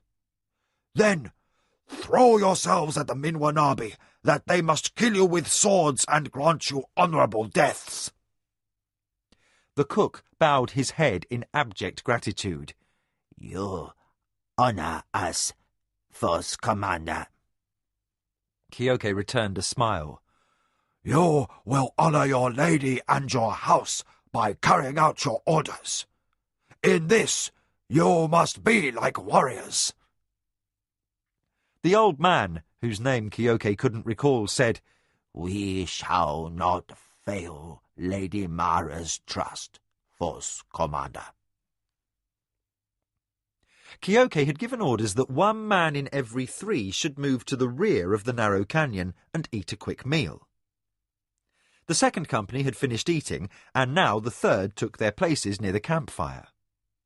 Strike leader Dakati held back as Kyoke left the cook fire. In barely suppressed uneasiness, the younger officer fingered the unblooded crest of his officer's plume. "What are your tactics, Force Commander?" Kyoke glanced one last time around the gully that already smelled like carrion, now rendered grey, black and flickering orange by the blaze of shielded fires. Since nothing more could be done, he answered with clipped deliberation, "We wait, then we fight." With a wariness learned during his years as a bandit leader, First Strike leader Lujan scanned the perimeter. The moonlight shone down much too brightly, and the flatlands along the river road were open, not at all to his liking for a pitched fight.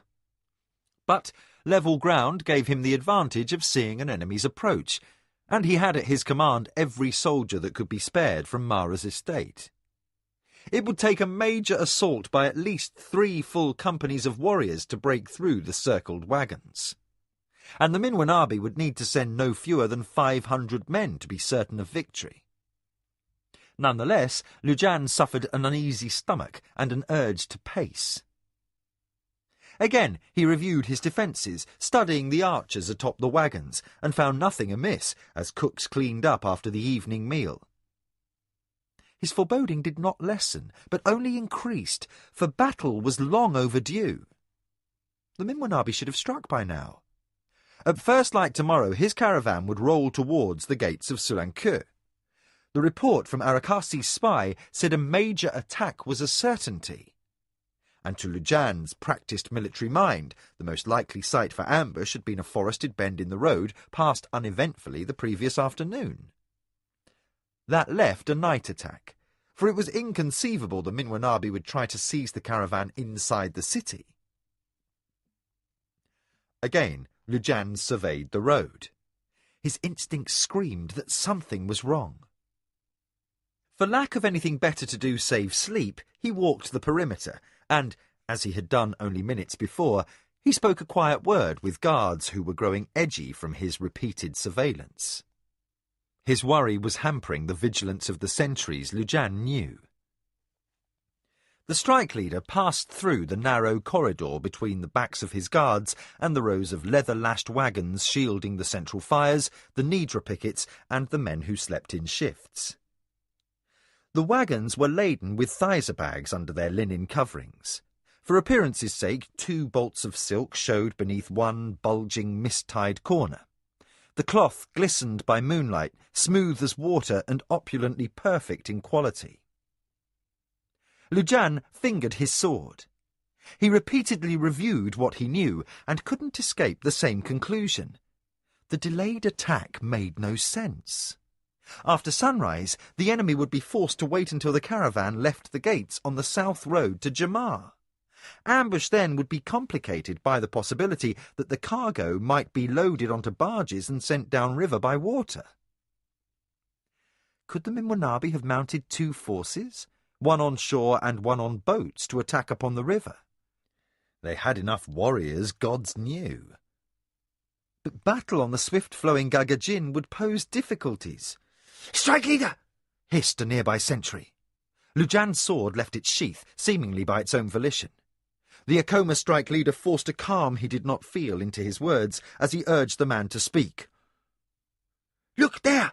Someone comes!" Lujan cursed his nerves, which had caused him to face the fires but a moment before to inspect his sleeping men.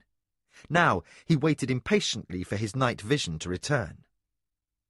Shortly, he made out a lone figure down the road from their position. "He staggers like he's drunk," observed the sentry. The approaching man stumbled unsteadily on his feet. His stride was awkward, as if he could not use the heel of his right foot, and the arm at his side swung slack like something gutted. As he closed the last few yards and came into the light, Lujan saw that he wore a blood-stained loincloth and clutched a rag of a shirt over his shoulders. His deadened eyes did not register the presence of soldiers or camped caravan. Lujan said, "He's not drunk. He's half dead." Lujan motioned a nearby warrior to accompany him as he stepped away from the perimeter. Together, officer and soldier caught the man by his shoulder and upper arm, and the half-held shirt fell away to reveal a chain of bruises, overlaid with scabs and dusty clots of dried blood. Looking in horror at a face that showed no expression, Lujan forced his breath past his teeth. This man had been beaten to madness. "Who did this?" demanded the strike leader. The man blinked, worked his lips, and seemed to emerge from a daze. "Water," he whispered hoarsely, as if he had been screaming full-throated and for a long time. Lujan called a servant to fetch a water-skin, then gently eased the injured man to the ground. Something inside the man seemed to break as he drank. His abused legs quivered in the dust, and suddenly he was fainting. The soldier's strong hands propped him upright, and the servant splashed water on his wrists and face. Dust and blood rinsed away to reveal more bruises and a sickening smell of burned flesh. "Gods!" said the soldier. "Who did this?" Ignoring his abused state, the man attempted to rise. "Must go," he muttered, though it was clear he could not continue.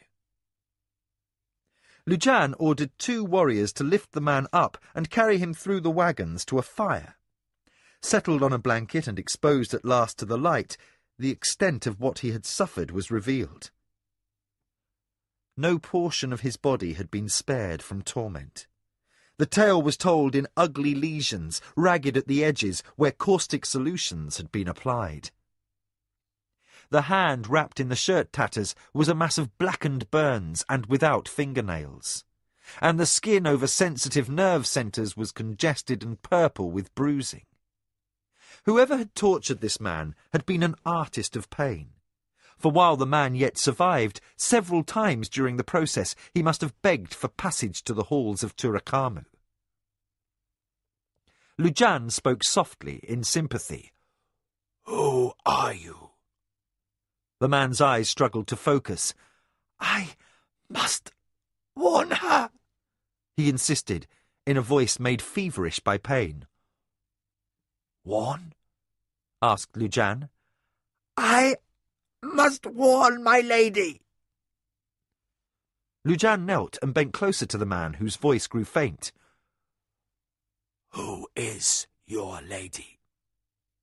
The man thrashed feebly against the soldier's grasp, then seemed to weaken. "Lady Mara." Lujan glanced at the soldiers who stood upon either side. "Do you know this man?" he questioned quickly. A warrior from the old Akoma garrison indicated he had never seen the wounded man and knew every servant by sight. Lujan motioned the others to stand away and leaned down. Near the man's ear he whispered, "Acasis bloom." The man struggled upright and fixed a bright, fevered gaze on Lujan's face. "In my lady's dooryard," he muttered back. "The sharpest thorns." Lujan finished, "Protect sweet blossoms." "Gods! Gods! You're Akoma!" said the man in relief. For an instant, it looked as if he might shame himself and cry. Lujan rested his knuckles on his knees. His eyes never strayed from the tortured man's face as he called for the healer to dress and bind the wounds. "You are one of my lady's agents," he concluded softly. The man managed a nearly imperceptible nod. "Until a few days ago, He paused, winced, and seemed to maintain lucidity with an effort. I am Kanil. I served in the Minwanabi household. I carried food to Desio's table and stood by to meet his demands. Much of—" His voice faded. Gently as possible, Lujan said, "Slowly. Tell us slowly.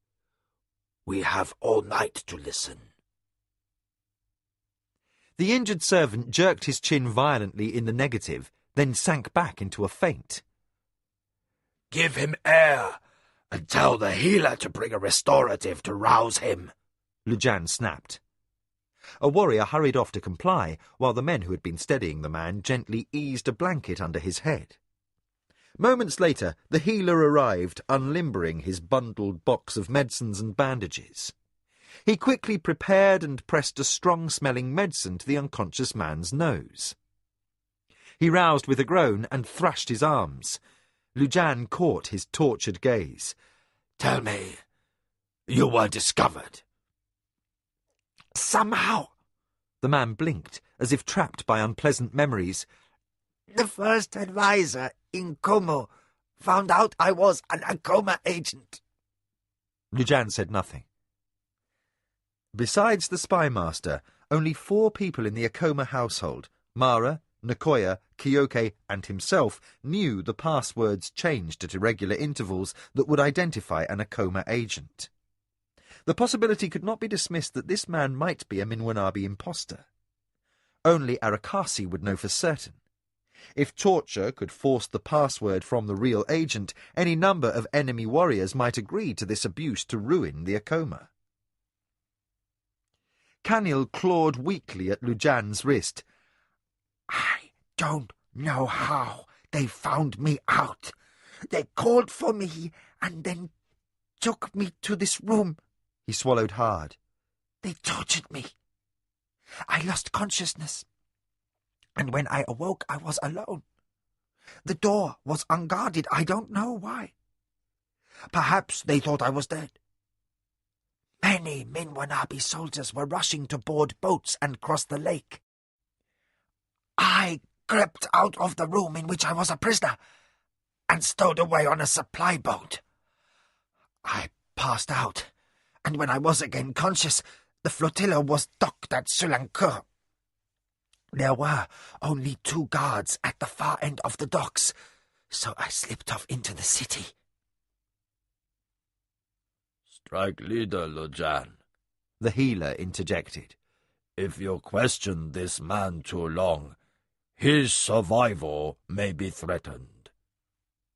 At the mention of Lujan's name, Kanil stirred in sudden and shattering agitation. "Oh, gods!" he whispered hoarsely. "This is the false caravan!" Lujan's only betrayal of shock was a tightening of his hand on his sword hilt. Taut, dangerous, and wary, he ignored the healer's plea and leaned close to the man. Too softly he said, For what reason would the spy master inform you of this deception? The man lay uncaring of his peril. Whispering, he said, Arakasi didn't. The Minwanabi know. They laughed and boasted of what they knew of Lady Mara's plan while they tortured me. Chilled by this answer, Lujan pressed, Do they know about the real silk shipment?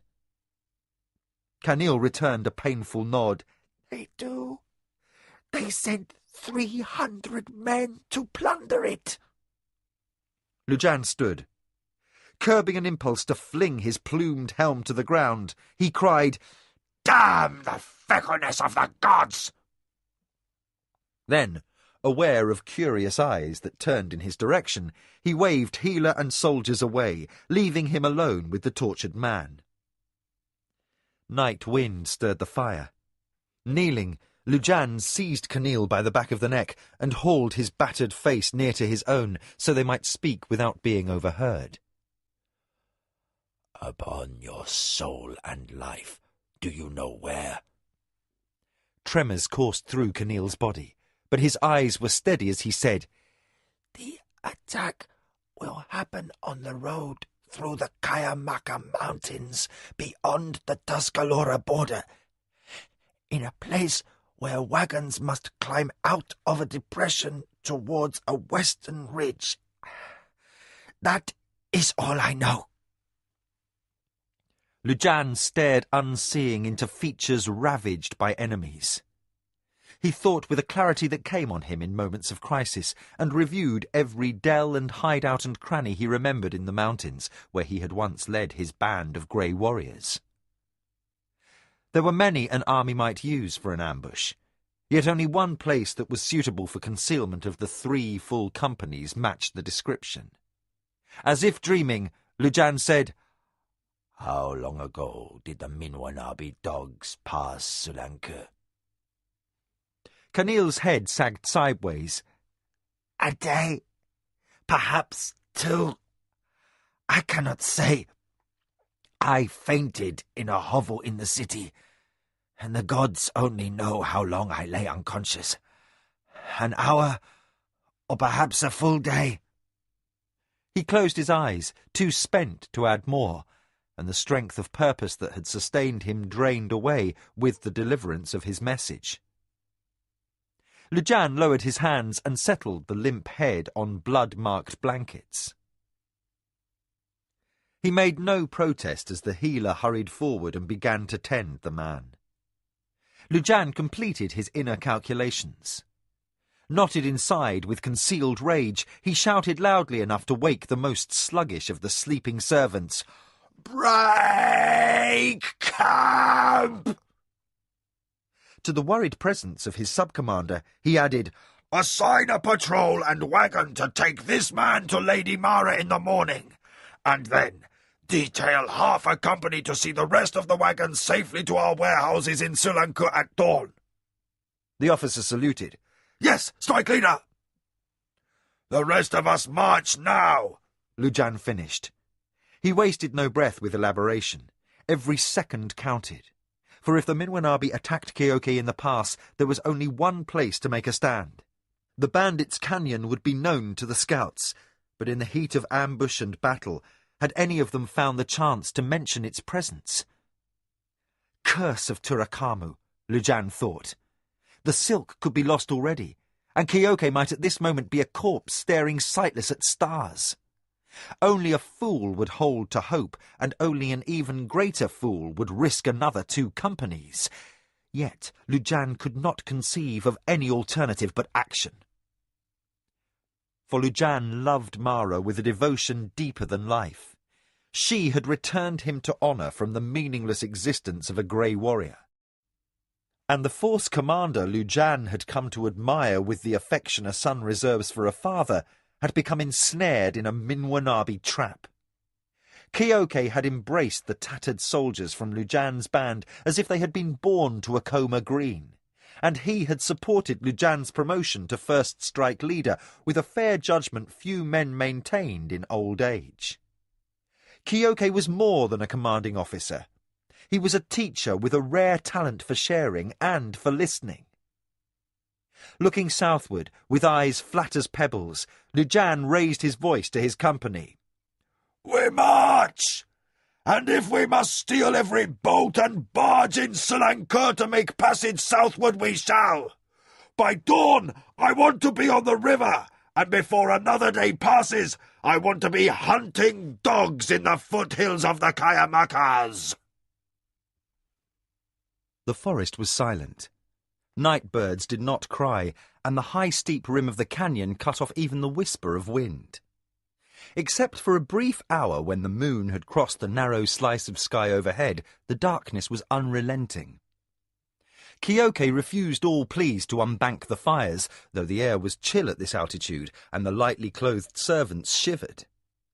Soldiers sought to snatch sleep in full armour on damp ground, while others stood at their posts carefully listening.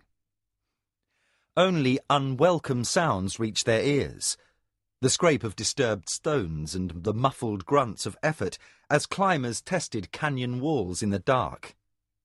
The enemy had arrived, but the wait, most cruelly, did not end. Keoke remained by the barricade, his face impassive as old wood. Committed to battle in a place he had never seen in daylight, the Akoma force commander prayed that Wialo's assessment had been accurate, that the cliffs above were too steep to descend. As it was, Keoke could do little but detail sentries to follow the rattling falls of pebbles set off by men prowling the heights. Once his soldiers were gratified by a muffled cry and the thud of a fallen body.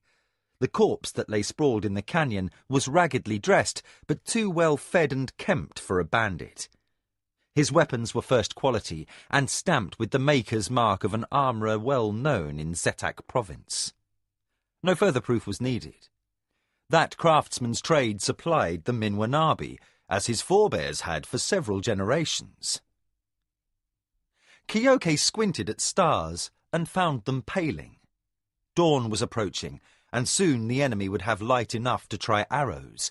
Kyoke knew that if the Minwanabi force commander Irilandi opposed him, he would have archers in crannies in the rock against any counterattack. One of Irilandi's more predictable tendencies was always to be ready for a counteroffensive. Come daylight, his archers could fire blindly down into the ravine. Most bow shafts might fall harmlessly, but some might strike chance targets. A secondary but nonetheless pressing worry was the shortage of healers' herbs and unguents. The wagons had carried little by way of supplies, and no healers travelled with the soldiers. The assault came as the Kelowanese sky brightened to jade green in the east. The first wave of Minwanabi soldiers struck the rough barricade with a battle scream that shattered the stillness. They could charge only 4 abreast through the rock passage, and their attempt to climb the breastwork brought them swift death on Akoma's swords and spears. Yet the enemy came on, climbing over dead and dying comrades in bloodthirsty waves. At least a dozen Minwanabi soldiers lay fallen before the first Akoma warrior took a wound. Almost before his sword faltered, a fresh man shouldered forward to take his place. Minwanabi archers fired ineffectively over their comrades' heads. For nearly an hour, the enemy hammered at the barricade. By 1s and 3s they died, until the corpses lay close to 100 deep. Akoma casualties numbered fewer than a dozen injured and only 1 dead. Kyoke detailed servants to give what care they could to the injured. Although movement within the canyon was hampered by the insistent fall of enemy arrows, no man who took wounds for Akoma honour was permitted to lie without care. Kyoke raised his voice to Dakati. "Bring up fresh soldiers to the barricade!" Dakati dashed to relay the order. Within minutes, the relief company undertook the defence of the barricade, and the Akoma strike leader brought word back. "The enemy are making little progress, Force Commander. They have tried having men crawl on their bellies to pull away some of the dead and to undermine our breastworks. If they try sappers, we're in trouble." Kyoke shook his head. "Sappers are useless here. The soil is sandy, yes, but the water lies too close to the surface, and there is not enough room for engineers to dig." The force commander pushed his helm back to fan cool air on his scalp. The chill of mountain night had fled, and the breezeless canyon warmed under even the earliest sunlight. "Our flimsy breastworks are the greater problem. If they charge the line and send men behind the assault to pull at the breastwork, put spearmen on their knees behind the first line and see if they can discourage any such activity." Dakati hastened to effect this deterrent. Kyoke surveyed the rest of his defences, his plumed head held high despite the arrows arcing overhead. Most shafts bounced off the sheer walls of the canyon, but a few sped downward. One struck a hand-span from Kyoke, but he barely noticed. As if the quivering shaft by his foot had no existence, he motioned for servants to carry water to his fighting men. Then he surveyed his command yet again. The Minwanabi seemed frantic to engage the Akoma. Why? Kyoke considered. If the canyon was defensible, it was also a trap. The Minwanabi would pay dearly to enter, but the Akoma would die attempting to leave. An attacker not pressed to haste would be better to sit and wait, holding the canyon until starvation forced the defenders to desperation, then let Akoma bodies be the ones piling up at the base of the barricade as hunger drove them to escape. Kyoke reviewed what he knew of his opponent. Irilandi was in no way stupid. He had been competent enough to remain the Minwanabi force commander for nearly 2 decades, and in this foray he was almost certain to be operating under battle orders from Tasayo. Why should 2 men so skilled in war spend men by the hundreds? To capture the silk would be no mortal blow to the Akoma, and certainly not worth the lives that would be sacrificed before the sun reached mid-heaven. Time must be a factor. But why?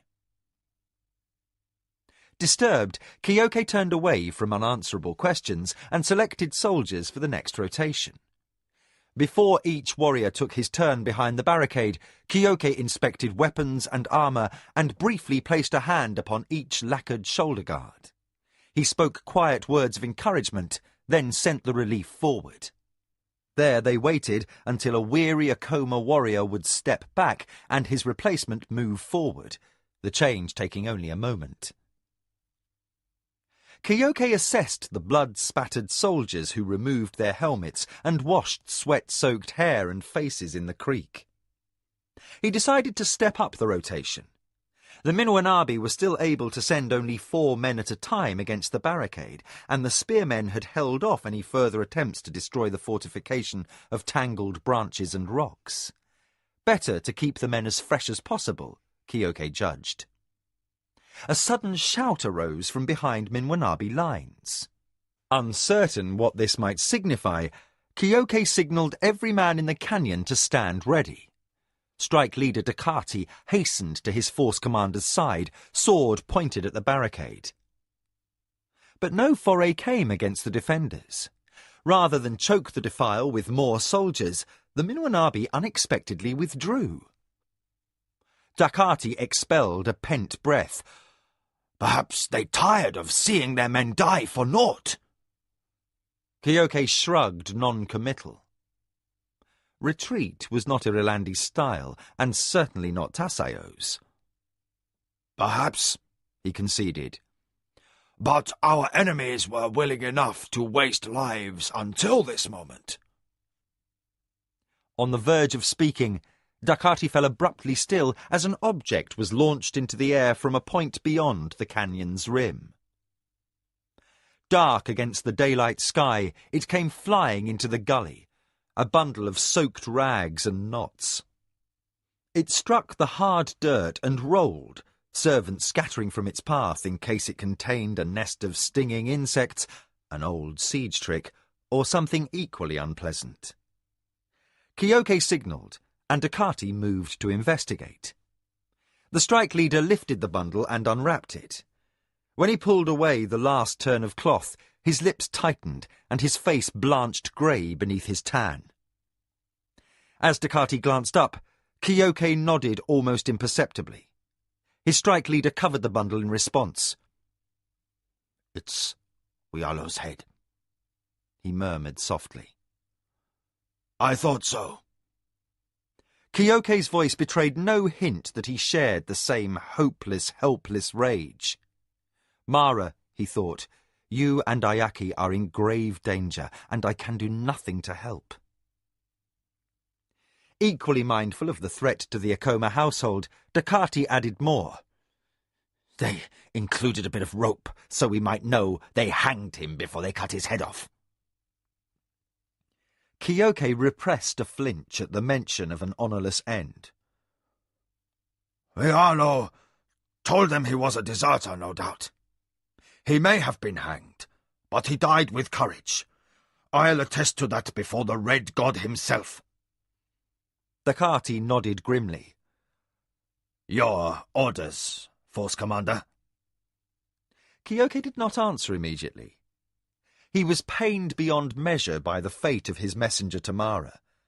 The canyon was sealed, irrevocably. Now no one could win free to warn her of the spy unnoticed in her house. His bitterness came near to showing as he said, Only to stand ready and kill as many Minwanabi as possible, and to die like men of the Akoma. Dakati saluted and returned to the barricade. The assaults continued through the day, halting only to allow the Minwanabi to regroup and send fresh soldiers into the van.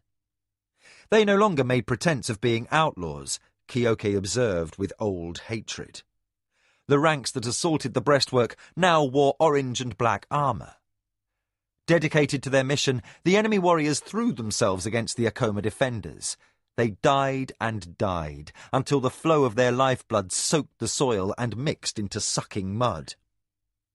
The Minwanabi were not the only casualties. Akoma soldiers fell also, more slowly, but with a finality that wore away at their numbers. Kyoke tallied 11 dead and another 7 wounded beyond the ability to serve. He estimated this had cost the Minwanabi 10 times that number dead or critically injured. More than a company of slain enemies would rise to sing of his valour when Kyoke's soul stood in judgment before the Red God. But he despaired to be sent in defeat, that his mistress might never discover that her security network had been breached until too late. For while Lujan was a quick enough study that Kyoke counted him a fit successor as force commander, he was untested in large battles, and his training was unfinished. Kyoke forced himself away from agonizing over this. There was no profit in it. He approached the senior servant. "How fare our stores?" The man bowed. "If our soldiers take minimum rations, we have ample food for several days." Kyoke considered a moment. "Double the rations instead. I doubt we'll survive for several days.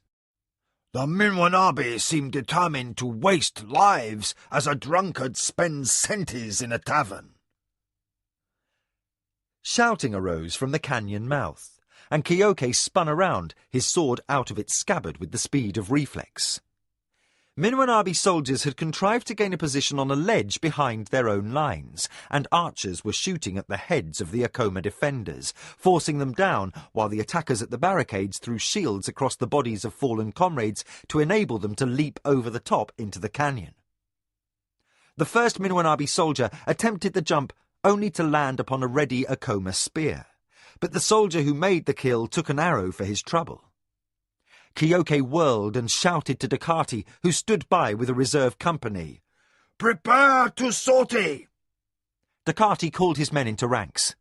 To the men at the barricade, Kyoke shouted, "Withdraw!" The defenders fell back in tight order, and a pair of Minwanabi soldiers sprang into the clear space behind the barricade, only to crumple as Akoma archers cut them down.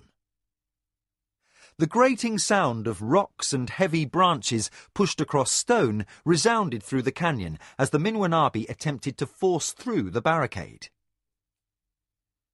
Kyoke issued a command, and a pair of husky servants hauled on ropes tied to the end of the heavy log that was the mainstay of the defences. The tree trunk drew aside, and the barricade gave way. Branches and rock shoring burst inward, and off-balance Minwanabi soldiers fell forward onto their faces. Kyoke showed his teeth in satisfaction, just as Dakati called for the charge, hurling his company at a run into the astonished and ragged line of attackers. The fresh Akoma reserve pushed the vanguard back, while archers on the Akoma flanks fired upon their Minwanabi counterparts. The air was alive with arrows, thick enough to shadow the sunlight that now beat unmercifully from above. With the enemy unable to fan out past the rocks, their concentrated numbers made them easy targets. Within moments, the orange and black arrows ceased. The vigorous assault by the Akoma drove the Minwanabi up the defile, and Kyoke called the next wave of soldiers forward. They rushed to the breached barricade, pulled the dead from the branches and rocks, and threw Minwanabi as well as Akoma corpses into the canyon. Servants stood ready to strip the fallen of armour and arms, saving anything that might be turned to Akoma use. Swords that were not too badly damaged, shields and daggers, an occasional hip bag of food, all were quickly added to the Akoma stores. Other servants scrambled around the area, inspecting arrows, in search for those that hadn't been broken against the stone walls of the canyon.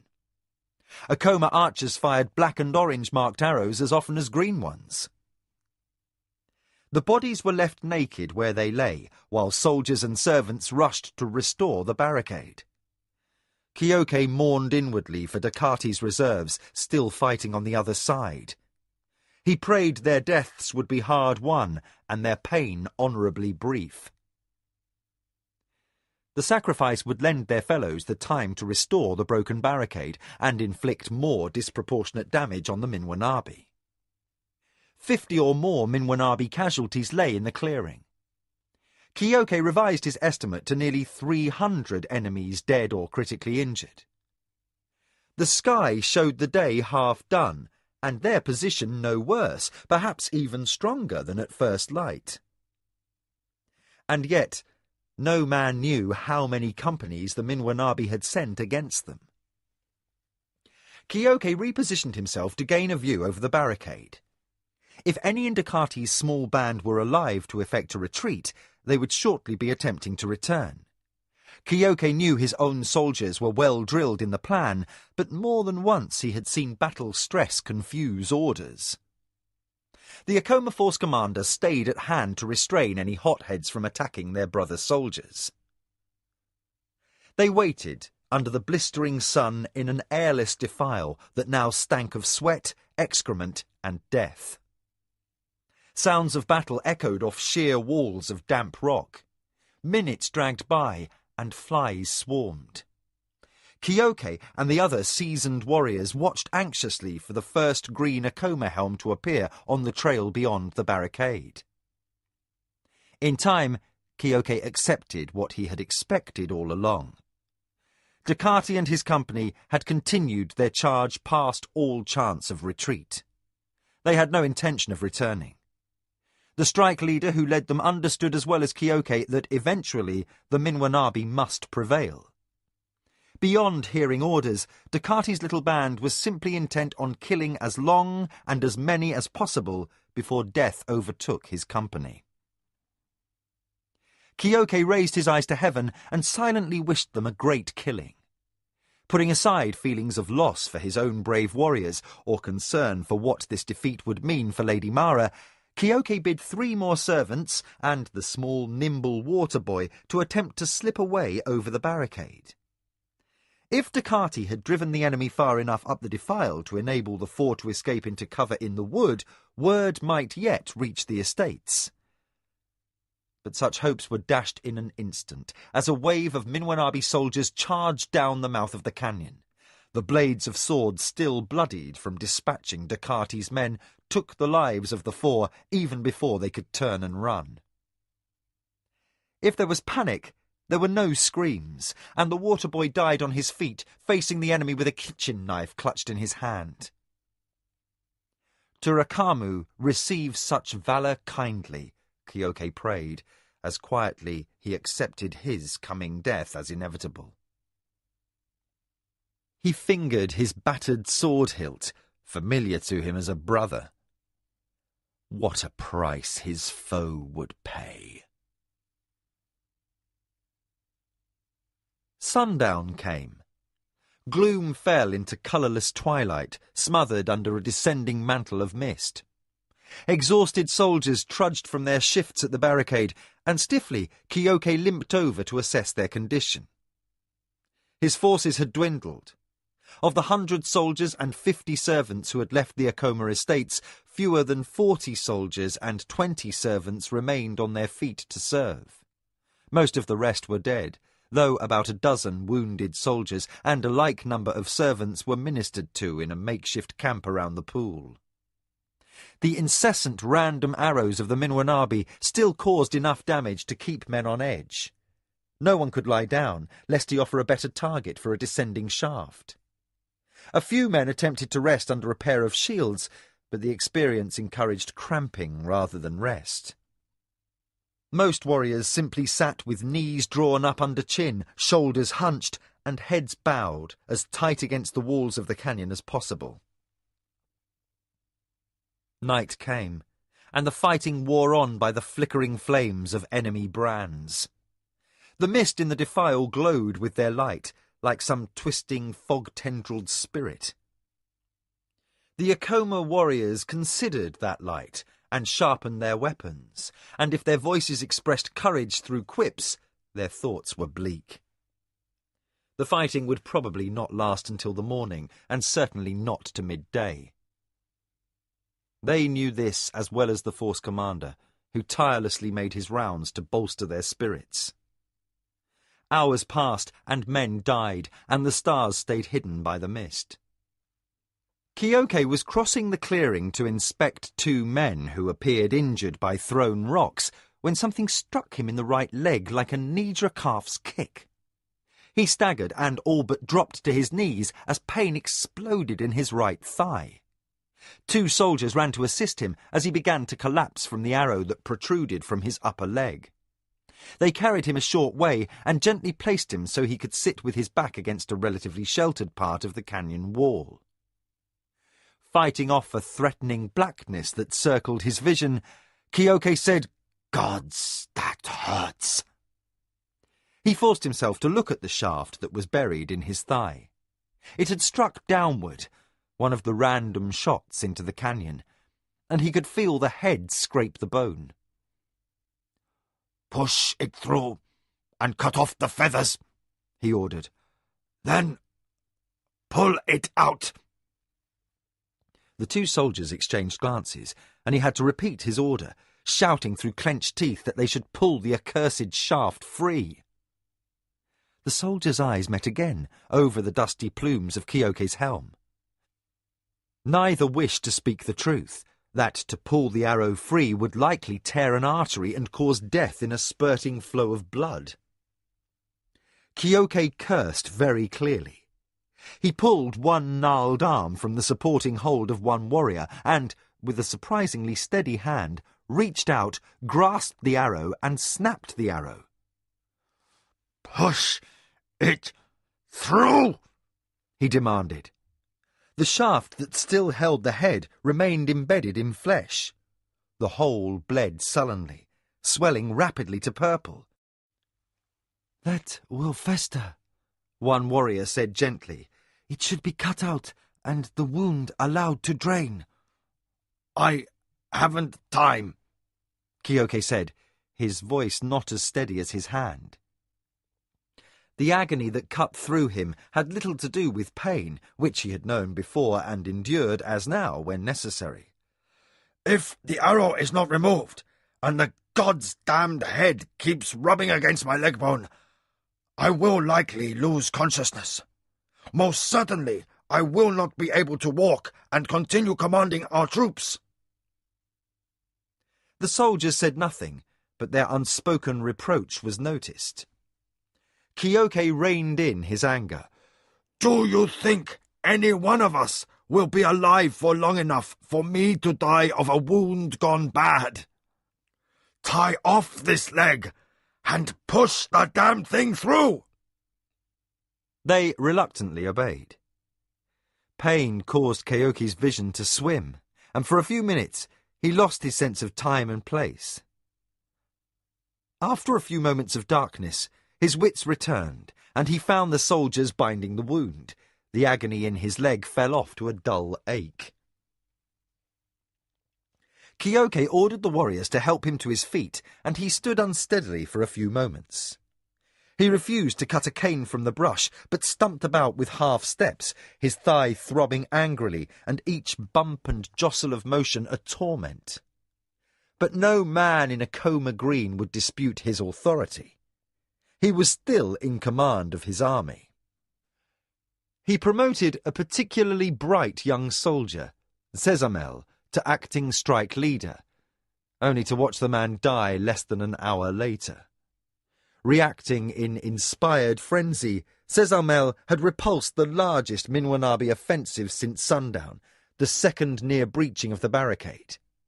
His sortie drove the attackers back, but only in exchange for heavy losses. The Akoma were tiring, while the Minwanabi warriors seemed inexhaustible. Kyoke took no time to promote anyone else. There was no need. With Akoma numbers fallen below that of a small strike force, a second commander would be superfluous. Kyoke shuffled wearily over to the servants and instructed a distribution of rations. Given the fatalities, there was now enough food for every man to eat as he wished.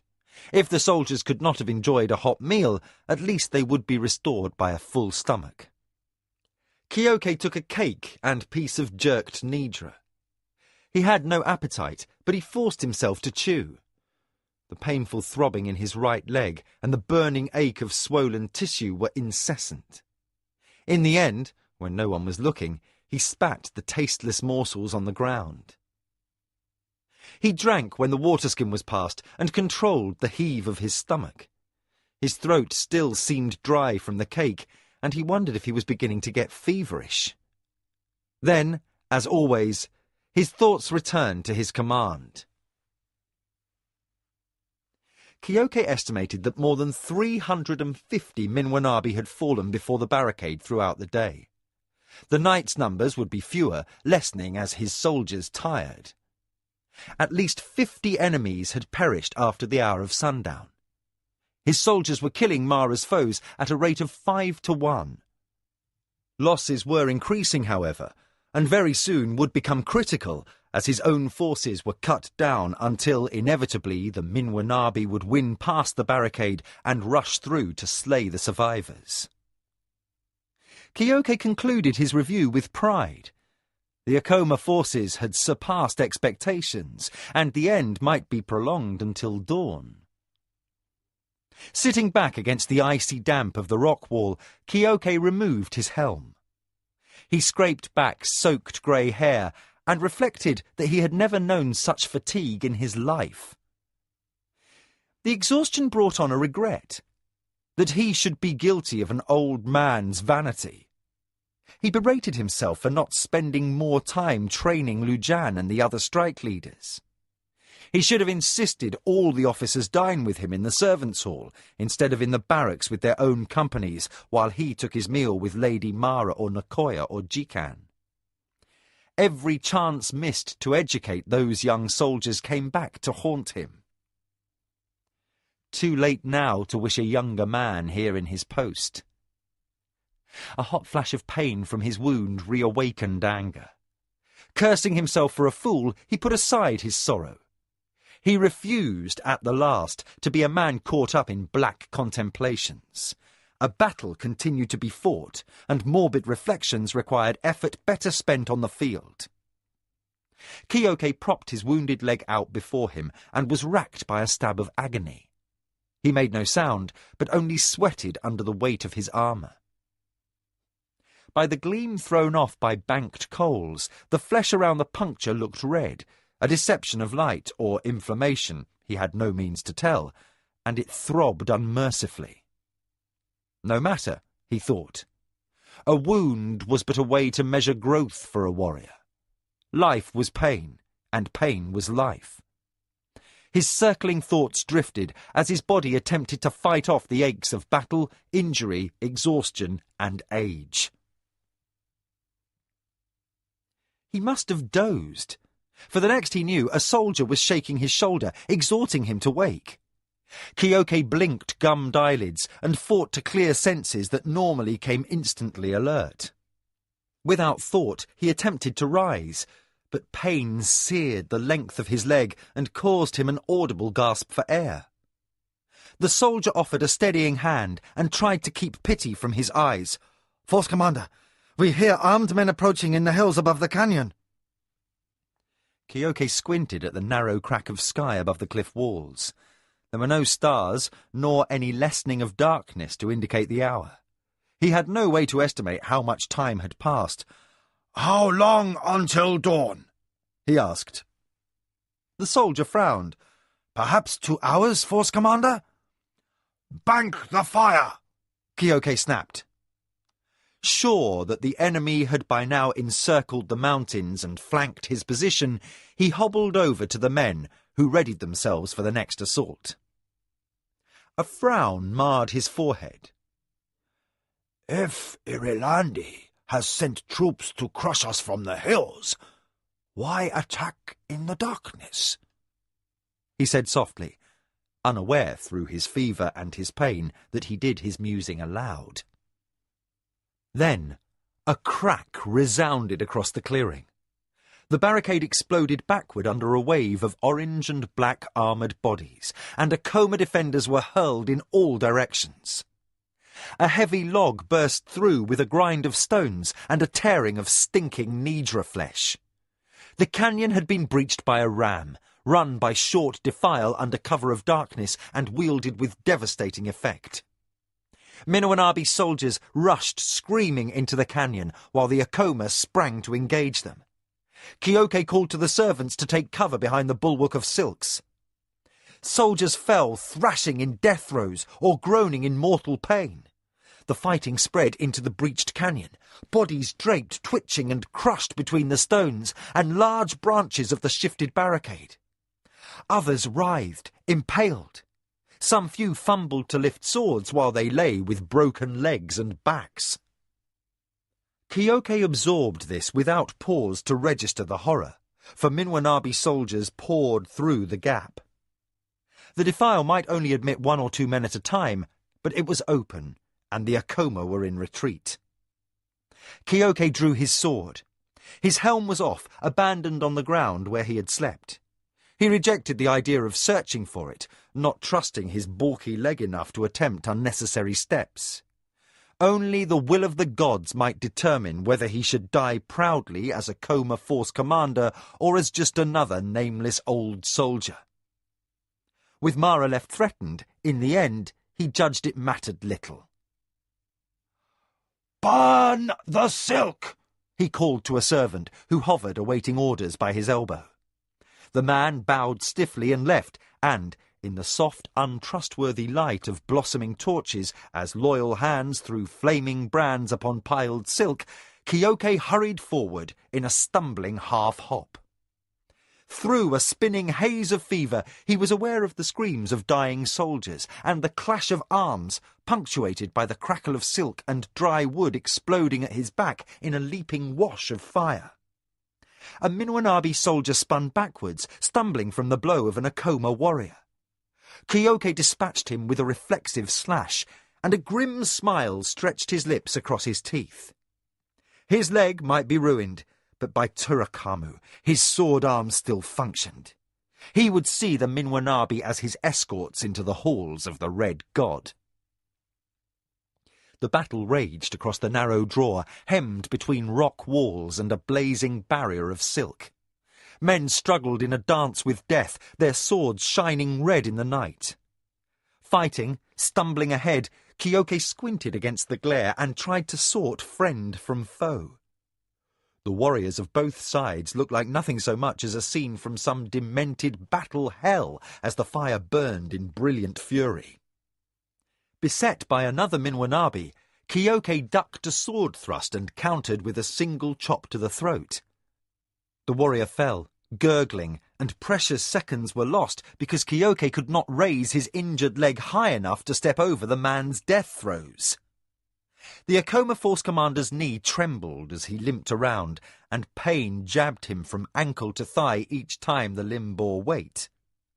The agony knotted his belly, and he swallowed to keep from voiding his stomach. Dizziness teased at his balance, and his vision swam. Kyoke hobbled headlong into his last fight, where 2 Minwanabi soldiers hammered at the shield of an Akoma. Hide and wood parted with a crack, and a blade struck home. The Akoma warrior went down, and his dying eyes met those of his officer. "Os, Commander!" he called clearly, before an attacker trampled over his face. Then, a figure in orange and black was shouting and pointing his sword, and warriors turned and converged. The clash of arms swelled on all sides. Believing the sound to be amplified by his fever, Kyoke focused only on the recognition reflected on enemy features. "The Akoma Force Commander!" Someone called clearly, and Kyoke was beset by enemies. His sword spilled their blood, but his feet were not nimble. His guard was hampered by his lameness, and, in the press of cut and thrust, he was aware of other soldiers rushing him from behind. He could do nothing to prevent himself being surrounded. Driven to his knees and crippled, He wrestled through spinning vision to ward off the blows hammered down on him. The Minwanabi soldier before him suddenly stiffened. His expression of astonished disbelief was swallowed by darkness as he fell. Kyoke caught sight of a meat cleaver protruding from Minwanabi armour, and a frightened servant backing away. Kyoke cut sideways with his sword, and at least one more enemy died before he could avenge his fallen comrade. The servant perished anyway, cut from chest to crotch by another soldier, and then the same bloody sword was pointed and slashing at Kyoke. More men pressed in from the sides. He fought them with a skill honed by 40 years on the field. Sweat ran down Kyoke's temples. He blinked salty drops from his eyes and slashed through a white haze of pain. Dimly, he noticed an Akoma servant crouched near him and hands attempting to prop him upright. Then the servant's eyes went round and he lurched forward. His back lay open to show the white ribs, and his weight drove Kyoke to the ground. Blinded by dust and agony, Kyoke struggled to rise. His ears rang, and his hands would not grip. Numbed fingers could not find his sword, and he was conscious of wetness flooding down his flank beneath his armour. He gasped, but there seemed to be no air to fill his lungs. Above him, he made out the shape of a Minwanabi soldier pulling back his blade from the thrust that had dispatched the valiant servant. Kyoke groped in the dirt, found his sword, and struggled against the twitching weight of the corpse to raise his guard. The soldier pulled the servant aside, then aimed a killing stroke at the beaten old force commander at his feet. Kyoke raised his arm to parry and drew upon his last shred of strength to commend his wall to Turakamu. Then sword met sword, and the laminated hide screeched with the impact. The blow deflected, but barely. The Minwanabi stroke missed the heart and glanced down to pierce through armour and gambeson and, finally, through the flesh of Kyoke's belly. The soldier jerked back his blade. Flesh tore and bled, and Kyoke heard a distant hoarse cry as torment forced his own lips to betray his weakness before an enemy. At the ending of life, Kyoke invoked his soldier's will to greet death with head up and eyes open. Through the pounding of blood in his own ears, the force commander heard a distant voice crying, "Akoma!" He felt only pride for that one brave soldier. Blurred shapes swam in and out of focus. Time seemed unnaturally slowed. Through the darkness, a hand caught the Minwanabi soldier's arm, yanking back the descending sword. Kyoke frowned and faintly wondered whether this was the god's reward for lifetime service. For his valour in Akoma defence, he would not feel the death blow. Turakamu, he muttered, believing himself bound for the red god's halls. Then the earth overturned, and he knew nothing as the sword slipped from his hand. Chapter 10. Master Plot. Sounds intruded. Through an encompassing dark, Kyoke heard voices. They echoed dreamlike through his mind, amid a growing awareness of pain. He listened for the singing of warriors, the Minwanabi dead who would attest to his valour as he entered the hills of Turakamu. But there came no singing, only spoken words in a voice that sounded like Lujan's. No, thought Kyoke. No! Through a stirring rush of anguish that mushroomed into despair. He listened more carefully. There had to be singing. "Not regained consciousness since the battle," Lujan's voice continued. "Being delirious with fever. Serious wounds in his belly and side." Another voice interjected. Nicoya's, surely. "Gods, Mara must not see him like this. It will surely break her heart." And then a bustle amid the darkness, and someone that sounded like his mistress crying out in an anguish too sharp to rein back, "Kyoke!" There was to be no singing then, the old warrior understood in cold sorrow. Accolades would not herald a warrior who died in defeat. The Akoma must have been vanquished for Mara, Lujan, and Nicoya to be present here in the halls of Turakamu. The Minwanabi army must have gone on from the canyon to attack the estate, and the Choja defenders must have fled or been overwhelmed. The end must have come with the enemy in triumph and the Akoma crushed. Mistress, murmured Kyoke in his delirium. lady. Listen, he speaks! Someone exclaimed. Kyoke? Mara's voice said again. Cool hands brushed his brow, the fingers lightly trembling. Then light shone, blindingly bright through half-opened eyelids, and consciousness flooded back, along with full awareness of the pain. Kyoke? Mara said again. Her hand settled on either side of his temples, gently and insistently framing his face. We are all well. Ayaki is well. Lujan speaks of a battle bravely fought in a canyon. The Minwanabi brought 500 men to attack, and we hear your small company battled to the death defending the silk. The force commander struggled through a haze of fever and managed to focus his eyes. His mistress bent over him, her dark hair still loose from her sleeping mat, and her pretty brow furrowed with concern.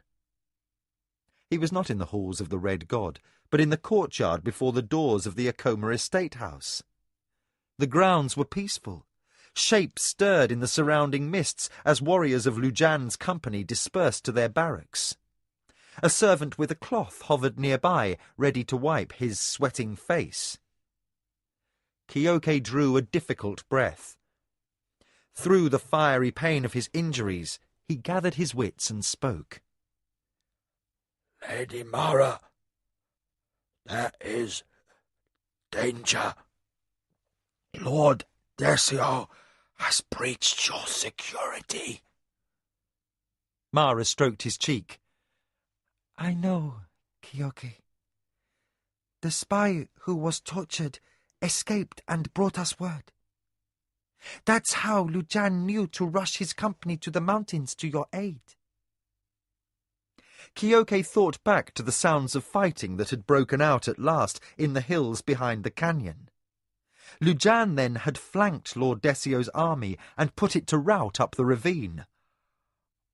How many are alive? Kyoke asked, his voice barely a croak.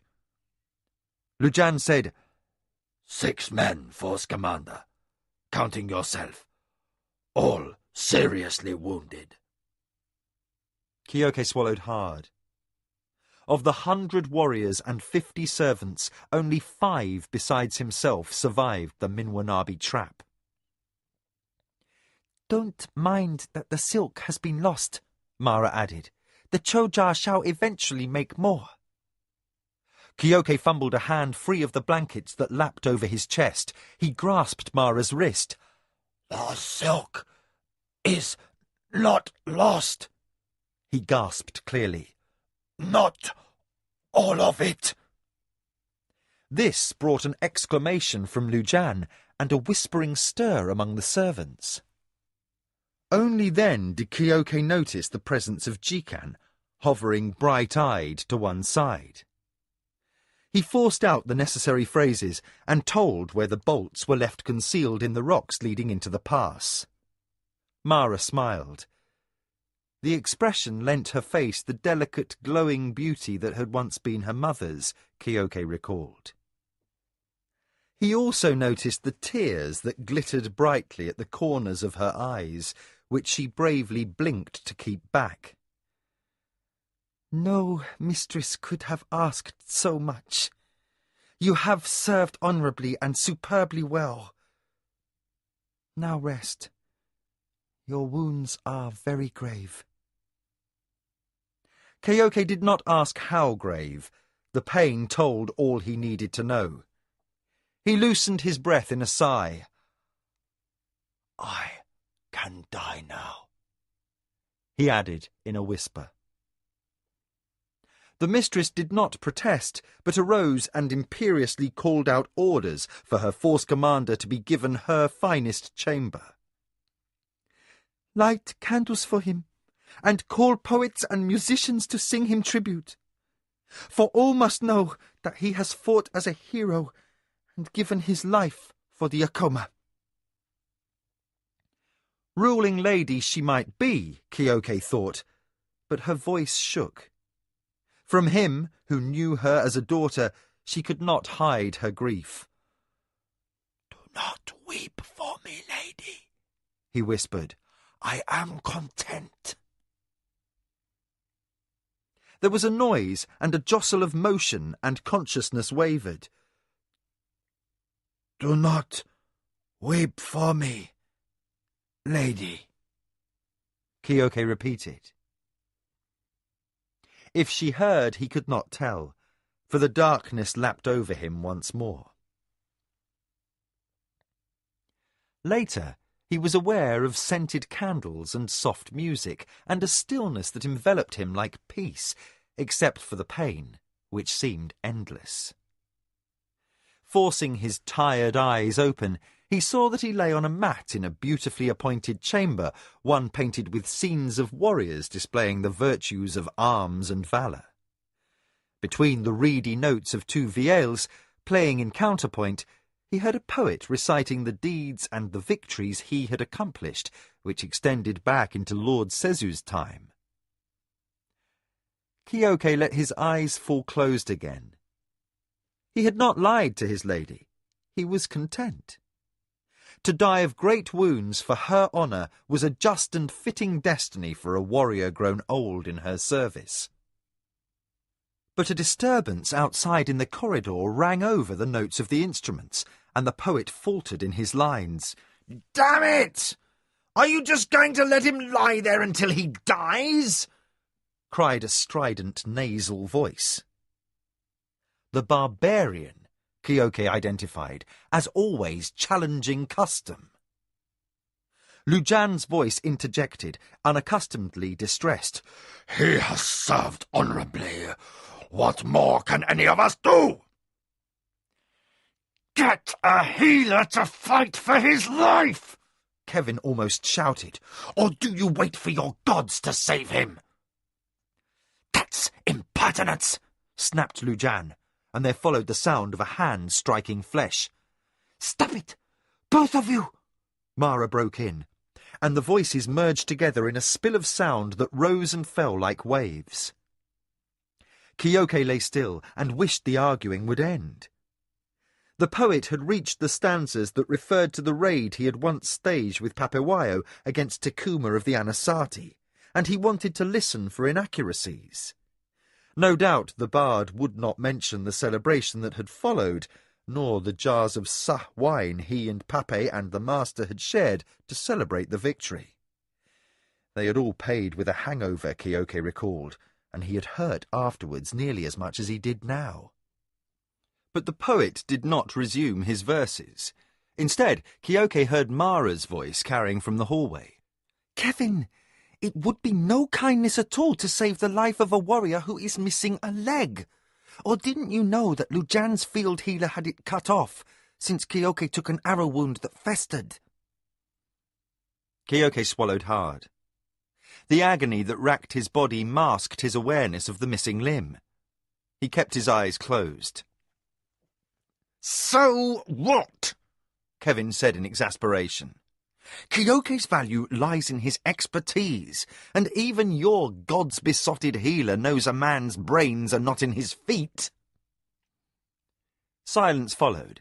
Then Kyoke heard the screen swept back, and someone stepped through. Kyoke opened one eye and looked in the direction of the disturbance. Entering the room was the tall barbarian. His hair blazed like fire in the candlelight, and his height threw dark shadows on the wall. He shoved determinedly through the musicians, then shot a glance of disgust at the poet. "Get out," he said imperiously. I want to talk with the old man and see what he thinks about dying. Kyoke looked up into the face of the barbarian slave, his eyes dark with fury. He forced his voice to be as firm as his condition permitted. You are impertinent, he echoed Lujan. and you intrude upon matters of honor. Were I armed, I would kill you where you stand. Kevin shrugged and sat down at the old warrior's side. If you had the strength to kill me, old man, I wouldn't be here. He crossed his arms, leaned his elbows upon his knees, and regarded Kyoke, who was very much a general of armies, even propped like a figurehead amid a sea of cushions. His flesh might be drawn with illness, but his face was still that of a commander. Anyway, you are not armed, Kevin observed with his shattering outworld bluntness, and you'll need a crutch to rise from that bed, so maybe your problems can't be answered with a blade anymore, Force Commander Kyoke. The pain dragged at his belly as the old man drew breath to reply.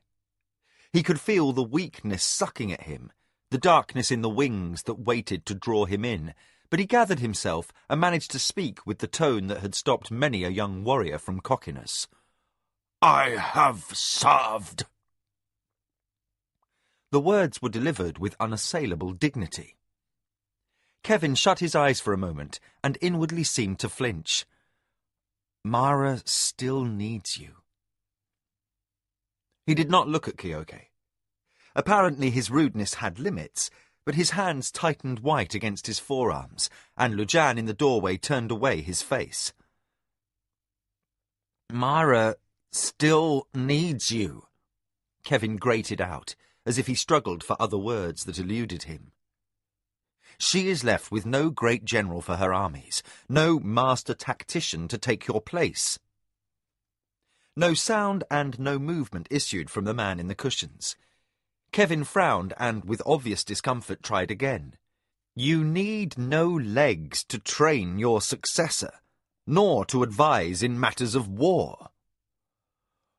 I need no legs to know that you have overstepped yourself, Kyoke interrupted. The effort taxed him. He sagged back against his pillows. Who are you, barbarian, to judge me in my service to this house? Kevin flushed darkly and rose to his feet. Embarrassed in his transparent way, but also unknowably stung, he clenched his fists and added, I did not come to hound you, but to make you think.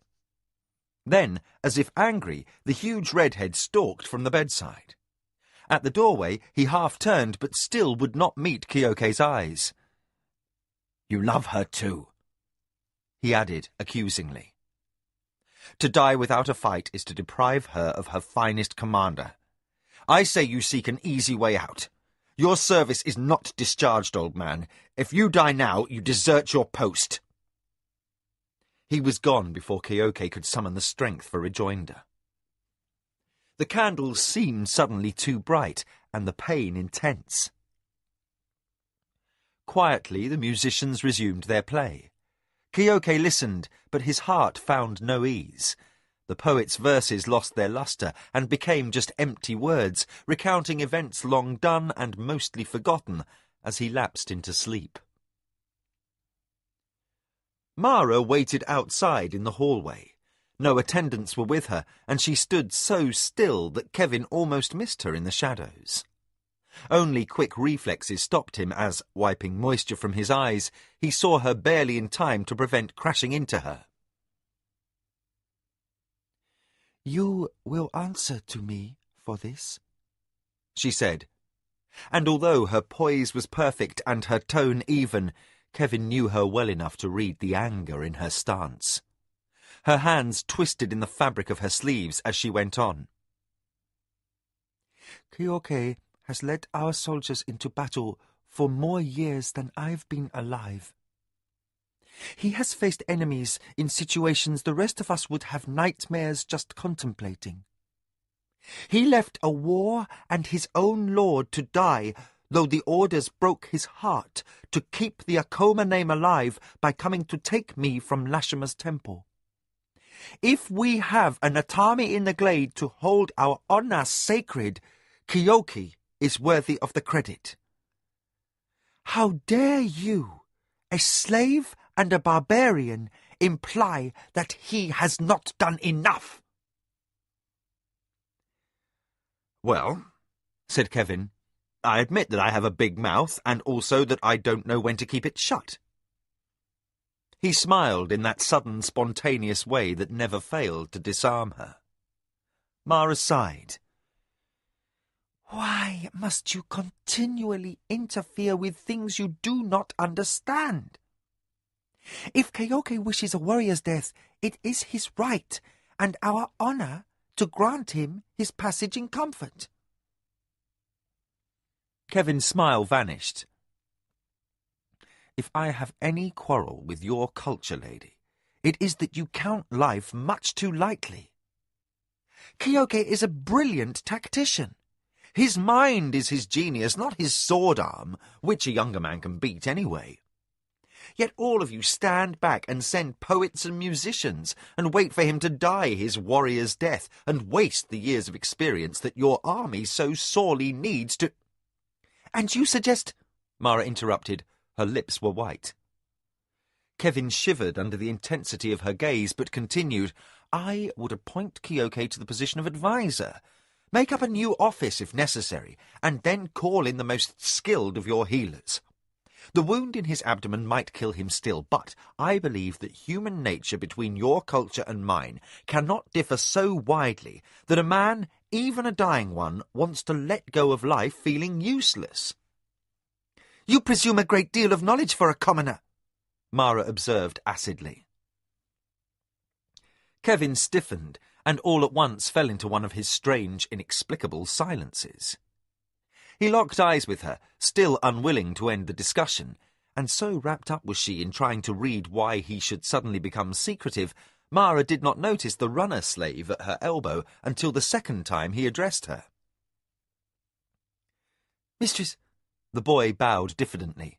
My lady, Nakoya, bids you come at once to the great hall. An imperial messenger awaits your attendance. The flush of anger drained out of Mara's cheeks. Find Lujan and send him to me at once, she instructed the runner. As though she had forgotten Kevin's existence and the fact she had been deadlocked in an argument only seconds before, she spun on her heel and departed down the corridor in almost unseemly haste. Kevin, predictably, followed her. What's going on? She didn't answer, and the runner-slave had dashed beyond earshot. Undeterred, Kevin lengthened stride until he overtook his diminutive mistress. He tried another tack. What's an imperial messenger? Bad news, Mara returned shortly. At least, this close upon the heels of a Minwanabi attack, a message from the Emperor, the Warlord, or the High Council speaks of a great move in the game. Mara skirted the boughs of a cluster of house slaves bent over buckets and brushes, scrubbing the lacquered wood floor. She crossed the atrium that led toward the great double doors to the hall, and Kevin followed. His lady's poise had seemed brittle since the return of Lujan's companies. The purpose of the Minwanabi raid, she insisted, had not been simply to ruin her silk in the marketplace. Being unable to follow every twist of Tsirani politics, which to his kingdom mind still seemed convolutedly illogical, Kevin was determined to stay at Mara's side. What threatened her threatened him, and his feelings toward her were protective. The great hall held the damp in the mornings, and the old stone floor transmitted chill even through the soles of leather sandals. Crossing the echoing expanse of empty space, shuttered into gloom by closed screens, Kevin saw Nakoya awaiting on the dais and heard Lujan's step enter from the passage behind. But the barbarian's attention stayed riveted ahead, where, even in the dimness, the sparkle of gold stood out. An unexpected and unnerving sight in a land where heavy metals were a rarity. The messenger sat on a fine thread-worked cushion, and even his posture was imposing. He was a young man, powerfully muscled and beautiful to look upon in a simple kilt of white cloth. Cross-gartered sandals hugged his dusty legs, and his skin sparkled with perspiration. Binding shoulder-length black hair from his brow was his badge of rank, a cloth in alternating bands of gold and white that sparkled and flashed through the shadows. The thread of the weave was metallic, true gold, the symbol of the Emperor of Tsiranuani, whose bonded word he carried. Upon Mara's entrance, he rose from his seat and presented himself with a bow. The gesture denoted arrogance, for although he was a servant and she a noble lady, his master's word was the law of the land, to which all great houses must submit. The head badge made this man sacrosanct within the empire. He could safely run through a battlefield, between warring houses, and no soldier would dare impede his passage upon pain of the emperor's wrath. The messenger knelt with beautifully studied poise and presented a gilt-edged scroll, tied also with ribbons of gold and sealed with the imprint of Ichindar. Mara accepted the weighty missive, her hands looking fragile against the parchment. She broke the seal, unrolled the scroll, and began to read, while Lujan took his place on the side once occupied by Kyoke, and Nicoya visibly restrained herself from craning her neck to make out words over her mistress's shoulder. The document was not lengthy. Kevin, who was the tallest, could see that the sentences were brief, yet Mara paused a lengthy interval before she raised her face and spoke. "Thank you. You may go," she said to the messenger. "My servants will see you refreshed and housed, if you wish to rest while my scribes take dictation and prepare my return message." The imperial messenger bowed and departed, the tap of his nail-studded sandals loud in the closed hall. The moment he passed beyond the doorway, Mara sank down upon the nearest empty cushion. "Tasayo's hand is at last revealed," she said, and her voice sounded hollow and small. Nicoya took the scroll and read its lines with a steadily deepening scowl. "The devil!" she exclaimed when she finished. "Pretty lady," Lujan interjected, "what are the Emperor's wishes?" It was Nicoya who answered, her aged voice like acid. "Orders from the High Council. We must, with all haste, send our army to lend support to Lord Zacatecas in his war against the nomad raiders in Dastari. Lady Mara has been commanded to appear in person with a levy of 4 companies of troops to be ready to depart within 2 months. Lujan's eyebrows jerked up and froze. 3 companies would be too many, he said, and his hand tapped furiously on his sword hilt. "We're going to have to buy favors of the Choja." His gaze shifted significantly to Kevin. "And you're right. Damn your barbarian ideas. Kyoke cannot be granted the luxury of dying, else the estate will be left stripped of its last experienced officer." "That's surely what Desio intends. We must balk him." Mara turned her head. Her eyes were black sparks, and her cheeks were flushed in shock as she voiced her orders. "Lujan, you are now promoted to the post of force commander. Take Kevin and go to Kyoki. Tell him I wish to appoint him as first advisor for war, but will do so only with his permission." Her voice went distant with memory or maybe tears as she added, "He will think other warriors will ridicule him for carrying a crutch, but I will see his name is honored. Remind him that Pape once found pride in wearing the black rag of the condemned." Lujan bowed, a suggestion of sorrow in his own stance. "I doubt Kyoke would leave us in such perilous straits, my lady. But the gods might overrule his will. The wound in his abdomen is not the sort that a man is likely to recover from." Mara bit her lip. As if the words pained her, she said, "Then, with his permission, I will send runner slaves and messengers throughout the empire to seek a healing priest of Hantukama. The offering such a priest will demand for healing will be great, Nicoya pointed out. You may have to build a large shrine. Mara came close to losing her temper.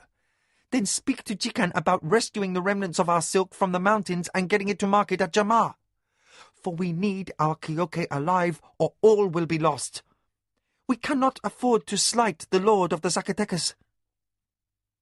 Even for Kevin's sake, this statement needed no elaboration. The promise of Lord Zacatecas' alliance had held many enemies at bay. Should the Acoma give a family that powerful any cause whatsoever for enmity, they would beg a swift ruin, engaged as they were in their blood feud with the Minwanabi. The estate here must not be left in jeopardy, Mara finished. The story is a trap, Nicoya said, voicing a point all except Kevin were aware of. Tasayo will be there, and no move you or your 4 companies can make will not be anticipated in advance. You and the men you take with you will go the way of Lord Sezu, betrayed to your deaths on foreign soil. All the more reason why Kyoke must hold these lands secure for Ayaki, Mara finished, and the last high colour fled her face. The Imperial messenger departed with Mara's written acquiescence to the High Council's demands. After that, her household factors and advisers hurried off to initiate a frenzied list of preparations. Lujan detailed officers to make an inventory. Then he and Kevin departed for Kyoke's bedside, neither with enthusiasm. Jikan arrived as they departed, summoned from the Nidra fields by the runner slave. I need a full accounting of Acoma assets, Mara demanded before the little man had entirely risen from his bow. How many centis we have in cash, and how many more we might borrow. I need to know how many weapons our master armourers can turn out in 2 months, and how many more we might purchase. Jikan's brows went up. Nay, did you not already decide to send our new arms to the markets? We will need the sale to balance our deficit in the silk. Mara frowned and restrained a sharp impulse to snap. Jikan, that was yesterday. Today we must outfit 4 companies to relieve Lord Zacatecas in Dastari. The Hedonra was adept at figures. You'll be bargaining for more warriors from the Choja, then, he surmised. His straight brows tightened into a frown. We'll have to sell off some prime stock from your Nidra herds. Do it, Mara said at once. I'll be with Ayaki. When you have the accounting complete, bring your slates to the nursery. Your will, lady, said Jikan unhappily. Wars were the perpetual ruin of good finance, and that Mara must indulge in one through the plotting of dangerous enemies made him frightened. So had great houses fallen in the past, and the disaster of Sezu's betrayal and death had happened too recently for any servant on the estate not to feel the threat of annihilation. Word did not take long to spread among the servants, and in a household that was bustling with activity, the talk was ominously hushed. Mara spent an hour with her son that seemed all too terribly brief. He would soon be 5, and had a temper that occasionally burned to rages that defeated the skills of his nurses. Now, lying on his stomach with his ankles crossed in the air playing at soldiers, he pushed his plumed officers to and fro and cried commands in a treble child's voice. Mara watched him with a wrenching in her heart and tried to memorize the small face shadowed by a fall of dark bangs. She clasped cold hands and wondered if she would live to see her child grow to manhood. That he very well might not was a possibility she forced out of her thoughts. She, who had come into power too young, burned with the wish that her son might have the chance to grow and learn and have years to be guided into preparedness for the ruling lordship that awaited him. She must live and return from the desert and make sure that this became so. Until Jikan arrived with his figures, she prayed long and desperately to Chochokan. At her feet, Ayaki obliterated company upon company of Minwanabi enemies, while his mother racked her mind for solutions to impossible equations. Jikan arrived and presented his slates, their columns impeccably neat despite the haste in Mara's command. The Hedonra looked hollow-eyed and worn as he bowed. Lady, I have done as you commanded. Here are 3 calculations on your liquid financial assets. One depends upon the remaining silk arriving safely to market. The other 2 include what you might spend comfortably and what you might call on with variable lists of consequences.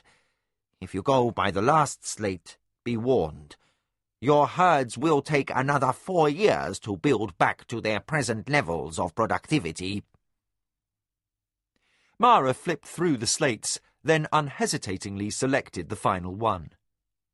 She glanced down at Ayaki, who watched her with liquid dark eyes. The Nidra are replaceable, she pointed out, and briskly sent her servants to fetch retinue and litter. I'll be visiting the Choja Queen for the rest of the afternoon. Can I come? Ayaki shouted, springing up and scattering toy warriors in a bounding rush toward his mother. She reached out and ruffled his hair with the hand clutching the slate. No, son, not this time. The boy scowled, but did not talk back. At last his nurse was succeeding in teaching him the manners his dead father had never acquired. Kevin will take you for a wagon ride, she consoled, then remembered. Lujan and her barbarian had not reported back from Kyoke's chamber. If he has time for you, she amended to the son who tugged at her elbow. She cupped his tiny face gently in her hand. And if you allow the bath maid to wash the fruit juice off your chin. She gave his face a playful shake. Ayaki's scowl deepened. He rubbed his soiled mouth, made a sound through his lips, and said, Yes, mother, but when I am ruling lord, I shall keep my chin sticky if I please. Mara gave an exasperated glance toward heaven, then disentangled her sleeve from her son. It smelled of Jamach and Choja-made candy. Boy, if you do not worry first about the lessons of growing up, there will be no estate for you to manage. A servant appeared at the doorway. Lady, your litter awaits. Mara bent and kissed Ayaki and came away with the taste of the candy. The mishap did not irritate her.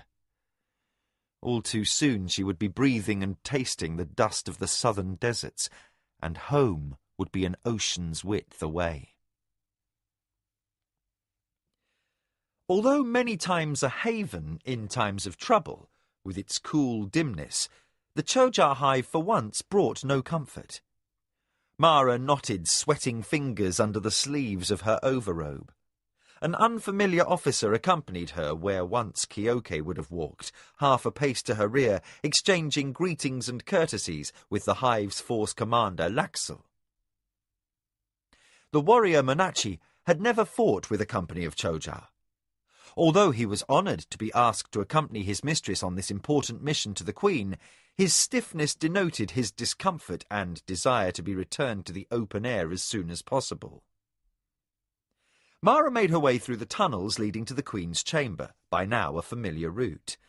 But this was no social visit, and instead of her customary small gift, the servant who followed her escort carried a slate that listed all of the Akoma cash assets.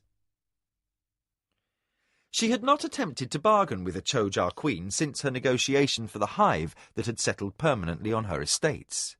Now that she had need, she had no clue as to how she would be received, particularly on the heels of the news that 2/3 of the new silk shipment had been lost to Minwanabi attack. The sweat on Mara's hands went from cold to hot. No past experience in her memory foretold how the Queen would react. The corridor widened into the antechamber before the throne room. Too late now to turn back, Mara reflected as the Chojar worker who escorted her small party rushed ahead to announce her presence. Mara continued on, into the warm vastness of the Queen's cavern, lit day and night under the blue-violet light cast by Chojar globes suspended from brackets set in the massive vaults of stone ceiling. Like an island surrounded by polished floor, a pile of cushions awaited her, with a low table bearing cups and a steaming pot of chocha. Yet Mara did not step forward to sit and take refreshment and exchange gossip as was usual. Instead, she performed the bow one ruler of equal rank might make before another to the enormous presence of the Chojar Queen, who reared up in massive height, attended by a scurry of workers.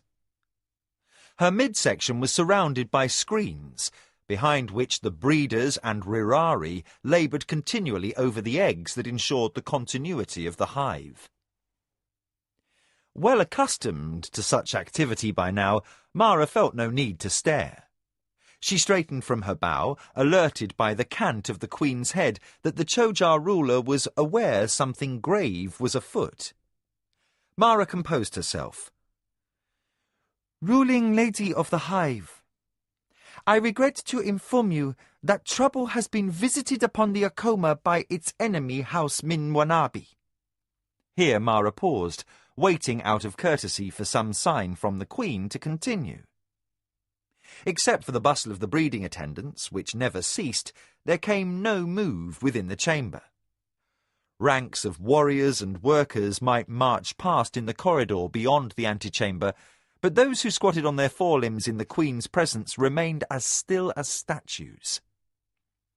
Given not the slightest wave of a forelimb in reassurance, Mara faced the hive's queen. The next sentences required all of her courage to speak.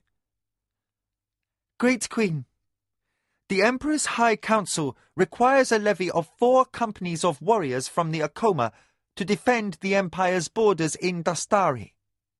If the estate here is not to be left stripped of its protection, I can muster only 3 human companies to be sent across the ocean. It is my hope, therefore, that you will consider a bargain to breed an additional company of warriors to fulfill the High Council's command." The Queen remained still. Breath held, Mara waited, fighting to keep her own poise. Out of the corner of her eye, she noted her strike leader's tension and his Chojar counterpart motionlessly squatting. At last, the Queen twitched a forelimb. "Who will be outfitting this company, Mara of Akoma?" The lady expelled a long-pent breath and tried not to shiver with the relief that her request had not been regarded as impertinence. "My treasury would bear the cost, noble Queen, if it please you to grant my request." The Queen tilted her massive head, her mandibles working gently to and fro. "I will grant your request for sufficient remuneration," she said, and the discussion broke down into what, to Mara's ear, seemed remarkably like a haggling match between merchants. The Queen's demands were steep, but Jikan had instilled in her a fine appreciation for the value of things, and Mara was a quick study. She seemed to sense which demands were non-negotiable and which were outright exorbitant and expected to be rejected. In the end, she settled for an amalgamation of coin and goods that equalled a worth about 1/3 higher than what she would have paid to hire mercenaries, which was probably fair, since the Chojar company would answer only to her, would not be infiltrated with spies or suborned by enemies, and would not flee the field at first sight of possible defeat. Her Nidra herds would be depleted for perhaps the next 3 seasons, by when she would be forced to sell to meet the Queen's price. When the negotiation concluded, Mara dabbed moisture from her brow with a small embroidered cloth and released an almost imperceptible sigh. The Chojar Queen noticed all. "Lady of the Akoma," she boomed in her friendlier tone, It would seem to my eyes that you are nervous, or if not that, then recovering from some discomfort. Has our hospitality failed to meet your needs? Mara recovered with a start. No, Lady Queen. The hospitality of the hive is never at fault. She paused, took a chance, and answered honestly. I confess that I was not sure of protocols when I came to buy this boon of warriors. Boon? The Queen reared back in what might have been surprise. You are my friend, it is true. And were you to come asking favours, I would consider them, of course. The fact that you visit here often and take pleasure in our company and affairs is a welcome diversion, never doubt. But when it comes to bargaining for workers, warriors, or services, such things are commodities for trade. Mara raised her brows. Then your kind do not require an army for protection. The Chojar Queen considered this. We interact within the Empire, and so are a part of its politics, its great game of the Council. But thousands of years passed before the coming of men. We bred warriors then to establish new hives, to protect us from predators like the herald, and to hunt game. Now, if there are conflicts, they are between the houses of men who have purchased alliances. The Chojar of themselves do not battle, except for the causes of men. This was a revelation. Mara tried not to reveal her rising sense of excitement as she folded her damp square of linen. She had studied the alien Chojar culture, but she still had much to learn. If the Chojar warriors were not loyal to the lords of men, but simply mercenaries, the fact opened interesting possibilities. But, sadly, the summons to defend the borders in Dastari allowed no leisure to pursue the matter further.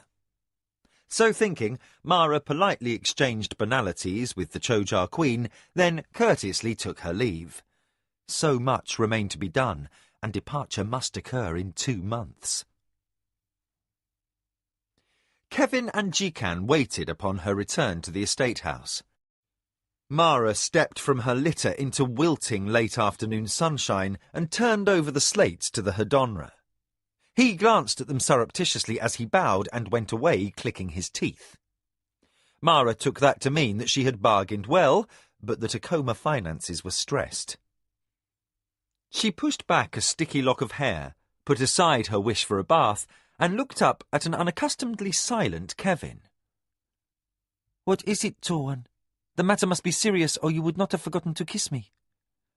I never forget to kiss you, Kevin countered, and remedied the matter forthwith.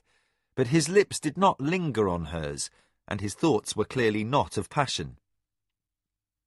Kyoke asks to see you, lady. I thought so. Mara removed her overrobe and passed it to a waiting servant. Slipping her arms into the fresh garment held out by her slave, she forcibly smoothed away a frown. Where is Lujan? Kevin fell into step beside her as she moved ahead through the doorway. He's at the barracks, overseeing a drill, upon Kyoke's suggestion. Mara absorbed this, thinking the old man would accept her promotion to the position of advisor of war, else he would have appointed Lujan to break the news of his refusal, rather than send him off to hard duty. Kyoke adhered to obligations to the very letter of tradition. He would not send personal news in the mouth of a slave, and, though Kevin was given privilege as a family member or consort, Kyoke would never treat him above his station. Considerate of the old one's sense of etiquette, Mara sent Kevin away. She went alone down the corridors of the estate house and entered the candle-lit chamber where the old man lay sweating in blankets. He had been waiting for her, his eyes brilliant with fever. "My lady," he murmured the instant she appeared in the doorway. She had to hasten to stop him from attempting to rise and bow. "Don't. Grandfather of my heart, you are hurt, and I am not one to stand on ceremony. You honor me with your wounds, and your loyalty is beyond question." She knelt on a cushion by his side and broke protocol by taking his hand, holding it fiercely. "I have told Nakoya how I love her many times. I have never said so to you." The ghost of a smile tugged at Kyoke's lips. He was pleased, but too much the Surani commander to show more than the glimmer of emotion. "Lady," he said gruffly, "Tasayo holds your death in his hands in the starry." So Lujan had told him. Mara swallowed against a clenching tide of tears. Most likely, that had been what it took to make the old man agree to live. Even ill, Kyoke read her. "No, lady. I needed no coercion to serve the Akoma. I am honored to become advisor for war, never doubt." He paused, seeking words. "I prepared to die as a warrior, because that was the only destiny I ever saw for a force commander grown too old for the field." Mara would not settle for this. "And the leg?" Kyoke did smile very fleetingly. "Papewayo is my teacher. If he could bear the black rag, I shall bear my crutch." An instant later, he added, "Kevin suggested that the armourer make one that holds a concealed sword." "You like that idea," Mara observed. She allowed herself to smile also. "Grandfather of my heart, I shall make your crutch your staff of office, and see the armourers about a blade myself." She regarded his sweating face, too grey and gaunt, and against all his wishes showing tiredness. "You will train Lujan, and between us we will find a way to rout Tasayo's desert men." Kyoke's eyes flicked open wider, nailing her with their intensity. "Daughter of my heart, there is no strategy that will help you on treeless sand except sheer numbers. That my wisdom cannot arrange." He sank back after that, exhausted beyond bone and sinew. His will was not enough, Mara saw. He was sincere in his gratitude for his new office, but the body was too battered. The Red God might not let him keep the life that had burned itself recklessly until news of the foray could be delivered. "Leave the starry to Lujan and me," Mara murmured. "Ayaki is your last responsibility, and the Natami in the sacred grove. Should all else fail, and the Minwanabi overrun our borders, you and one picked company can see the boys safe. Take refuge in the hive with the Choja Queen and ensure the Akoma name survives." Kyoke lay with his eyes closed. He did not speak, but the hand within Mara's returned a light squeeze. She smoothed the fingers against the coverlet and noticed the fast, thready pulse that raced through the veins on his wrist. He was dying. The fact could not be denied. "Rest well, grandfather of my heart," Mara whispered. In a forced show of calm, she arose and stepped into the doorway. "Get my runner slave and every available messenger," she murmured to the servant outside. "I also want guild runners in Sulanke." She spoke quickly, unaware of the rotund man in the smock who hurried down the corridor and stopped quizzically at her side. He carried a bulging bag of elixirs, and his person smelled fustily of herbs. "You will send for the priest of Hantukama?" he asked, in a voice that was schooled to be mild. Mara spun, noticed the presence of her personal healer, and returned a quick nod. "It is necessary, don't you think?" The healer sighed in sympathy. Lady Mara, I doubt that your advisor for war will remain conscious past the dawn, or breathe for 2 more days after that. "He will live," Mara returned fiercely. "I will find him a priest and pay for a prayer gate to have the magic of the god invoked for healing." The healer rubbed arched brows and looked weary. Lady, the priests are not so easily moved. They are loyal to no one but their god, and they consider common villagers the equal of even the emperor. If you do find a priest of Hantukama, and they are rare, no prayer gate will lure him to forsake the sick already in his care for the sake of a dying warrior. Mara regarded this man with his sacks of useless remedies and his unwelcome truths. Her eyes lacked even a spark of compassion. "We shall see, Master Healer. We shall see." Before that look, the healer quailed and ducked hastily into the sick room. Mara's voice pursued him, low and determined as a spear thrust. "Keep him alive and comfortable. That is all that need concern you." She resumed her instruction to the servant and to the runner-slave recently arrived. Bent at Kyoke's side, counting the pulse on one dry, heated wrist, the healer turned his eyes heavenward and prayed to Chochokan and Hantukama for a miracle. Kyoke was weakening, and not a remedy in his satchel could stay the spirit from Turakamu's call. The healer went on to examine the whites of Kyoke's eyes, and then to check his bandages. Of the two, his gods and his mistress, this moment he feared the wrath of the lady the more. Preparation for the war in Dostari overturned the quiet routine on the Akoma estate.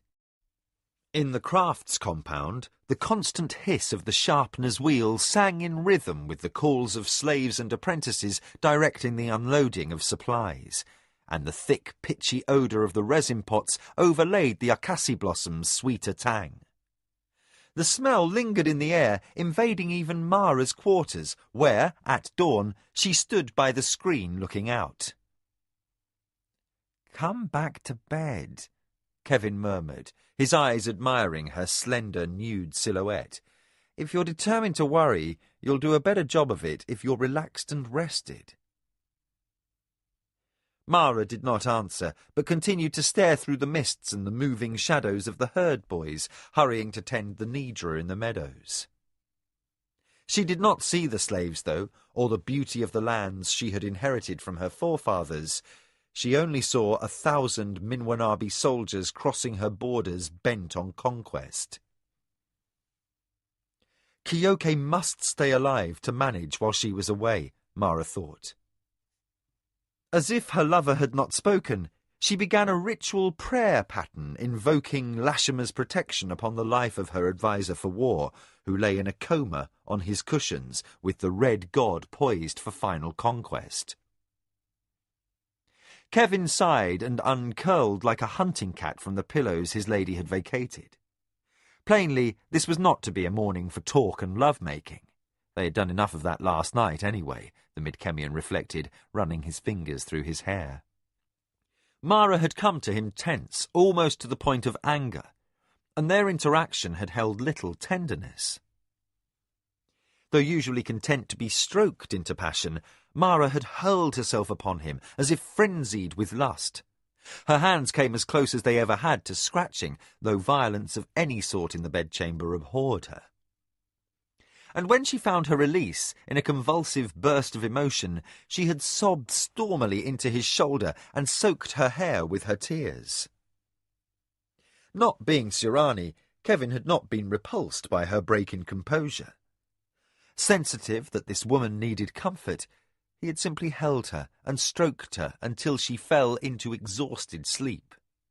Now, watching her stand, sword straight and slim as a girl, in the frame of the opened screen, he saw that she had recovered her resilience. She was very strong. But upon her shoulders rested the well-being of all who made their livelihood on her far-flung holdings, from respected factors and advisers to the lowliest of her kitchen scullions. Fear for her young son haunted her, waking and sleeping, and Kevin wondered how long she could last before she broke under the strain. He arose, tossed a robe over his shoulders. Even after 3 years, he could never quite feel comfortable with the Surani disregard for modesty, and joined Mara by the screen. He slipped an arm over her shoulders, surprised to find her rigid and shivering. "Mara," he said gently, and opened his robe and wrapped one side of it around her, bundling her against his warmth. "I'm worried about Kyoki," she admitted, snuggling against him. "You have been a great comfort." She rested her head against his forearm and tickled a playful hand down his groin. Kevin considered sweeping her up and carrying her back to bed, but once again her thoughts carried her away from him, and after a moment she pulled clear of his embrace and clapped her hands sharply. Servants invaded the chamber, clearing away sleeping mat and cushions, and hustling to assemble Mara's wardrobe. Kevin retired to a screened-off corner to dress. When he emerged, he was surprised to see a breakfast tray laid with fruit, chocha and bread, but untouched, and although a staff of 3 remained standing by to serve, Mara was no longer in the room. "Where is the lady?" Kevin inquired. The house servant in charge regarded him with no sense of humility. No matter how fine the embroidery on Kevin's Midkemian-style shirt, he was still a slave, inferior in station, and not worthy of courtesy from a free man. "The lady has gone to the front entrance."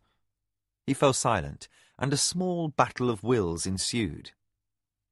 At last, seeing that Kevin would neither demean himself further by speaking, nor go about his business, but would stand staring down from his immense height with unblinking blue eyes, the servant sniffed.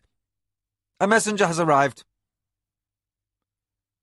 "Thanks," Kevin muttered with dry irony, wishing as always that the Surani caste system were less rigid, and that someone in the whole bowing and scraping lot had thought to inform him of the arrival. Even Mara, but she had worries enough. He pulled on his sandals in hopping leaps through the door and hurried down the corridor to join her. The messenger proved to be one of Arakasi's, dust-covered and travel-worn. A boy in his teens, he had plainly run through the night, and from a distance much farther than Sulankeu. "We are committed to 3 shrines," he was saying as Kevin drew close. "One must be stone, and we must also build a prayer gate on your estate to the gods of fortunate aspect." This meant Chochokan, Lashima, Hantukama, and a half-dozen others Kevin could not separate, their names and their qualities being strange to one of foreign origins. In Kelewan there was even a god who governed the concept of honour. "The facing must be of Kokara," the messenger ended, in pointed reference to the prayer gate. The promised structure would become a costly undertaking, Kevin realised, as he sorted through his growing Surani vocabulary and identified Kokara to be a shell resembling abalone. But matters of finance and debt left Mara surprisingly unconcerned. "When will the healer priest arrive?" The messenger bowed. "Noon today, lady. Arakasi's man arranged for hired bearers and paid the premium for haste."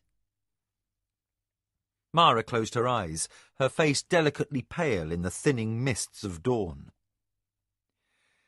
"Pray to the gods of fortunate aspect that we have that long."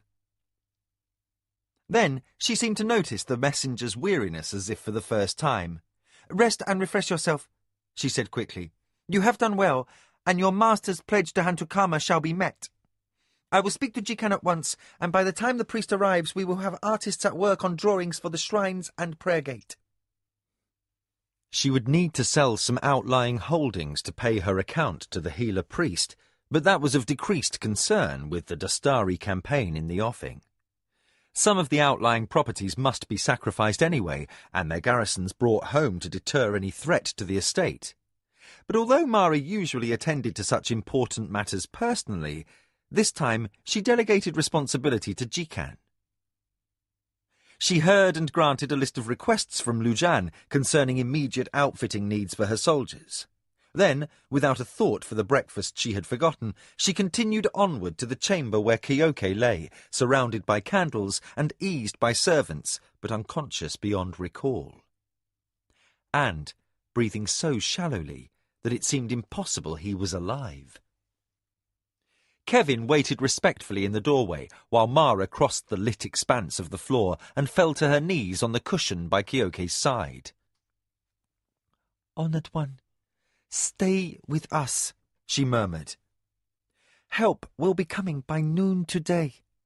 Arakasi has found a priest of Hantukama who travels even now to aid the Akoma." Kyoke lay utterly still. Not even his eyelids flickered, and his skin remained white as nut paste. Inescapably, he was a man at death's door. Kevin had observed enough battle wounds and their after-effects to recognize the facts. In pity, he left the doorway and crouched down beside his mistress. His hands locked solidly around her waist, and he said, "Dear one, he cannot hear you." Mara shook her head stubbornly, and her unbound hair filled his nostrils with its scent. "We believe differently. The wheel of life is many-sided, so say our priests. Kyoke's fleshy ears may not hear, but his spirit, resting within his wall, never sleeps. His spirit will know I have spoken, and will take strength from Hantukama to hold Turakamu at bay." "I hope your faith bears fruit," Kevin murmured. But he looked at Kyoke's wasted flesh and the hands upon which past sword scars showed like a white intaglio design, and he felt his own hope falter. His hands tightened upon the lady to share comfort and also sadness, and a fear he lacked the courage to face. Should he lose her, he thought, and banished the idea at once. An uneasy discovery followed that, should he be offered the chance for free return to his homeworld, he might not wish to leave her side. "Live, Kyoke," he said. "You are needed." And whether or not the wall of the warrior could hear him, the tall Midkemian spoke the words equally for himself. The healing priest of Hantukama arrived just past the hour of noon, with such marked lack of ceremony that his presence came as a surprise. Mara had not left Kyoke's chamber. She had answered the questions of her advisers there and turned away servants who offered food. When noon came, she arose and began to pace, her brows drawn in a frown. Occasionally, she would turn a concerned glance at the too-still figure amid the cushions. Kevin, sitting quietly to one side, observed his lady's agitation, but knew better than to speak or offer sympathy. She might appear to be wholly absorbed in her worry, but the distance in her eyes warned otherwise. Her thoughts were very far from this sick-room, enmeshed in rituals of prayer and meditation learned in Lashima's temple. There was rhythm to her movements, a dance-like adherence to forms that bespoke purpose rather than an aimless burning of energy. She finished one such pattern, blinked like a dreamer roused from sleep, and found a plainly robed figure standing beside her. Dust-streaked, slender to the point of fragility, he wore robes that were almost as coarse as a slave's. His hands were dark from the sun, and his face like a wrinkled, dried fruit. He did not bow, but looked upon the Lady of the Akoma with dark eyes that burned with a tireless energy. Mara started slightly. Then she made a holy sign with one hand. "You serve Hantukama as healer." The man did bow then, but not to her. "The god walks in my presence." His brow furrowed. "I did not interrupt your Do-chan-lu?" he inquired, referring to the exercise of walking meditation. Mara waved the apology aside. "I welcome your presence, Holy One, and would gladly suffer interruption had there been one." With no apparent strain, and not even a glance at the comatose form of Kyoke, she went on to offer the little priest refreshment and food if he required. He looked at her, considered, and then smiled, a startling expression that radiated a warmth of compassion. "The lady is gracious, and I thank her, but my need is not so great." "And to Karma bless you, Holy One," Mara said, and relief showed plainly in her voice as she indicated the sick warrior upon the mat. "There is one here in grave need of healing."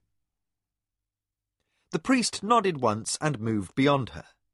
The back of his head was shaved in a semicircle that began just behind the ears and ended at the nape, where the hair had been allowed to grow long in a lustrous tail of intricate braid. "I will need basins, water, and a brazier," he said, not looking around. "My assistant will bring in my herbs." Mara clapped for a servant, while the priest bent and, with neat economy of movement, removed his dirty sandals. At his request, a servant washed his hands and feet, but he refused the use of a towel. Instead, he laid his damp fingers upon Kyoke's forehead and stood for an interval, not moving. His breathing slowed to match that of the injured warriors. For a long minute, nothing happened. Then he ran his fingers lightly down Kyoke's jaw and neck and on, over the coverlet and bandages that clothed the warrior's sinewy body. Over the site of each injury, the priest paused, profoundly still, then at last moved on.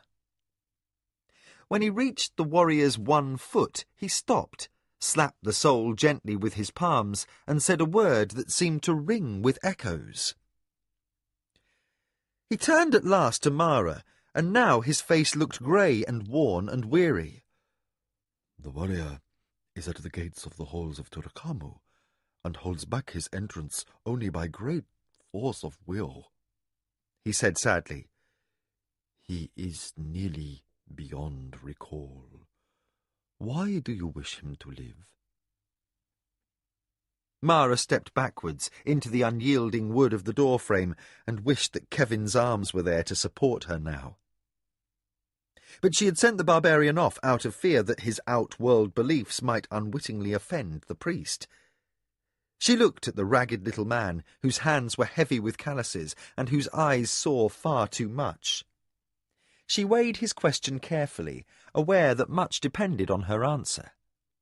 She sorted through the memories of Kyoke, from the strong hand that lifted her when she fell and scraped her knees as a child, to the sword that had never faltered in defence of her father in the face of his enemies.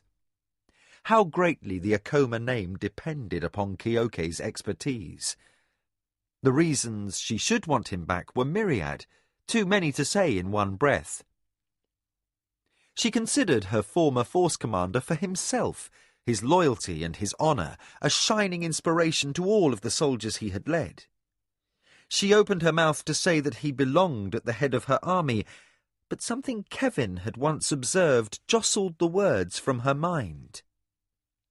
Swayed by this markedly foreign concept, Mara blurted something very different from what she had initially intended. "We wish Kyoke among us because we love him." The priest's critical expression broke into a surprised but heartwarming smile. "Lady, you have answered well and wisely. Love by itself is the healer, not honour, not need, not duty. For love alone will my god Hantukama answer summons and lend your warrior the strength to live." Mara felt weak in the knees. In an overwhelming rush of relief, she heard the priest excuse her from the room, that he have solitude to invoke his sacred rituals. Alone, except for his assistant, a boy with shorn hair and a loincloth not so very different from a slave's, the priest of Hantukama set up his brazier. All the while he worked, his voice intoned a chant that rose and fell like poetry, like music, but not. The guards beyond the closed screen felt the hair prickle at their napes, and they sweated, aware of powers beyond their understanding being summoned beyond the wall. The priest opened a voluminous satchel and set forth small bundles of herbs, each one painstakingly blessed and tied with threads spun in a ritual known only to a handful of his brethren who wandered the empire in Hantukama's service. Each little bundle had a packet attached, labelled with holy symbols and sealed with scented wax. Not even the assistant knew what ingredients made up the fine powders inside. Out of respect, the boy had never dared to ask. The priest sorted through his sacred remedies, lifting them, weighing them, sensing to the depths the viruses imbued within each. He discarded the ones made for coughs and others ensorcelled to encourage fruitful childbirth. He laid others for blood loss and infections and fevers and proper digestion in a neat array to one side. To these he added still more, for reinstatement of the spirit and restoration of the circulation and the knitting of injured bone and sinew. He deliberated a moment, touched Kyoke's hand, and added another for strength. Over the leg he clicked his tongue. He could not restore tissue that had been severed and discarded. Had the cut limb been saved in turpentine, he might have managed, but maybe not. The belly wound offered difficulty enough. "Old warrior," murmured the priest between invocations, "let us hope that you love yourself enough to transmute the shame of bearing a crutch into the pride of wearing a badge of honor." His wizened hands rearranged the remedies into patterns and blessed them again and again. At one point, Kyoke's body lay ringed with little bundles of herbs. At another, he wore them in rows down the nerve centres of his torso and abdomen. Then the boy assistant lit the brazier, and one by one, with the appropriate song of praise to Hantukama, the bundles were lit and consumed. The packets of powder were dusted in the air above Kyoke, with murmured exhortations to breathe deep, breathe in the strength of the earth and the regenerative powers of the god. The last of the herbs went up in smoke, and the chamber swirled with incense. The priest gathered his inner energies into a tight knot and became a channel for the glory of his god. He bent over Kyoke and touched the chilly hands that lay unmoving on the coverlet. "Old warrior," he intoned, "in the name of Hantukama, I ask that you give up your sword arm. Your hands are not yours, but my god's, to work for peace and harmony. Give up your striving and walk in love, and find your strength returned in full measure." The priest paused then, waiting as quietly as a fish in the depths of a noon-heated pool. "Find your strength," he murmured, and his voice held a coaxing tone, as though he spoke to a tiny child. At last, reluctantly, a warming began beneath his fingers. The sensation grew to a glow that brightened softly yellow. The priest nodded and set his hands over Kyoke's face. "Old warrior," he intoned, "in the grace of Hantukama, I ask that you give up your senses, vision, hearing, taste, smell, and touch. Your senses are not yours, but my god's, for experiencing the glory that is life. Give up your speech and walk in joy, and find your senses enhanced and fully vital." The glow happened more slowly this time. The priest fought sagging shoulders while he moved on and laid dry hands over Kyoke's heart.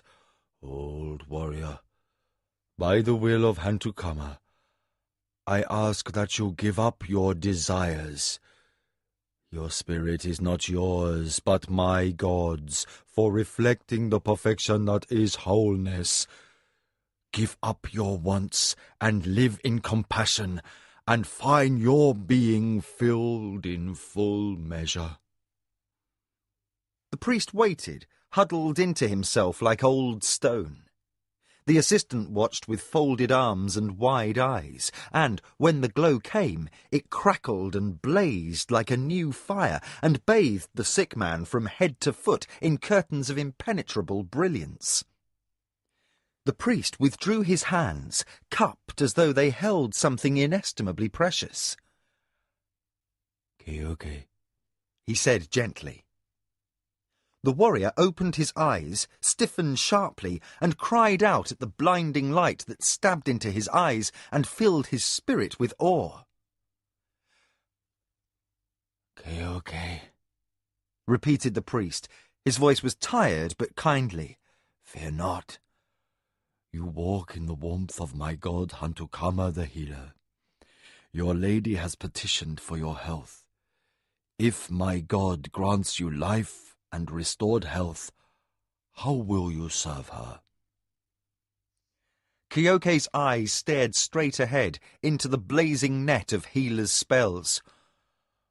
"I serve her always, as a father does a daughter, for my heart knows her as the child I never had.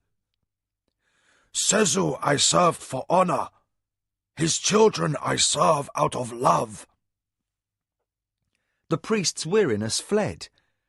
"Live, Kyoke, and heal by the grace of my god."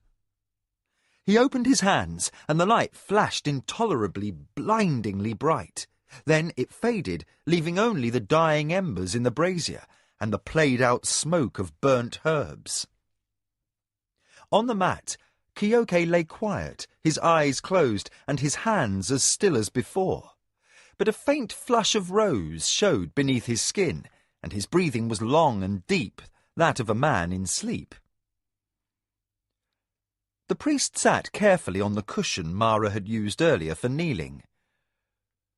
"Fetch the Lady of the Akoma," he told his young assistant.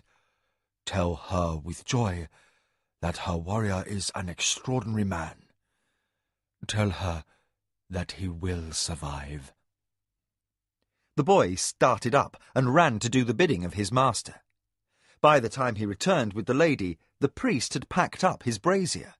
The ashes and the coals were mysteriously disposed of, and the little man who had brought them the miracle was curled up in sleep upon the floor. "The healing was a difficult one," the boy assistant confided. Then, as Mara's servants attended to the needs of his master and brought dishes of food for the boy, Mara went to the pallet and quietly regarded Kyoke. "He will sleep for several days, probably," the boy explained, "but his wounds will slowly close. Do not expect him to be on his feet too quickly." Mara smiled wryly. She could see the changes that indicated a return to vitality, and her heart sang inside with gratitude for the gift of the priest and his god.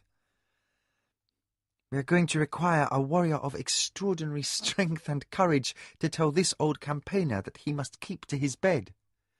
For as I know Kyoke, he's going to wake up asking for his sword." The days passed in a flurry of activity. Factors arrived and departed at Jikan's direction, settling the sales of Nidra stock and incoming shipments of supplies. The sheds that once housed breeding bulls were now half filled with chests of new armour and swords.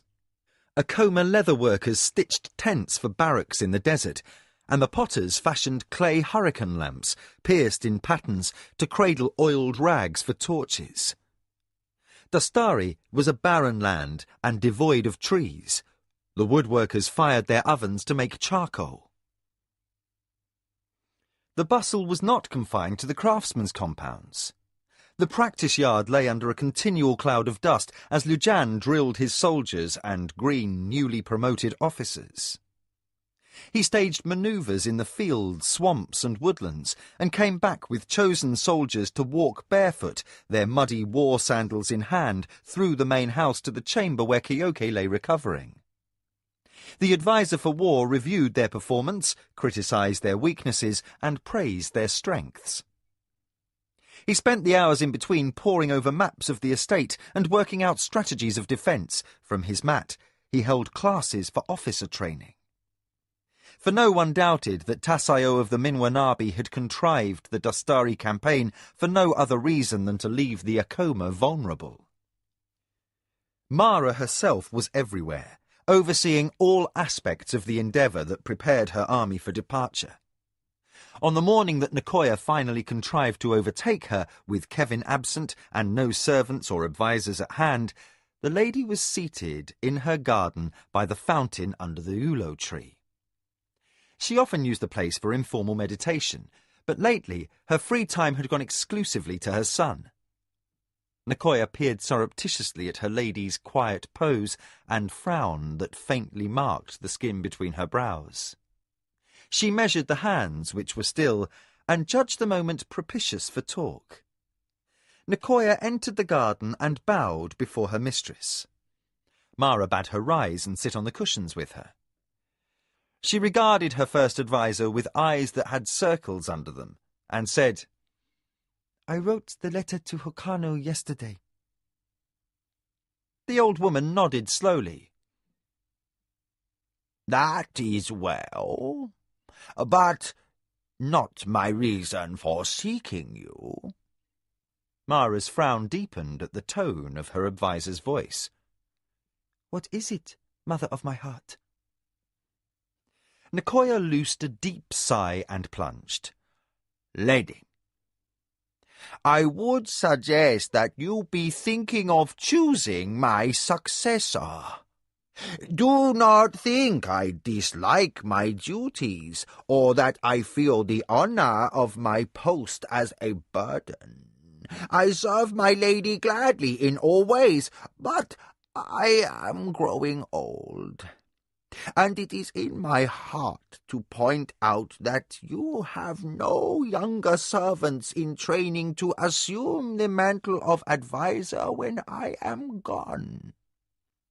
Jikan is middle-aged, but he lacks canniness in politics. Kyoke has the perception to take on the role of first adviser, but he and I are of an age, and there will not always be a priest of Hantukama to defer the red god's due. A breeze sighed through the ulo leaves, and water splashed in the fountain. Mara's fingers stirred against the loosened folds of her robe and gathered the fabric about her. "I hear you, old mother. Your words are wise and well considered. I have thought upon the issue of your replacement." She paused and softly shook her head. "You know, Nicoya, that too many of our best people died with my father." Nicoya nodded. She gestured to the fountain. "Life continually renews itself, daughter of my heart. You must find new minds and train them." That was a risky venture, as both of them knew. To take on new servants and raise them to high levels of responsibility invited the chance for an enemy to infiltrate a new spy. Arakasi's network was good, but not infallible. Yet, the necessity could not be denied. Mara needed trusted people around her, or she would be too encumbered by everyday decisions to maintain her status in the great game. "I will put effort into finding a new cadre of advisers, but after the campaign in Dastari is completed," she concluded at last, "if I return home and the Natami remains in the sacred glade, then we will search for new talent. But the risk is too great to be taken beforehand. Ayaki must be surrounded only by servants who were born here and whose loyalty remains beyond question." Nicoya arose and bowed. "My lady's permission to leave?" Mara smiled slightly at the stoop-shouldered figure of her adviser. "Permission given. Take a nap, old mother. You look as if you could use it." "I just got up," Nicoya snapped. "Take a nap yourself, and without that needrous stud of a barbarian for a change. When he's there, you get no sleep, and you'll be needing thizer powder to cover the wrinkles that come before you're 30. Sex does not make wrinkles, Mara laughed. That's an old nurse's tale. Don't you have duties? The day's messages to sort through? I do have that, Nicoya conceded. You're getting more inquiries from suitors. Opportunists, Mara said, suddenly annoyed. They think to marry me as consort and inherit if I fall in Dastari. Or else they are agents of Desio, thinking to open my gates to his army. Why else petition the lady of the house that's entering into peril? Yes, lady, Nicoya said quickly, and the smugness behind her meek tone betrayed her satisfaction. Mara might be young and foolish in the bedchamber, but when it came to politics she had an excellent grasp indeed.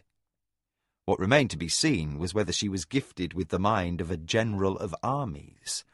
Dastari and the desert men were going to offer a swift and perilous education.